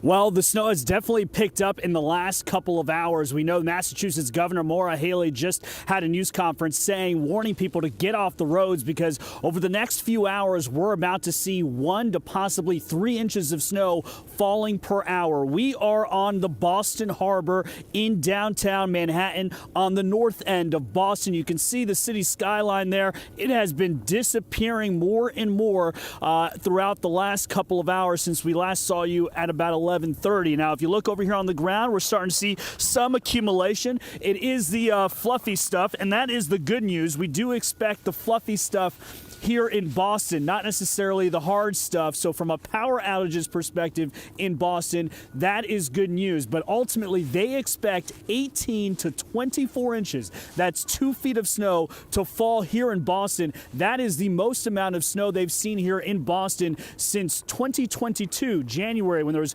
23.6 inches of snow falling in one day. You can take a look over here. You've got the beautiful park area here, and then we're facing, that is the north end of the city, and over here is Boston Harbor, and you can see the ice starting to accumulate here on the water of Boston Harbor here. So again, they are pleading with people to stay off of the roads. They have, the state has some 3,000 pieces of equipment on the street ready to plow throughout the state. The city is ready as well. We've seen tow trucks in Boston already moving moving cars that are not supposed to be parked in major arteries as they get ready to try to pave through this snow as much as they can. And there's two big things happening today here in Boston and in the New England area. Yes, it's the snow, but it's also the New England Patriots, who are playing at 3 p.m. all the way in Denver, Colorado. They're asking people to stay home and watch the game, but it could be a precarious situation for some folks because we know there are bars open in downtown Boston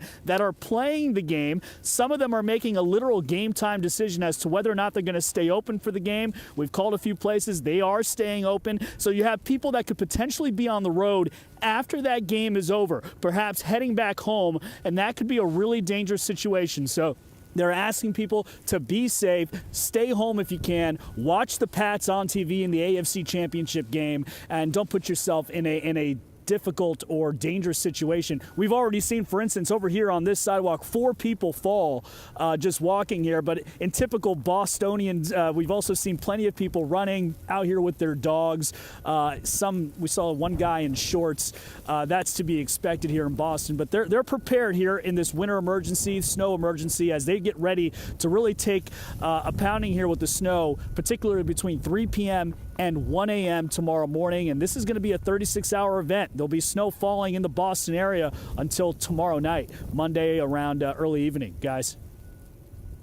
Holy cow. Yeah, Brian up there. Also, just want to let you know the temperature is 10 degrees where you're standing out there in Boston. Brian, great report. We appreciate it. You're right. The Pats fans, they're going to go out. They don't care. And Brian, he is up there in Boston. Great stuff. Of course.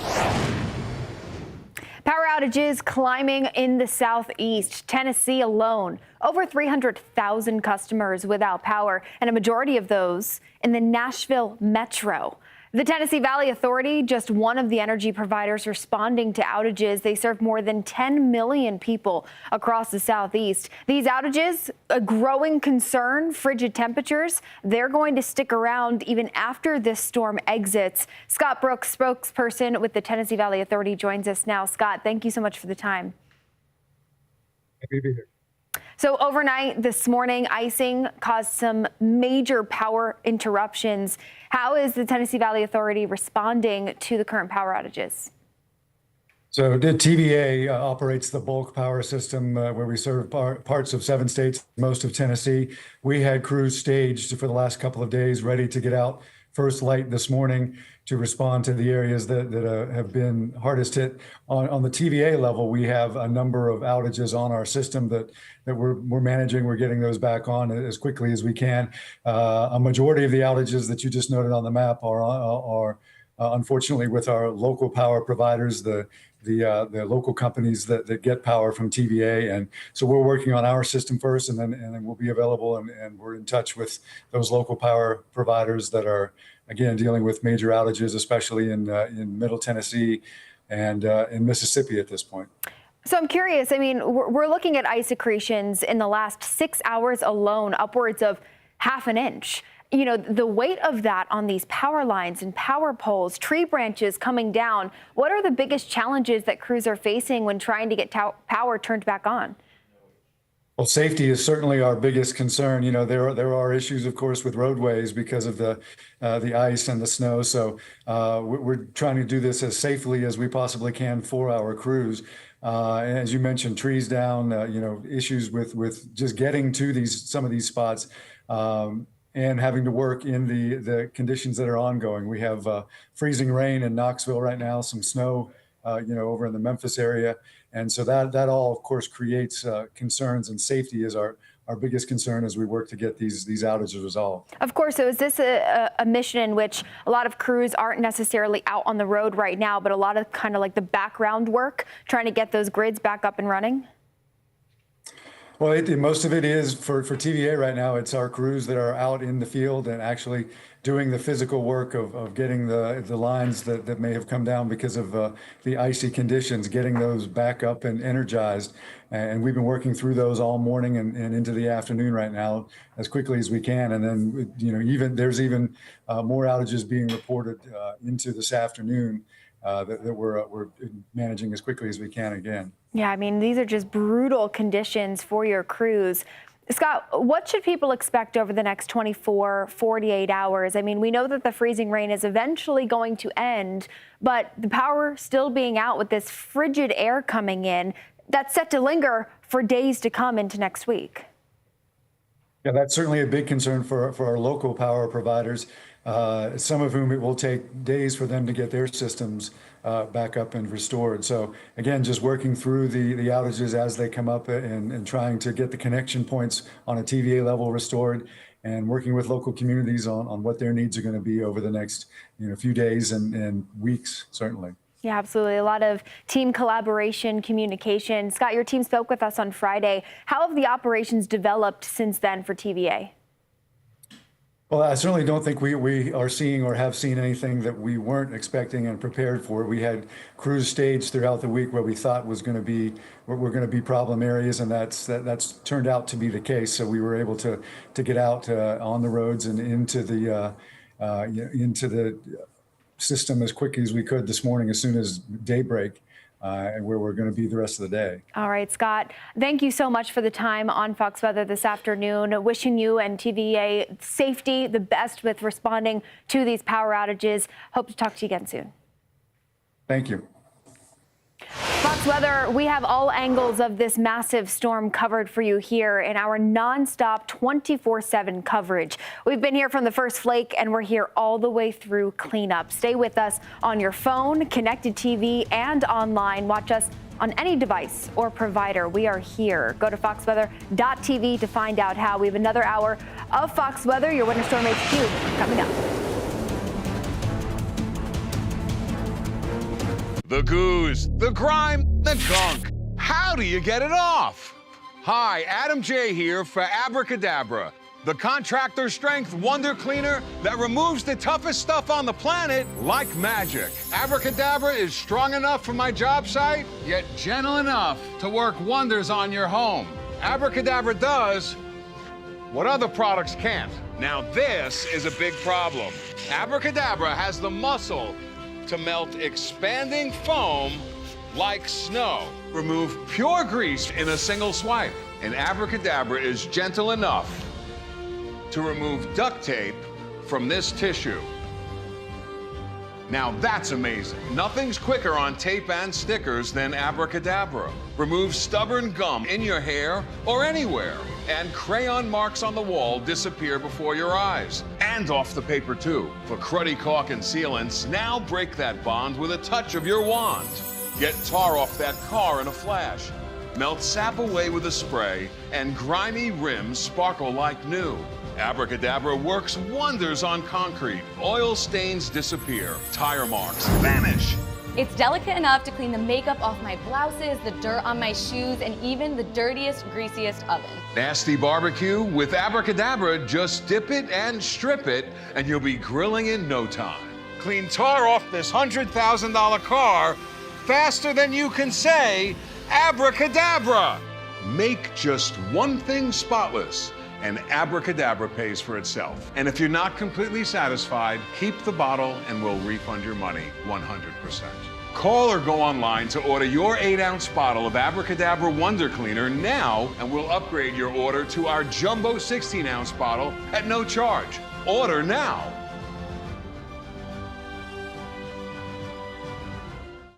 Inflammation is at the root cause of many health challenges.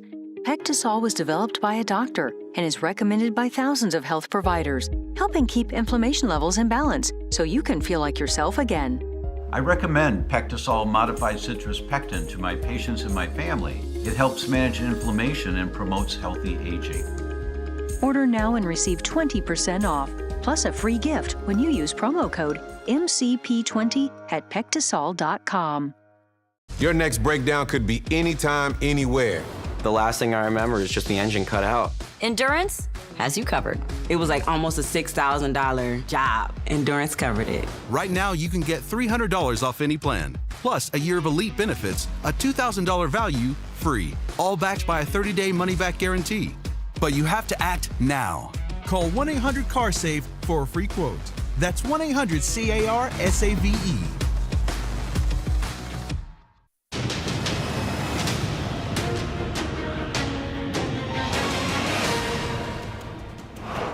Welcome back to Fox Weather, everybody. We are your Winter Storm HQ, and we continue to follow this massive storm as it rolls right out of the plains into the Midwest and now dumping out snow and tons of it into the Northeast right now. You're talking about 2, maybe 3 inches of snow per hour rates right now, headed to the Big Apple. When was the last time we had a storm of this magnitude strike into the tri-state area? It has been a minute, right? Welcome back, everybody. Bob Van Dillen here in Greenville, South Carolina. And we've got the sleet, freezing rain, and we even have some flurries falling right now. We've got the whole thing. But unfortunately, I'm going to bring in Jane. I'm going to bring in Nick. It appears to me that we're going to start seeing the freezing rain develop here within the next few hours as that cold front slams into that real huge Arctic air mass that's sitting over place. It's going to take a while for that Arctic air to erode, which means we're going to be in this freezing rain belt for about 3, maybe 4 hours. Yeah, I mean, it's a classic cold air damming setup. We've been talking about that for days, how tough it is to overcome that cold air at the surface. Now, I will say that warm nose, it is quite potent. And so we will eventually see a changeover. And I'll be honest with you, Bob, you'll know it. I mean, we have such a dynamic storm. Right now, we now have, numerous states that have reported at least an inch of ice, or up to 7 reports, of at least an inch of ice. But we have at least 6 states that have reported more than a foot of snow. 7 states report more than a foot of snow. Now we have a tornado watch in effect across the southern tier of Alabama, the Florida Panhandle. I mean, snow too, like you had mentioned at the top there, approaching 1 to 2 inch per hour rates for our major cities, Philadelphia, New York City, and then up into Boston. Yeah, Nick, let's bring you in on this, too, because I'm just getting some video from my daughter. She sent it in from Oxford, Mississippi. She's at Ole Miss. I just saw the pictures. I sent them in. We're going to put them on the air.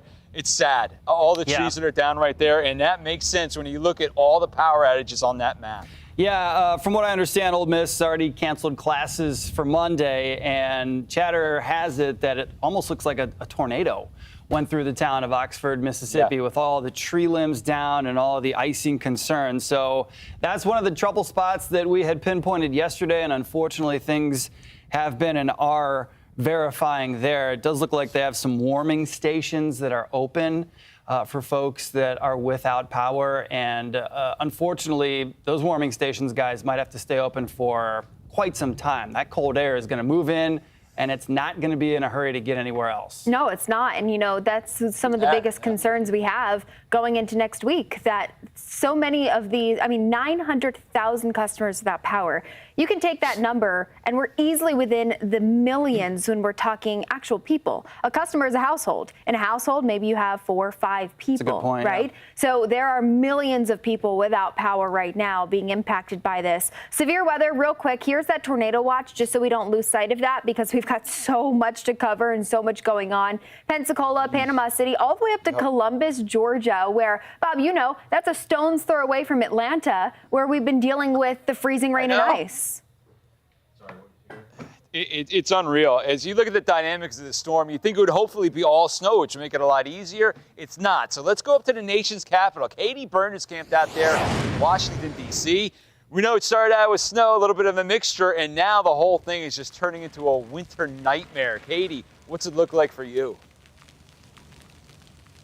Well, we still are in this sleet situation. We had the snow change over to sleet earlier this morning, so a combination of the two. But of course, sleet has a lot of a different consistency. When you look at what's on top of the snow that we've already picked up, the sleet are these little balls of ice on top of that snow. And we're seeing that accumulate. So that's adding to the numbers of at least 5 inches on the ground already. So sleet heavier than snow and harder to clean up, harder to deal with, more damaging too. Outside, we're seeing a little bit more activity today. At this hour compared to earlier. I think now that we're in the daytime hours and the sun is up, some folks are venturing out on foot.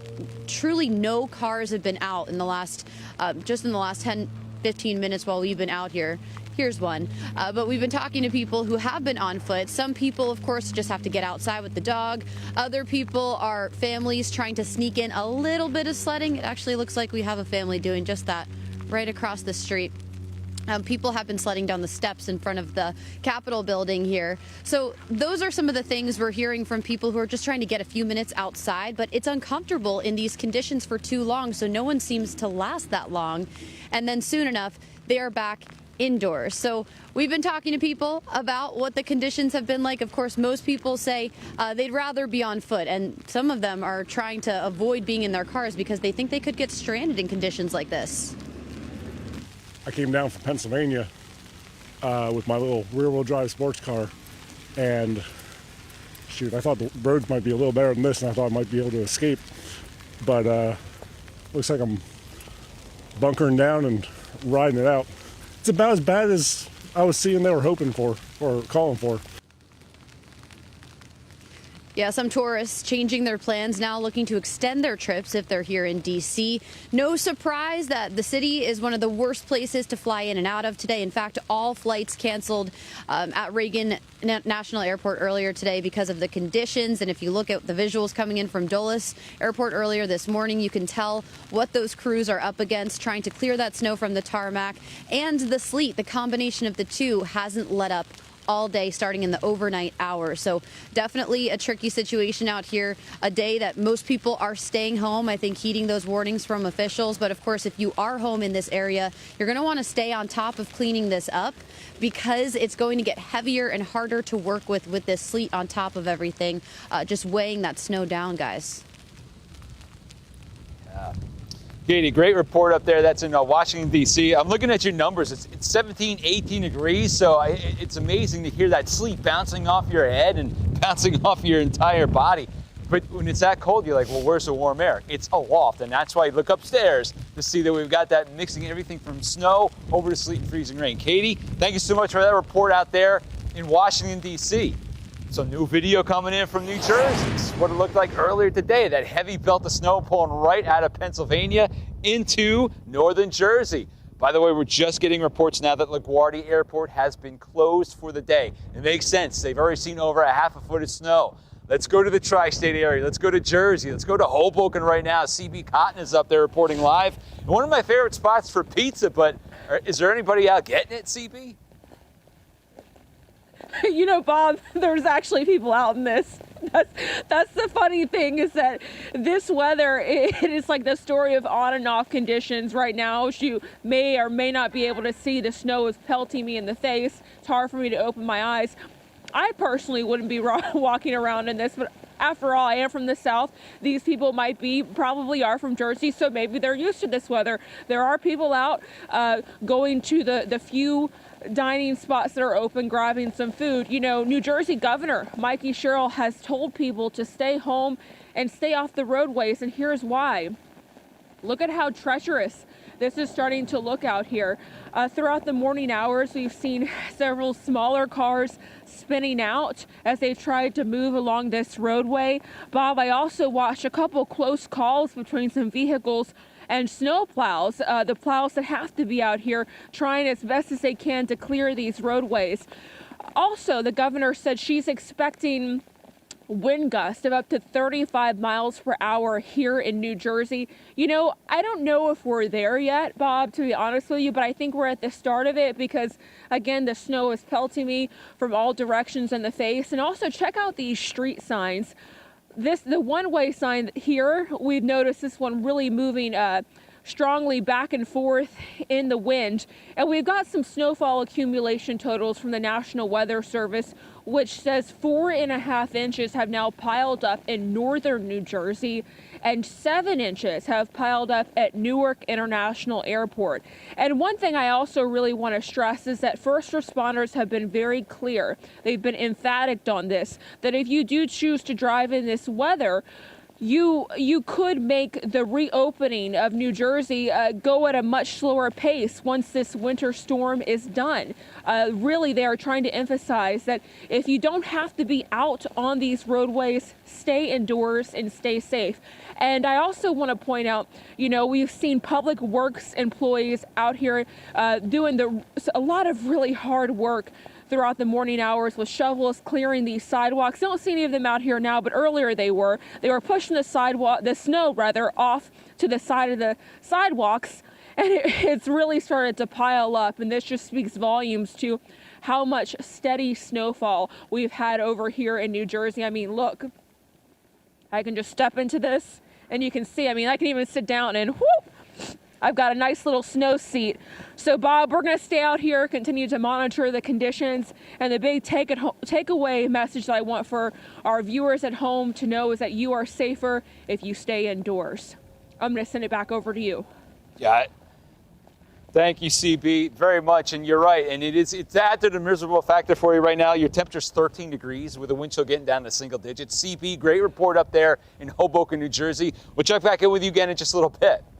All right, don't forget, we're looking at the continuing coverage of the storm. And just in, LaGuardia Airport is shut down for the day because, as you heard CB say, the entire tri-state area so far, over a half a foot of snow in some of these areas, and it continues to come down. I'm in Greenville, South Carolina right now. It's not much better. We got sleet, freezing rain headed in later on this afternoon. It's going to be crippling for areas north of Greenville especially. We'll get to that forecast coming up as well. You can see a live shot of NYC as we head to break. I want to see what it looks like. Ooh, yes. We haven't seen a storm like this in a long time. Epic proportions, Titanic if you consider how much little snow we've had over the last 4 years. We'll continue to track it for you for the rest of the afternoon. It's cold elsewhere. Those temperatures are going down. Fox Weather, we are your Winter Storm HQ, everybody, and we're going to be right back.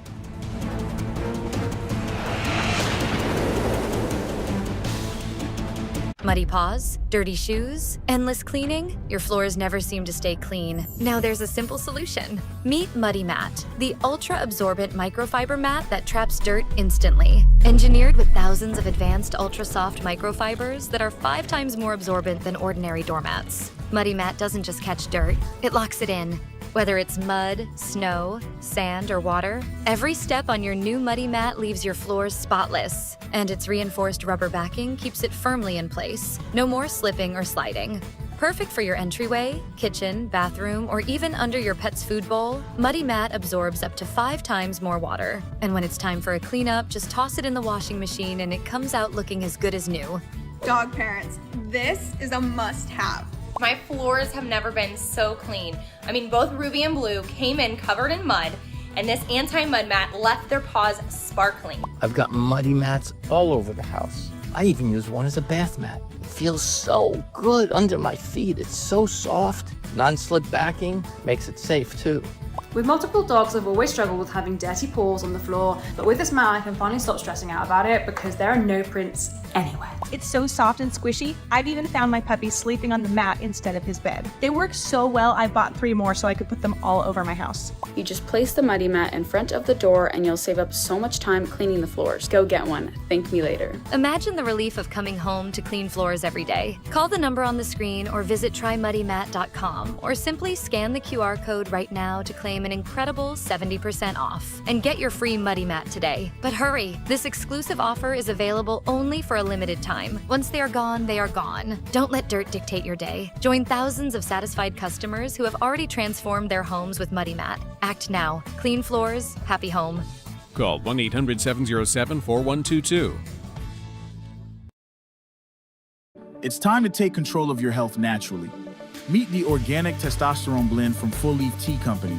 For only 50 cents a cup, you get an all-natural tea designed to help boost testosterone levels, support prostate health, and enhance vitality, packed with pure organic ingredients like ashwagandha, epimedium, fenugreek, and saw palmetto, shown to support healthy testosterone levels and enhance libido, plus green tea and ginger to boost energy and improve circulation. Hand blended in the USA, our tea delivers the support your body craves, and thousands have already discovered the difference. Ready to fuel your body the right way? Scan the QR code to order now and enjoy fast shipping straight to your door. Visit fullleafteacompany.com and explore our complete line of wellness blends.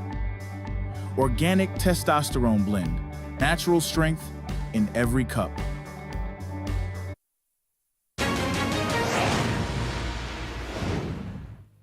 welcome back everybody to Fox Weather. Our continuing coverage of this big winter storm that's sprawling for 2,000 miles at one point. A lot of heavy rain with it down to the south. Sleet, freezing rain. That's what we got right now in Greenville, South Carolina, where I'm located. What's going on, you guys? If you have four-wheel drive, it's not that bad of a deal. See, we got the dog walkers. We got the people walking around as well. It's cold. I just want to bring you guys in real quickly.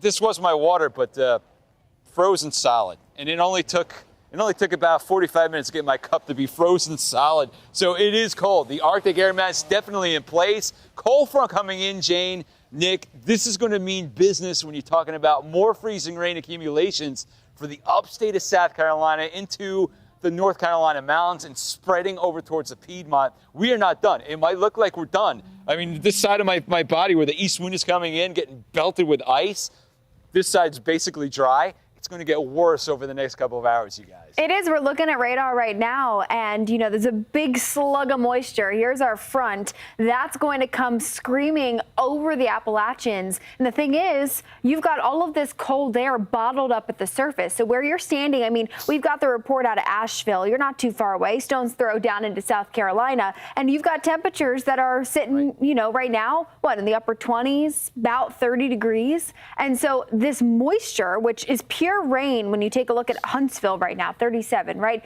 They're not blocked by the mountains. And so you take advantage of that warm nose. So it's pure rain. But things are going to just transition. And once this moisture moves in, Bob, I mean, the opportunity of freezing rain to pick up now in the Carolinas, it's go time once we head through the next several hours. Right, and Nick, I want to bring you in because I know the three airports for sure that are closed because of the winter weather. It's GSP right here in Greenville, Reagan National, and Justin.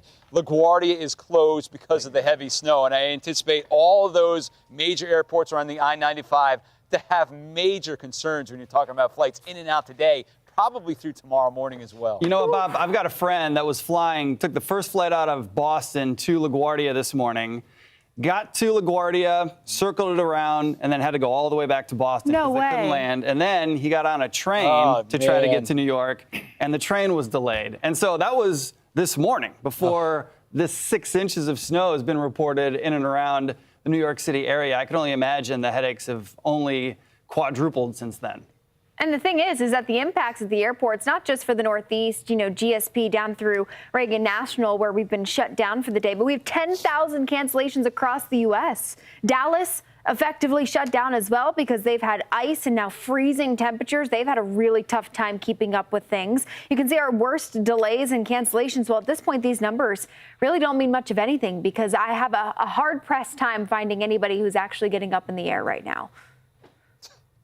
That's a good point. We're watching this right here. It's not just it's not just the airports. It's behind it with all the power outages that are being accrued, which I hate to say. Louisiana, Mississippi, those temperatures tonight, you guys, they're going to fall down into the single digits. You're talking wind chills around 0 for northern Mississippi tonight with no power. That's the biggest concern, right, is that once this storm moves out, we've got about 1 million plus people without power. These are 900,000 customers in the dark. Bob, so definitely a danger still ahead of us. Yeah, no question. Well, speaking of power outages, Nashville now with some 320 plus thousand customers in Tennessee without power. The Nashville area itself had about 211,000 customers without power. This is what it looks like. This is a full-blown ice storm taking place in Nashville, Tennessee. Let's get out to Fox News multimedia reporter Sarah Allegre, where that tree has been down for hours. I'm curious, Sarah, have you heard any other snaps or pops from other trees or tree limbs since that one went down behind you? Yeah. Nick, definitely something we are, keeping out a listen for, trying to see what these branches do, how they react. We have heard some cracking and just trying to be very careful around this area. As you know, that ice accretion poses a dangerous risk when we're looking at these down trees, down power lines, and what this does essentially to the roadways. And with me now, I actually have Major Travis Plotzer with the Tennessee Highway Patrol. Major, thank you so much for being with us here today. First and foremost, just talk to me about the conditions right now. What have we seen today for our Sunday? We're still seeing a lot of rain and freezing rainfall. When you go west of Nashville, the conditions are pretty treacherous. You know, we're seeing more downed trees. I was actually helping a volunteer fire department clear some trees out of the road. Over there, a treetop actually fell off and fell on top of his vehicle while we were there on scene. So the conditions are treacherous still. We want to encourage people, if they don't have to be out, please don't. And so what's the conversation been like with your men and women out there right now? I know they've been working tirelessly over the weekend. How are they doing? You know, they're doing great. They're very upbeat about it. They signed up for this mission. They signed up to serve. We're here to serve the people. That's what they've done. Even some of them taken upon themselves where they packed extra clothes so they can sleep at the office and come back out for another shift versus going home. They want to stay out so they can relieve their fellow troopers on the next shift. So that shows some dedication. They're packing food and snacks in the event that they were to get stranded. They're practicing their own message that we're preaching. And you talked about the down trees, down power lines, and what this has done, rather, to impact travel. You had a lot of folks actually stranded on the roadways. Can you speak to that? Yeah, since this incident's take place across the state, we've assisted a little over 600 people statewide. It's actually easing towards 700 as we speak. So we're out in full force helping people to make sure they get there safely. I can tell you everybody that we've dealt with that's been roadside, that's been stranded, has been very appreciative of our effort, and they're thankful for what all the people are doing to come together to help keep them safe. And there's a very real fear there when you're stuck on the side of the road and dealing with these very cold conditions as well. I'm sure they're feeling very relieved and grateful to see you guys out on the roadway. Oh, they are. They're so thankful for it. A lot of people giving us hugs, high fives, and thankful for the efforts that we're doing. So that makes it all worth it when you know you're making a difference and you're helping people out. And we're still in the thick of it here, dealing with the freezing rain today and what that means. We see the tree behind us, if that's any indicator of what's on our roadways too, and the formation that we're seeing of ice. There is still the worst of it here to come. What's your message to drivers as we continue on, not only through Sunday, but venture into the first half of the week? You know, Sarah, my message to them is very clear. If you don't have to get out, please don't. Because they put their lives at risk, but then we put the responders' lives at risk and the volunteers that are volunteer firefighters that come out and help them. So we're putting everybody at risk if they're out and they don't have to be. Well, Major Plotzer, thank you so much for your time. Definitely a good piece of advice that it seems like most people here are listening to as these roads are relatively desolate here, Nick. Yeah, Sarah, stay off those roads. There's a lot of fun you can do and be had indoors, right? There's good football on today. You can play some board games. So kind of hang tight indoors and don't put yourself in harm's way. That was Sarah Allegre, Fox News multimedia reporter from Nashville. We'll check back in with you in just a bit. Let's show you some aerials of a snowy and really icy landscape here in North Carolina, as the ice is the big story across Tennessee and the Carolinas and back off towards Mississippi as well. An ice storm warning has been issued for the city of Charlotte. That's where we've got Fox News multimedia reporter Oliviana Calmes. And Oliviana, it looks like the worst of the ice hasn't even hit that area quite yet. We could see on top of what we can already see behind you, another 1/4 inch to maybe 1/2 inch of freezing rain falling here as we get into this afternoon and this evening. Yeah, Nick, it's been raining on and off with that freezing rain. We're still dealing with a lot of sleet that we got earlier today, and it's really crunchy. It's got that pellet-like grainy texture to it, and underneath there's a thin layer of ice as well, which really doesn't create good driving conditions. You can see behind me, there have been some cars out here. It's pretty empty and it's slushy on there, so that's, maybe better conditions than some, but it's still very dangerous. Officials telling people to, if they can, not drive on this road right now. I did talk to some people who are walking around. There are some people still walking their dogs out here, trying to make the most of this before it starts raining, before more of that ice that we get. And one guy tells me that he is here on a trip. He drove from New Jersey, certainly not trying to drive on these roads again to get back home. So he says, this is not really the vacation trip that he planned over here, but we can see more of that ice accumulation too that he's worried that he's worried about. And over there you can see on this tree just some of the ice accumulation that's getting on those branches there. We're waiting to see if there's going to be more of that, which would be the danger zone with that weighing down power lines and potentially downing some of these trees as well. So just watching the freezing rain that we are expecting later. Right now there are still some people kind of bundling up, taking advantage of this really non-conventional weather here if they can walk around and just take a peek at things right now before it gets worse. Nick. Yeah, Liviana, those are some treacherous roads back there. And again, this is a good, officials are telling folks to stay indoors, and for good reason, right? You don't want to be out there slip sliding around on those roads, which are very dangerous, especially in a place like Charlotte, where you're not used to seeing conditions quite like that. So we appreciate that report. Fox News multimedia reporter Oliviana Calmes, thank you. Let's go over to the state of Mississippi, where dangerous icy conditions have unfolded for the last 24 hours. Governor Tate Reeves reporting that nearly 150,000 customers are without power. Most of those outages across the northern tier of the state of Mississippi. Those numbers expected to rise, and this comes as freezing temperatures are locked in place. Mississippi Emergency Management actively responding alongside federal partners. Scott Simmons joins us now. He's the Director of External Affairs with the Mississippi Emergency Management Agency. Scott, thank you so much for the time. Give us the latest updates out of Mississippi, some of your biggest safety concerns right now. Our biggest concern right now is people getting out on the roads right now. Our biggest battle occurs in the northern part of the state. We talked about 150,000 without power.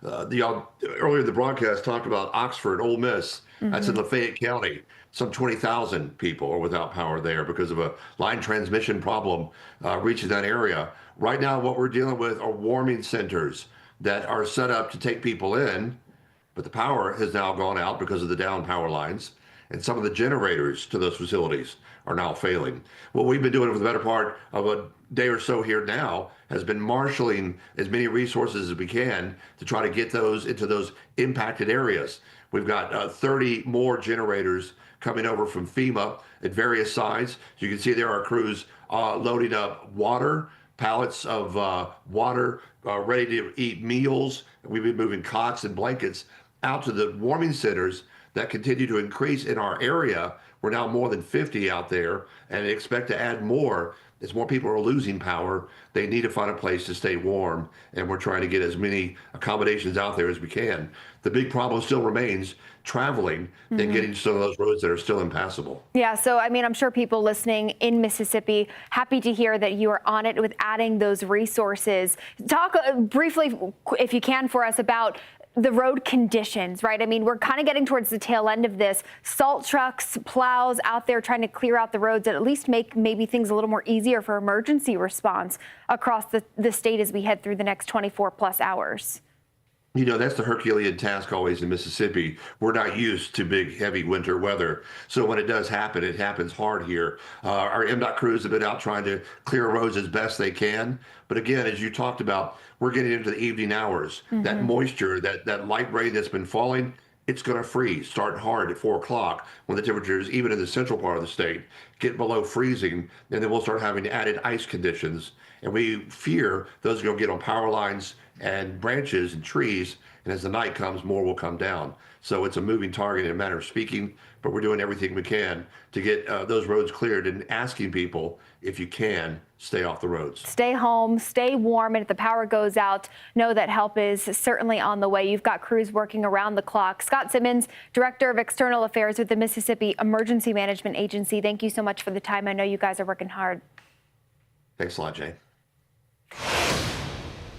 We have live team coverage all afternoon into tonight and tomorrow. 8 states are now reporting a foot of snow. So pretty impressive stuff. A look at the nation's capital as we're starting to see a little sleet mix in, but still snow continues for the next several hours up the I-95. Stay right here on Fox Weather, your winter storm HQ. Plenty still to come from this historic winter storm hitting more than 245 million people across 40 states. Right now, we've got snow and sleet stretching from the deep south into the northeast. Severe weather across the Florida Panhandle on the I-10 corridor. Snow continues to hammer parts of New England through tonight, and then comes the Arctic cold, blasting once this system exits. That brings the impacts long lasting as we head into the upcoming week. We've got full team coverage extending through tonight, through tomorrow. A look at the latest outages out of Mississippi. Those numbers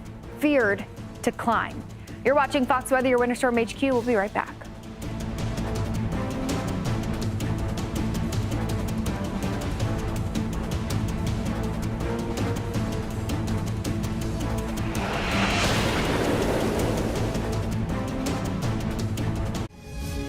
poverty is unimaginable. There are people who are struggling. This is where she washes the dishes. If you're ever going to allow your Christian faith to rise and to do something for God's chosen people, now is the time. This is the home of Galena. She's 96 years old. This is what she had to eat for today. She has one pot with water and wheat. My father was killed by the Nazis, and I was an orphan. I didn't know about God. But now, in the cold, hungry nights, I pray for food to the God I've never known. There are good people that love you. You see the tears. Scripture says joy can come in the morning, and you can be the reason. If you will bless these hurting children of Israel, you will receive God's blessing in return. Your urgent gift today of $25 will help Rush, a survival food box filled with life-saving essentials. If you call right now, your gift's impact will be doubled to help save lives. Call, scan, or go online now. I'm not exaggerating when I tell you, I don't know how much longer she could have waited for us to come. I can't even grow my food anymore. What will happen to me? I'm doomed to starve. Tens of thousands of elderly Holocaust survivors in the former Soviet Union are living in extreme poverty, hungry, and forgotten. But through the International Fellowship of Christians and Jews, we can bring them hope. Eggs. It's my favorite food. May you be blessed. You say to them, we see you and we're here to help. If you call right now, your gift's impact will be doubled to help save lives. It's time to take control of your health naturally. Meet the organic testosterone blend from Full Leaf Tea Company. For only 50 cents a cup, you get an all-natural tea designed to help boost testosterone levels, support prostate health, and enhance vitality, packed with pure organic ingredients like ashwagandha, epimedium, fenugreek, and saw palmetto, shown to support healthy testosterone levels and enhance libido, plus green tea and ginger to boost energy and improve circulation. Hand blended in the USA, our tea delivers the support your body craves, and thousands have already discovered the difference. Ready to fuel your body the right way? Scan the QR code to order now and enjoy fast shipping straight to your door. Visit fullleafteacompany.com and explore our complete line of wellness blends. Organic testosterone blend, natural strength in every cup.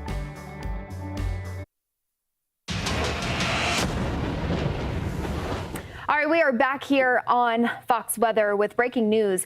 LaGuardia Airport closed for the rest of the day today. Now, this is one of 23 airports that are significantly impacted by this winter storm, right? We have 10,000 cancellations today alone. And when we look at this stretch over the course of the weekend, from Friday through what we know is expected to last through at least tomorrow, Nick, we're looking at some of the worst airport disruptions since COVID, really, since the beginning of 2020. And that is enough to make you take some pause, because we haven't seen anything quite like those COVID times in years and years and years.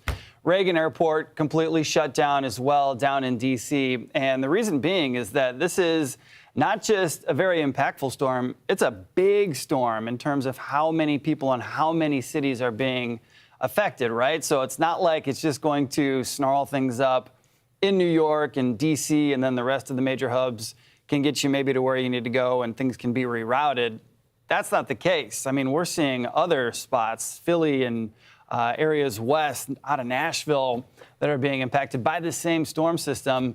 This is in New York City. It looks like a car stranded vehicle stranded on the road. And of course, this is Grand Central Parkway, and this is just going to be, it's right outside of LaGuardia here. So you can see why LaGuardia is shut down. If a car can't deal with those conditions, a plane certainly can't on the tarmac. I mean, you can barely make it. The snow conditions are only going to increase in intensity over the course of the next few hours. In fact, we're looking right now at some pretty hefty bands pushing up into New York, up through parts of southern New England, which means that the snow that we've had on the ground, which is already over half a foot, right? I think what was it, LaGuardia getting in around 7 inches up to this point.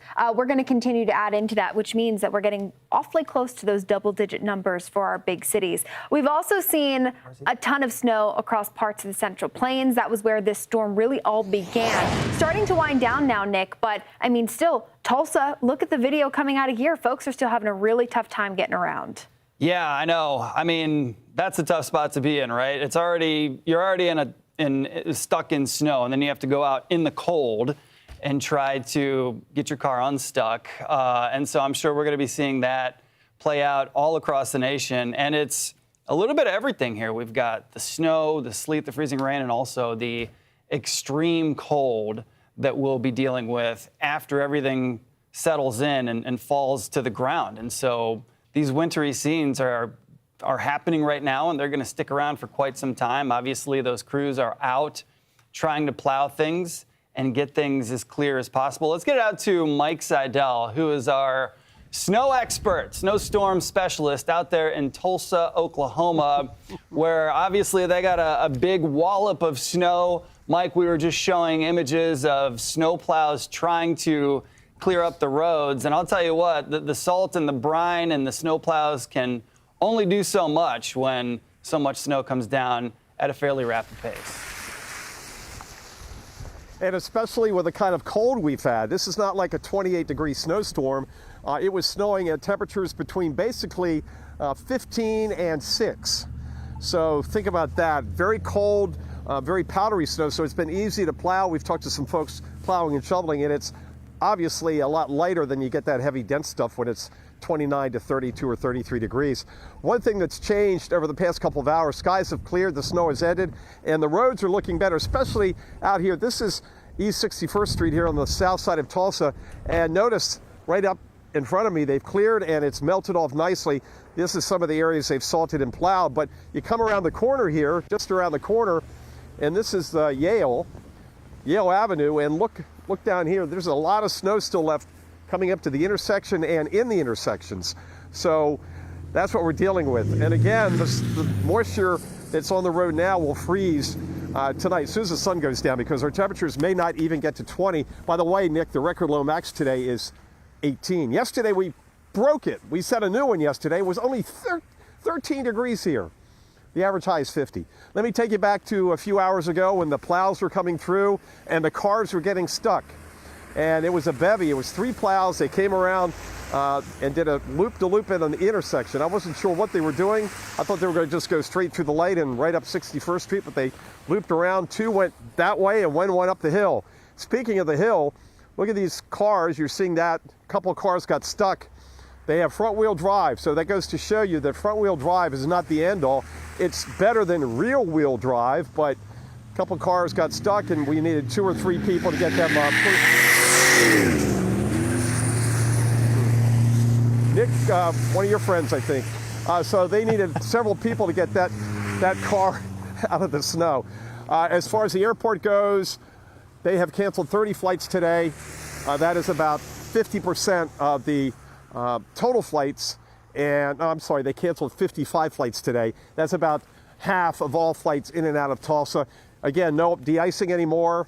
And so things should be in pretty good shape, certainly tomorrow. And I heard the mayor on Fox News Channel says he doesn't think kids will go back to school before Wednesday. Nick, you've got friends everywhere, even here in Tulsa. My gosh, with the way my friend was driving there, he might be from Tulsa to New York City in just a couple of hours, the way those tires were working. Mike, we appreciate it. Yeah. You didn't see it. You didn't see it, but he came very close to coming off and into the snowbank. I mean, his back end wiggled around some. So it's a TV camera. It's an idiot magnet. Trust me, I've seen this before. I don't know what it is about a camera, but people just act silly. Everybody wants to have their moment in this digital age, I guess. Mike Seidel, we appreciate that. Yes. Stay safe out there too. You're close to the road. Sure. I know you will, but yes, you know, you're our favorite. So make sure that you're keeping yourself out of harm's way. And we appreciate that report out of Tulsa, Oklahoma. Let's swing it further east here as we take it back off into New York City. This is a live look at Times Square. And listen, the snow could be coming down. It could be bitterly cold. It's 13 degrees and people will still be out in Times Square. It doesn't matter, rain or shine or anything in the middle. There's going to be people, tourists, out and about taking pictures. They're going to be doing it, obviously, in some challenging conditions. We've already seen tons of snowfall here in New York City. LaGuardia Airport completely shut down, so it is difficult to move around the city and around the tri-state area right now. Let's get to Fox News correspondent Alexis McAdams, who's joining us from Central Park. Alexis, right at about a half a foot Hey, of so snow. I just want to show you what we're seeing here on the roads in New York City. So this is like Columbus Circle. I'm going to flip around and show you that, Nick, in a second, Central Park. But this is the consistency, because I thought it was interesting earlier. Katie Byrne was talking about, in D.C. it was kind of like that sleet and that like basically hard little rocks of ice that were mixed into the snow. This is pretty much like a powder consistency here, and it's just coming down 7 inches and counting at least here on this city's Upper West Side. The roads here, we're going to flip around here and show you a little bit what we're seeing. You can see some people are still trying to get around. The plows are trying to do their best. And then for people that think they're tough, I just want to show you these people in these pedicabs, okay? The guy's throwing up the peace sign. He doesn't care. It's like 12 degrees out here. The snow's coming down. The job still has to get done for him to bring people around the city, but you got to be pretty tough to be riding your bike in this, okay? So walk with me this way. I'm going to show you what we're seeing on the ground here in Central Park. People love Central Park. They come from all over the world to see it. It looks a little different right now. It's like the frozen Big Apple, not the regular Big Apple today. But we're going to walk through here in this powdery consistency. You can get through, but as you said earlier, it's going to kind of turn to this like sleet-like consistency. We got 7 inches. It's going to keep coming, but then you can already just listen for a second. Kind of like pelts the camera, pelts the microphone. It's because it's becoming a hardened, like icy mix. So people have been trying to come out here as well. They've got umbrellas because it's coming down so much. And then you can see the kids that are having some fun as well. But it's cold, it's icy, and the road conditions can be dangerous. So if you are on foot, you can walk to Central Park, you can go sledding, that's great. But if you're going anywhere around the city, or people that were trying to, Nick, get to the grocery store to get some extra, like, I guess, necessities, people were falling in the snow, they couldn't get by, and then cars are being stuck too. It's also a huge test for the mayor here. It's his first big snow. It's a record amount of snow. So people aren't going to be talking about free buses in New York City. They're going to just want to know, are there streets plowed? So we're going to have to see exactly how it turns out. But it is a pretty day in New York City if you're not moving around, if you don't have to go to work. So we'll keep you posted. Yeah, I would imagine. I see some people there with their sleds. I would imagine it's kind of tough to sled ride in conditions like this when it's snowy and also so cold, right? Yeah, I mean, I'm from Chicago, so I guess cold's relative to me. But yeah, it's like 18 degrees here right now, and if the feels like temperature with the wind makes it feel a lot colder. And then with that wind chill and with that snow, once these plows go through, whether they salted, they brine the roads or not, the temperatures drop quickly. So that's what makes it, underneath all these conditions here, underneath all this snow, comes that icy mixture. So yeah, it's not safe, really, All right, Fox News correspondent Alexis McAdams, thank you for that walk and talk. Nicely done, burning off some calories and getting your steps in out there in Central Park. That's right. We appreciate it. Jane, I can't get over the pedicab drivers. I mean, rain, snow, or shine, they're going to be out there charging people $100 a minute. Absolutely. Look at Baltimore, Maryland, covered in snow here. We've had some really hefty snow bands work their way up the I-95 corridor. Now we're starting to see the sleet maybe try to mix in a little bit, but I got to tell you, this cold air is holding strong. We do have heavy snow expected through the remainder of this afternoon, and we're really going to focus that threat across the New York City metro area up into southern New England and then back out across parts northeastern PA and the Hudson Valley. So we are monitoring some pretty steady snow bands. We look into some of our snow reports that have come in across the city. Central Park there, where we had Alexis McAdams, about 7 inches of snow. JFK, about 6 inches. LaGuardia shut down with 7 inches of snow. Jersey City across the Hudson from Manhattan, we have 7 inches of snow here as well. So we are well on on our way to getting close to that double-digit mark, especially when you look at radar right now. When you look at these bright whites, right, this is where we have those hefty bands working their way in, but it's also a little tricky because we know that warm nose and that developing low is what's going to begin to threaten in the sleet. So I want to take a look at our winter precip type.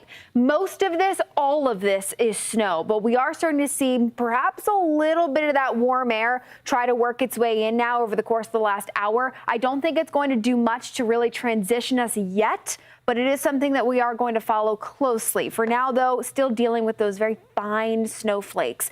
From the northeast, I went ahead to the southeast because a growing risk of more freezing rain. The worst is still to come in cities like Charlotte, Greenville, South Carolina, where we've got Bob Van Dillen, down to Atlanta. Look at our road conditions. Sleet this morning. Now we have a big blob of moisture moving into that cold air, which is dammed up at the surface. Heavy freezing rain expected to increase in coverage through the afternoon. We can actually track this rain over the Appalachians into the I-85 corridor, where once it hits the ground, it's expected to freeze on contact. So big picture here, you can actually start to see that transition taking place at the base of the Appalachians across North Georgia right now, north of Atlanta. You see that pink popping up on radar. That is our biggest concern. Power is still on. But with the next several hours, with a radar signature like this and that cold air settled in at the surface, expecting to see that freezing rain pick up in intensity, where we could still see more than a quarter to a half an inch of ice as we go through this evening. Now, eventually this will clear as we get into the overnight, but the concern once this ice falls is, of course, the Arctic cold that settles in behind it, prolonging our impacts. So make sure that you stay tuned in with us. We've got full coverage that will continue through this afternoon. We're going to check in with Bob Van Dillen. Of course, he's coming back up for us in Greenville. We'll see that transition in real time. A reminder to our viewers, too, keep sending in your photos, your videos. Scan the QR code you see on your screen right here. Tap into the Share It tab on the page. And if you're watching us on your phone, no worries. Navigate over to foxweather.com/connect. You can upload your videos, your photos there. We'd love to showcase them here at Fox Weather. Also helps us get an idea of what's happening across this massive footprint of our historic winter storm. More Fox Weather, your Winter Storm HQ. We're coming up. Keep it here.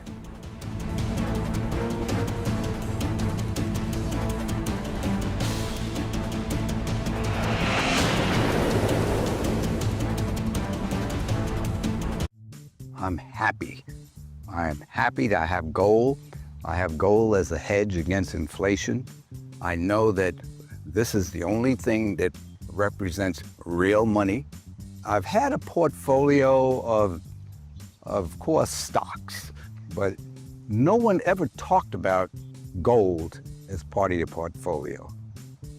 To make a long story short, I end up buying gold for the first time. And boy, was I excited. What I like about owning physical gold is that I'm in control of my money. No one else has his hands on it, but I can put my hands right on it right now. If I need it right away, it's there. If you'd like to learn more about why physical gold should be an important part of your portfolio, call to receive the complete guide to buying gold. This is important and valuable information, including facts you should know about purchasing gold, silver, platinum, or palladium. Call now and you'll also receive the Global Gold Forecast Special Report. Inside, you'll find the real issues on why you need to start owning gold today. You'll also receive a copy of our new report, Protection in the Risk Zone. U.S. Money Reserve can walk you through the 3 simple steps of transferring your existing 401k or IRA into a precious metals IRA backed by physical gold to further protect your assets from market instability. Call U.S. Money Reserve, America's gold authority, right now to get your free gold kit and IRA information, including the 3 simple steps for transferring your existing 401k, 403b, and traditional IRA. With more than 2 decades in business, over $3 billion in transactions, and more than 1 million clients worldwide, U.S. Money Reserve is one of the most dependable gold distributors in America. Eye bags, dark spots, wrinkles. There's one product that can fight them all. Only one. Particle Face Cream. Particle Face Cream. Engineered for men, made for our skin. And backed by science, and it actually works. My eye bags before, this was me, and this is me today. Dark spots used to be brutal. Now, they're barely there. My wrinkles were deep. Look at the difference. I honestly didn't think a cream could do this, and it literally takes 2 minutes a day. 1 minute in the morning. And 1 minute at night. Super easy. Super effective. And compared to everything else I considered, it's actually inexpensive. It's everything I need in one bottle. If you've had enough of those eye bags, dark spots, wrinkles, there's only one product you need. Visit ParticleMen.com and use the promo code on your screen to get 25% off, free shipping, and a 30-day money-back guarantee. ParticleMen.com.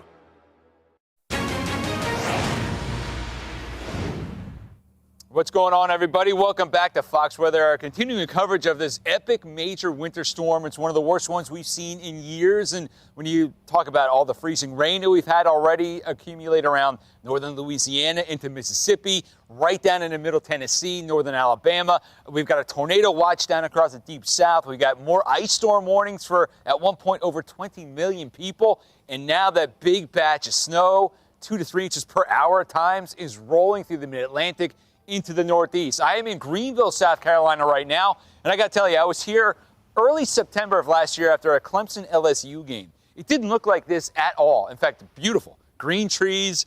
We had nothing but sunshine. Now it looks to me like something you'd find in Bangor, Maine. We've had tons of sleet and freezing rain. We're at a bit of a break right now. We're in between the cold front and all that lifting stuff that we've seen already pull through this morning.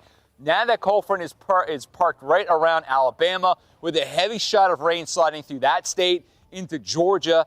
And I think we're going to see a huge batch of heavy, steady freezing rain for a few hours as it rolls right up the I-85 corridor.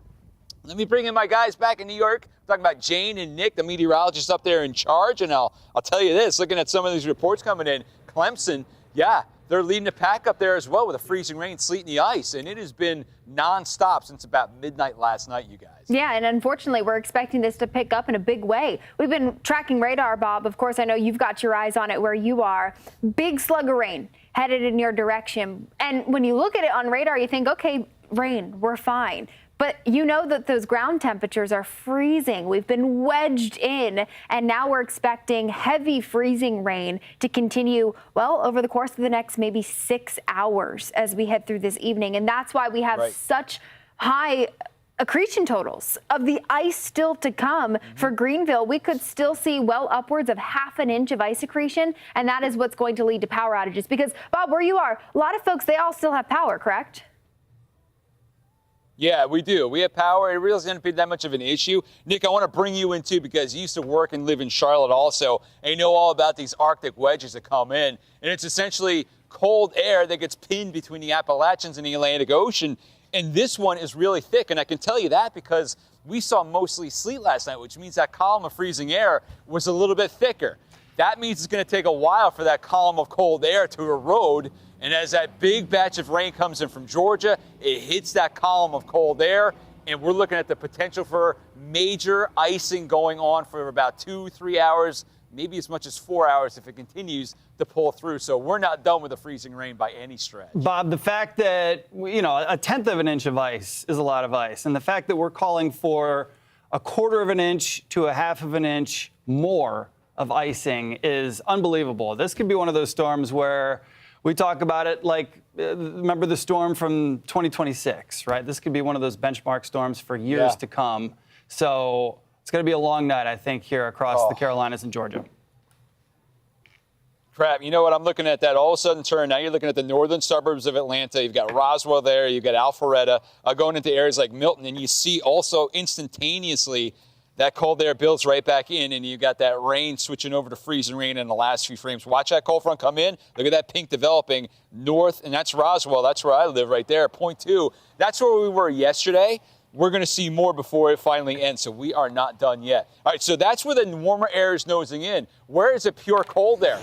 Central Ohio, Columbus, Ohio. Brandon Kopic, our exclusive storm chaser, is out there driving around. Brandon, You've got these snow-covered roads. I'm following you right now. What does it look like, pal? Yeah, it's definitely been rough anywhere from Cincy to Dayton to Columbus. The roads are just completely snow-packed and snow-covered. And, I mean, there's some areas that I'm literally just driving, plowing the snow myself. It's so deep. And when I'm talking about this isn't just on secondary roads. Like right now, I'm driving westbound on Interstate 70. Oh, that's a major interstate on 70. Wow. Hey, Brandon, have you seen anybody stuck yet? Have you had to pull anybody out?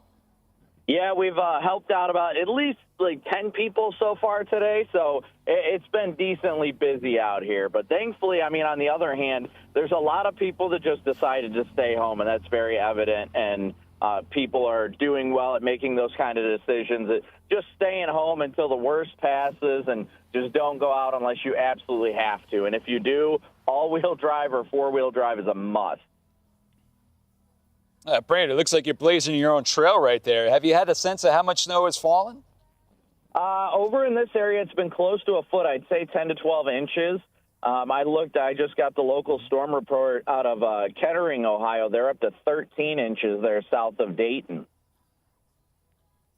Wow. Yeah, we can see it. What's the visibility? It's not even that great at this point. No, visibility is probably sitting at, I mean, it's about a quarter of a mile or so, quarter to half a mile, so it's not doing too bad right now. The dry air is punching in. While we've got good snowfall rates, with this dry air getting in, it's really making the snow very fine and small, so it's not accumulating as fast, but it's still coming down at a decent rate. Yeah, Brandon, how's the wind been up there? Are we talking close to blizzard-like conditions or no?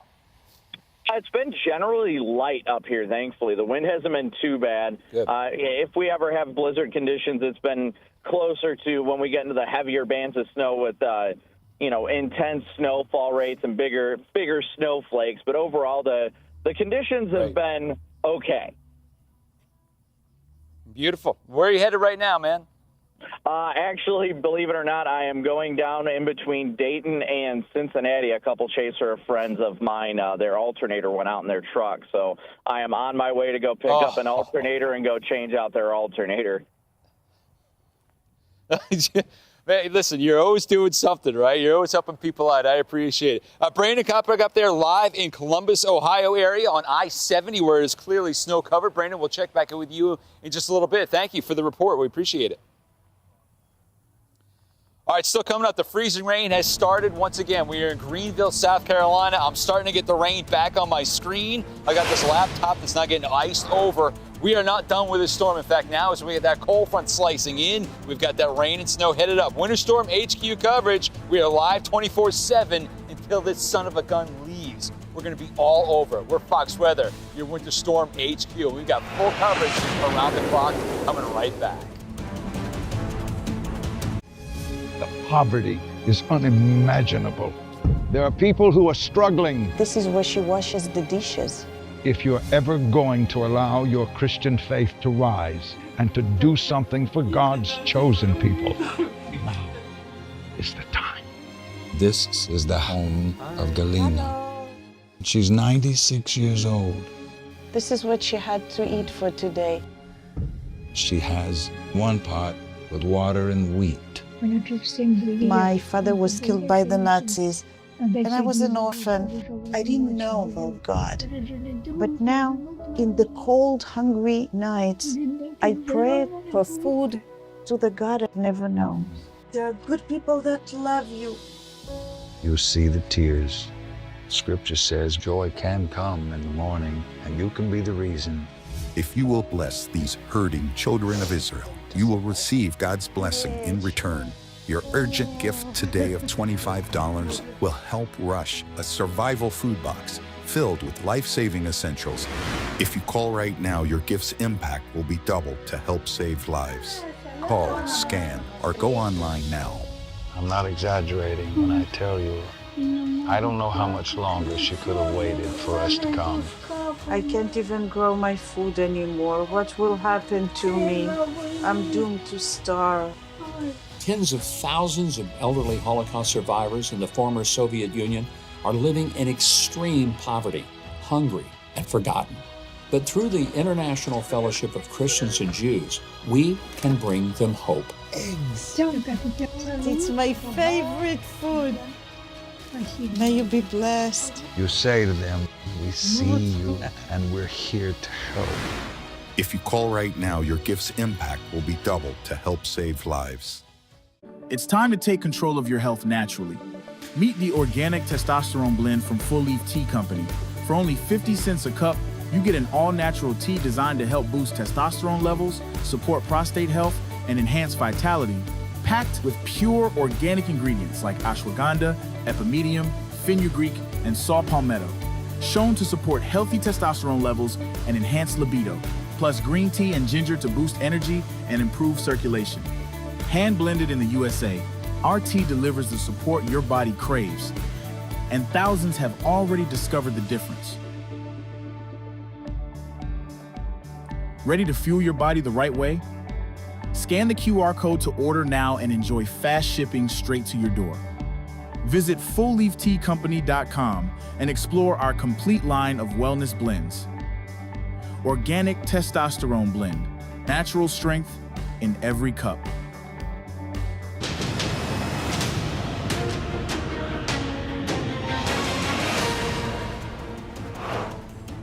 And welcome back, everybody, with our extended coverage of this epic winter storm that has some legs. About 2,000 straight miles from New Mexico to Maine, getting affected with either Arctic blasted cold air or freezing rain, sleet, snow, or just plain old severe thunderstorms. Yeah, plain old. We got a tornado watch across the Gulf Coast all the way into lower Alabama and Georgia. I am live right now in Greenville, South Carolina, an area that just picked up again with the freezing rain. We have seen every mode of winter weather with the exception of heavy snow. We've seen sleet, freezing rain, and it's been a sandwich back and forth. And you can see the sleet has really piled up nicely over the last couple of hours right here on the sidewalk. So things are passable at this point. You got people walking around. Temperature's about 28 degrees. We have a cold front coming in across this Arctic air mass, which is firmly entrenched through the Piedmont of North Carolina, down into the upstate of South Carolina, and now nosing still across northern Georgia. I want to bring back in meteorologist Jay Menard and meteorologist Nick Koser. It's great to see you guys this afternoon, and it is cold out here, no question. But what's concerning me the most at this point, very heavy snow for the mid-Atlantic through the Northeast. It's that changeover to freezing rain again for northern Georgia, which is now sliding up that I-85 corridor right on track. Yeah, we're watching it in real time. North of Atlanta, we're starting to see pink on radar, which means that as that moisture works in, as it falls through the column of air, warms and, well, straight up freezes at the surface. So that's what we're looking at right now, that expansive coverage of freezing rain working into the I-85. Yeah. Bob, headed right up in your direction. I mean, right now, if I were able to take, let's see, if I stop things, here we are right now. If I were to take a measuring tool to see where the leading edge of this big batch is, about 100 miles or so. So you expect that to move in what, maybe the next 45 minutes to an hour? Yeah, and it's already picked up in steam. We had one little brief shot right before I left you guys at the top of the last hour. It stopped after about 5 minutes, but we know it's going to come back, and that's what we were concerned with. And Nick, when you picked that picture up, look at it going all the way into the Northeast. Yeah, that's a monster. I mean, this is covering so much real estate. This is one of those storms where you may want to check in on your neighbors and your family, especially as power starts to really go out and things get chilly. And that becomes a concern as we get into tonight and tomorrow. Just so many people being impacted by this. And again, power outages from this storm that we're watching play out right now could last for upwards of a week. So keep that in mind, as there's the power outage tracker right now, and those numbers continue to go up. Jane, you made a good point. There's less than 1 million customers without power, but well more than 1 million people are encompassed in that number. Absolutely. We're starting to see power outages spike now across parts of North Georgia. Highlighted that for you as that freezing rain picks up just over the course of probably the last 30 minutes, right? And then we also have some power outages down in southern Alabama. That not from the snow or ice, but from the severe storms that we're tracking just north of the I-10 corridor. Wow. Yeah, Jane, you see that red dot right in the northern part of Mississippi? That's Lafayette County. And that's the one where my kids are right now at Ole Miss. Yeah, I told them not to go, told them to come home, they stayed. That's the freezing rain, and everybody out there in northern Mississippi suffering right now. A power outage is just about. And that Arctic air is coming in also. Hey, that's the freezing rain, the sleet, the severe component to the southeast. Let's get to the mid-Atlantic, and you can see some blues and purples in that forecast as well. Let's bring it up to Katie Byrne. Katie Byrne has been out there as well. We've got some cars that are stuck in snow up there. And when you're talking about snowfall rates of 1 to 2 inches per hour, that is definitely going to happen. You can see the pictures out of Washington. And I'm listening to what's apparently striking you, Katie, right now. Sounds like sleet at this point, right? It is sleet and it hurts, Bob. We've had this sleet for most of the morning, I want to say. We had snow to start. That changed over to the sleet, but all of this started in the overnight hours, and this sleet is still continuing to accumulate on top of the snow that's already on the ground. When you take a look at the consistency of this, it gives you an idea of how hard it is to work with. It's not really packable snow, but inside of the snow, you're going to see these little balls of ice. So that's just making it harder to clean up, and also, of course, more damaging, unfortunately. So we know crews out for the city's Department of Public Works have been focusing on trouble spots. That's where they're focusing their efforts on plowing and salting right now before the potential for anything on the ground right now to freeze over. When you look around the D.C. area, I mean, very quiet. We've seen at times some people out and about, mostly to do things like walk their dogs. Some families trying to sneak in a little sledding time, a little winter fun, but nobody really lasts long in these uncomfortable conditions because truly it feels like sharp needles pricking your face. We were just talking about how this doesn't feel like real snow. It feels more like tiny ice pellets. Yeah. So while it looks like snow, if you pick it up in your hand, it's like basically freezing rain turned to ice. I actually did pick up a little bit of it. It just looks like a bunch of beads, which is a bit surprising and probably explains why it's so much noisier when like things are falling. Yeah, yeah. And those folks you just heard from, they're actually from Minneapolis, but they live in D.C. now, so this is nothing new to them. They were some of the only brave souls I met out here just going for a walk. So some people are okay with the conditions. Most people seem to be hunkering down inside, but there are still people working today trying to clean all of this up to keep it safe for those essential workers who are out and about, trying to get to the office, trying to get to the hospitals, all different scenarios. We do know schools here are going to be closed tomorrow and across the region. That's the case as officials warn people to stay off the roads through tomorrow morning with these active conditions, and then growing concerns now about what the days ahead could look like after the snow sleet moves out because of bitter cold temperatures and the possibility of outages. Bob? All right, Katie, thank you very much up there in Washington, D.C. Great report as always. And when you can hear the sleet bouncing off of your head, you know that it's a kinetic situation. So that's you in the mid-Atlantic. Let's go a little farther up to the north where the cold air is still cold below freezing from the surface all the way up to the top of the troposphere, meaning whatever falls is going to be frozen, it's going to be snow. I don't think we're going to see any problems with any mixing coming in for another few hours, but that's video from Hoboken, New Jersey, and the snow was coming down at a rainfall of between 1 to 2 inches per hour just a few hours ago. So let's get boots on the ground, a live look. CB Cotton is up there. And she's been reporting live around Hoboken, and it looks like it's miserable. It was 10 degrees the last time I talked to her. CB, you look like you're still chilling. Bob, yeah, it's definitely frigid and chilly out here. So when we last spoke about an hour ago, we had some pretty rapid snowfall. Now this is sleet. It is sleeting out here, and those ice pellets are hitting us in the face. And as Katie Byrne, who's in D.C., mentioned moments ago, it does feel pretty painful, especially for this southern gal. But I want to talk about the snowfall accumulation that we saw from the early morning hours until about an hour ago. Right now, the National Weather Service says the largest amount of snowfall accumulation is in the northernmost portion of New Jersey at just under 9 inches. Right now, that total is falling short of the estimated 14 inches that some parts of New Jersey were expecting to get. So we'll have to see how the day rounds out, but that's what we're noticing right now. Let's take a look. Let's walk over here to the roadways. I'm going to have my photographer walk with me if he can. You can see just how much snow has accumulated in some of the low-lying areas. I mean, look at this, Bob. Like, as I've been talking to the Fox Weather teams throughout the morning, at one point, only a small portion of my boot was covered. Then my whole, the lower half of my boot was covered. And now, I mean, look, past my boot is covered, like halfway up to my calf.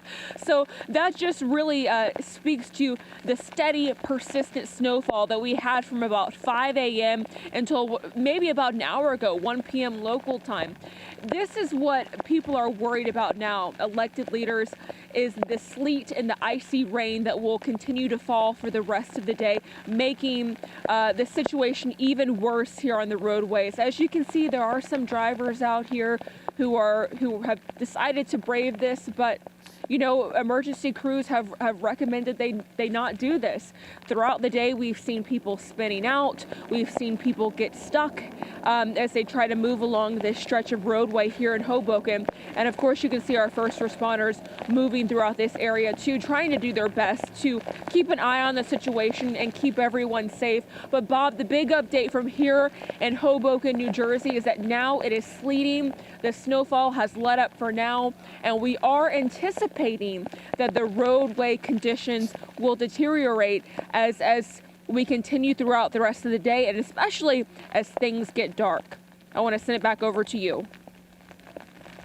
Yeah, all right, thank you, CB. And I hate to hear that bouncing off your head. It means, it's changed over to sleet, and that's actually harder to deal with. And we just got this in, CB. 7.2 inches of snow officially at Central Park.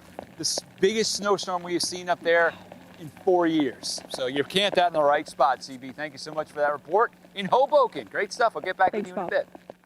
All right, so unfortunately, with that kind of snow comes all kinds of issues with closures at the airport. LaGuardia, you're closed. Reagan National, D.C. area, you're closed. GSP, closed as well. We anticipated it. We knew the storm was going to have monstrous effects on travel, and it's already happening. Look at the pictures right there in New York. You can see some, cars kind of on the middle of the road right there. Snow-covered roads in NYC. Hey, listen, we are at it for 24/7. We're Fox Weather, we're your Winter Storm HQ. We're going to be hanging in there until the storm finally ends. And as you know, that could be for days. Keep it here, everybody. We'll have the latest updates on this epic storm right after the break.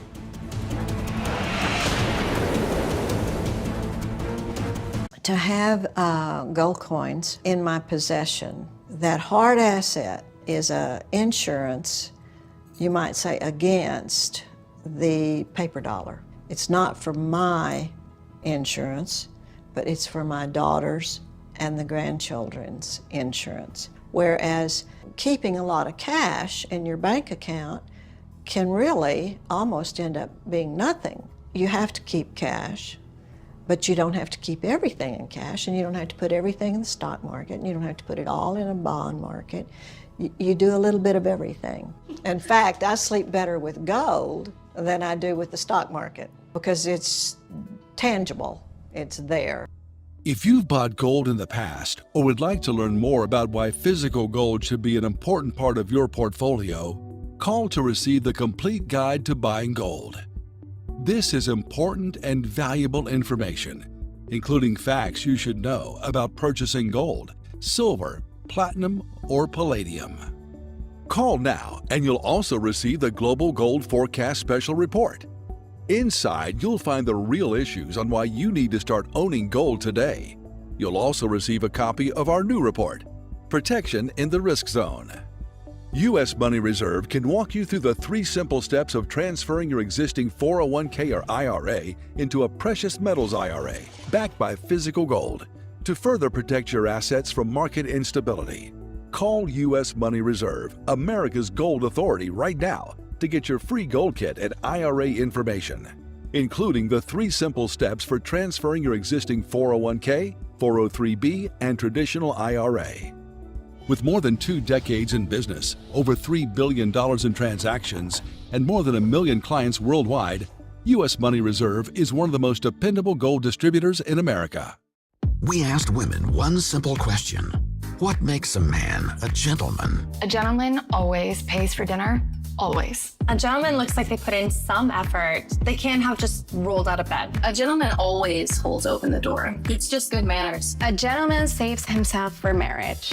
These days, being a gentleman can be challenging, but smelling like one, that's easy.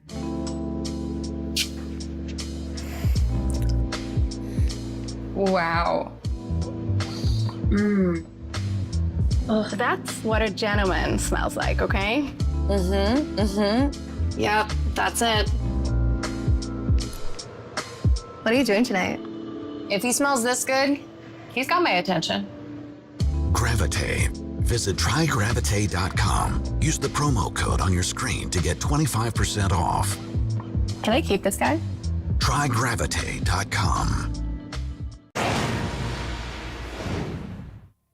All right, welcome back to Fox Weather, everybody. Brand new numbers coming in. We've hit the 1 million mark. Over 1 million customers across the United States without power because of this storm that's spiraling right out of the Alabama region now into Georgia with freezing rain. And it's ultimately turning into very heavy snow for New England. It looks like the rain has switched over to sleet for the New York City metro area, but we had 7.2 inches of snowfall in Central Park before the changeover. That's the snowiest snowstorm that we've seen in 4 years. So I want to bring back in Jay Menard and Nick Koser up there in New York City. I'm interested. Have you guys looked out the window during a break, see what's going on out there? I hear it. It's incredible, right? I mean, also, too, checking Marissa Torres, she just sent me a message saying that snow sleet, it hurts to walk in, but it's a very slippery, very icy event out there on the roads, on the sidewalks. And so, of course, the message is if you don't have to be out in this, please don't. I do think, though, Bob, although we've seen a brief transition, and you can hear it, the sleet in New York City, I do think that this cold air is still going to budge us back to a changeover to snow, at least for a couple of hours. But LaGuardia, because of this, I mean, completely, the airport shut down operations. This is a look right now at the roads. You can see, I'm not sure if this is an accident or if they're just turning around traffic so that people don't go to the airport anymore. Because, I mean, you can see these folks, they're some of which turn it around, but it's one of those situations where that's one of the reasons why folks are being urged to stay at home, right? If you can help it, you don't want to be on the roads. And that's what can happen on snow, sleet, and ice, a pileup. And it's nasty out there, guys. And we've got the traffic issues. We've also got the power outage issues taking place all across Texas and right through Louisiana, Mississippi, and up into Tennessee. And these numbers, they're climbing. I mean, we continue to march over 1 million customers without power. And you know, Bob, we talked with the Mississippi Emergency Management Agency about what's going on across parts of northern Mississippi. They're concerned right now in Mississippi we have 162,000 outages, many of which centered near Ole Miss, where you've got your kids, right? Where we've had just destructive images coming out of northern Mississippi. The EMA there concerned that we're going to see these outage numbers continue to spike even after this event moves out. You know what? My daughter just called me literally 5 minutes ago, said it was, quote unquote, an S show in northern Mississippi in Oxford. And it's like, yeah, no kidding. She sent me the video, and we're trying to turn that around. We have so many things going on at Fox Weather. The video is just sad. If you're familiar with Oxford, if you're familiar with the area, they have these beautiful trees. A lot of them are broken. A lot of them are snapped. A lot of them are lying down. And that's why you see that one bullseye that was across northern Mississippi. That's Lafayette County just pounded. And that's why we got the power outages. It saddens me. It's a place close to my heart. But now we're watching all that move over to the north and east. Look at Atlanta. Look at a changeover right there. So it runs into that cold air. I mean, this is the concern. We don't have a ton of power outages right now across parts of North Georgia into the Carolinas, but we're looking at several hours of a pretty significant freezing rain event starting to take shape. That changeover right on the I-85 corridor north and east of Atlanta. And this is headed right up towards you, Bob. I mean, you've had some sleet and freezing rain over the course of the last few hours this morning, but the main event still arriving. That's going to come in here in about, 45 minutes to an hour. All right, let's go up to Nashville. Sarah Allegre is up there in Nashville, and we know they already got the freezing rain yesterday, last night through this morning. 3/4 of an inch at one point, maybe even more. Sarah, what does it look like for you up there? Wow, it does not look good. Hey, Bob. Yeah, and as you were talking about earlier with those trees at Ole Miss, we're seeing a similar story here in Nashville, and you could see just with the ice accreting on these branches here. We've been continuing to follow that and keep an eye of that because it's a good indicator of the ice accretion and development that we've been warning folks about and what we're seeing here. So here's a look at our branch this hour. Still got that nice thick chunk of ice just attached to that branch here. And a little bit earlier, we were asked about cracking sounds. Are you hearing that? We are, and we are being careful around this area just across the way. We saw some ice kind of fall down earlier, so definitely cognizant of that as we continue our reporting here. I also want to document the change that we've experienced. You know, in the past hour or so, we've been reporting here on Fox Weather, talking about the freezing rain. That has since stopped. Some good news there. Now we're welcoming back in the mixture of sleet and snow. That's the potential as we continue later on tonight. But the concern, though, continues, especially as this winter storm passes, as we deal with the cold temps, frigid temps continuing here in Nashville. I mean, in the single digits, the teens, as we venture into the first part of the work week. And so definitely a cause for concern. And this can only add to the outages that we're seeing. A lot of that sludge we see on the road, that can turn into ice as we continue to see those temperatures drop. That means down trees, pictures like this, down power lines, that can continue. And we've seen the impacts of that. Just talking to folks here, several hundreds of thousands of people without power. We actually talked to one. He's just one out of over 200,000 here in the greater Nashville metro area. 90% of Davidson County without power. Here's what he had to say. Take a listen. About 6 a.m. I lost power. I think the entire neighborhood's out. I got out of my truck looking for breakfast, and I drove for about an hour. Nothing was open except for a place down here at the Omni. Don't really have a backup plan. No power. I have a couple gas fireplaces, so maybe rely on those after a while. I'm just relying on friends and family that still have power. So we're talking right now, and if things get worse, I'll relocate somewhere. Hey, listen, a backup plan goes a very long way, along with relying on friends and family if you have the privilege nearby who have power on. But the majority of folks here are without it for the time being. We know the Nashville Electric Service basically saying that this is going to last a few days or so, potentially a week. So we got a lot of warming shelters around this area, hoping people can rely on those resources offered by the state of Tennessee and also local resources as we continue to deal with the bitter cold for the days to come, guys. Yeah. All right, Sarah, thank you for the visuals up there in Nashville, Tennessee. Great report. Just the trees behind you are so sad. Sarah, thank you very much in Middle Tennessee. Yeah. All right, let's go over to North Carolina. I want to show you some new video coming up from Cary, North Carolina. We've got some drone footage of what's been going on up there over the last several hours. It's been freezing rain, sleet, and snow. That is an ugly road right there. Cary, North Carolina. I mean, you're talking about some of these trees that are just standing nicely, but they are covered in the sleet at this point. That's what it looks like to me.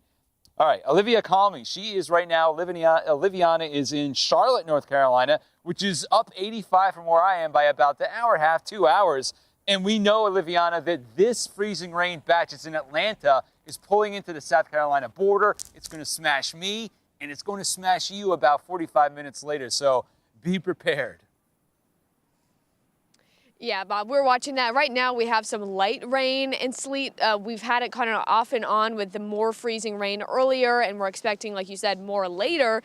But it is very icy over here. Even the ground is just covered. This was snow. It's now kind of hardened into ice. You can hear that crunch. Just this whole ground, I'm not even breaking through some of the ice in some of these areas, and it's covering everything, including the trees, like you mentioned over there. You can see that tree that has that white cast kind of on the edges there, where the ice is accumulating on top there. People are braving the cold a little bit to walk their dogs or grab a last-minute item, but for the most part, people have really prepared for this, including these folks I talked to earlier, Grayson and Alex, who they're nice and bundled up. I agree, it's that kind of day. But you guys, you know, this is not normal for this area. You just told me. So how have you been kind of dealing with all of this? We've prepared as much as we could. I went to the store about 3 times this week because, you know, part of me is like, it's North Carolina. It's not going to happen because they always try to like fear monger us and then nothing happens. And but part of me was like, what if we really do go out of power for like days and days like they predicted. So I went 3 times just to be safe, but it just kind of seems like it's going to be less than more. Yeah, and we're looking toward more potential freezing rain later on. You know, as you see these roads and how it's kind of coming down, and it was coming down more earlier. I mean, I probably would not recommend driving right now. No driving. We live like right across the street pretty much, so we can walk over here. But yeah, we'll be sitting tight. Yeah. We'll be sitting tight today. Just taking some walks. Just a few walks for sure, but I mean, we're talking about the. he's like in the cold there for sure. He's got his little boots on. I love that. But you know. Power is a major concern here too. So when you've got that weight of the ice on the trees, on the power lines, that can weigh it down and snap those. And we have about double the people, the customers that are out of power as compared to earlier today. There was about 10,000 this morning. Right now, I just checked, there's around 20,000 customers here without power. That's households, so there's even more people than that. So not a whole lot compared to some of the other states we're seeing, but it's still really icy conditions, very still cause for concern on the roadways. Officials saying to be really careful and really stay hunkered down right now. Bob. Yeah, all right, Oliviana, thank you very much. You're in the heart of the Arctic air right now. You're 15 degrees, and we're about 28, so it thins out as it gets close to us. But you're going to get that freezing rain in there again. So, yeah, what you see right now, it's not going to be like that in about 2 hours. Oliviana, thank you so much for the report in the Queen City in Charlotte. All right, just an incredible storm. We have live team coverage here all afternoon through tonight, through tomorrow. Stay right here on Fox Weather, your Winter Storm HQ. Plenty to come from this historic storm hitting more than 245 million people across 40 states. Right now, we have snow and sleet stretching from the deep south to the northeast. More than 1 million customers without power. That puts us in the millions as far as number of people. The snow, it continues to the northeast and into New England tonight. LaGuardia, Reagan, among 25 airports closed across the winter storm zone. We have just 10,000 flight cancellations today alone. Then comes the cold Arctic air blasting in once the storm exits. Impacts, they're far from over, as this mix of snow and freezing rain is going to end. We're then locked into some dangerous cold. So eyeing up the conditions, of course, we have full team coverage extending through tomorrow with reporters attacking every angle of this storm. You're watching Fox Weather, your Winter Storm HQ.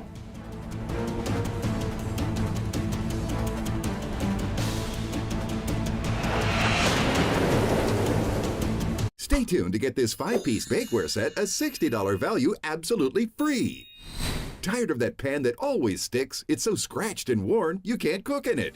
Hi, Chef Daniel Green here with my new hammered pans from Gotham Steel. This complete 9-piece set is guaranteed to beautify your kitchen like never before. Gosh, what I love most about this design is this hammered copper look. It would just look so fantastic hanging in my kitchen.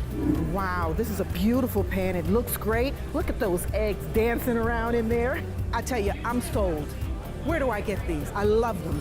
Hammered pans are ultra non-stick. Nothing sticks. Even gooey mac and cheese slips out with ease. And look, these sticky candies melted with a torch are no match for hammered pans. Plus, they're super durable, so use metal beaters straight in the pan for a gourmet souffle that slips out and a pan that looks just like new. They're even oven safe up to 500 degrees. So bake homemade chicken pot pie, cheesy lasagna, or this whole chicken dinner. Any recipe looks great in these pans. From steak flambe to delicious desserts and delicate fish, nothing sticks. Plus, the entire set is dishwasher safe and PFOA free. Similar sets are over $1,000, but you won't pay that. Not $500 or even $300. Get the full 9-piece Gotham Steel hammered set for just 5 payments of $49.99, and we'll even ship it to you free. But order now and we'll drop 1 payment. That's just 4 payments of $49.99, and we'll even guarantee it for a full 10 years. Plus, we'll include this free steamer and strainer, and our 5-piece bakeware set with every pan you'll ever need to make delicious breads, cakes, and desserts. Together, these are an $80 value, yours 100% free. That's a huge 15-piece set with free shipping. Call or click now. To order, call 1-800-521-5967 or go to buyhammered.com. That's 1-800-521-5967, or you can order online at buyhammered.com. It's time to take control of your health naturally. Meet the organic testosterone blend from Full Leaf Tea Company. For only 50 cents a cup, you get an all-natural tea designed to help boost testosterone levels, support prostate health, and enhance vitality, packed with pure organic ingredients like ashwagandha, epimedium, fenugreek, and saw palmetto, shown to support healthy testosterone levels and enhance libido, plus green tea and ginger to boost energy and improve circulation. Hand blended in the USA, our tea delivers the support your body craves, and thousands have already discovered the difference. Ready to fuel your body the right way? Scan the QR code to order now and enjoy fast shipping straight to your door. Visit fullleafteacompany.com and explore our complete line of wellness blends. Organic testosterone blend, natural strength in every cup. We're back here with the Fox Weather Alert. New video coming into Fox Weather of the ice encapsulated on all these trees. Check this out out of Clayton, South Carolina from our exclusive Fox Weather Storm Tracker, Mark Sudduth. And you can see, I mean, this is the reason why we have so many downed trees and power lines. This ice just clinging to every surface. The weight of ice alone, when you're talking a quarter to a half an inch of ice, it adds anywhere from 250 to nearly 500, 600 pounds. And so that is why we are leading to so many power outages right now across our storm path. In fact, I'll pull that up for us real quick, and then I've got a couple things to dive into. Now over 1 million power outages, customers, that is, stretching a near 1,500-mile stretch from East Texas all the way up into West Virginia. We're also starting to see power outages climb now where ice is becoming a growing concern across parts of Northeast Georgia into the Piedmont of the Carolinas, also to severe weather knocking out power across parts of southern Alabama. So this is definitely a dynamic system, and a lot of these people, especially up across parts of northern Mississippi, power has been out, and a growing concern that that power is going to continue to spike, those outages, as we go through tonight. So let's get you the lay of the land, big picture, what we're tracking right now. A lot of this now shifting to the East Coast, the eastern seaboard, where we have heavy rain pushing across the southeast, but with that cold air that's dammed up at the surface across North Georgia and the Carolinas, we're looking at several hours of heavy freezing rain expected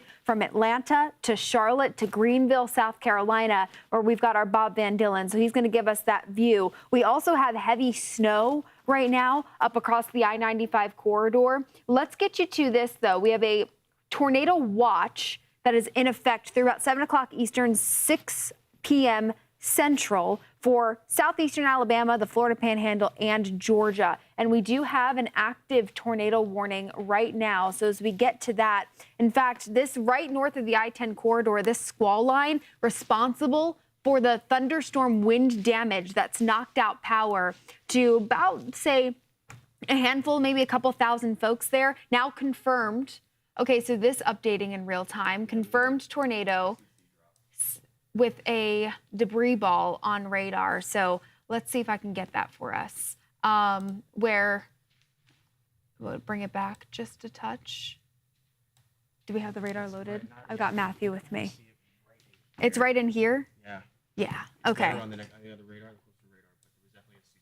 There was a debris ball drop. So that's why we have a confirmed tornado right about in here. It's kind of hard to see, but this is why, you know, we talk about such a dynamic system. You have so many concerns with icing and snow. And on top of this, we have severe storms and tornado threats that are expected to continue on the I-10 corridor north of Panama City. So we're going to continue to follow this stretch very closely. This growing tornado risk you can see opening up as this really potent squall line continues to shift across the south. But at the same time, all of that moisture, as I get back to the cold side of this, we have freezing rain beginning to pick up now in the I-85 corridor north of Atlanta, into Greenville, South Carolina. That heavy freezing rain where we're still expecting to see upwards of a quarter to a half an inch of ice accretion, right? That freezing rain expected to come down here. So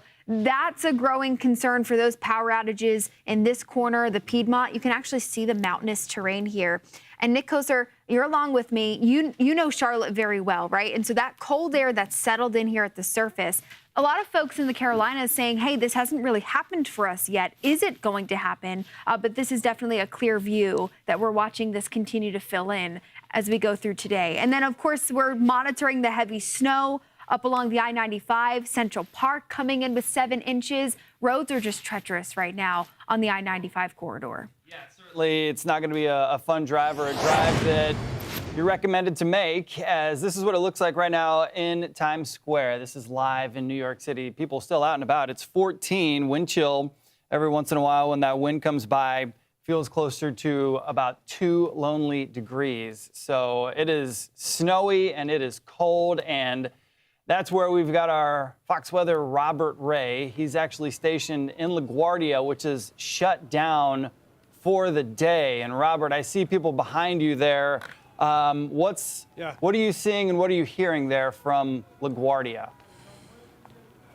Well, Nick, we moved to Times Square here in Midtown Manhattan, and my goodness, when's the last time we saw snow covering the center of the world, right? Times Square like this, and you see all these people from around the world enjoying all this snow. But my gosh, guys, the roads in Manhattan, yes, they are very difficult to get around, and all of the equipment by New York City that they put out there, in fact, nearly 3,000 pieces of equipment, over 19,000 square miles of roads. Unbelievable that they're trying to excavate all this snow. They dropped brine overnight, but guess what? You can't keep up with it. The amount that has come into New York City here that started just before the sun came up, it's still going. I got to tell you, it's kind of moving into a little bit of a sleet action out here, and that's what we're expecting coming up in the coming hours and into the overnight, unfortunately. And what is going to happen with that is these roads that are full of snow and the plows are trying to do their best job, they're going to freeze over, unfortunately, because of that, making the situation very dangerous. We know the airports are currently shut down. That's likely to continue for quite some hours. I just don't see how they're going to get flights out of here later today. But you just look at the amount of people that are out and about here in Times Square, and people are wanting to see this, especially in this part of Manhattan, Midtown. But guys, I started driving around this morning, making my way through the streets. I went downtown, moved up to the Central Park area, which is just several blocks behind me, and now here in Times Square. And it's just something else to see. New York, we haven't seen this kind of snow in many, many years. But the dangers are just not good. And people have got to be safe out here. And you see people taking pictures all around, and my goodness, this gentleman, take a little video, huh? Are you from Manhattan? What's your deal? Yes, Midtown Manhattan. Midtown. You haven't seen this in quite a while. What's your take? No, I love it, actually. I love when the city slows down a little bit and you see how people respond to it. And Midtown is really good about keeping things going, so I love it. I love to see. What's your name? I should have asked that. It's Will. Will, I'm Robert Ray with Fox Hi. Weather. Good to meet you. Nice to meet you too. Keep up the shooting a video, right?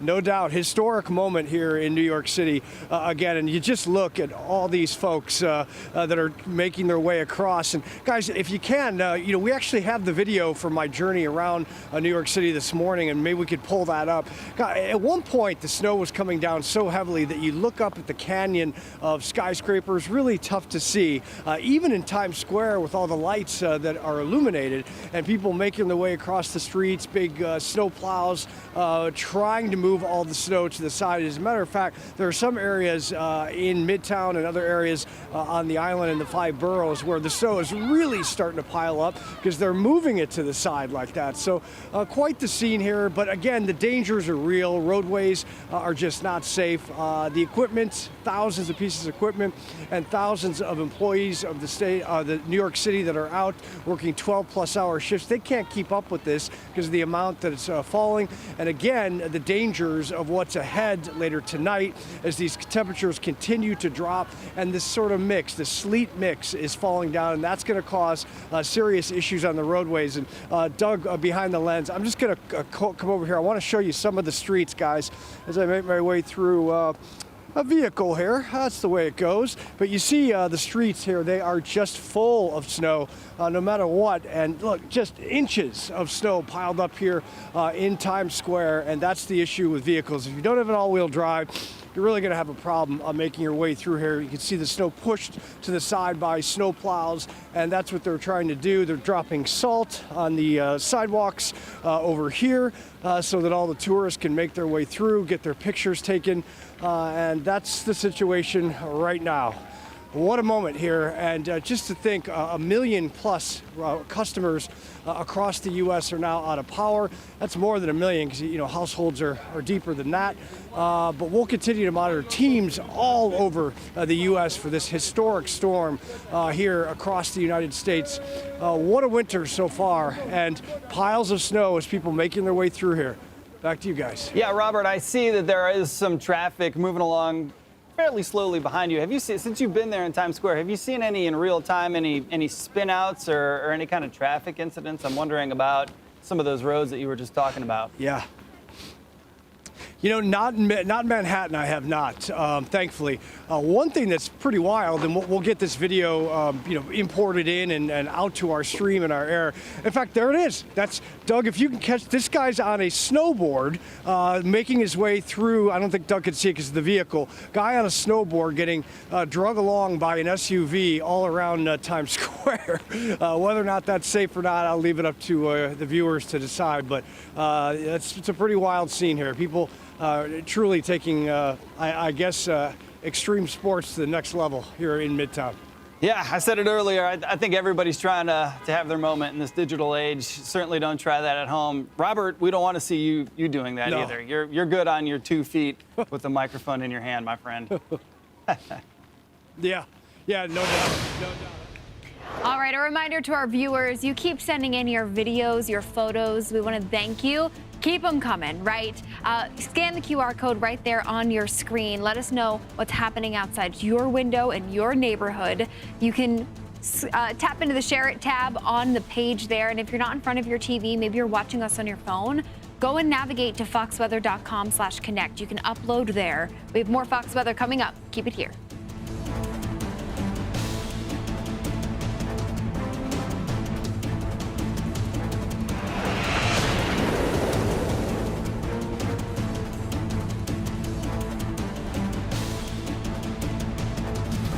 Hey there, Nick Kosa here. We're back. It's time for Fox Weather Deals, sponsored by Knocking, as we're always here to help you save on products that'll keep you prepared no matter what is in the forecast.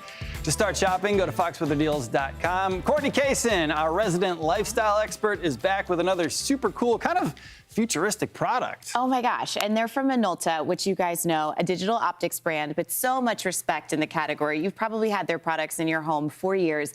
These are their 4K HD binoculars, and you can choose to look through the traditional way, or you can look through on the screen, which is awesome, because say right now you're looking at foliage, but when the weather turns chilly, you're looking at wildlife, you can actually snap a picture of what you're viewing, and because these are 12 times the magnification, you're seeing what's 120 feet away, almost as if like crystal clarity 10 feet away, which is awesome. There's an SD card here, so you can transfer it out to your computer, which is lovely. And these just fit a lot more comfortably in the hand. They're lightweight. You can travel with them, camping, cruising, you name it, and have your memories for a lifetime stored and saved. I love it. An LCD screen on binoculars is something that's been a long time coming, I think. Absolutely. Our deal price today, phenomenal, $149.99, saving you 50% off. That is a deal. Courtney, thank you so much. We appreciate that.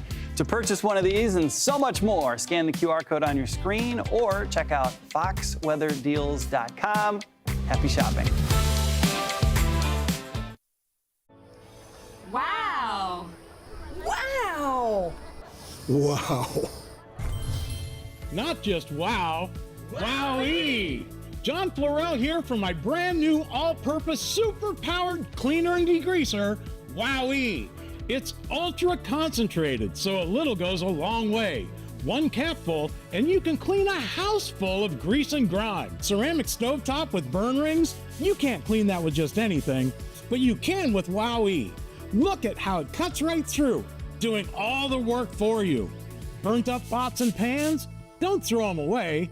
With Wowee, Watch how it disintegrates and breaks down that baked on, caked on grease and grime in no time. Cooking grease buildup on your hood vent screen? Just a few sprays of super-powered WOW-E breaks it down, breaks it up, and dissolves it away.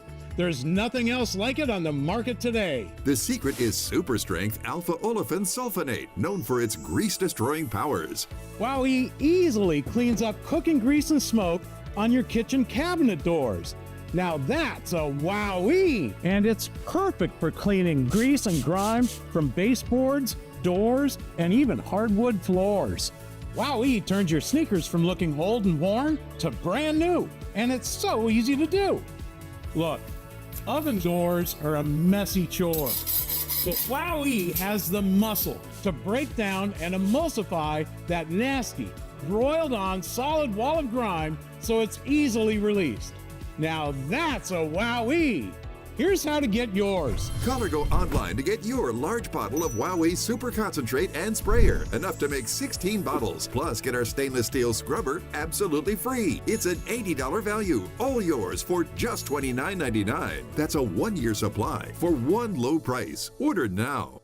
Muddy paws, dirty shoes, and endless cleaning? Are your floors always dirty no matter how many times you clean? Now there's a simple solution. Meet Muddy Mat, the ultra-absorbent microfiber chenille mat that keeps your dog's paws so clean, it's like they're wiping them at the door. Muddy Mat is designed with thousands of advanced ultra-soft microfibers that are 5 times more absorbent than ordinary doormats. My floors have never been so clean. I mean, both Ruby and Blue came in covered in mud, and this anti-mud mat left their paws sparkling. They step across it just once and it completely makes their paws completely clean of mud. This is the best mat I've ever found, and we have tried many. There's still a sale going on. I wouldn't wait too long before they're gone. Call or go to trymuddymat.com or scan the QR code to claim your 70% off and your free Muddy Mat. What are you waiting for? Call or go to trymuddymat.com or scan the QR code and get your own Muddy Mat today. Back here on Fox Weather, your winter storm HQ. Look at the Catskills. Wow. I mean, that is a winter wonderland. Road conditions, not the best, and that has been the case for, gosh, what, at least 20 plus states, maybe more than that at this point, when you consider how many people are impacted by this snow zone. This is the Northeast, though. This is where we're going to keep the snow steadily falling as we get into tonight, perhaps even into tomorrow morning. Power outages continue to remain a big concern here. We've seen these numbers spike. Now over 1 million customers without power, which means that we have millions of people without power. And these numbers not only growing across a swath of, in fact, if I play this out for us, we've got about from East Texas up through West Virginia, more than 1,000 miles, say, of power outages that stretch across this zone. And power outages now, too, that are beginning to grow in Northeast Georgia into the Carolinas. Nick, Georgia now up near 90,000 customers without power, and that's because of the ice and the freezing rain that is picked up very quickly as this big slug pushes into that cold air. Yeah, that rain moving into a very cold, shallow pocket of air that's really taking that and just freezing it on contact. And this is an area I fear that's really going to feel the impacts of this freezing rain for hours to come. Eventually, that'll move into Charlotte and possibly even Raleigh. And so you heard the woman that we talked to a while ago out when we had our reporter chatting with folks there in Charlotte. She was saying, yeah, it doesn't look too bad. You know, this first round wasn't all that much. And unfortunately, that you ain't seen nothing yet. That second round that's coming in and really starting to move into and come to fruition there in northern Georgia is a huge issue. You just see that pink growing in size.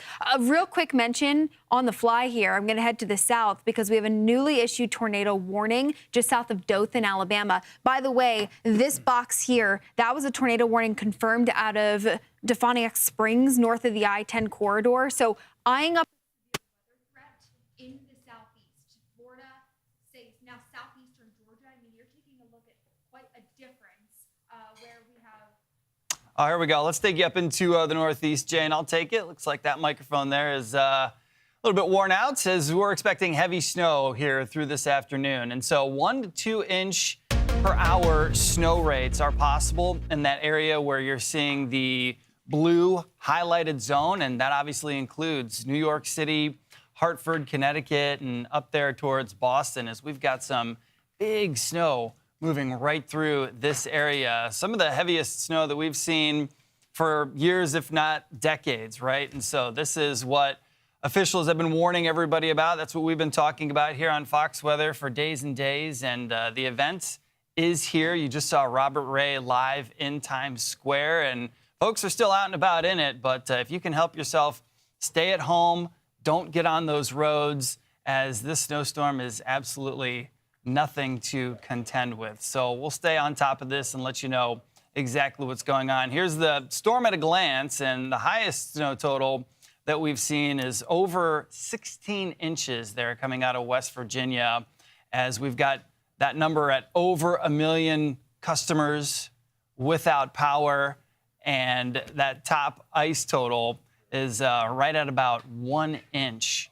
So that's concerning. Let's take it up to Boston, where we've got a winter storm warning in effect, and right now that snow is building momentum up into the area. This is Chestnut Hill, Mass, and the snow is really coming down. We could see over 1.5 feet of snow in this area come Monday. Let's get it over to Brian Yennis, as Brian, a big New England Patriots game taking place today, and I've heard you talk about how some of the bars are open for that game. Hopefully, people though watch the game from home and stay off those roads.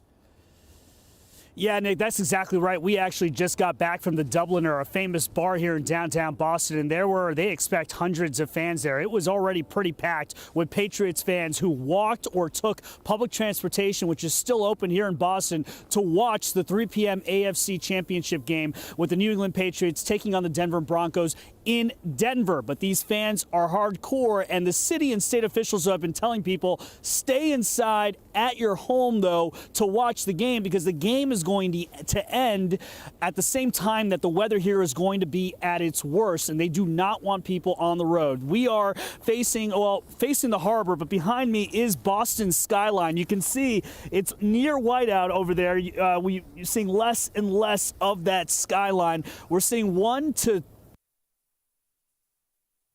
2 couple of hours. They expect 24 inches of snow here in Boston, the worst of it from 4 p.m. until 1 a.m. 24 inches. That is that would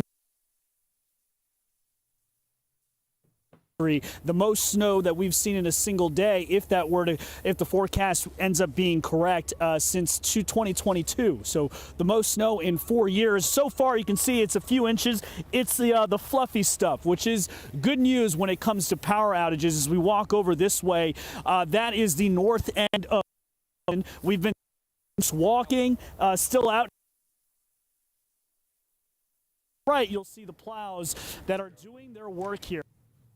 Yeah, Brian, having some trouble with your microphone, my friend. Thank you for that report. We'll keep an eye out for what's going on there in Boston, and stay warm, my friend, as Jane, Boston in such a snow deficit. And, we're not going to completely erase that, but this is going to put a big dent in that deficit for sure. Yeah, biggest snowstorm in years. Hey, we're taking a look out of our Fox Weather exclusive storm tracker, Brandon Kopic's windshield. Brandon, we've got you on the phone here.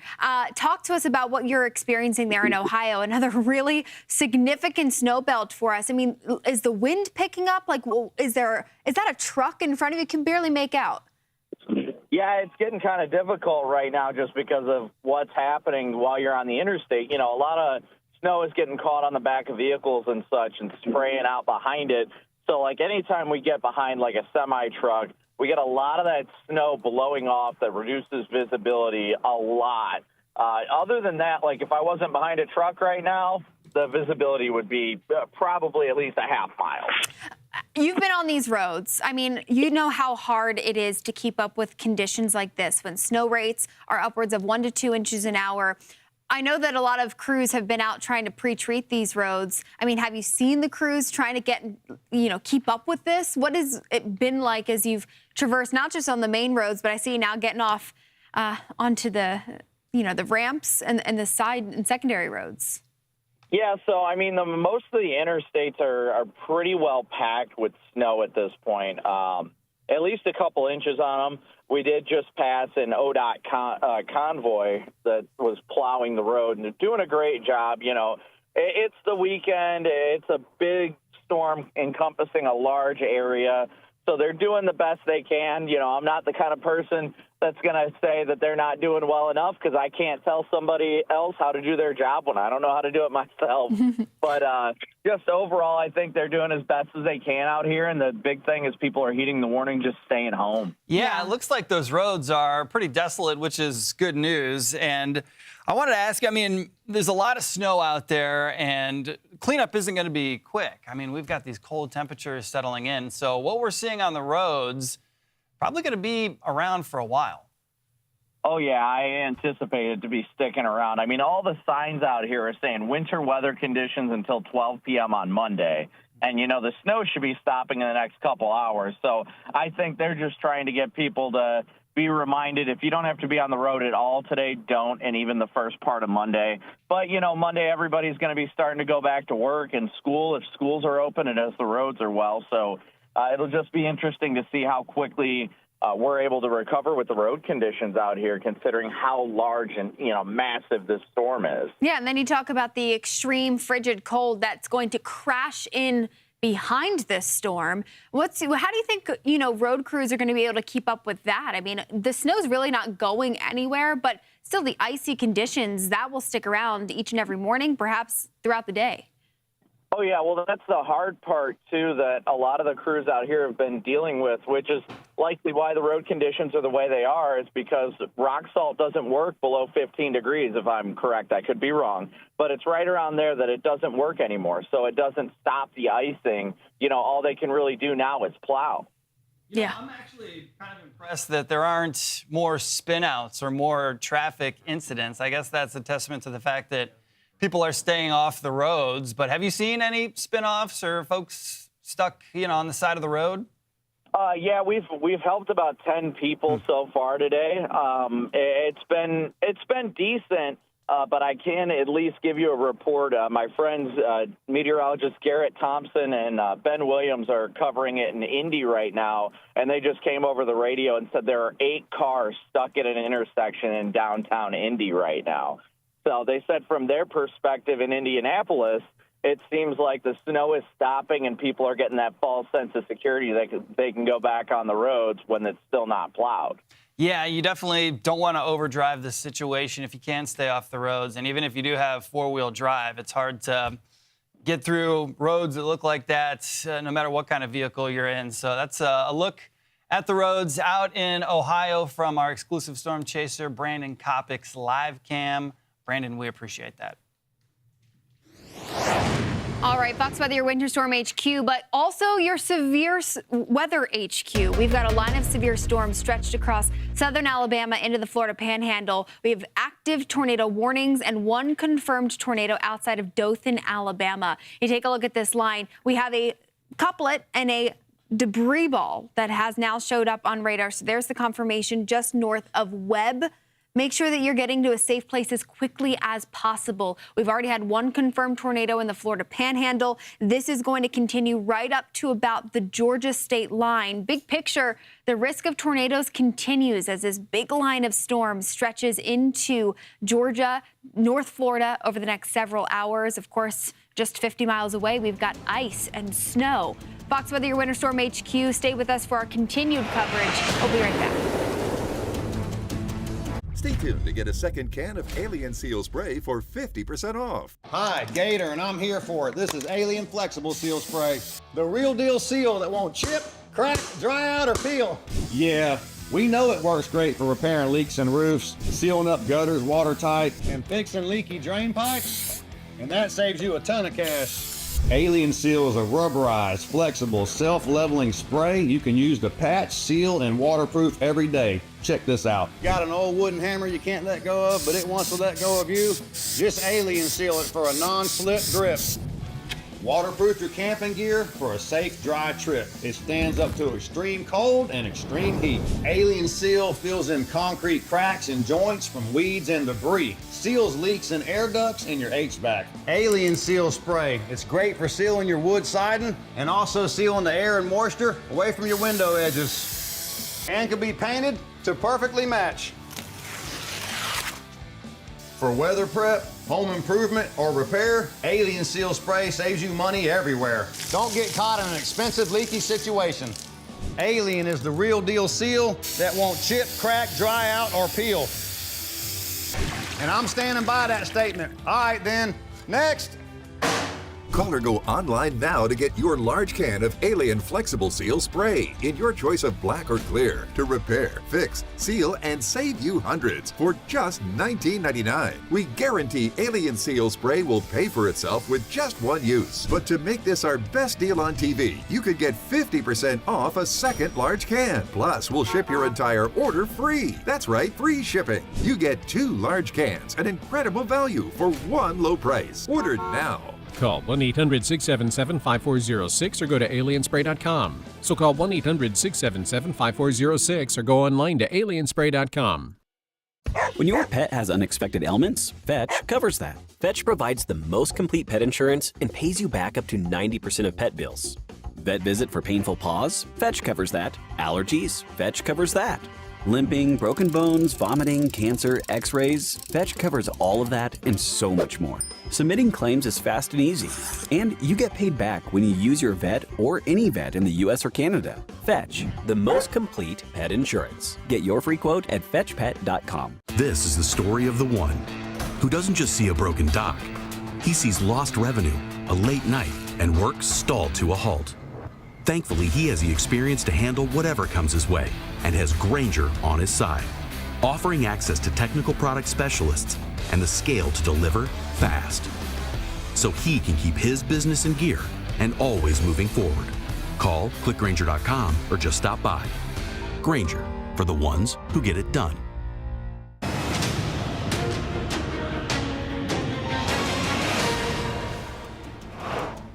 All right, welcome back to Fox Weather, everybody. I'm glad you're joining me this afternoon. We're getting some new video, some new info coming in with this ice storm as it plows through the deep south into the mid-Atlantic coastline, and a heavy shot of rain now arcing right out of the mid-Atlantic into the northeast. How about 20 inches plus of snow in store for Boston?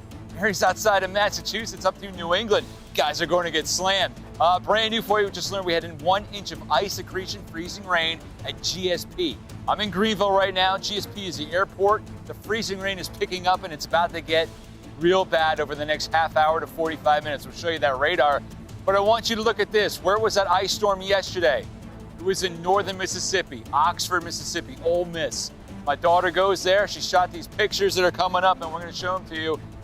The video is heartbreaking. This is her walking outside of her dorm. That's a horror show. She said it was, quote, an S show. There's no question about it. Look at all the trees that are down. Power is out all across the northern half of Mississippi at this point for just about everybody. It's a sad state of affairs. If you look over that hill, that would be the Grove. I haven't seen any pictures from the Grove yet, but if this is any indication, the Grove did not fare well at all in last night's ice storm. Hotty toddy, we're gonna have to come together with this one, everybody. Welcome back. I'm meteorologist Bob Van Dillen. Joining me in the studio right now is meteorologist Jay Menard and Nick Koser. Good to see you guys. And we're watching this big line of rain now moving to the northeast. And Jane, you had some tornado warnings right before we went to the break as well. Yeah, so far we've had 2 confirmed tornadoes, one outside of Dothan, Alabama, one just north of Defoniac Springs in the Florida Panhandle on the I-10 corridor. So the severe weather stretch, which is just a mere 50 miles south of where we have our ice storm warnings in Atlanta, up across parts of North Georgia. I mean, definitely a potent line of storms that we're watching as all this energy shifts now east of the Appalachians, which is why we've started to see the increase in the coverage of the freezing rain in parts of North Georgia, in, upstate South Carolina, North Carolina. That's incredible to me, Bob, that we now have 1 inch of ice already reported there at GSP. Also, you look at our power outage tracker, this jumps off the board to me. Look at our power outage spike just in maybe about the last hour or so. Georgia up to about 92,000 customers without power. You know what it is? It's that warm air running into the cold air, going up over the top, and that cold air is anchored in place. And Nick, you and I were talking about it before. We know the wedge. The wedge can be strong or it could be weak. This one was really strong. It was Arctic high pressure sitting over New England. It was a 1040 millibar high, which is pretty strong, almost off the charts at one point when you talk about New England. But it's that northeasterly breeze reinforcing the cold, dry air from the north. And that cold air has not budged. And I could tell you it was going to be a strong one because it was sleet for most of the night right here, which means that cold column of air was stretched out. It's going to take a while for that cold column of air to finally shrink and ultimately get above freezing. But now, Nick, we're watching that freezing rain edge in from the south and from the west, and it's picking up intensity. Jane, you've been following the radar as well. Things are starting to go game time right now where I'm standing in Green. Yeah, we've been talking about this for hours, and it's finally starting to move in. So that pink, that's freezing rain, and that could drop a 1/4 inch to a 1/2 inch more of ice accretion on top of what's already fallen. And we've certainly seen sleet and ice build up since the overnight hours and since yesterday. And so when you add this, I mean, this alone would be a huge event, but this on top of what is already down and on the ground and on the trees and on the power lines is going to be a huge issue, possibly crippling for the next couple of days, possibly into the next week. Look at this, putting this on. Matthew's helping us out to drive this. Bob, when we talk about the power outages, I mean, this is quite literally when you see the power outage spike across these counties, across northeast Georgia, you can see it's the same exact footprint of where the ice has pushed over in the last 3 hours. Isn't that amazing? And even the radar is picking it up so well. All of a sudden it goes from green to pure purple, which is on our map, freezing rain. And the sleet is gone right now from Greenville. We are pure freezing rain at this point. It's going up I-85, and you can see the ice storm warnings all the way into Charlotte. All right, Brandy Campbell, she is now in Oxford, Mississippi. Oxford, Mississippi. Brandy, I just saw the pictures from my daughter this morning. Okay. It's heartbreaking at this point.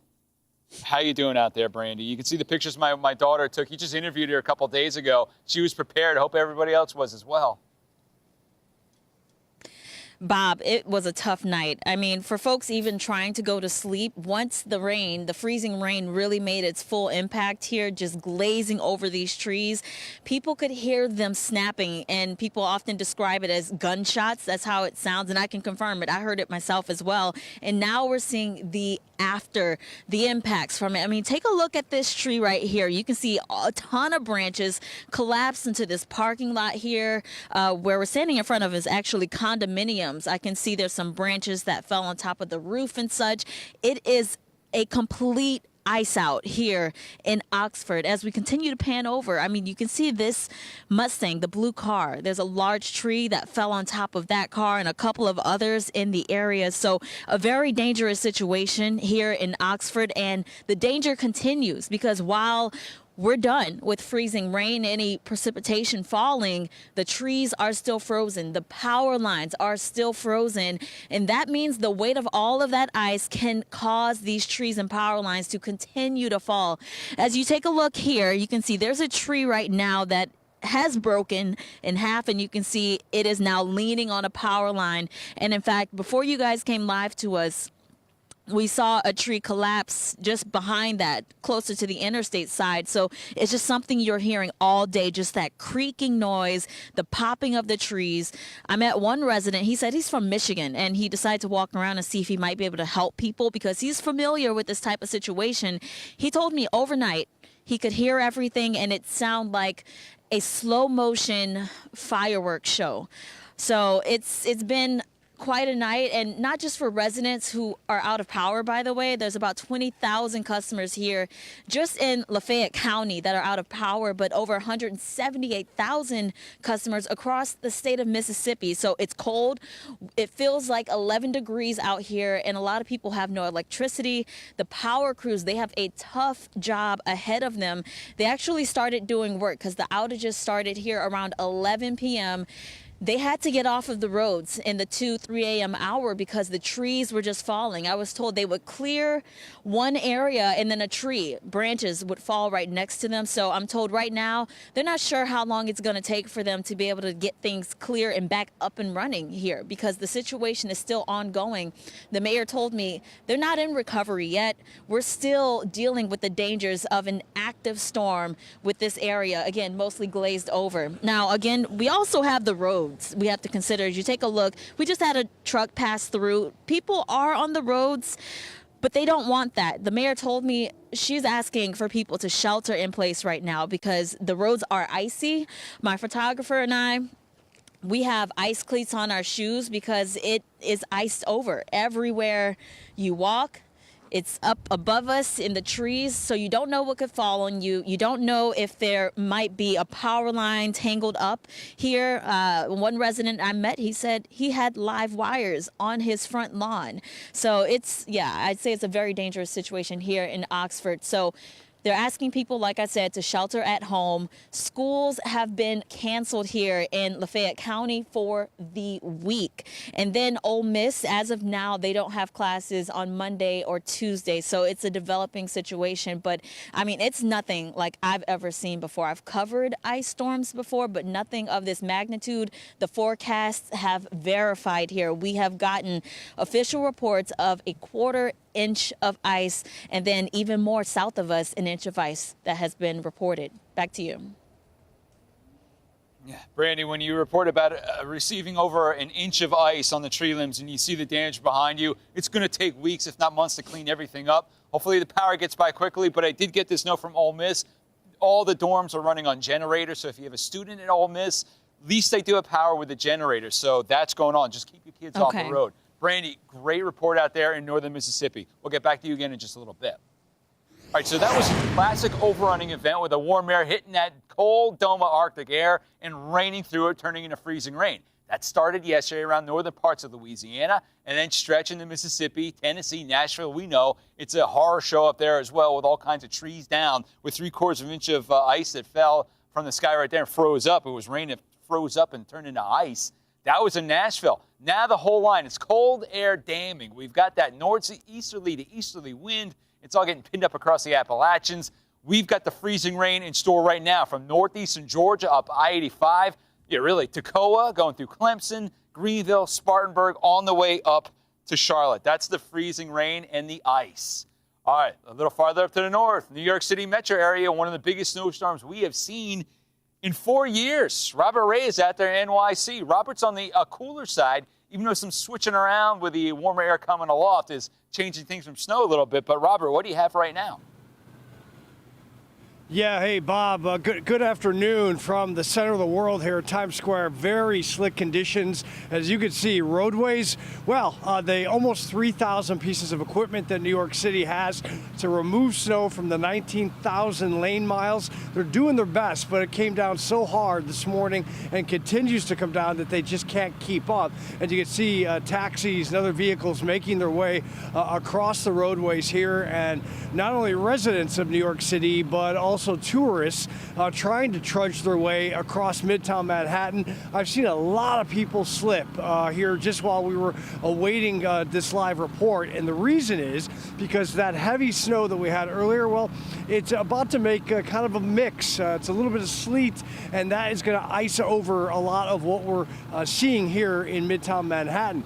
Nonetheless, you see, I mean, roadways, not a ton of cars out. When is a time when you can actually walk in the middle of the street in Times Square, but then you come over here, Bob and everyone watching, and you see just the amount of snow that's fallen. Now, according to the official number, and that was at 1 o'clock at Central Park, just over 7 inches.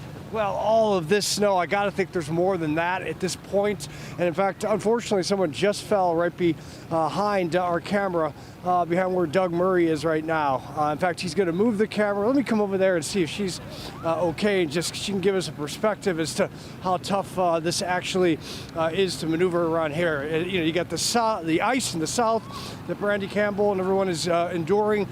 So many people that are out of power, over 1 million nationwide. Let me see if I can grab you real quick. I'm sorry, I just saw you fall. Are you okay? Yeah, I'm fine. Well, there's our camera right there. You're live on Fox Weather. What's this like to move around New York City? We are coming here to visit, actually. And this is our experience in New York. It's super cold. We are coming from Europe. Okay. But it's super cold here. I bet. Here, if you can just step back a little bit. Where in Europe are you coming from? I'm coming from Bosnia. From Bosnia. Okay. Have you experienced snow like this before? Actually, yeah. You have? Okay. It's even worse in our country, yeah. Yes, but that fall. You all right? It's pretty slippery out here. Yeah, it's very slippery. I don't know. This is like ice. I can see it on my gloves. It's changing over. Yeah, be careful. Yeah. Temps are going to continue to drop tonight, so be careful moving around Manhattan. Okay. All right, good to talk to you guys. Bye-bye. Thanks for talking. Yeah, thank you. So it's just to give you a little bit of a feel. LaGuardia is shut down, Bob. You can't get planes in and out. Hopefully that opens up later tonight. We'll see. But, this winter weather warning goes all the way till tomorrow, and things are just going to progressively get more dangerous on these roads as the ice kind of takes form and the atmosphere changes. But you know what? New York does not stop, ever, right? Even if you're hungry, look over there, Doug. The hot dog stands and everything, they're still open. No big deal for them. They're just trying to bundle up. But having said that, all of this, right, making its way up to Boston, which could get even more, unfortunately. Again, walking across the street in Midtown this easily, it just doesn't ever happen. It just shows you how historic and how intense all of this system is. What a winter. And I just feel for everybody down south with those ice situations. Very, very dangerous. A bus about to cross. That shows you New York City continuing to work. Thousands of employees working overtime to try and clear all this and make it safe. Airports get back open. We'll see. We're in for it. Bob. Yeah, Robert, great report. And it is odd to see everything in Times Square looking like that. And it's almost like they're oblivious that, just a little bit up the way in Central Park, the biggest snowstorm they've seen in 4 years, 7.2 inches worth. So, Robert Ray in Central Park, careful up there, my friend. I'm watching that. We'll check in with you again in just a bit. You got it. All right, again, the freezing rain's now pulling out of the Atlanta Metro, right up the gut through I-85 into Greenville, which is where I'm standing.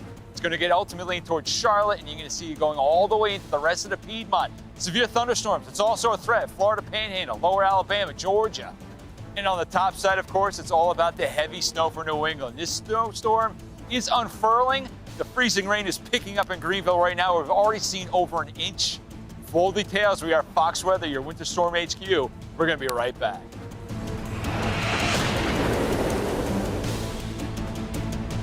Cooking in a regular closed air fryer is like cooking with a blindfold on. Forget that. Now you can see your food, make entire family meals, and master the art of healthy cooking with the oilless glass air fryer by Granite Stone. See your steaks sear fast through crystal clear glass. Watch chicken strips turn golden brown with no slowing down. See fish and chips turn nice and crisp with no oil needed. Plus, you never need to preheat, saving you even more time. It's equipped with 1,300 watts of convection and infrared cooking power to circulate the heat and cook super fast. It's so easy. Just set the temp and time to air fry, bake, roast, reheat, and more. Then it auto stops when your food's done. Cook an entire family meal. And this Thanksgiving turkey with all the fixins'. Forget the microwave. Quickly reheat and eat leftovers. There are 0 microplastics, no PFAS, and no PFOA. Its all glass construction means 100% pure healthy cooking. Crisp bacon and watch the fat just pour out of your diet. It's the best way to go from frozen to fantastic. Fries from frozen to crispy golden with no oil needed. Bake an entire frozen pizza in minutes. And when you're done, the glass bowl is dishwasher safe. Or just add soap and water and it self-cleans. You would expect to pay over $200 for this advanced cooking tech, but you won't pay $200 or even $150. Call or go online now to get your 16-quart glass air fryer by Granite Stone for just $129.99. It's protected by a 5-year warranty. As a bonus, we'll include our 5-piece stainless steel accessory kit with recipe guide free. But wait, order right now and we'll include the extender ring for big family meals. Together, that's a $40 value. Yours absolutely free. And we'll even ship your entire order free. You get it all. Order now. Call 1-800-369-3916 or go to buyairfryer.com. So call 1-800-369-3916 or go online to buyairfryer.com. Call now.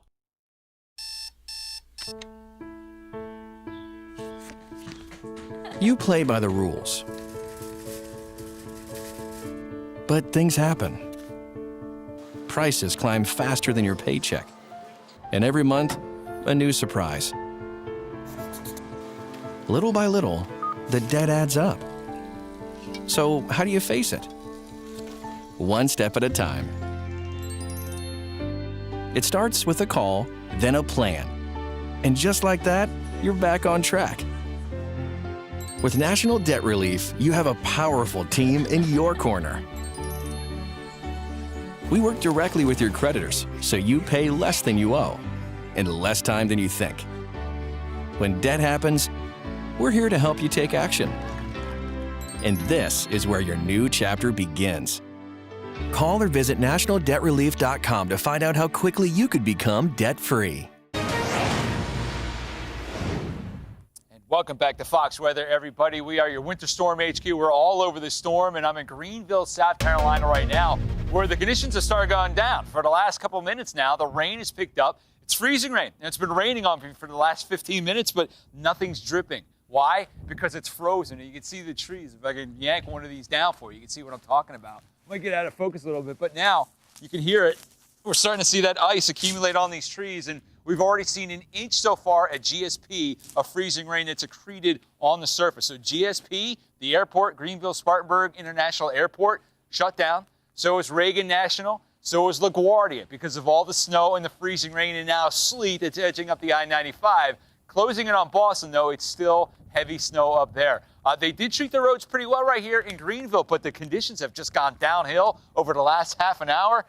The foot traffic, not as much as what we had just about 10 minutes ago because that freezing rain is in. I want to bring in Jay Menard, Nick Koser up there in New York City. And I know you've been looking outside at the windows where your snow has changed over a little bit of sleet. Now we are full on freezing rain right here in Greenville. And I'm interested to see the radar picture, Jay, when you put that up. I want to see that transition from rain to freezing rain as I pull that out of Alabama into northern Georgia on cue. Well, listen, we've got it also, too, over top of the power outage tracker, because as this freezing rain started to pick up in intensity, that footprint started to grow, we started to quickly see power drop across Georgia. Right now, we have already nearly 90,000 plus customers without power, and it's all because of this. You can quite literally draw the line between where we have the changeover from rain to freezing rain, and now the power continues to fall. And starting to see some of those power outages creep up closer to Greenville, Nick, and I think up towards Asheville, once we start to see some of that pink wedge into the mountains, and you've been mentioning it too, Charlotte, you're looking at some of the bigger cities, Atlanta almost in a way kind of shielded from some of the worst of this. Still, maybe the cold air damming hasn't quite brought the biggest punch of pink over to the ATL Metro, but Charlotte's still down ahead of this, expecting to think several hours worth of pretty significant ice. Yeah, we've already seen sleet fall in some of these spots, and the difference between sleet and freezing rain is a pretty big one, and they both have vastly different impacts. So sleet, just frozen ice balls almost, and then you've got freezing rain, which is rain that comes down and then freezes on contact of the Earth's surface or cars or tree limbs, and that really can accrete and become an issue and add so much weight to tree limbs and power lines. Let's go ahead and head down south where folks are dealing with these dangerous ice conditions. Let's go to Nashville, Tennessee. That's where Fox News multimedia reporter Sarah Allegre joins us from. And Sarah, Nashville, one of the spots that has really been hit the hardest by the ice aspect of this storm that's now moving into parts of the upstate of South Carolina and western North Carolina. Hey there, Nick. Yeah, that's the story really of today or the past 12 hours or so. Yesterday looking at this visual, mainly snowfall, but it looks very different, or at least feels that way. Yeah, you're seeing the white mixture around us, but a lot of that is ice accretion, just even pointing your attention here on the ground as I'm walking here.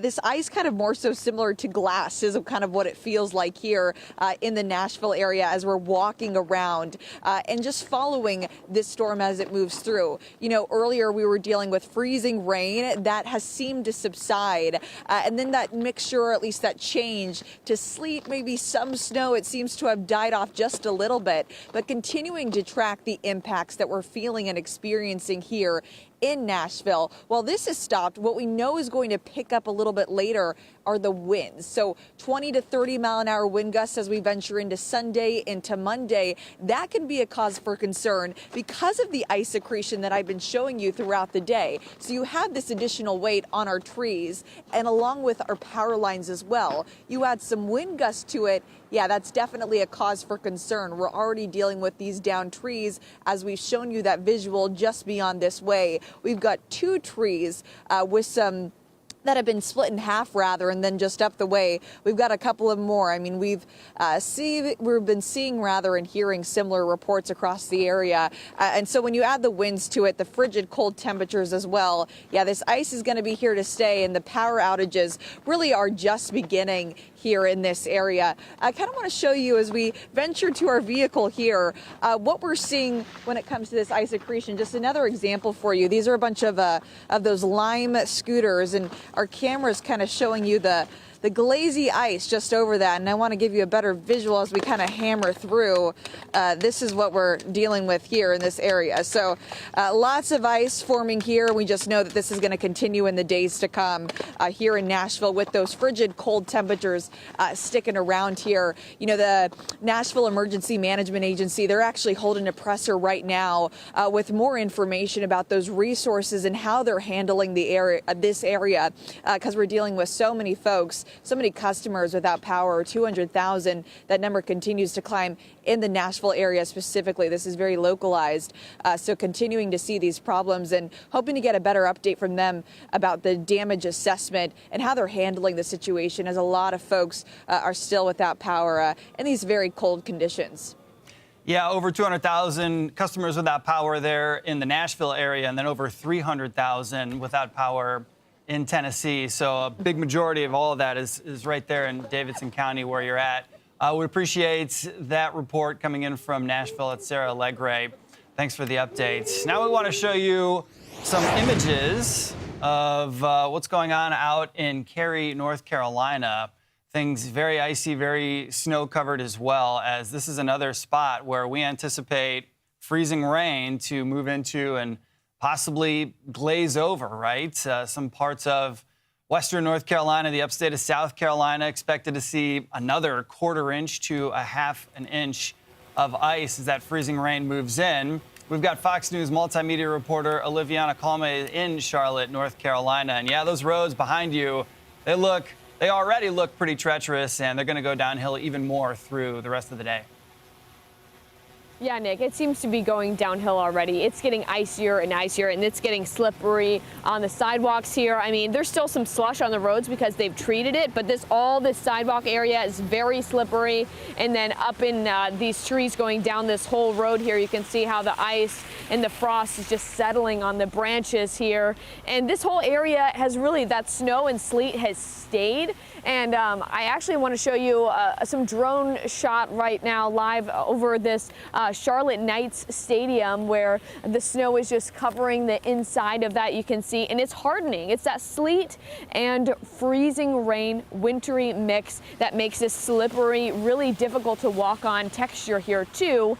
Not only that, but there haven't been many people out driving, which is of course the best way to go about this. I talked to one guy who is here in Charlotte just on vacation. He said this is not the time for him to drive back, so he's hunkering down here. Probably like a 10-minute walk max. I wouldn't try to walk too much. The weather conditions are very bad. Roads, they're very slippery. And I feel like it's gonna get way worse. Plus like the rain is gonna add on to it. I wouldn't drive on this. I wouldn't tell anyone to drive on this.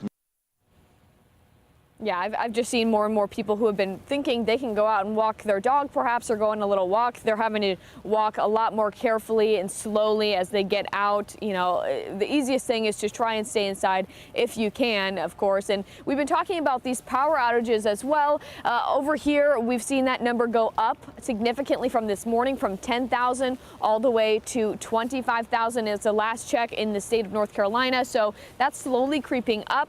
So we will be watching that. Right now, it's not raining, but like you said, we're expecting more of that freezing rain, that dangerous rain that can create really concerning conditions here. Yeah, stay inside. You know, it's a Sunday. We've got some great football taking place through the rest of the night. The Patriots and the Broncos game underway. So, you know, make some food and sit on the couch and hang tight, right? Fox News multimedia reporter Olivia Calmate, thank you for that. Jen, by the way, Broncos are up 7-0. Oh, boy. Yeah. All right. So we're keeping our eyes on everything here on Fox Weather. We have full team coverage all afternoon to look at the nation's capital, where we have seen a bit of a changeover now to sleet. We've, of course, checked in with our Fox Weather's Katie Byrne reporting live for us. We have full team coverage. We are here through tonight, through tomorrow, through the duration of this storm and beyond. Plenty to come from this storm. Historic, hitting more than 250 million people across 40 states. Now, right now, sleet and snow, it stretches from the deep south to the northeast. We have more than 1 million customers without power. That number continues to climb, especially now that we bring the Carolinas into the mix with growing impacts there. The snow, it continues for the northeast and New England. LaGuardia, Reagan closed among 25 airports across the winter storm zone that have shut down.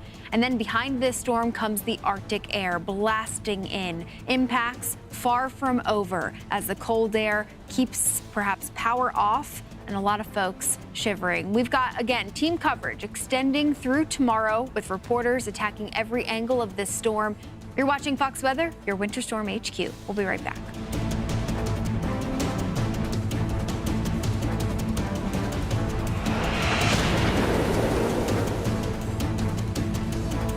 Look closely at history in the making. This $50 Buffalo gold piece was the purest gold coin ever struck by the U.S. government. It was the first U.S. coin ever struck using .9999. That's 4 nines, pure 24-karat gold. Its design was based on the famous Buffalo nickel of 1913 to 38. Wildly popular with investors and collectors, the U.S. government had to stop production because of a shortage of specially made gold blanks. It's no wonder the price of that edition has gone through the roof. Now you can reserve your own tribute to the $50 Gold Buffalo, clad in 50% more gold than any time in the last 15 years. National Collectors Mint's private non-monetary minting recreates James Earl Fraser's American Buffalo against a mirror-like background on one side, and his iconic Native American Indian head stands out in stunning relief on the other.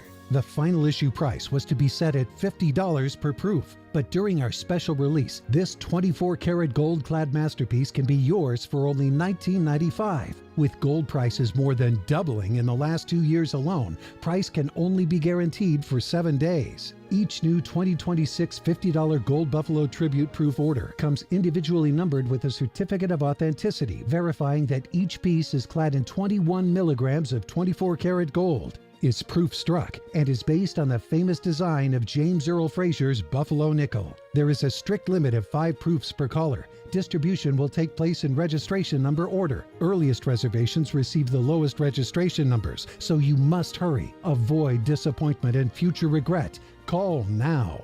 To order the 2026 $50 Gold Buffalo Tribute Proof, call 1-800-884-0419. That's 1-800-884-0419. There's a strict limit of 5 proofs per caller, so don't delay. Call 1-800-884-0419. That's 1-800-884-0419. Eye bags, dark spots, wrinkles. There's one product that can fight them all. Only one. Particle Face Cream. Particle Face Cream. Engineered for men, made for our skin. And backed by science, and it actually works. My eye bags before, this was me, and this is me today. Dark spots used to be brutal. Now, they're barely there. My wrinkles were deep. Look at the difference. I honestly didn't think a cream could do this, and it literally takes 2 minutes a day. 1 minute in the morning. And 1 minute at night. super easy. Super effective. And compared to everything else I considered, it's actually inexpensive. It's everything I need. In one bottle. If you've had enough of those eye bags, Dark spots, wrinkles, there's only one product you need. Visit ParticleMin.com and use the promo code on your screen to get 25% off, free shipping, and a 30-day money-back guarantee. ParticleMin.com. Back here on Fox Weather with our extended coverage of your Winter Storm HQ. Look at the road conditions right now in Livonia, Georgia. We have freezing rain picking up in intensity right now across northeast Georgia, now pushing into the Carolinas. We are far from over from this event in cities like Charlotte and Columbia, South Carolina, Greenville, South Carolina, where our Bob Van Dillen has been showcasing that freezing rain starting to accrete on the tree branches. Power outages have spiked. Now, it's not just the southeast. Right now, we've got snow and some sleet mixing up onto the I-95 corridor. Because of all of this, airports are shut down, LaGuardia being one of them, right? Right now, we've got light snow and some wind gusting to 32 at LaGuardia, but it doesn't matter because the airport is closed. That among 25 airports that have shut down operations. We have more than 10,000 flight cancellations today alone.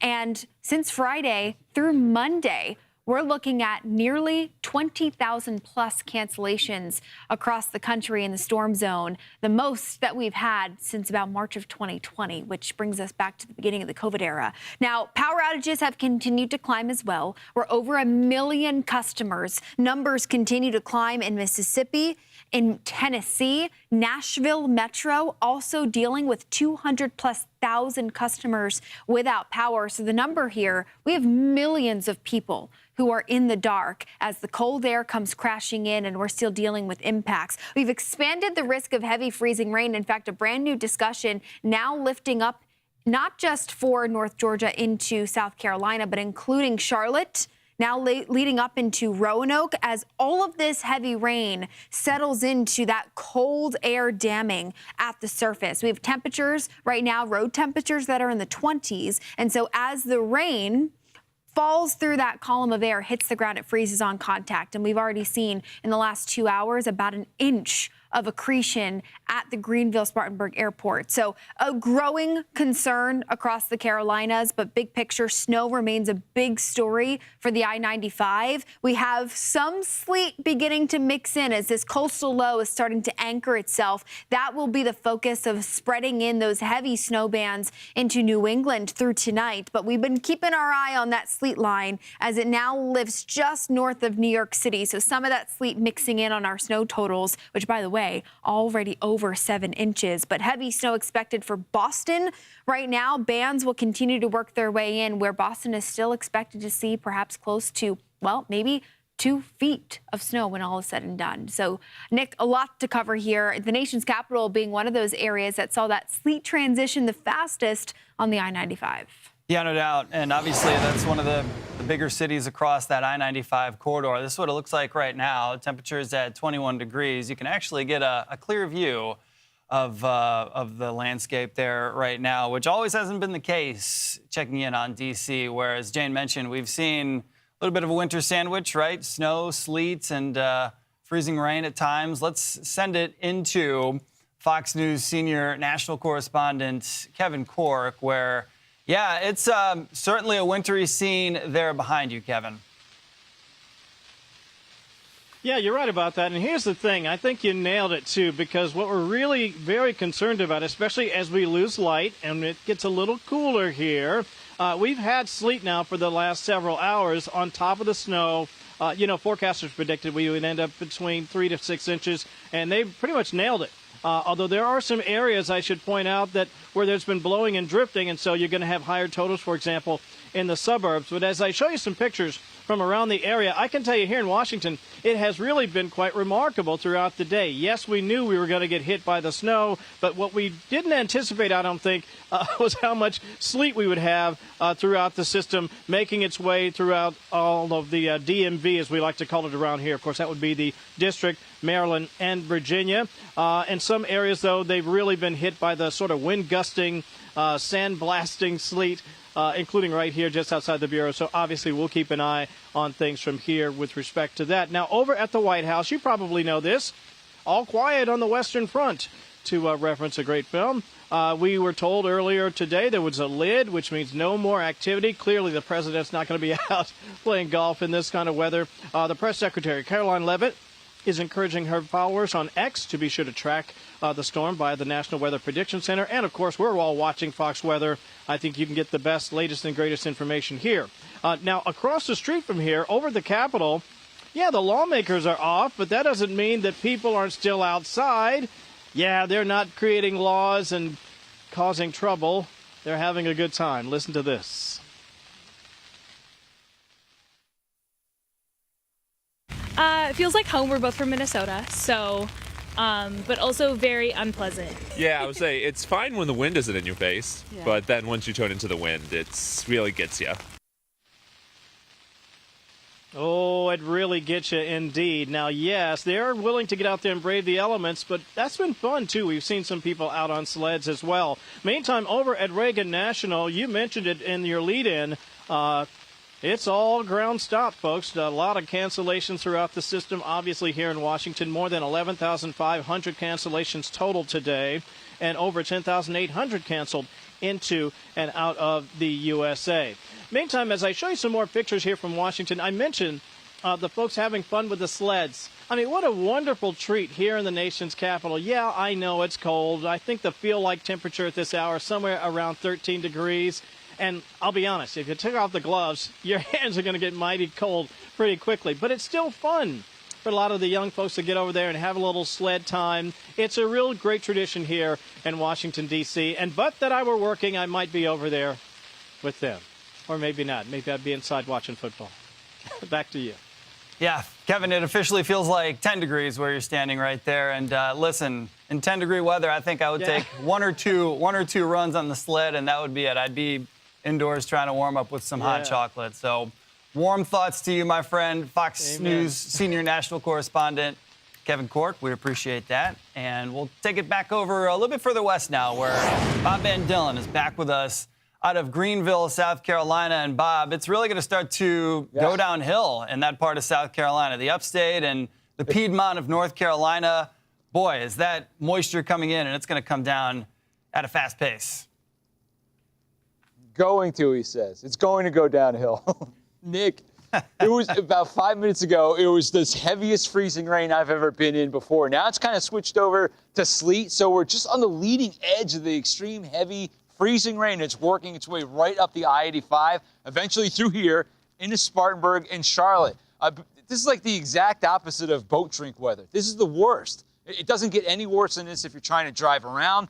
Power outages right now have zipped up to over 12,000 customers in South Carolina alone because of that belt of freezing rain. It's working to the east out of Georgia, and it's going to continue to spill in areas by North Carolina, too.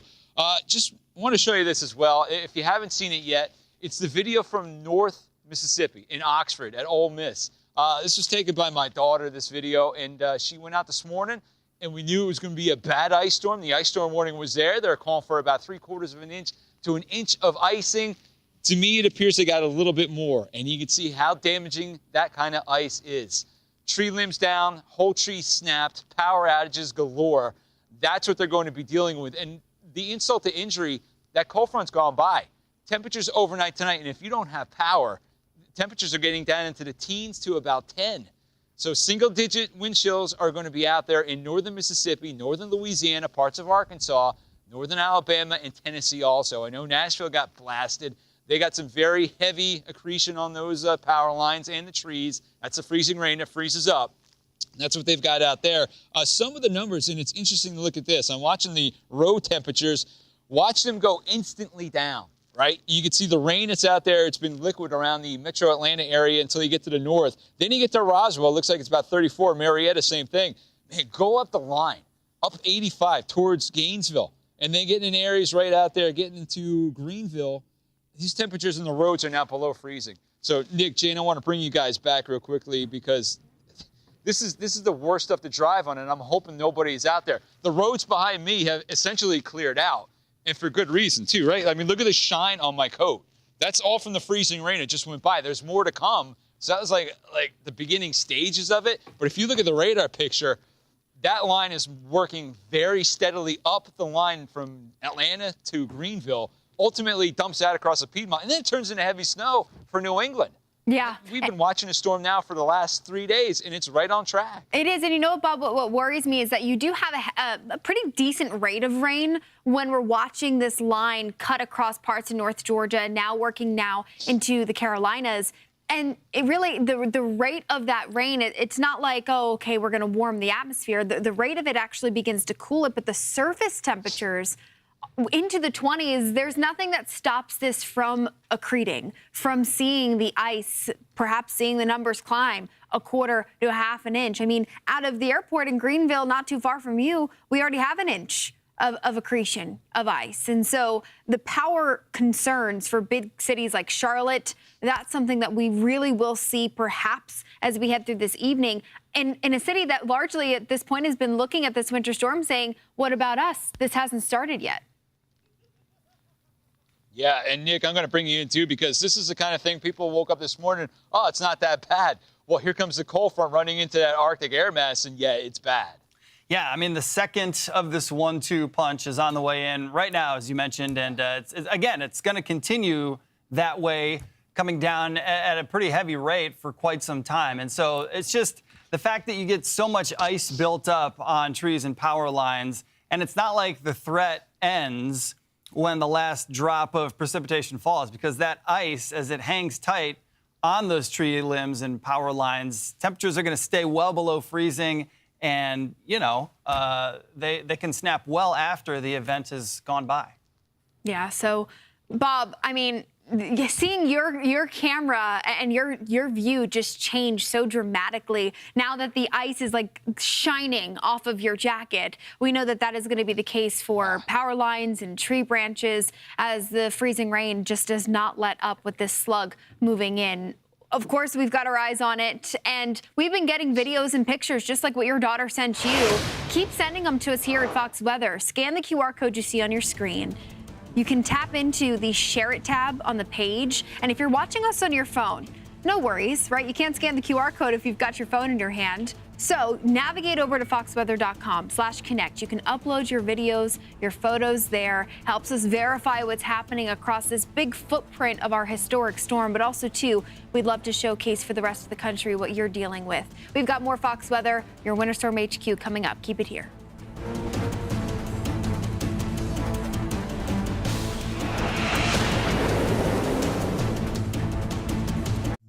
I'm happy. I'm happy that I have gold. I have gold as a hedge against inflation. I know that this is the only thing that represents real money. I've had a portfolio of course, stocks, but no one ever talked about gold as part of your portfolio. To make a long story short, I end up buying gold for the first time. And boy, was I excited. What I like about owning physical gold is that I'm in control of my money. No one else has his hands on it, but I can put my hands right on it right now. If I need it right away, it's there. If you'd like to learn more about why physical gold should be an important part of your portfolio, call to receive the complete guide to buying gold. This is important and valuable information, including facts you should know about purchasing gold, silver, platinum, or palladium. Call now and you'll also receive the Global Gold Forecast Special Report. Inside, you'll find the real issues on why you need to start owning gold today. You'll also receive a copy of our new report, Protection in the Risk Zone.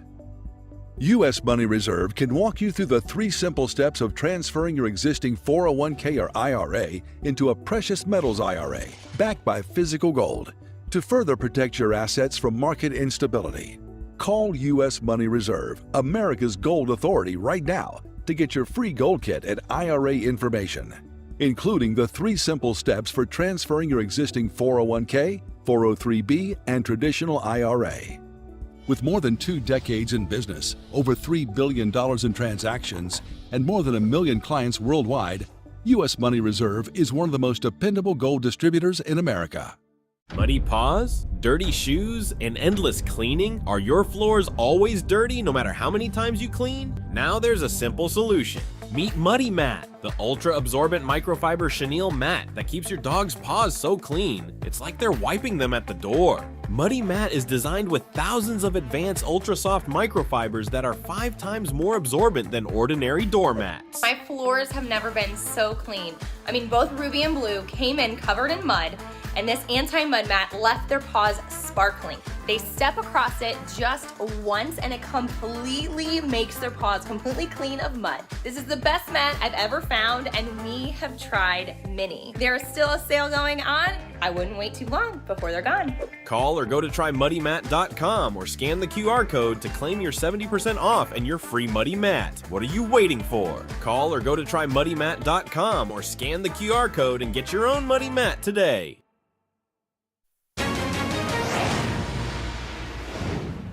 And welcome back to Fox Weather, everyone. We are in the midst of a heavy freezing rain event right now in Greenville, South Carolina. We've been here. We've seen all modes. Saw a little bit of snow last night. Switched over to sleet. That's basically what you see piled up behind me. Here goes a plow on cue right behind me, trying to plow out some of that freezing stuff that we've had, and it's been everything. Right now, we're back to freezing rain. So we were sleet when we left you.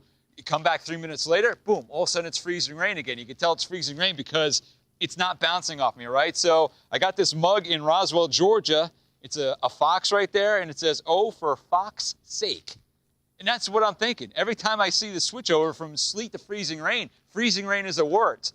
That's taking the words right out of my mouth. So love that because we're Fox Weather. We got the Fox mug. Good stuff. I want to bring you guys back in, Jane and Nick, because you're watching this line move right through southern Georgia with severe thunderstorm warnings out there, too. A lot of lightning. Let's get to that real quick. If you want to do the severe weather stuff, we should probably start with that. We got the freezing rain up here, but down south, it's warm enough to produce some spring-like weather. Yeah, no kidding. Jacksonville, 78 degrees, right? So you talk about the warmth and the instability that we've had with this wedge of cold air working in. And then, of course, you have severe weather on the south side. We do have a tornado watch, right? That's going to run till about 6 o'clock Central, 7 o'clock Eastern for this exact zone. And we've already had at least 2 confirmed tornadoes, one in Alabama that tracked over into the Georgia state line, and then one down along the I-10 corridor. We do have an active tornado warning just north of Panama City. What we've been dealing with here, though, Bob, and you know, this is such a potent squall line, a line of storms.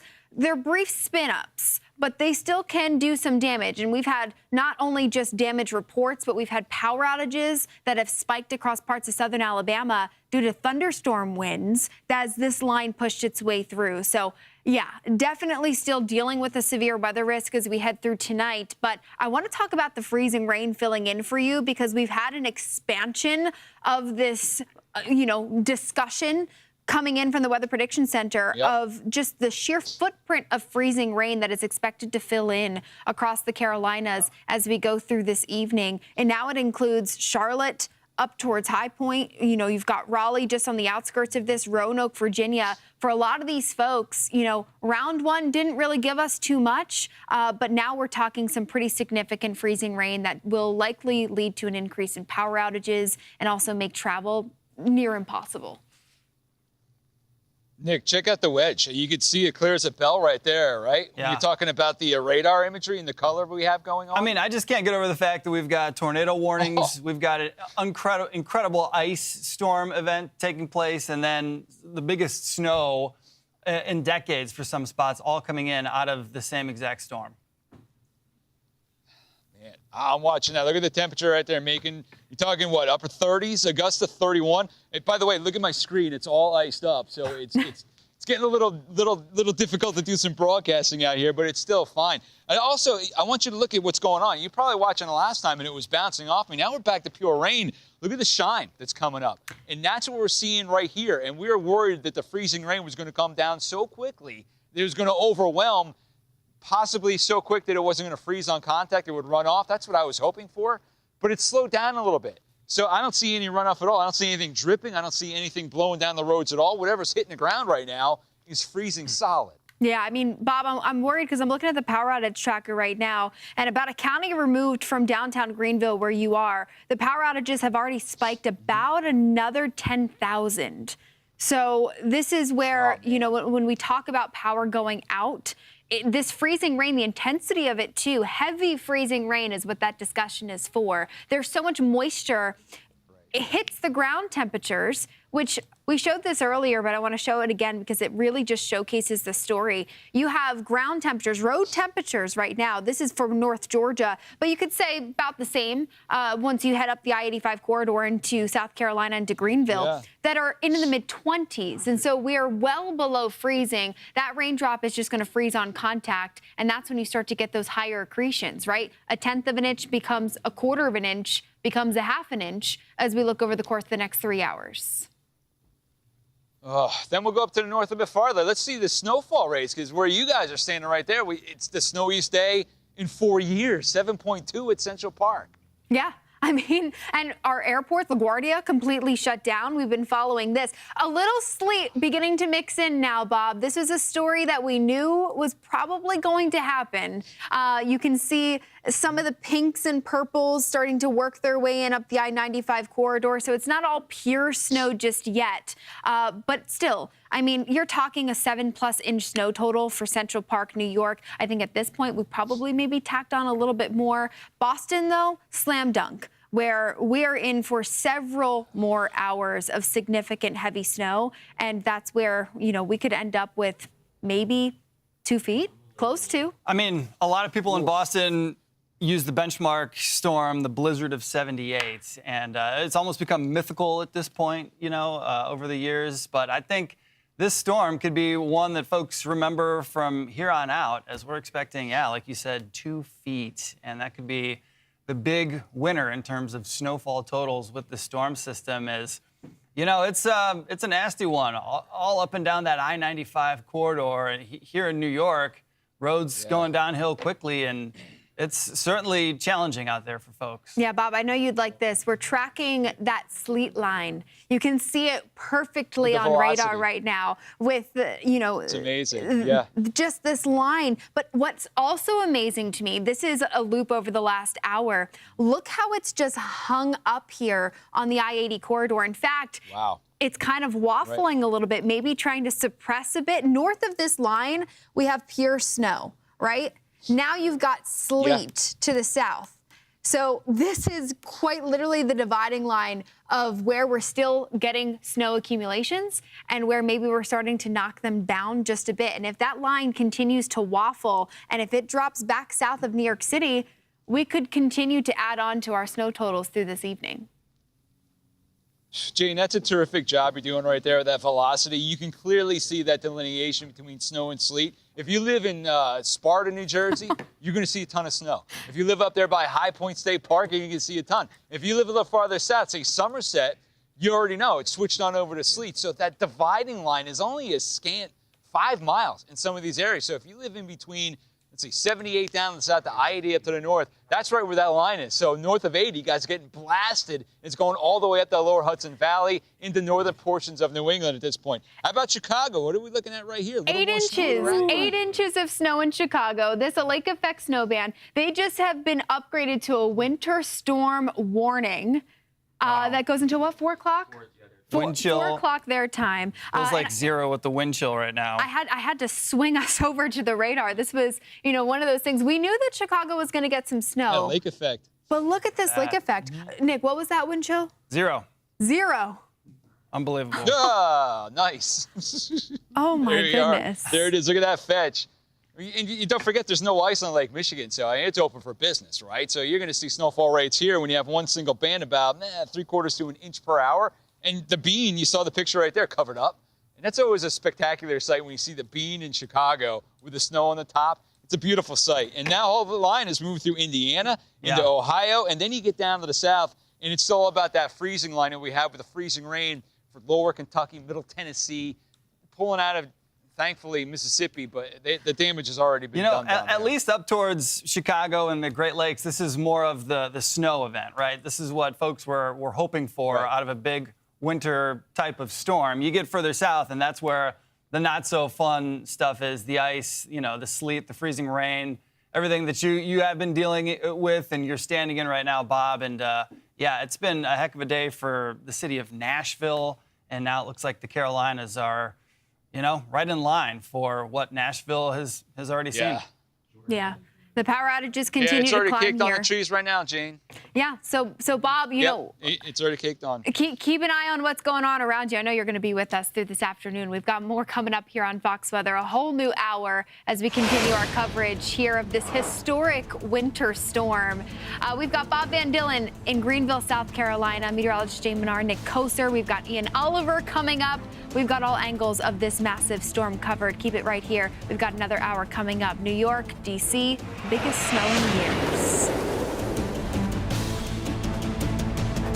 Stay tuned to get this 5-piece bakeware set, a $60 value, absolutely free. Tired of that pan that always sticks? It's so scratched and worn, you can't cook in it. Hi, Chef Daniel Green here with my new hammered pans from Gotham Steel. This complete 9-piece set is guaranteed to beautify your kitchen like never before. Gosh, what I love most about this design is this hammered copper look. It would just look so fantastic hanging in my kitchen. Wow, this is a beautiful pan. It looks great. Look at those eggs dancing around in there. I tell you, I'm sold. Where do I get these? I love them.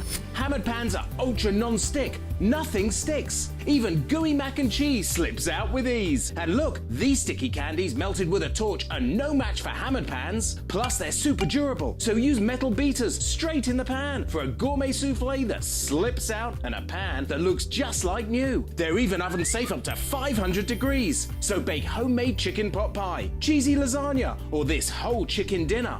Any recipe looks great in these pans. From steak flambe to delicious desserts and delicate fish, nothing sticks. Plus, the entire set is dishwasher safe and PFOA free. Similar sets are over $1,000, but you won't pay that. Not $500 or even $300. Get the full 9-piece Gotham Steel hammered set for just 5 payments of $49.99, and we'll even ship it to you free. But order now and we'll drop 1 payment. That's just 4 payments of $49.99, and we'll even guarantee it for a full 10 years. Plus, we'll include this free steamer and strainer, and our 5-piece bakeware set with every pan you'll ever need to make delicious breads, cakes, and desserts. Together, these are an $80 value, yours 100% free. That's a huge 15-piece set with free shipping. Call or click now. To order, call 1-800-521-5967 or go to buyhammered.com. That's 1-800-521-5967, or you can order online at buyhammered.com. We asked women one simple question. What makes a man a gentleman? A gentleman always pays for dinner. Always. A gentleman looks like they put in some effort. They can't have just rolled out of bed. A gentleman always holds open the door. It's just good manners. A gentleman saves himself for marriage. These days, being a gentleman can be challenging, but smelling like one, that's easy.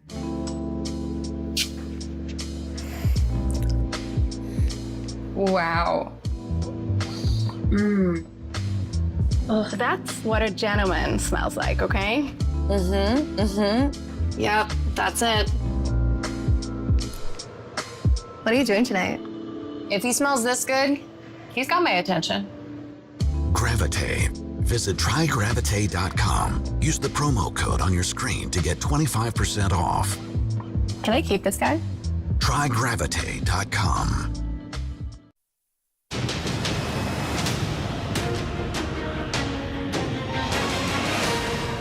This is a Fox Weather Alert. We're tracking this historic winter storm as it continues to push through the I-95 corridor. It's New York City's biggest snowstorm in 4 years. Some of that precipitation now, though, turning into sleet. Jane, I can confirm that using such tools as my face. Yeah, how did that feel coming in? Meanwhile, this ice storm leaving a heavy, slick coat on the ground. Power lines, they have crashed. Look at this video coming out of Ole Miss, Oxford, Mississippi. Power outages are skyrocketing, leaving 1 million Americans in the dark. Freezing rain continues to fall across the South, making travel absolutely treacherous.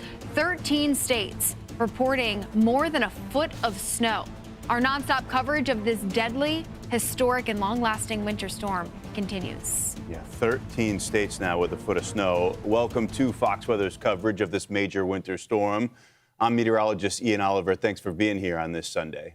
I'm meteorologist Jane Minar. We are here through 6 o'clock, or at least I'm here through 6 o'clock. I know Ian, Bob, you've been with us all day in Greenville, South Carolina.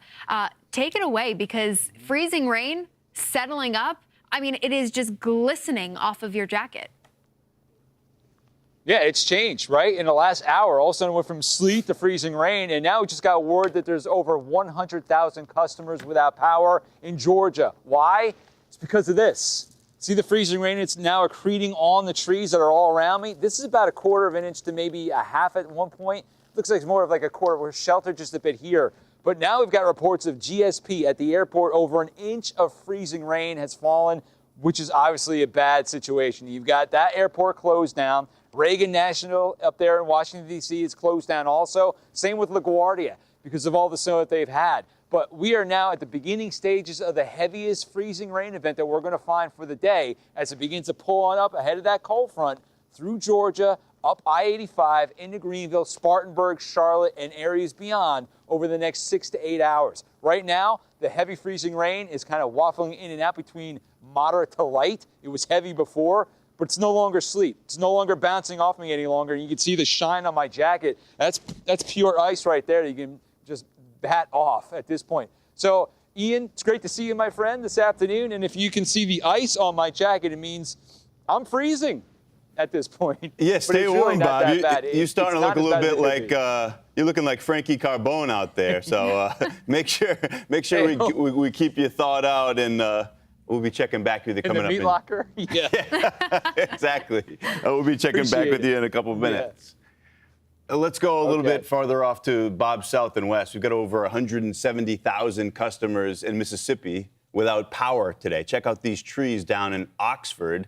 Devastating damage, and unfortunately, we were seeing these signals. If you were with us on Fox Weather last night, that moisture was moving in. We saw that problematic vertical temperature profile that was going to present an ice threat through the overnight.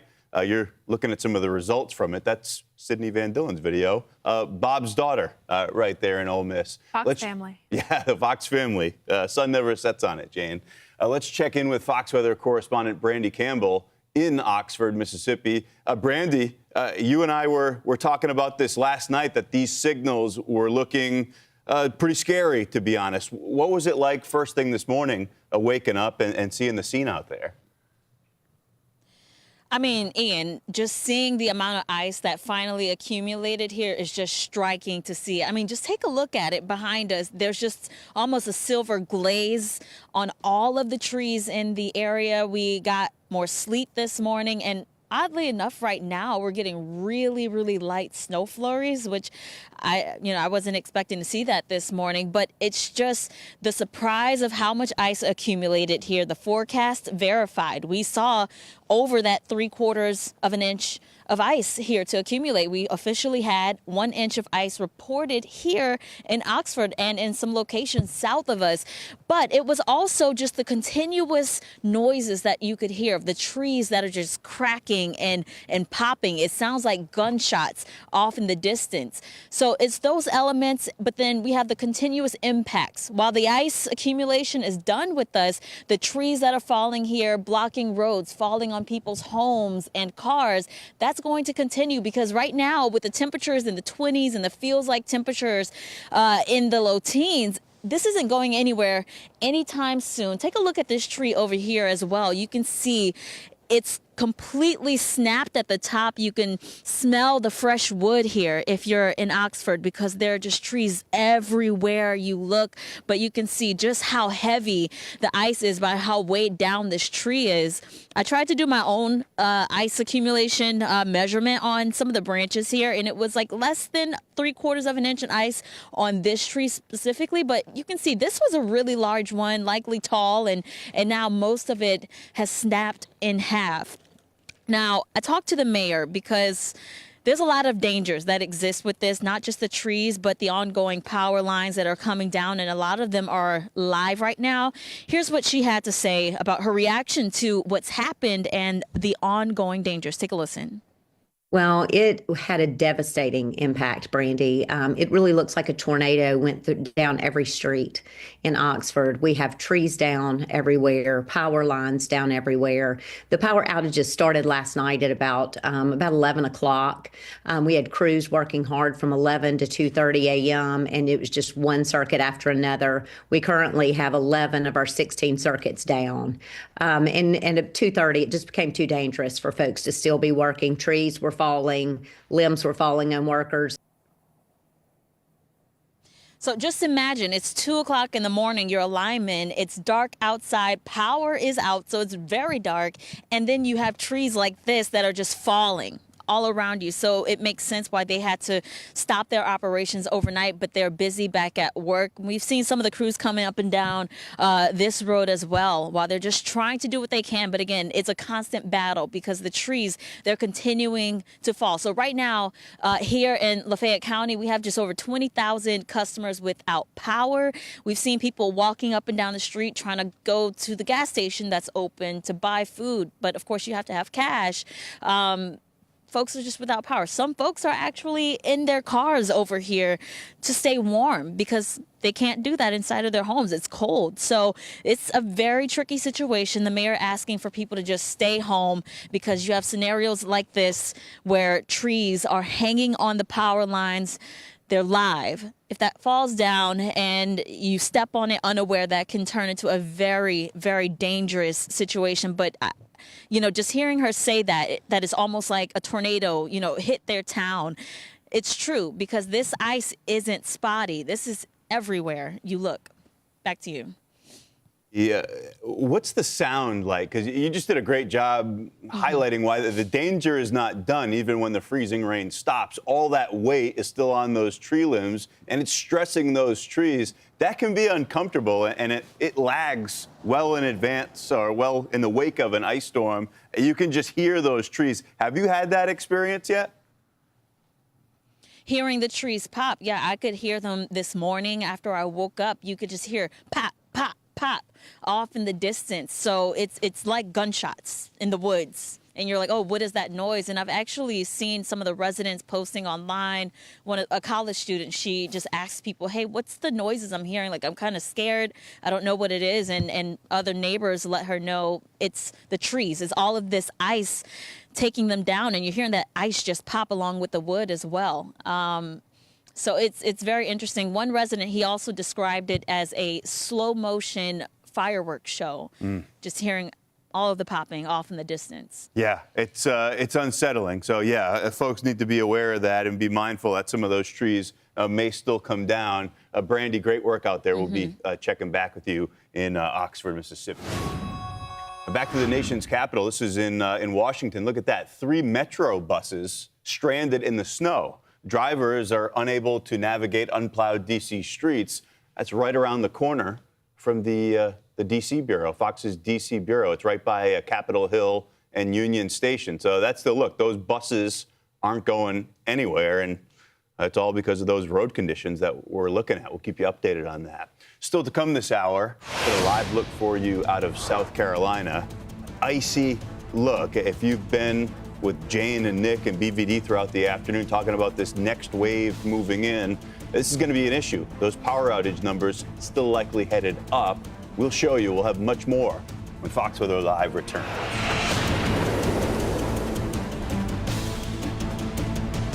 Introducing the all-new Mobilizer compression socks from Copperfit, America's #1 compression sock brand. Easy on, easy off compression socks that reduce swelling and relieve tired, achy feet. With built-in arch support technology for targeted relief right where you need it. I thought all compression socks are the same, and I'll tell you, it's a world of difference. They reduce inflammation, they reduce the pain. No more pain, no more achy feet. These are the socks to wear to help keep the energy going. It's just been amazing for me. And now, Copperfit compression just got even better with energizing blue infrared fibers woven into soft, breathable compression fabric to help boost circulation, reduce swelling, and relieve pain. Copperfit compression plus Lumicore blue infrared fibers. 2 breakthrough technologies combined to give you soothing foot relief all day, every day, so you can stay mobile. The compression, the fit, the comfort. I love these socks. I want to have them on all the time.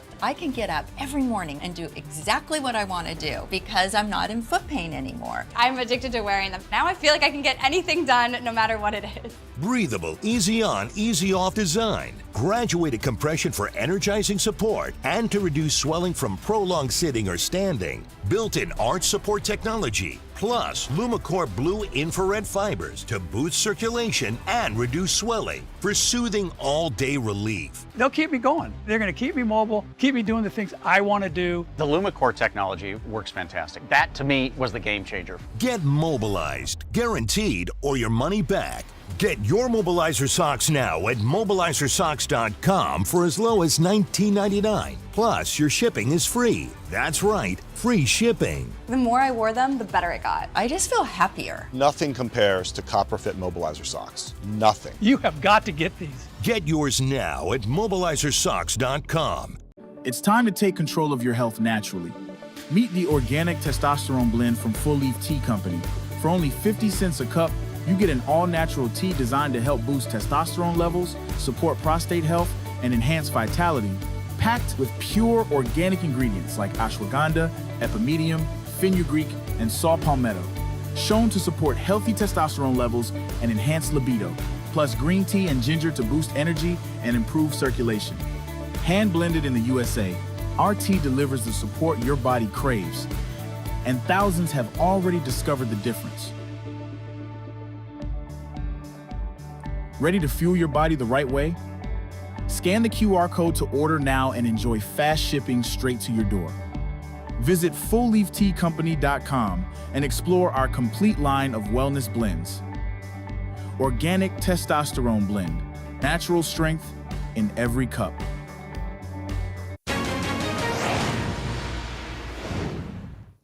Welcome back to Fox Weather, everybody. I appreciate you being here this afternoon. We've got the ice continuing to build across spots that usually don't get it, namely Greenville, South Carolina, where I'm located right here. It just came out of Louisiana, Mississippi, kind of picked up tracks a little bit around Alabama, slammed into Middle Tennessee, around Nashville with over 3/4 of an inch of icing. That's freezing rain. The rain hits there, freezes on contact. And then we had that cold air advection. We had the cold air damming, that wedge of cool Arctic air going right down through the Appalachians on the east side between there and pinned in with the ocean. Constant inflow of northeasterly and easterly cold, dry wind is propelling these cold temperatures all the way down to the northeast suburbs of Georgia. Right now, in northeast Georgia, 100,000 customers are without power. And it's all because of the ice that keeps on coming. And you can see it right here. It's building up even more since the last time I showed you this. And Ian Oliver and Jay Menard, you guys are up in New York City right now. Ian, I'm glad you're here with me as well. I know your Pats are playing. But I'll tell you this is feeling just like this feels like a playoff football game to me right now. I mean, it is miserable right here. It's winter. This is exactly what you don't want to see in a town like Greenville. Yeah, Bob, I know you talked with Clay Travis yesterday, too, but we mentioned that the NFL's tiebreaker rules robbed us of an all-time AFC title snow game if that was in Foxborough, Jane. Yeah. I mean, that would have been the one, but, yeah, slow start. Epic. I got an update from the booth, Bob, 7-7. We're okay. New game. You're plugged in. But okay, good. Meanwhile, I mean, Bob, talk about the freezing rain and how quickly that has intensified for Greenville. I mean, there are so many folks in the Carolinas that have been watching this unfold across the country, neighbors to the west, to the north, saying, okay, well, we're still waiting, but now we're in those go hours for Greenville, for Charlotte, right? Even parts of the Atlanta metro area, maybe not as severely, but we're starting to see those power outages climb. And I was concerned last night because it started out as sleet and it didn't even turn into freezing rain until earlier, I would say this afternoon, where it was solid freezing rain. And the fact that it stayed sleet for so long, Ian and Jane, you know that means that column of Arctic air was thicker. Now that it's beginning to shallow out a little bit, now it's turned straight into freezing rain, but it's going to take a long time for this real Arctic air mass to erode and finally get out of here, meaning the cold front that's coming in, steaming in from the west with all that heavy rain, is going to be blasting right into areas like here, still hold on to that freezing rain type of situation. Yeah, and Bob, as we talked about in the lead up to this, that can be very difficult for forecast models to resolve the depth of those different layers of air, how quickly they'll erode, like you were just discussing. That front sweeps through. That's easier for the forecast models to resolve, Jane. It gets cold. Anything that is wet becomes frozen and fast. Yeah, I'm worried about spots like, northern Mississippi, Memphis, western Tennessee. You can clearly see where that Arctic cold air is sitting behind this boundary, that deep blue north of Tuscaloosa and Meridian. I mean, now we've got power outages that are climbing in the hundreds of thousands. Brandy said it. Northern parts of Mississippi, folks in Oxford are in their cars just to warm up. Yeah, I can't And that even Arctic air is imagine still that. moving in. Yeah, so I mean, this is going to be a prolonged stretch of recovery as we get into this upcoming week. Yeah, and Jane, it wasn't just around the Carolinas and the Mississippi. It was in Middle Tennessee. You just hinted at it. Let's go to Sarah Allegre. She is in Nashville, Tennessee. B&A reporting all kinds of freezing rain problems, and they picked over 3/4 of an inch of freezing rain last night through this morning. Sarah, what's the situation up in Nashville? Yeah, dealing with what has materialized, the ice kind of around this area. We've been posted up here throughout the day, and it's interesting to track the changes that we've seen surrounding here. We'd walk around this area, and it felt like sludge a little bit and slush. That's kind of what we're dealing with. But since then, it has really hardened. You feel the ice from that ice accretion, from the freezing rain that we experienced for a good chunk of the day. That has since subsided. I've ditched the hat and just sticking to the beanie now because we have those cooler temperatures. Still, the chance of mixed precipitation continues really into tonight. But then we're going to worry about the cold temperatures essentially dropping to the single digits, the teens as well. That's not a sound you want to hear on these slicker roadways, but we've had plows kind of moving on throughout the day, really. But we're showing you these trees too. It shows the ice secretion that we've been talking about from this freezing rain, as we're seeing in this portion of the country, as along with several others. And this is the real danger here when we're talking about widespread power outages, down trees, down power lines. That's a big story for much of Davidson County here in the Nashville area. Last time I checked, guys, I've been very closely keeping a close eye on the Nashville Electric Services outages map.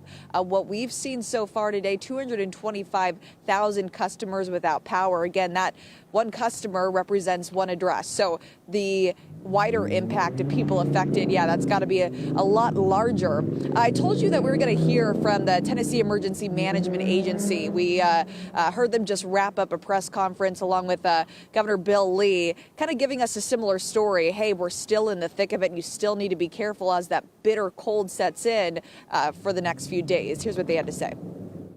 Travel is hazardous, and we're expecting to continue to see additional power outages. As the conditions continue to deteriorate, more outages and sometimes larger outages are following along. Yep, and that's the story. That's the story throughout the next couple of days. Again, tracking some wind, too, that's supposed to settle in, too, later tonight into Monday. Looks like 20 to 30 mile an hour wind gusts. And when those winds blow, that's when you start to hear the cracking from above, the trees, the ice on those power lines. So definitely something to keep in mind as we continue dealing with the effects of this winter storm, guys. All right, Sarah, thank you very much. And yeah, that's a big old part of that tree down. And when the wind starts blowing, unfortunately, I think we'll see more of that. So, Sarah, thank you very much up there in Nashville, Tennessee. Now, we've got reports now, 14 states reporting over a foot of snow. You can add Connecticut to that as that snow line rolls all the way up into the Northeast. Down south, where we switched over from snow to sleet around D.C. to farther south around Charlotte, North Carolina, it's a mess. We're going to start seeing the freezing rain edge up through 85 into that direction soon. Oliviana Calmy, she is in the Queen City in Charlotte right now. And you can see the drone shots. It's pretty. But there it is. The ice is caked on up there on the trees already. Oliviana. Yeah, there is a lot of ice all over the branches here.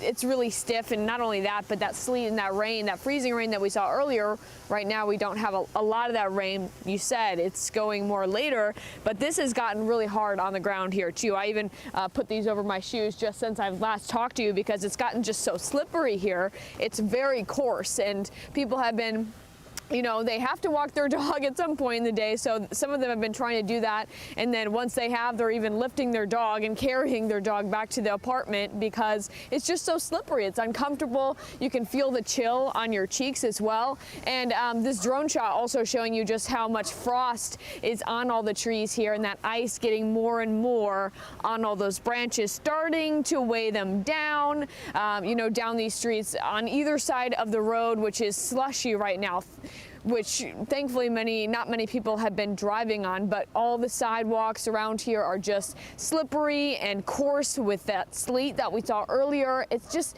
a little bit of drizzle right now. Like you said, we're gonna see more of that later, and it's just getting icier. It's getting more uncomfortable to be out here too. I'll send it back to you. I bet it is, Oliviana. I was just in that, and I think give yourself about a half an hour. You're going to be in the big mess that I was in just about 15 minutes ago. So it's headed towards you. More freezing rain. Oliviana Calmes in the Queen City, Charlotte, North Carolina. Thanks.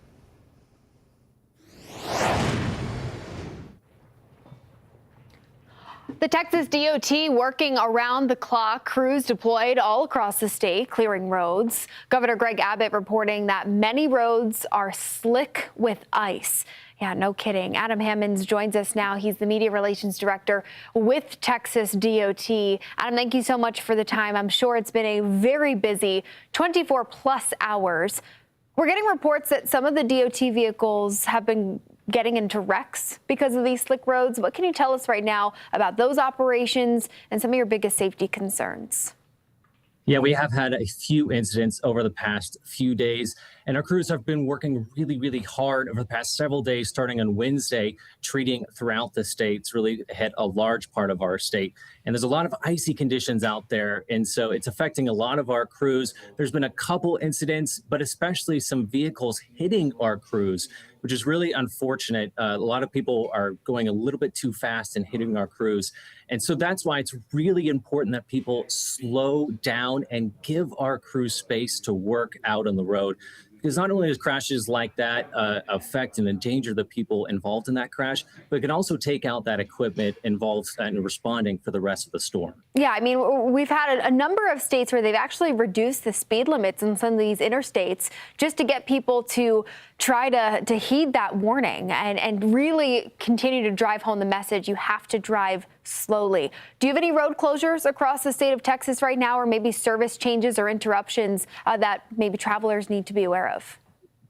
Yeah, we've had a couple closures based on a couple crashes here and there, but I think really the biggest message that we're trying to get people out is to stay home if possible.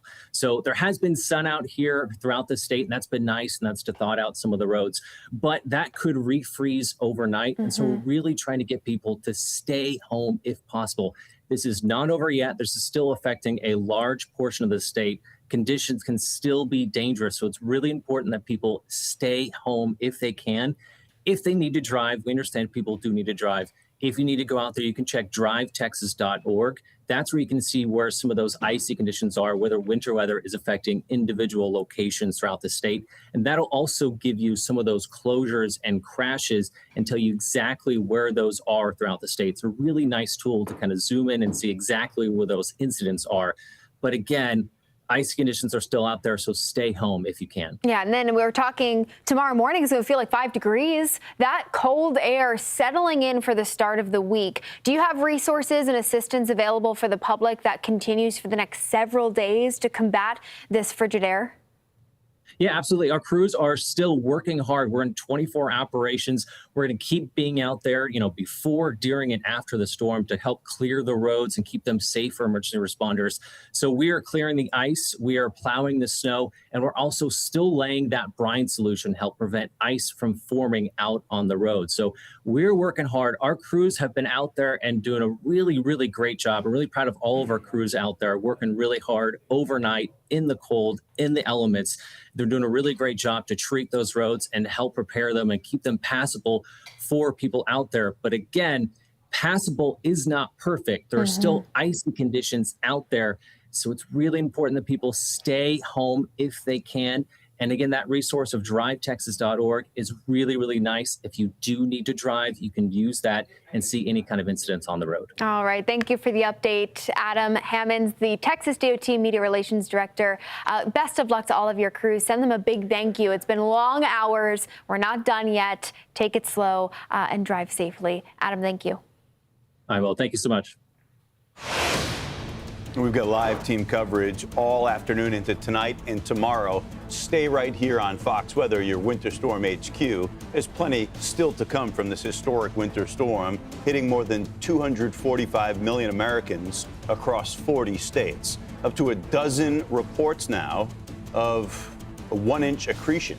That's ice accretion across 4 states. So brutally widespread the icing. And right now, the snow and sleet stretching from the deep south up into the northeast. More than 1 million customers without power. The snow continues in the northeast and New England tonight. LaGuardia, Reagan, both closed. They're among 25 airports in the overall storm zone. And then comes the Arctic air blasting in once the storm exits. Impacts far from over once this mix of snow, sleet, and freezing rain finally ends. We've got live team coverage extending through tomorrow with reporters attacking every angle of this storm. You're watching Fox Weather, your Winter Storm HQ. We'll be right back.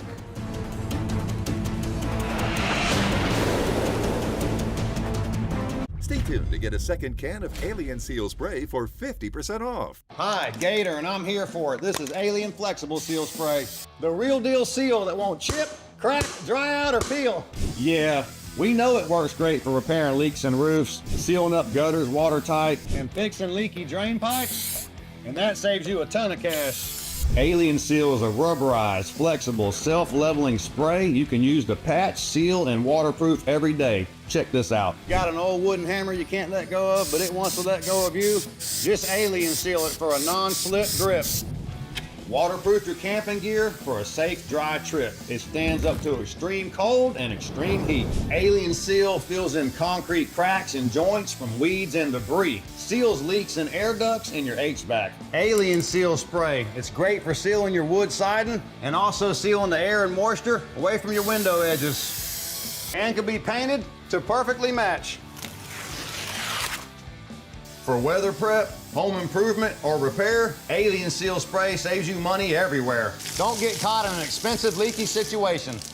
Alien is the real deal seal that won't chip, crack, dry out, or peel. And I'm standing by that statement. All right then, next. Call or go online now to get your large can of Alien Flexible Seal Spray in your choice of black or clear to repair, fix, seal, and save you hundreds for just $19.99. We guarantee Alien Seal Spray will pay for itself with just one use. But to make this our best deal on TV, you could get 50% off a second large can. Plus, we'll ship your entire order free. That's right, free shipping. You get 2 large cans, an incredible value for one low price. Order now. Call 1-800-677-5406 or go to alienspray.com. So call 1-800-677-5406 or go online to alienspray.com.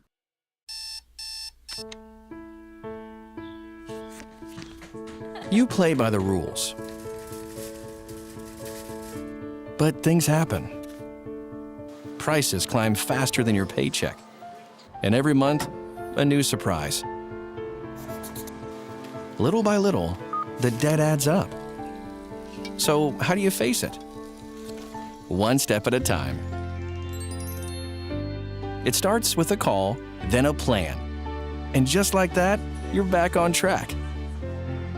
With National Debt Relief, you have a powerful team in your corner. We work directly with your creditors, so you pay less than you owe, in less time than you think. When debt happens, we're here to help you take action. And this is where your new chapter begins. Call or visit nationaldebtrelief.com to find out how quickly you could become debt-free. It's good to see everybody on Fox Weather. We're your Winter Storm HQ, and we are in the midst of a big ice storm event right now in South Carolina, peeling out of Georgia, on the way to North Carolina and places up to the north. Look how much ice. This is already just within the last hour or so. Now I got about a 1/4 inch right here, and it's still coming down. It's loosened up, but there's more on the way.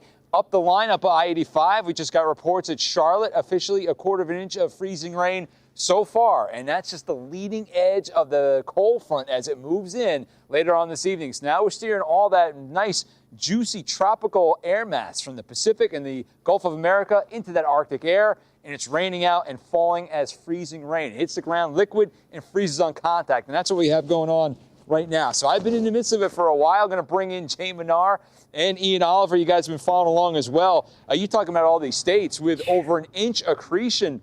There's 4 of them, a dozen reports so far. And we know that when you start getting over 3/4 of an inch, we're talking about almost total devastation of trees, destruction. Now you're going over an inch in some of these areas, and that's why we've seen such bad cases out of spots like northern Mississippi. Yeah, I was just about to say that. And then on top of that, too, you talk about all these states with ice, but then we also have states like 14 of them that have a foot of snow on the ground. And then the video that this is the Fox family right here, Sydney Van Dillen at Ole Miss sending this in. I mean, you just can't show this enough.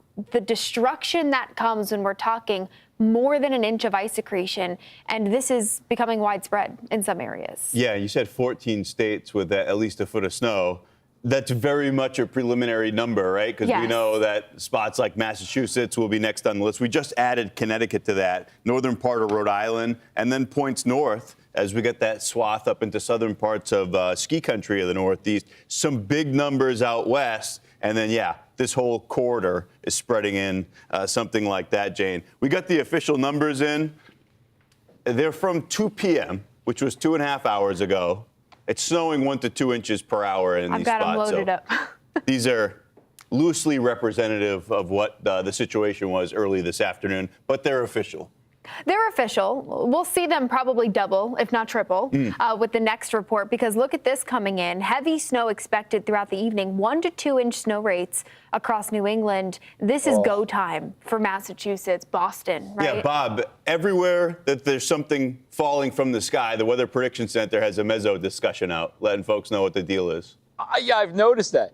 And it's all of them, too. It's spring-like with the tornadoes that we had as a discussion down across the Panhandle to the freezing rain and sleet changeover around the Mid-Atlantic to pure, epic, hammer time, proper snowfall, as you would say in New England.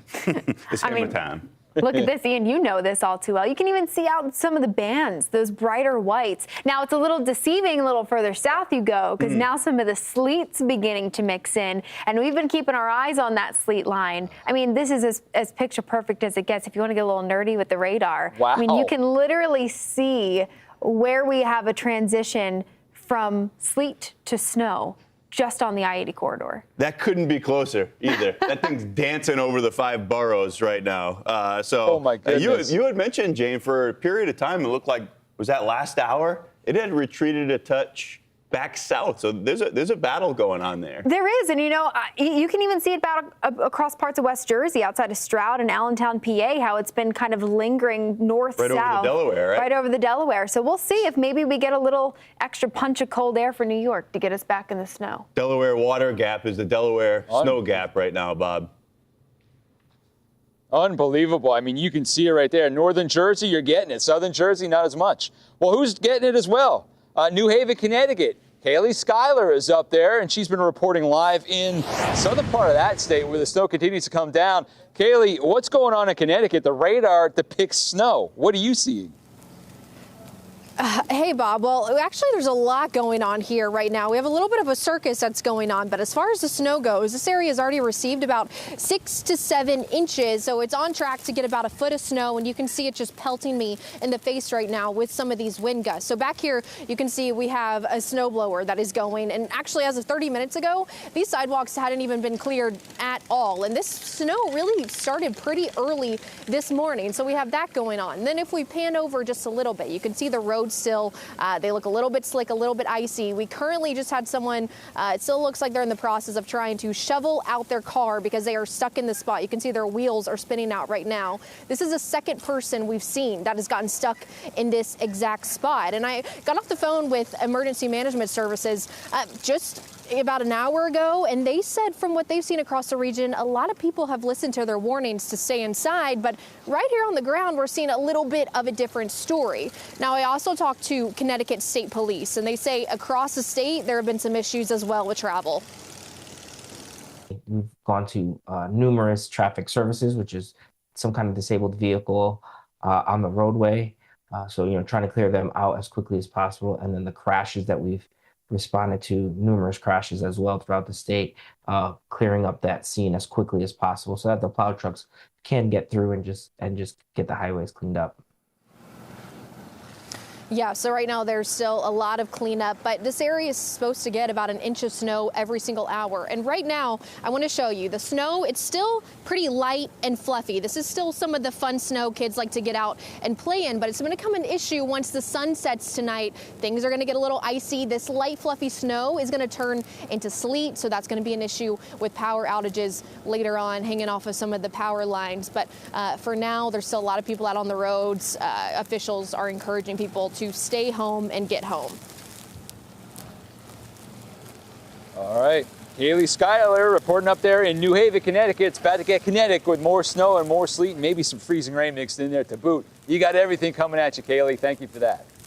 Jane, I'm in Greenville, South Carolina. I'm going to throw it right back up to you in New York. The Times Square, the Big Apple, our biggest snow in 4 years, and it's got everybody out. Now, we, of course, are cautioning, please don't go out on the roads. But for a city where mass transit is struggling, I think a lot of folks are just walking around. And, walking around in Times Square, we also have our very own Fox weather correspondent, Robert Ray. Robert, what is it like out here in Times Square? So many people behind you, the hustle and bustle of the city doesn't matter, doesn't slow us down. And the snow, continues to maybe waffle in.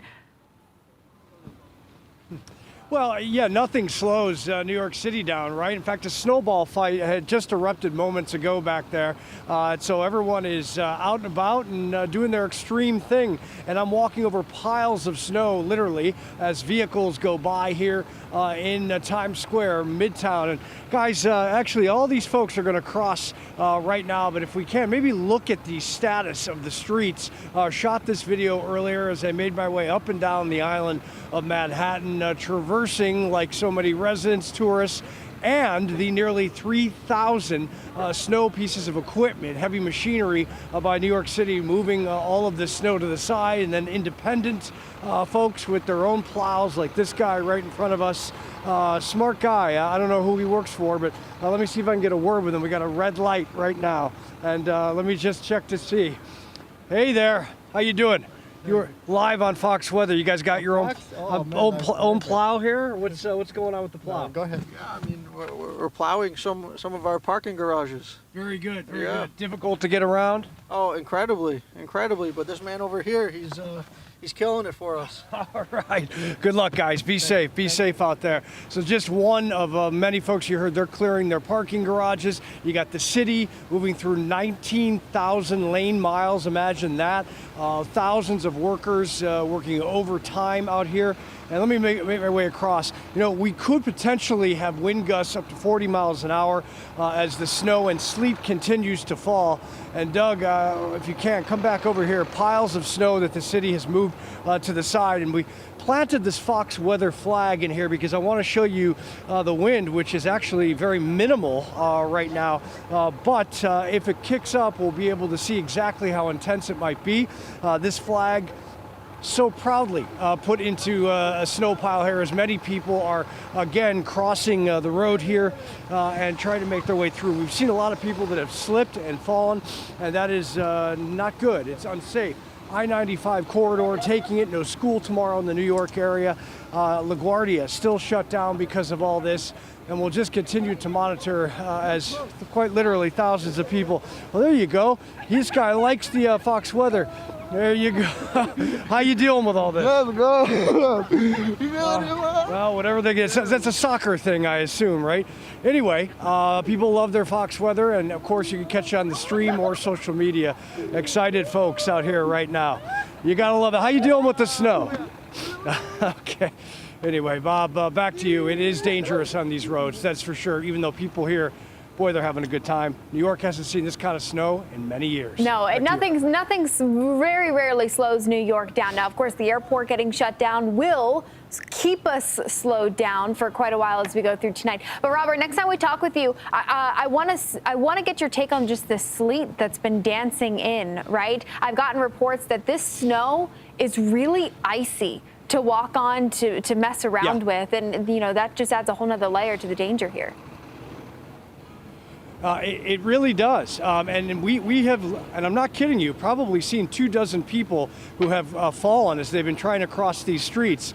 And by the way, speaking of that, Doug Murray, look at the plows moving through the Times Square area. And, no matter what they do, but they're in a hurry to get some of the snow to the side, because as the sleet falls overnight, we're going to have more slick conditions. And that's just going to cause huge problems, not only at the airports, but the roadways. And yet another reason as to why school's canceled here tomorrow, and we're really probably not going to see anything move the way it should for at least a couple days, as you hear the cavalry of all of these plows move across as the light is going down. But boy, you wouldn't be able to tell because of how lit up Times Square actually is. Jane, back to you. Robert Ray, Fox Weather correspondent in Times Square with the snow. Thank you for the update. We'll be checking back in. Nobody does it like Robert. The live interview. A reminder to our viewers, if you have a weather photo or video to share, please do. Robert might ask you on live TV. Scan the QR code. You tap into the Share It tab. If you aren't in front of your TV, you can navigate over to foxweather.com/connect and upload it there. It helps us tell the story. So many different aspects of this storm. We still got a ways to go. We got you covered right here on Fox Weather. More coverage when we come right back.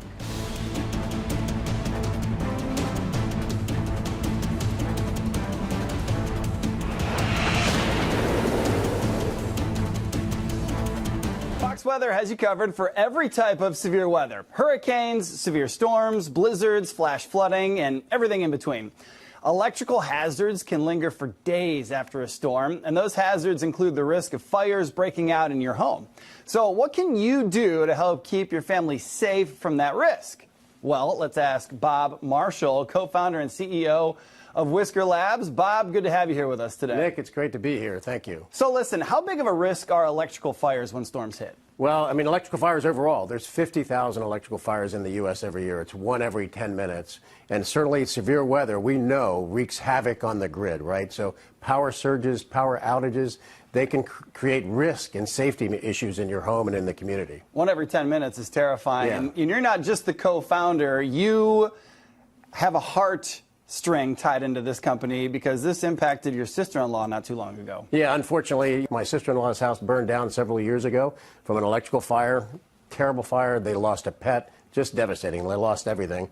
And I'm a technologist and engineer, and I challenged our team. I said, why can't we come up with a product that would actually prevent these terrible fires that impact so many homes? And we came up with a product called Ting. I mean, so it is literally a simple plug, a super smart plug. You plug it in, you connect it to Wi-Fi, and one single sensor monitors all the wiring in your home. We detect the problems, the arcing, the loose connections, the damaged wires that would cause fires, and we prevent 80% of electrical fires. So had your sister-in-law had Ting, she would have been okay. And we would have prevented the fire. I mean, every time, so 20,000 times now, 20,000 homes and families, we've detected problems that would otherwise cause an electrical fire, and we've prevented those fires. So that's what we're passionate about. We are passionate about protecting our customers, their families, their homes, and, preventing fires and literally saving lives. So I see that you brought this in, and this is a result of an electrical malfunction. Yeah, that's it. I mean, it's all about prevention, right? I mean, so you think about it. I mean, Ting is the most innovative product for fire safety since the smoke detector. I mean, the smoke detector is always required, doesn't replace that. But a smoke detector only tells you that you have a fire after it started. Ting detects the problem before it starts. So our objective and what we do every day is prevent the fire. Ting not only prevents fires, but it also monitors power outages, yeah? Yeah, so part of, when you have Ting in your home, you get a notification instantaneously. If power's out, you have a power surge, even if you're not home, right? So, the network of Ting, when you have Ting in your home, we have 1 million Ting sensors. You become part of the network, and we monitor the utility grid, right? So when you've got severe weather, as you all deal with every time, it is so critical that we inform communities and we provide data to first responders and police and fire so that they know which communities have power so that they can, you get to the recovery. Unbelievable. This is something everybody that owns a home needs or rents an apartment or what have you. Bob Marshall, co-founder and CEO of Whisker Labs, thank you so much for being here. To learn more about how to help protect your home, visit tingfire.com or scan the QR code on your screen to help keep your family and your home safe. Stay tuned to get an all-new Bell & Howell Bionic Spotlight for 50% off. Outdoor security light systems are expensive and a huge pain to install. Hiring a professional costs even more. And forget about the sky-high electric bill. Well, now there's a better way. This is the all-new ultra-bright Bell & Howell Bionic Solar Spotlight. It's free to operate because it's powered by the sun with ultra-bright, high-intensity LED bulbs. It installs in seconds. Look, no wires needed. Plus, it's motion activated, automatically turning on when it detects motion as far as 25 feet away, standing guard against prowlers and destructive animals. Look, your lights are too weak, but watch. Bam! That's bionic light power. Check out the difference before and after. Which home looks safer to you? Garbage cans can be a feast for animals until the bionic spotlight scares them away. Your driveway is too dark. But not with Bionic Spotlight. It senses your approach and lights up over 600 square feet from your house to the roadway. The light stays on until the motion is gone. Look, it's so powerful, it can even be seen from across a lake. Weather resistant and of course, ultra durable. It's from Bell & Howell, a name you know and trust. It delivers bright, powerful protection from unwanted people and unwanted pests for your home, yard, and garden. Even when it's off, a blinking light mimics a security camera, deterring potential porch pirates. Be safer and light up your world with the Bionic Spotlight. Similar lights sell for over $100, but you won't pay $50, not even $30. Get the Bionic Solar Spotlight for the factory direct price of just $19.95. We'll even ship it to you for free. Plus, order right now and get a second Bionic Spotlight at 50% off. And it's all backed by Bell & Howell's 5-year replacement warranty. The demand has been huge, so don't wait or you could miss out. Order right now. To order, call 1-800-275-0332. That's 1-800-275-0332 or go online to bionicspotlight.com. So call 1-800-275-0332 or go to bionicspotlight.com. Muddy paws, dirty shoes, and endless cleaning? Are your floors always dirty no matter how many times you clean? Now there's a simple solution. Meet Muddy Mat, the ultra-absorbent microfiber chenille mat that keeps your dog's paws so clean, it's like they're wiping them at the door. Muddy Mat is designed with thousands of advanced ultra-soft microfibers that are 5 times more absorbent than ordinary doormats. My floors have never been so clean. I mean, both Ruby and Blue came in covered in mud, and this anti-mud mat left their paws sparkling. They step across it just once and it completely makes their paws completely clean of mud. This is the best mat I've ever found, and we have tried many. There is still a sale going on. I wouldn't wait too long before they're gone. Call or go to trymuddymat.com or scan the QR code to claim your 70% off and your free Muddy Mat. What are you waiting for? Call or go to trymuddymat.com or scan the QR code and get your own Muddy Mat today. Welcome back to Fox Weather, your winter storm HQ. Look at that. We got the ocean effect. That machine is churned up and it's dumping snow in Boston. A winter storm warning in effect right now as the storm builds momentum into the city. We could see 1.5 feet, some spots where we have those enhanced banding, maybe a touch more than that by tomorrow. Live from Boston is Fox Weather meteorologist Melanie Black. Melanie joined us about the new year or so from Boston, and I'm sure folks are saying, hey, Melanie's back, and oh no, Melanie's back when you look at these conditions you're experiencing. What's it like out there? Well, Ian, I was here for the past 3 years, and we didn't have big snowfall totals, so I think people are pretty excited for this one. You can see right here, the snow is really coming down. You were showing earlier that mesoscale discussion, just highlighting how much snow we could start to pick up. We're really in the thick of it right now. We had steady snow that started falling this morning, but just within the past couple of hours, that snow has picked up in intensity. This was expected. It's going to continue to pick up in intensity as we go through tonight, really running through midnight until the early morning hours. And as you can see now, we just got a gust coming through. So that's already starting to create more blowing snow and dropping visibility. Just about an hour ago, I was getting picked up from the other side of Boston. And to get here, it's usually just a quick drive, but it took a lot longer just because of the conditions on the road and because we are continuing to see everything deteriorate in terms of the visibility and the snow coming down. Latest snowfall reports coming in from the National Weather Service was as of 1 p.m. and at that point at Boston Logan, they had measured 1 inch of snow. Boston Logan is located right near the water, and that's where they do the official measurements. And it's actually across the way from where I am standing right now. But I would assume that we've picked up a considerable more amount just given the snowfall rates that are coming down and the drop-off in visibility indicating the heavier snow working on in. You mentioned that ocean enhancement, and that is really going to play a role here. In previous years, when we've gotten snows in New England, usually the big-time jackpot winners are in Worcester Hills, where there's a little bit more elevation. But now with this storm, because we are expecting ocean enhancement, we're expecting some of those higher totals, about around 18 to 24 inches and some localized amounts closer to the coast. So Boston could have one of its biggest snowstorms in quite some time. Looking ahead to what's to come, I mentioned that we'll continue to pick up in intensity in terms of the snowfall going forward through tonight into the early morning hours. Now, as we get into tomorrow, we are still going to add to that snowpack. So as we go forward, the drier air is going to work on in. A dry slot could be apparent, and that could help to cut down on the intensity and those snowfall rates, but we'll continue to have some snow as we go forward, and really is all going to wind down tomorrow night as this area of low pressure continues to push out of here. But then after that, we are really keeping the cold air around. As we've been waiting for our live shot, there's been quite a few people around here. I'm in Long Wharf, so there's Christopher Columbus Park that is just behind me, and this is an area where people have brought their dogs. Right now, there's no one behind me, but there was a couple people earlier that were trying to build a snowball. There's going to be a front that sets up, so the snow closer to the coast might be a little bit wetter, while inland it's going to be a drier, fluffier snow. But no doubt we are going to have some impressive snow totals when all is said and done. And Ian, I think why there's not a lot of people out here right now, I think they might all be a little busy. Are they watching that Pats game, you think? Is there a game on? There might be. It might be an important one. Yeah. Are you stressed out back at the studio? I'm not as stressed as I was when it was 7-0 bad guys, but yeah, I've got the information feed in my ear. We want the good guys. Mel, I looked at the wind at Logan. I'm waiting for the new hourly to come in because we look at the snow's going sideways by you. Logan was reporting north wind 12 miles per hour. That must have picked up. The gusts have definitely picked up. I would say within just coming out here to this live shot, this is something that has changed within the past half hour or so. So pretty shortly, this is something that has changed. Yeah, we'll look for that. They are reporting heavy snow, which what is it?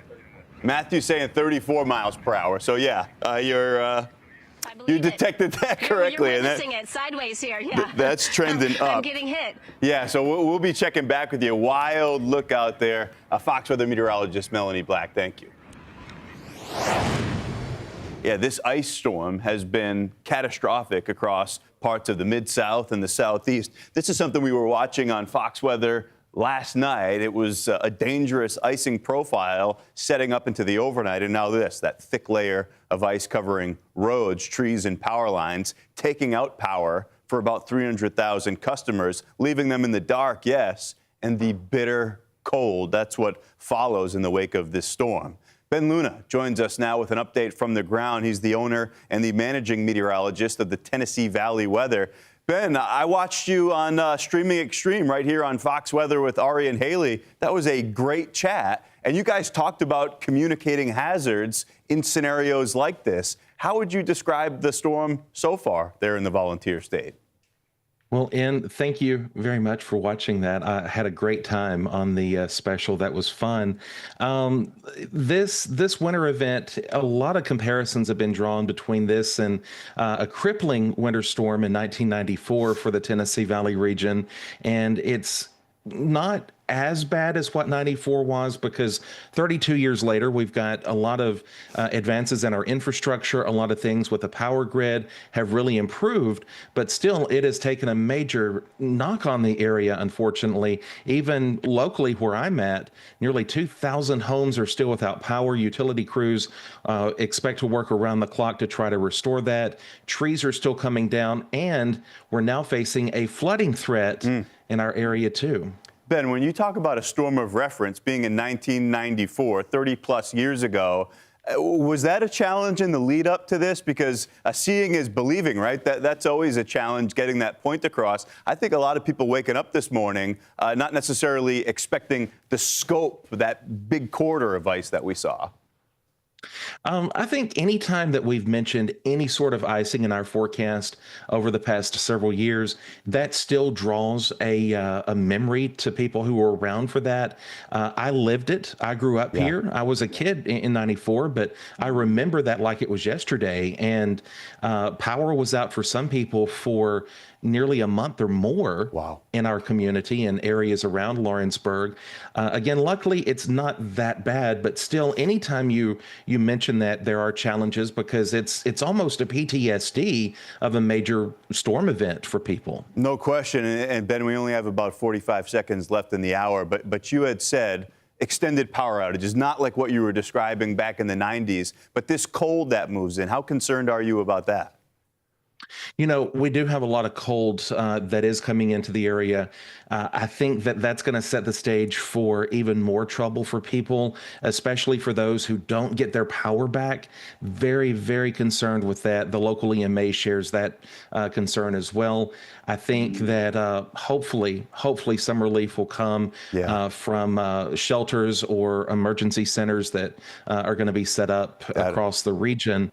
But still, it's something that we're praying for to get through this. That's going to be very important. Hey, Ben, great to chat with you. Love the poster behind you, too. First Contact, resistance is futile. I hope to talk weather again with you soon. That's Ben Luna of Tennessee Valley Weather. Hey, Fox Weather has all angles of this massive storm covered. We'll be right back with more coverage. Stay tuned to get this 5-piece bakeware set, a $60 value, absolutely free.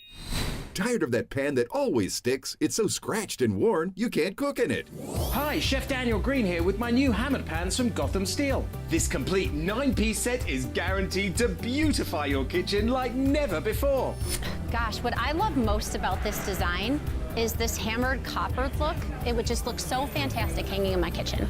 Wow, this is a beautiful pan. It looks great. Look at those eggs dancing around in there. I tell you, I'm sold.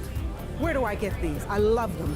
Hammered pans are ultra non-stick. Nothing sticks. Even gooey mac and cheese slips out with ease. And look, these sticky candies melted with a torch are no match for hammered pans. Plus, they're super durable, so use metal beaters straight in the pan for a gourmet souffle that slips out and a pan that looks just like new. They're even oven safe up to 500 degrees. So bake homemade chicken pot pie, cheesy lasagna, or this whole chicken dinner.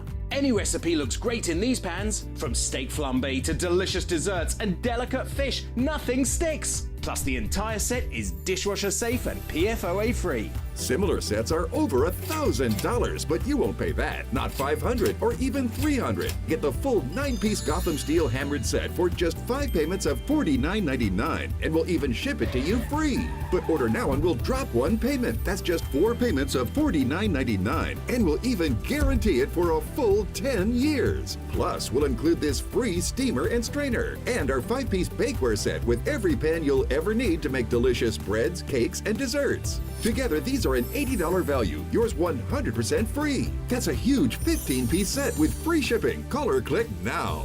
To order, call 1-800-521-5967 or go to buyhammered.com. That's 1-800-521-5967, or you can order online at buyhammered.com. Eye bags, dark spots, wrinkles. There's one product that can fight them all. Only one. Particle Face Cream. Particle face cream. Engineered for men, made for our skin, and backed by science, and it actually works. My eye bags before, this was me, and this is me today. Dark spots used to be brutal. Now, they're barely there. My wrinkles were deep.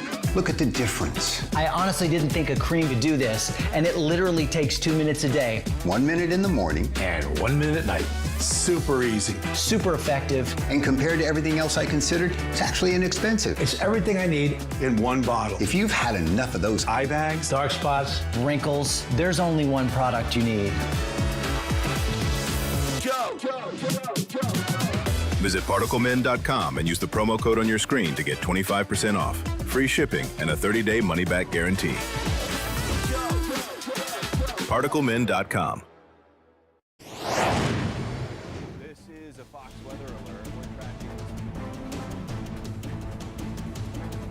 5-quarter. It's New York's biggest snowstorm in 4 years. Central Park in New York City now reporting over 8 inches of snow. Some of that precipitation has turned into sleet this afternoon. Jane, we've all got to experience that. Coat on the ground, power lines, tree branches.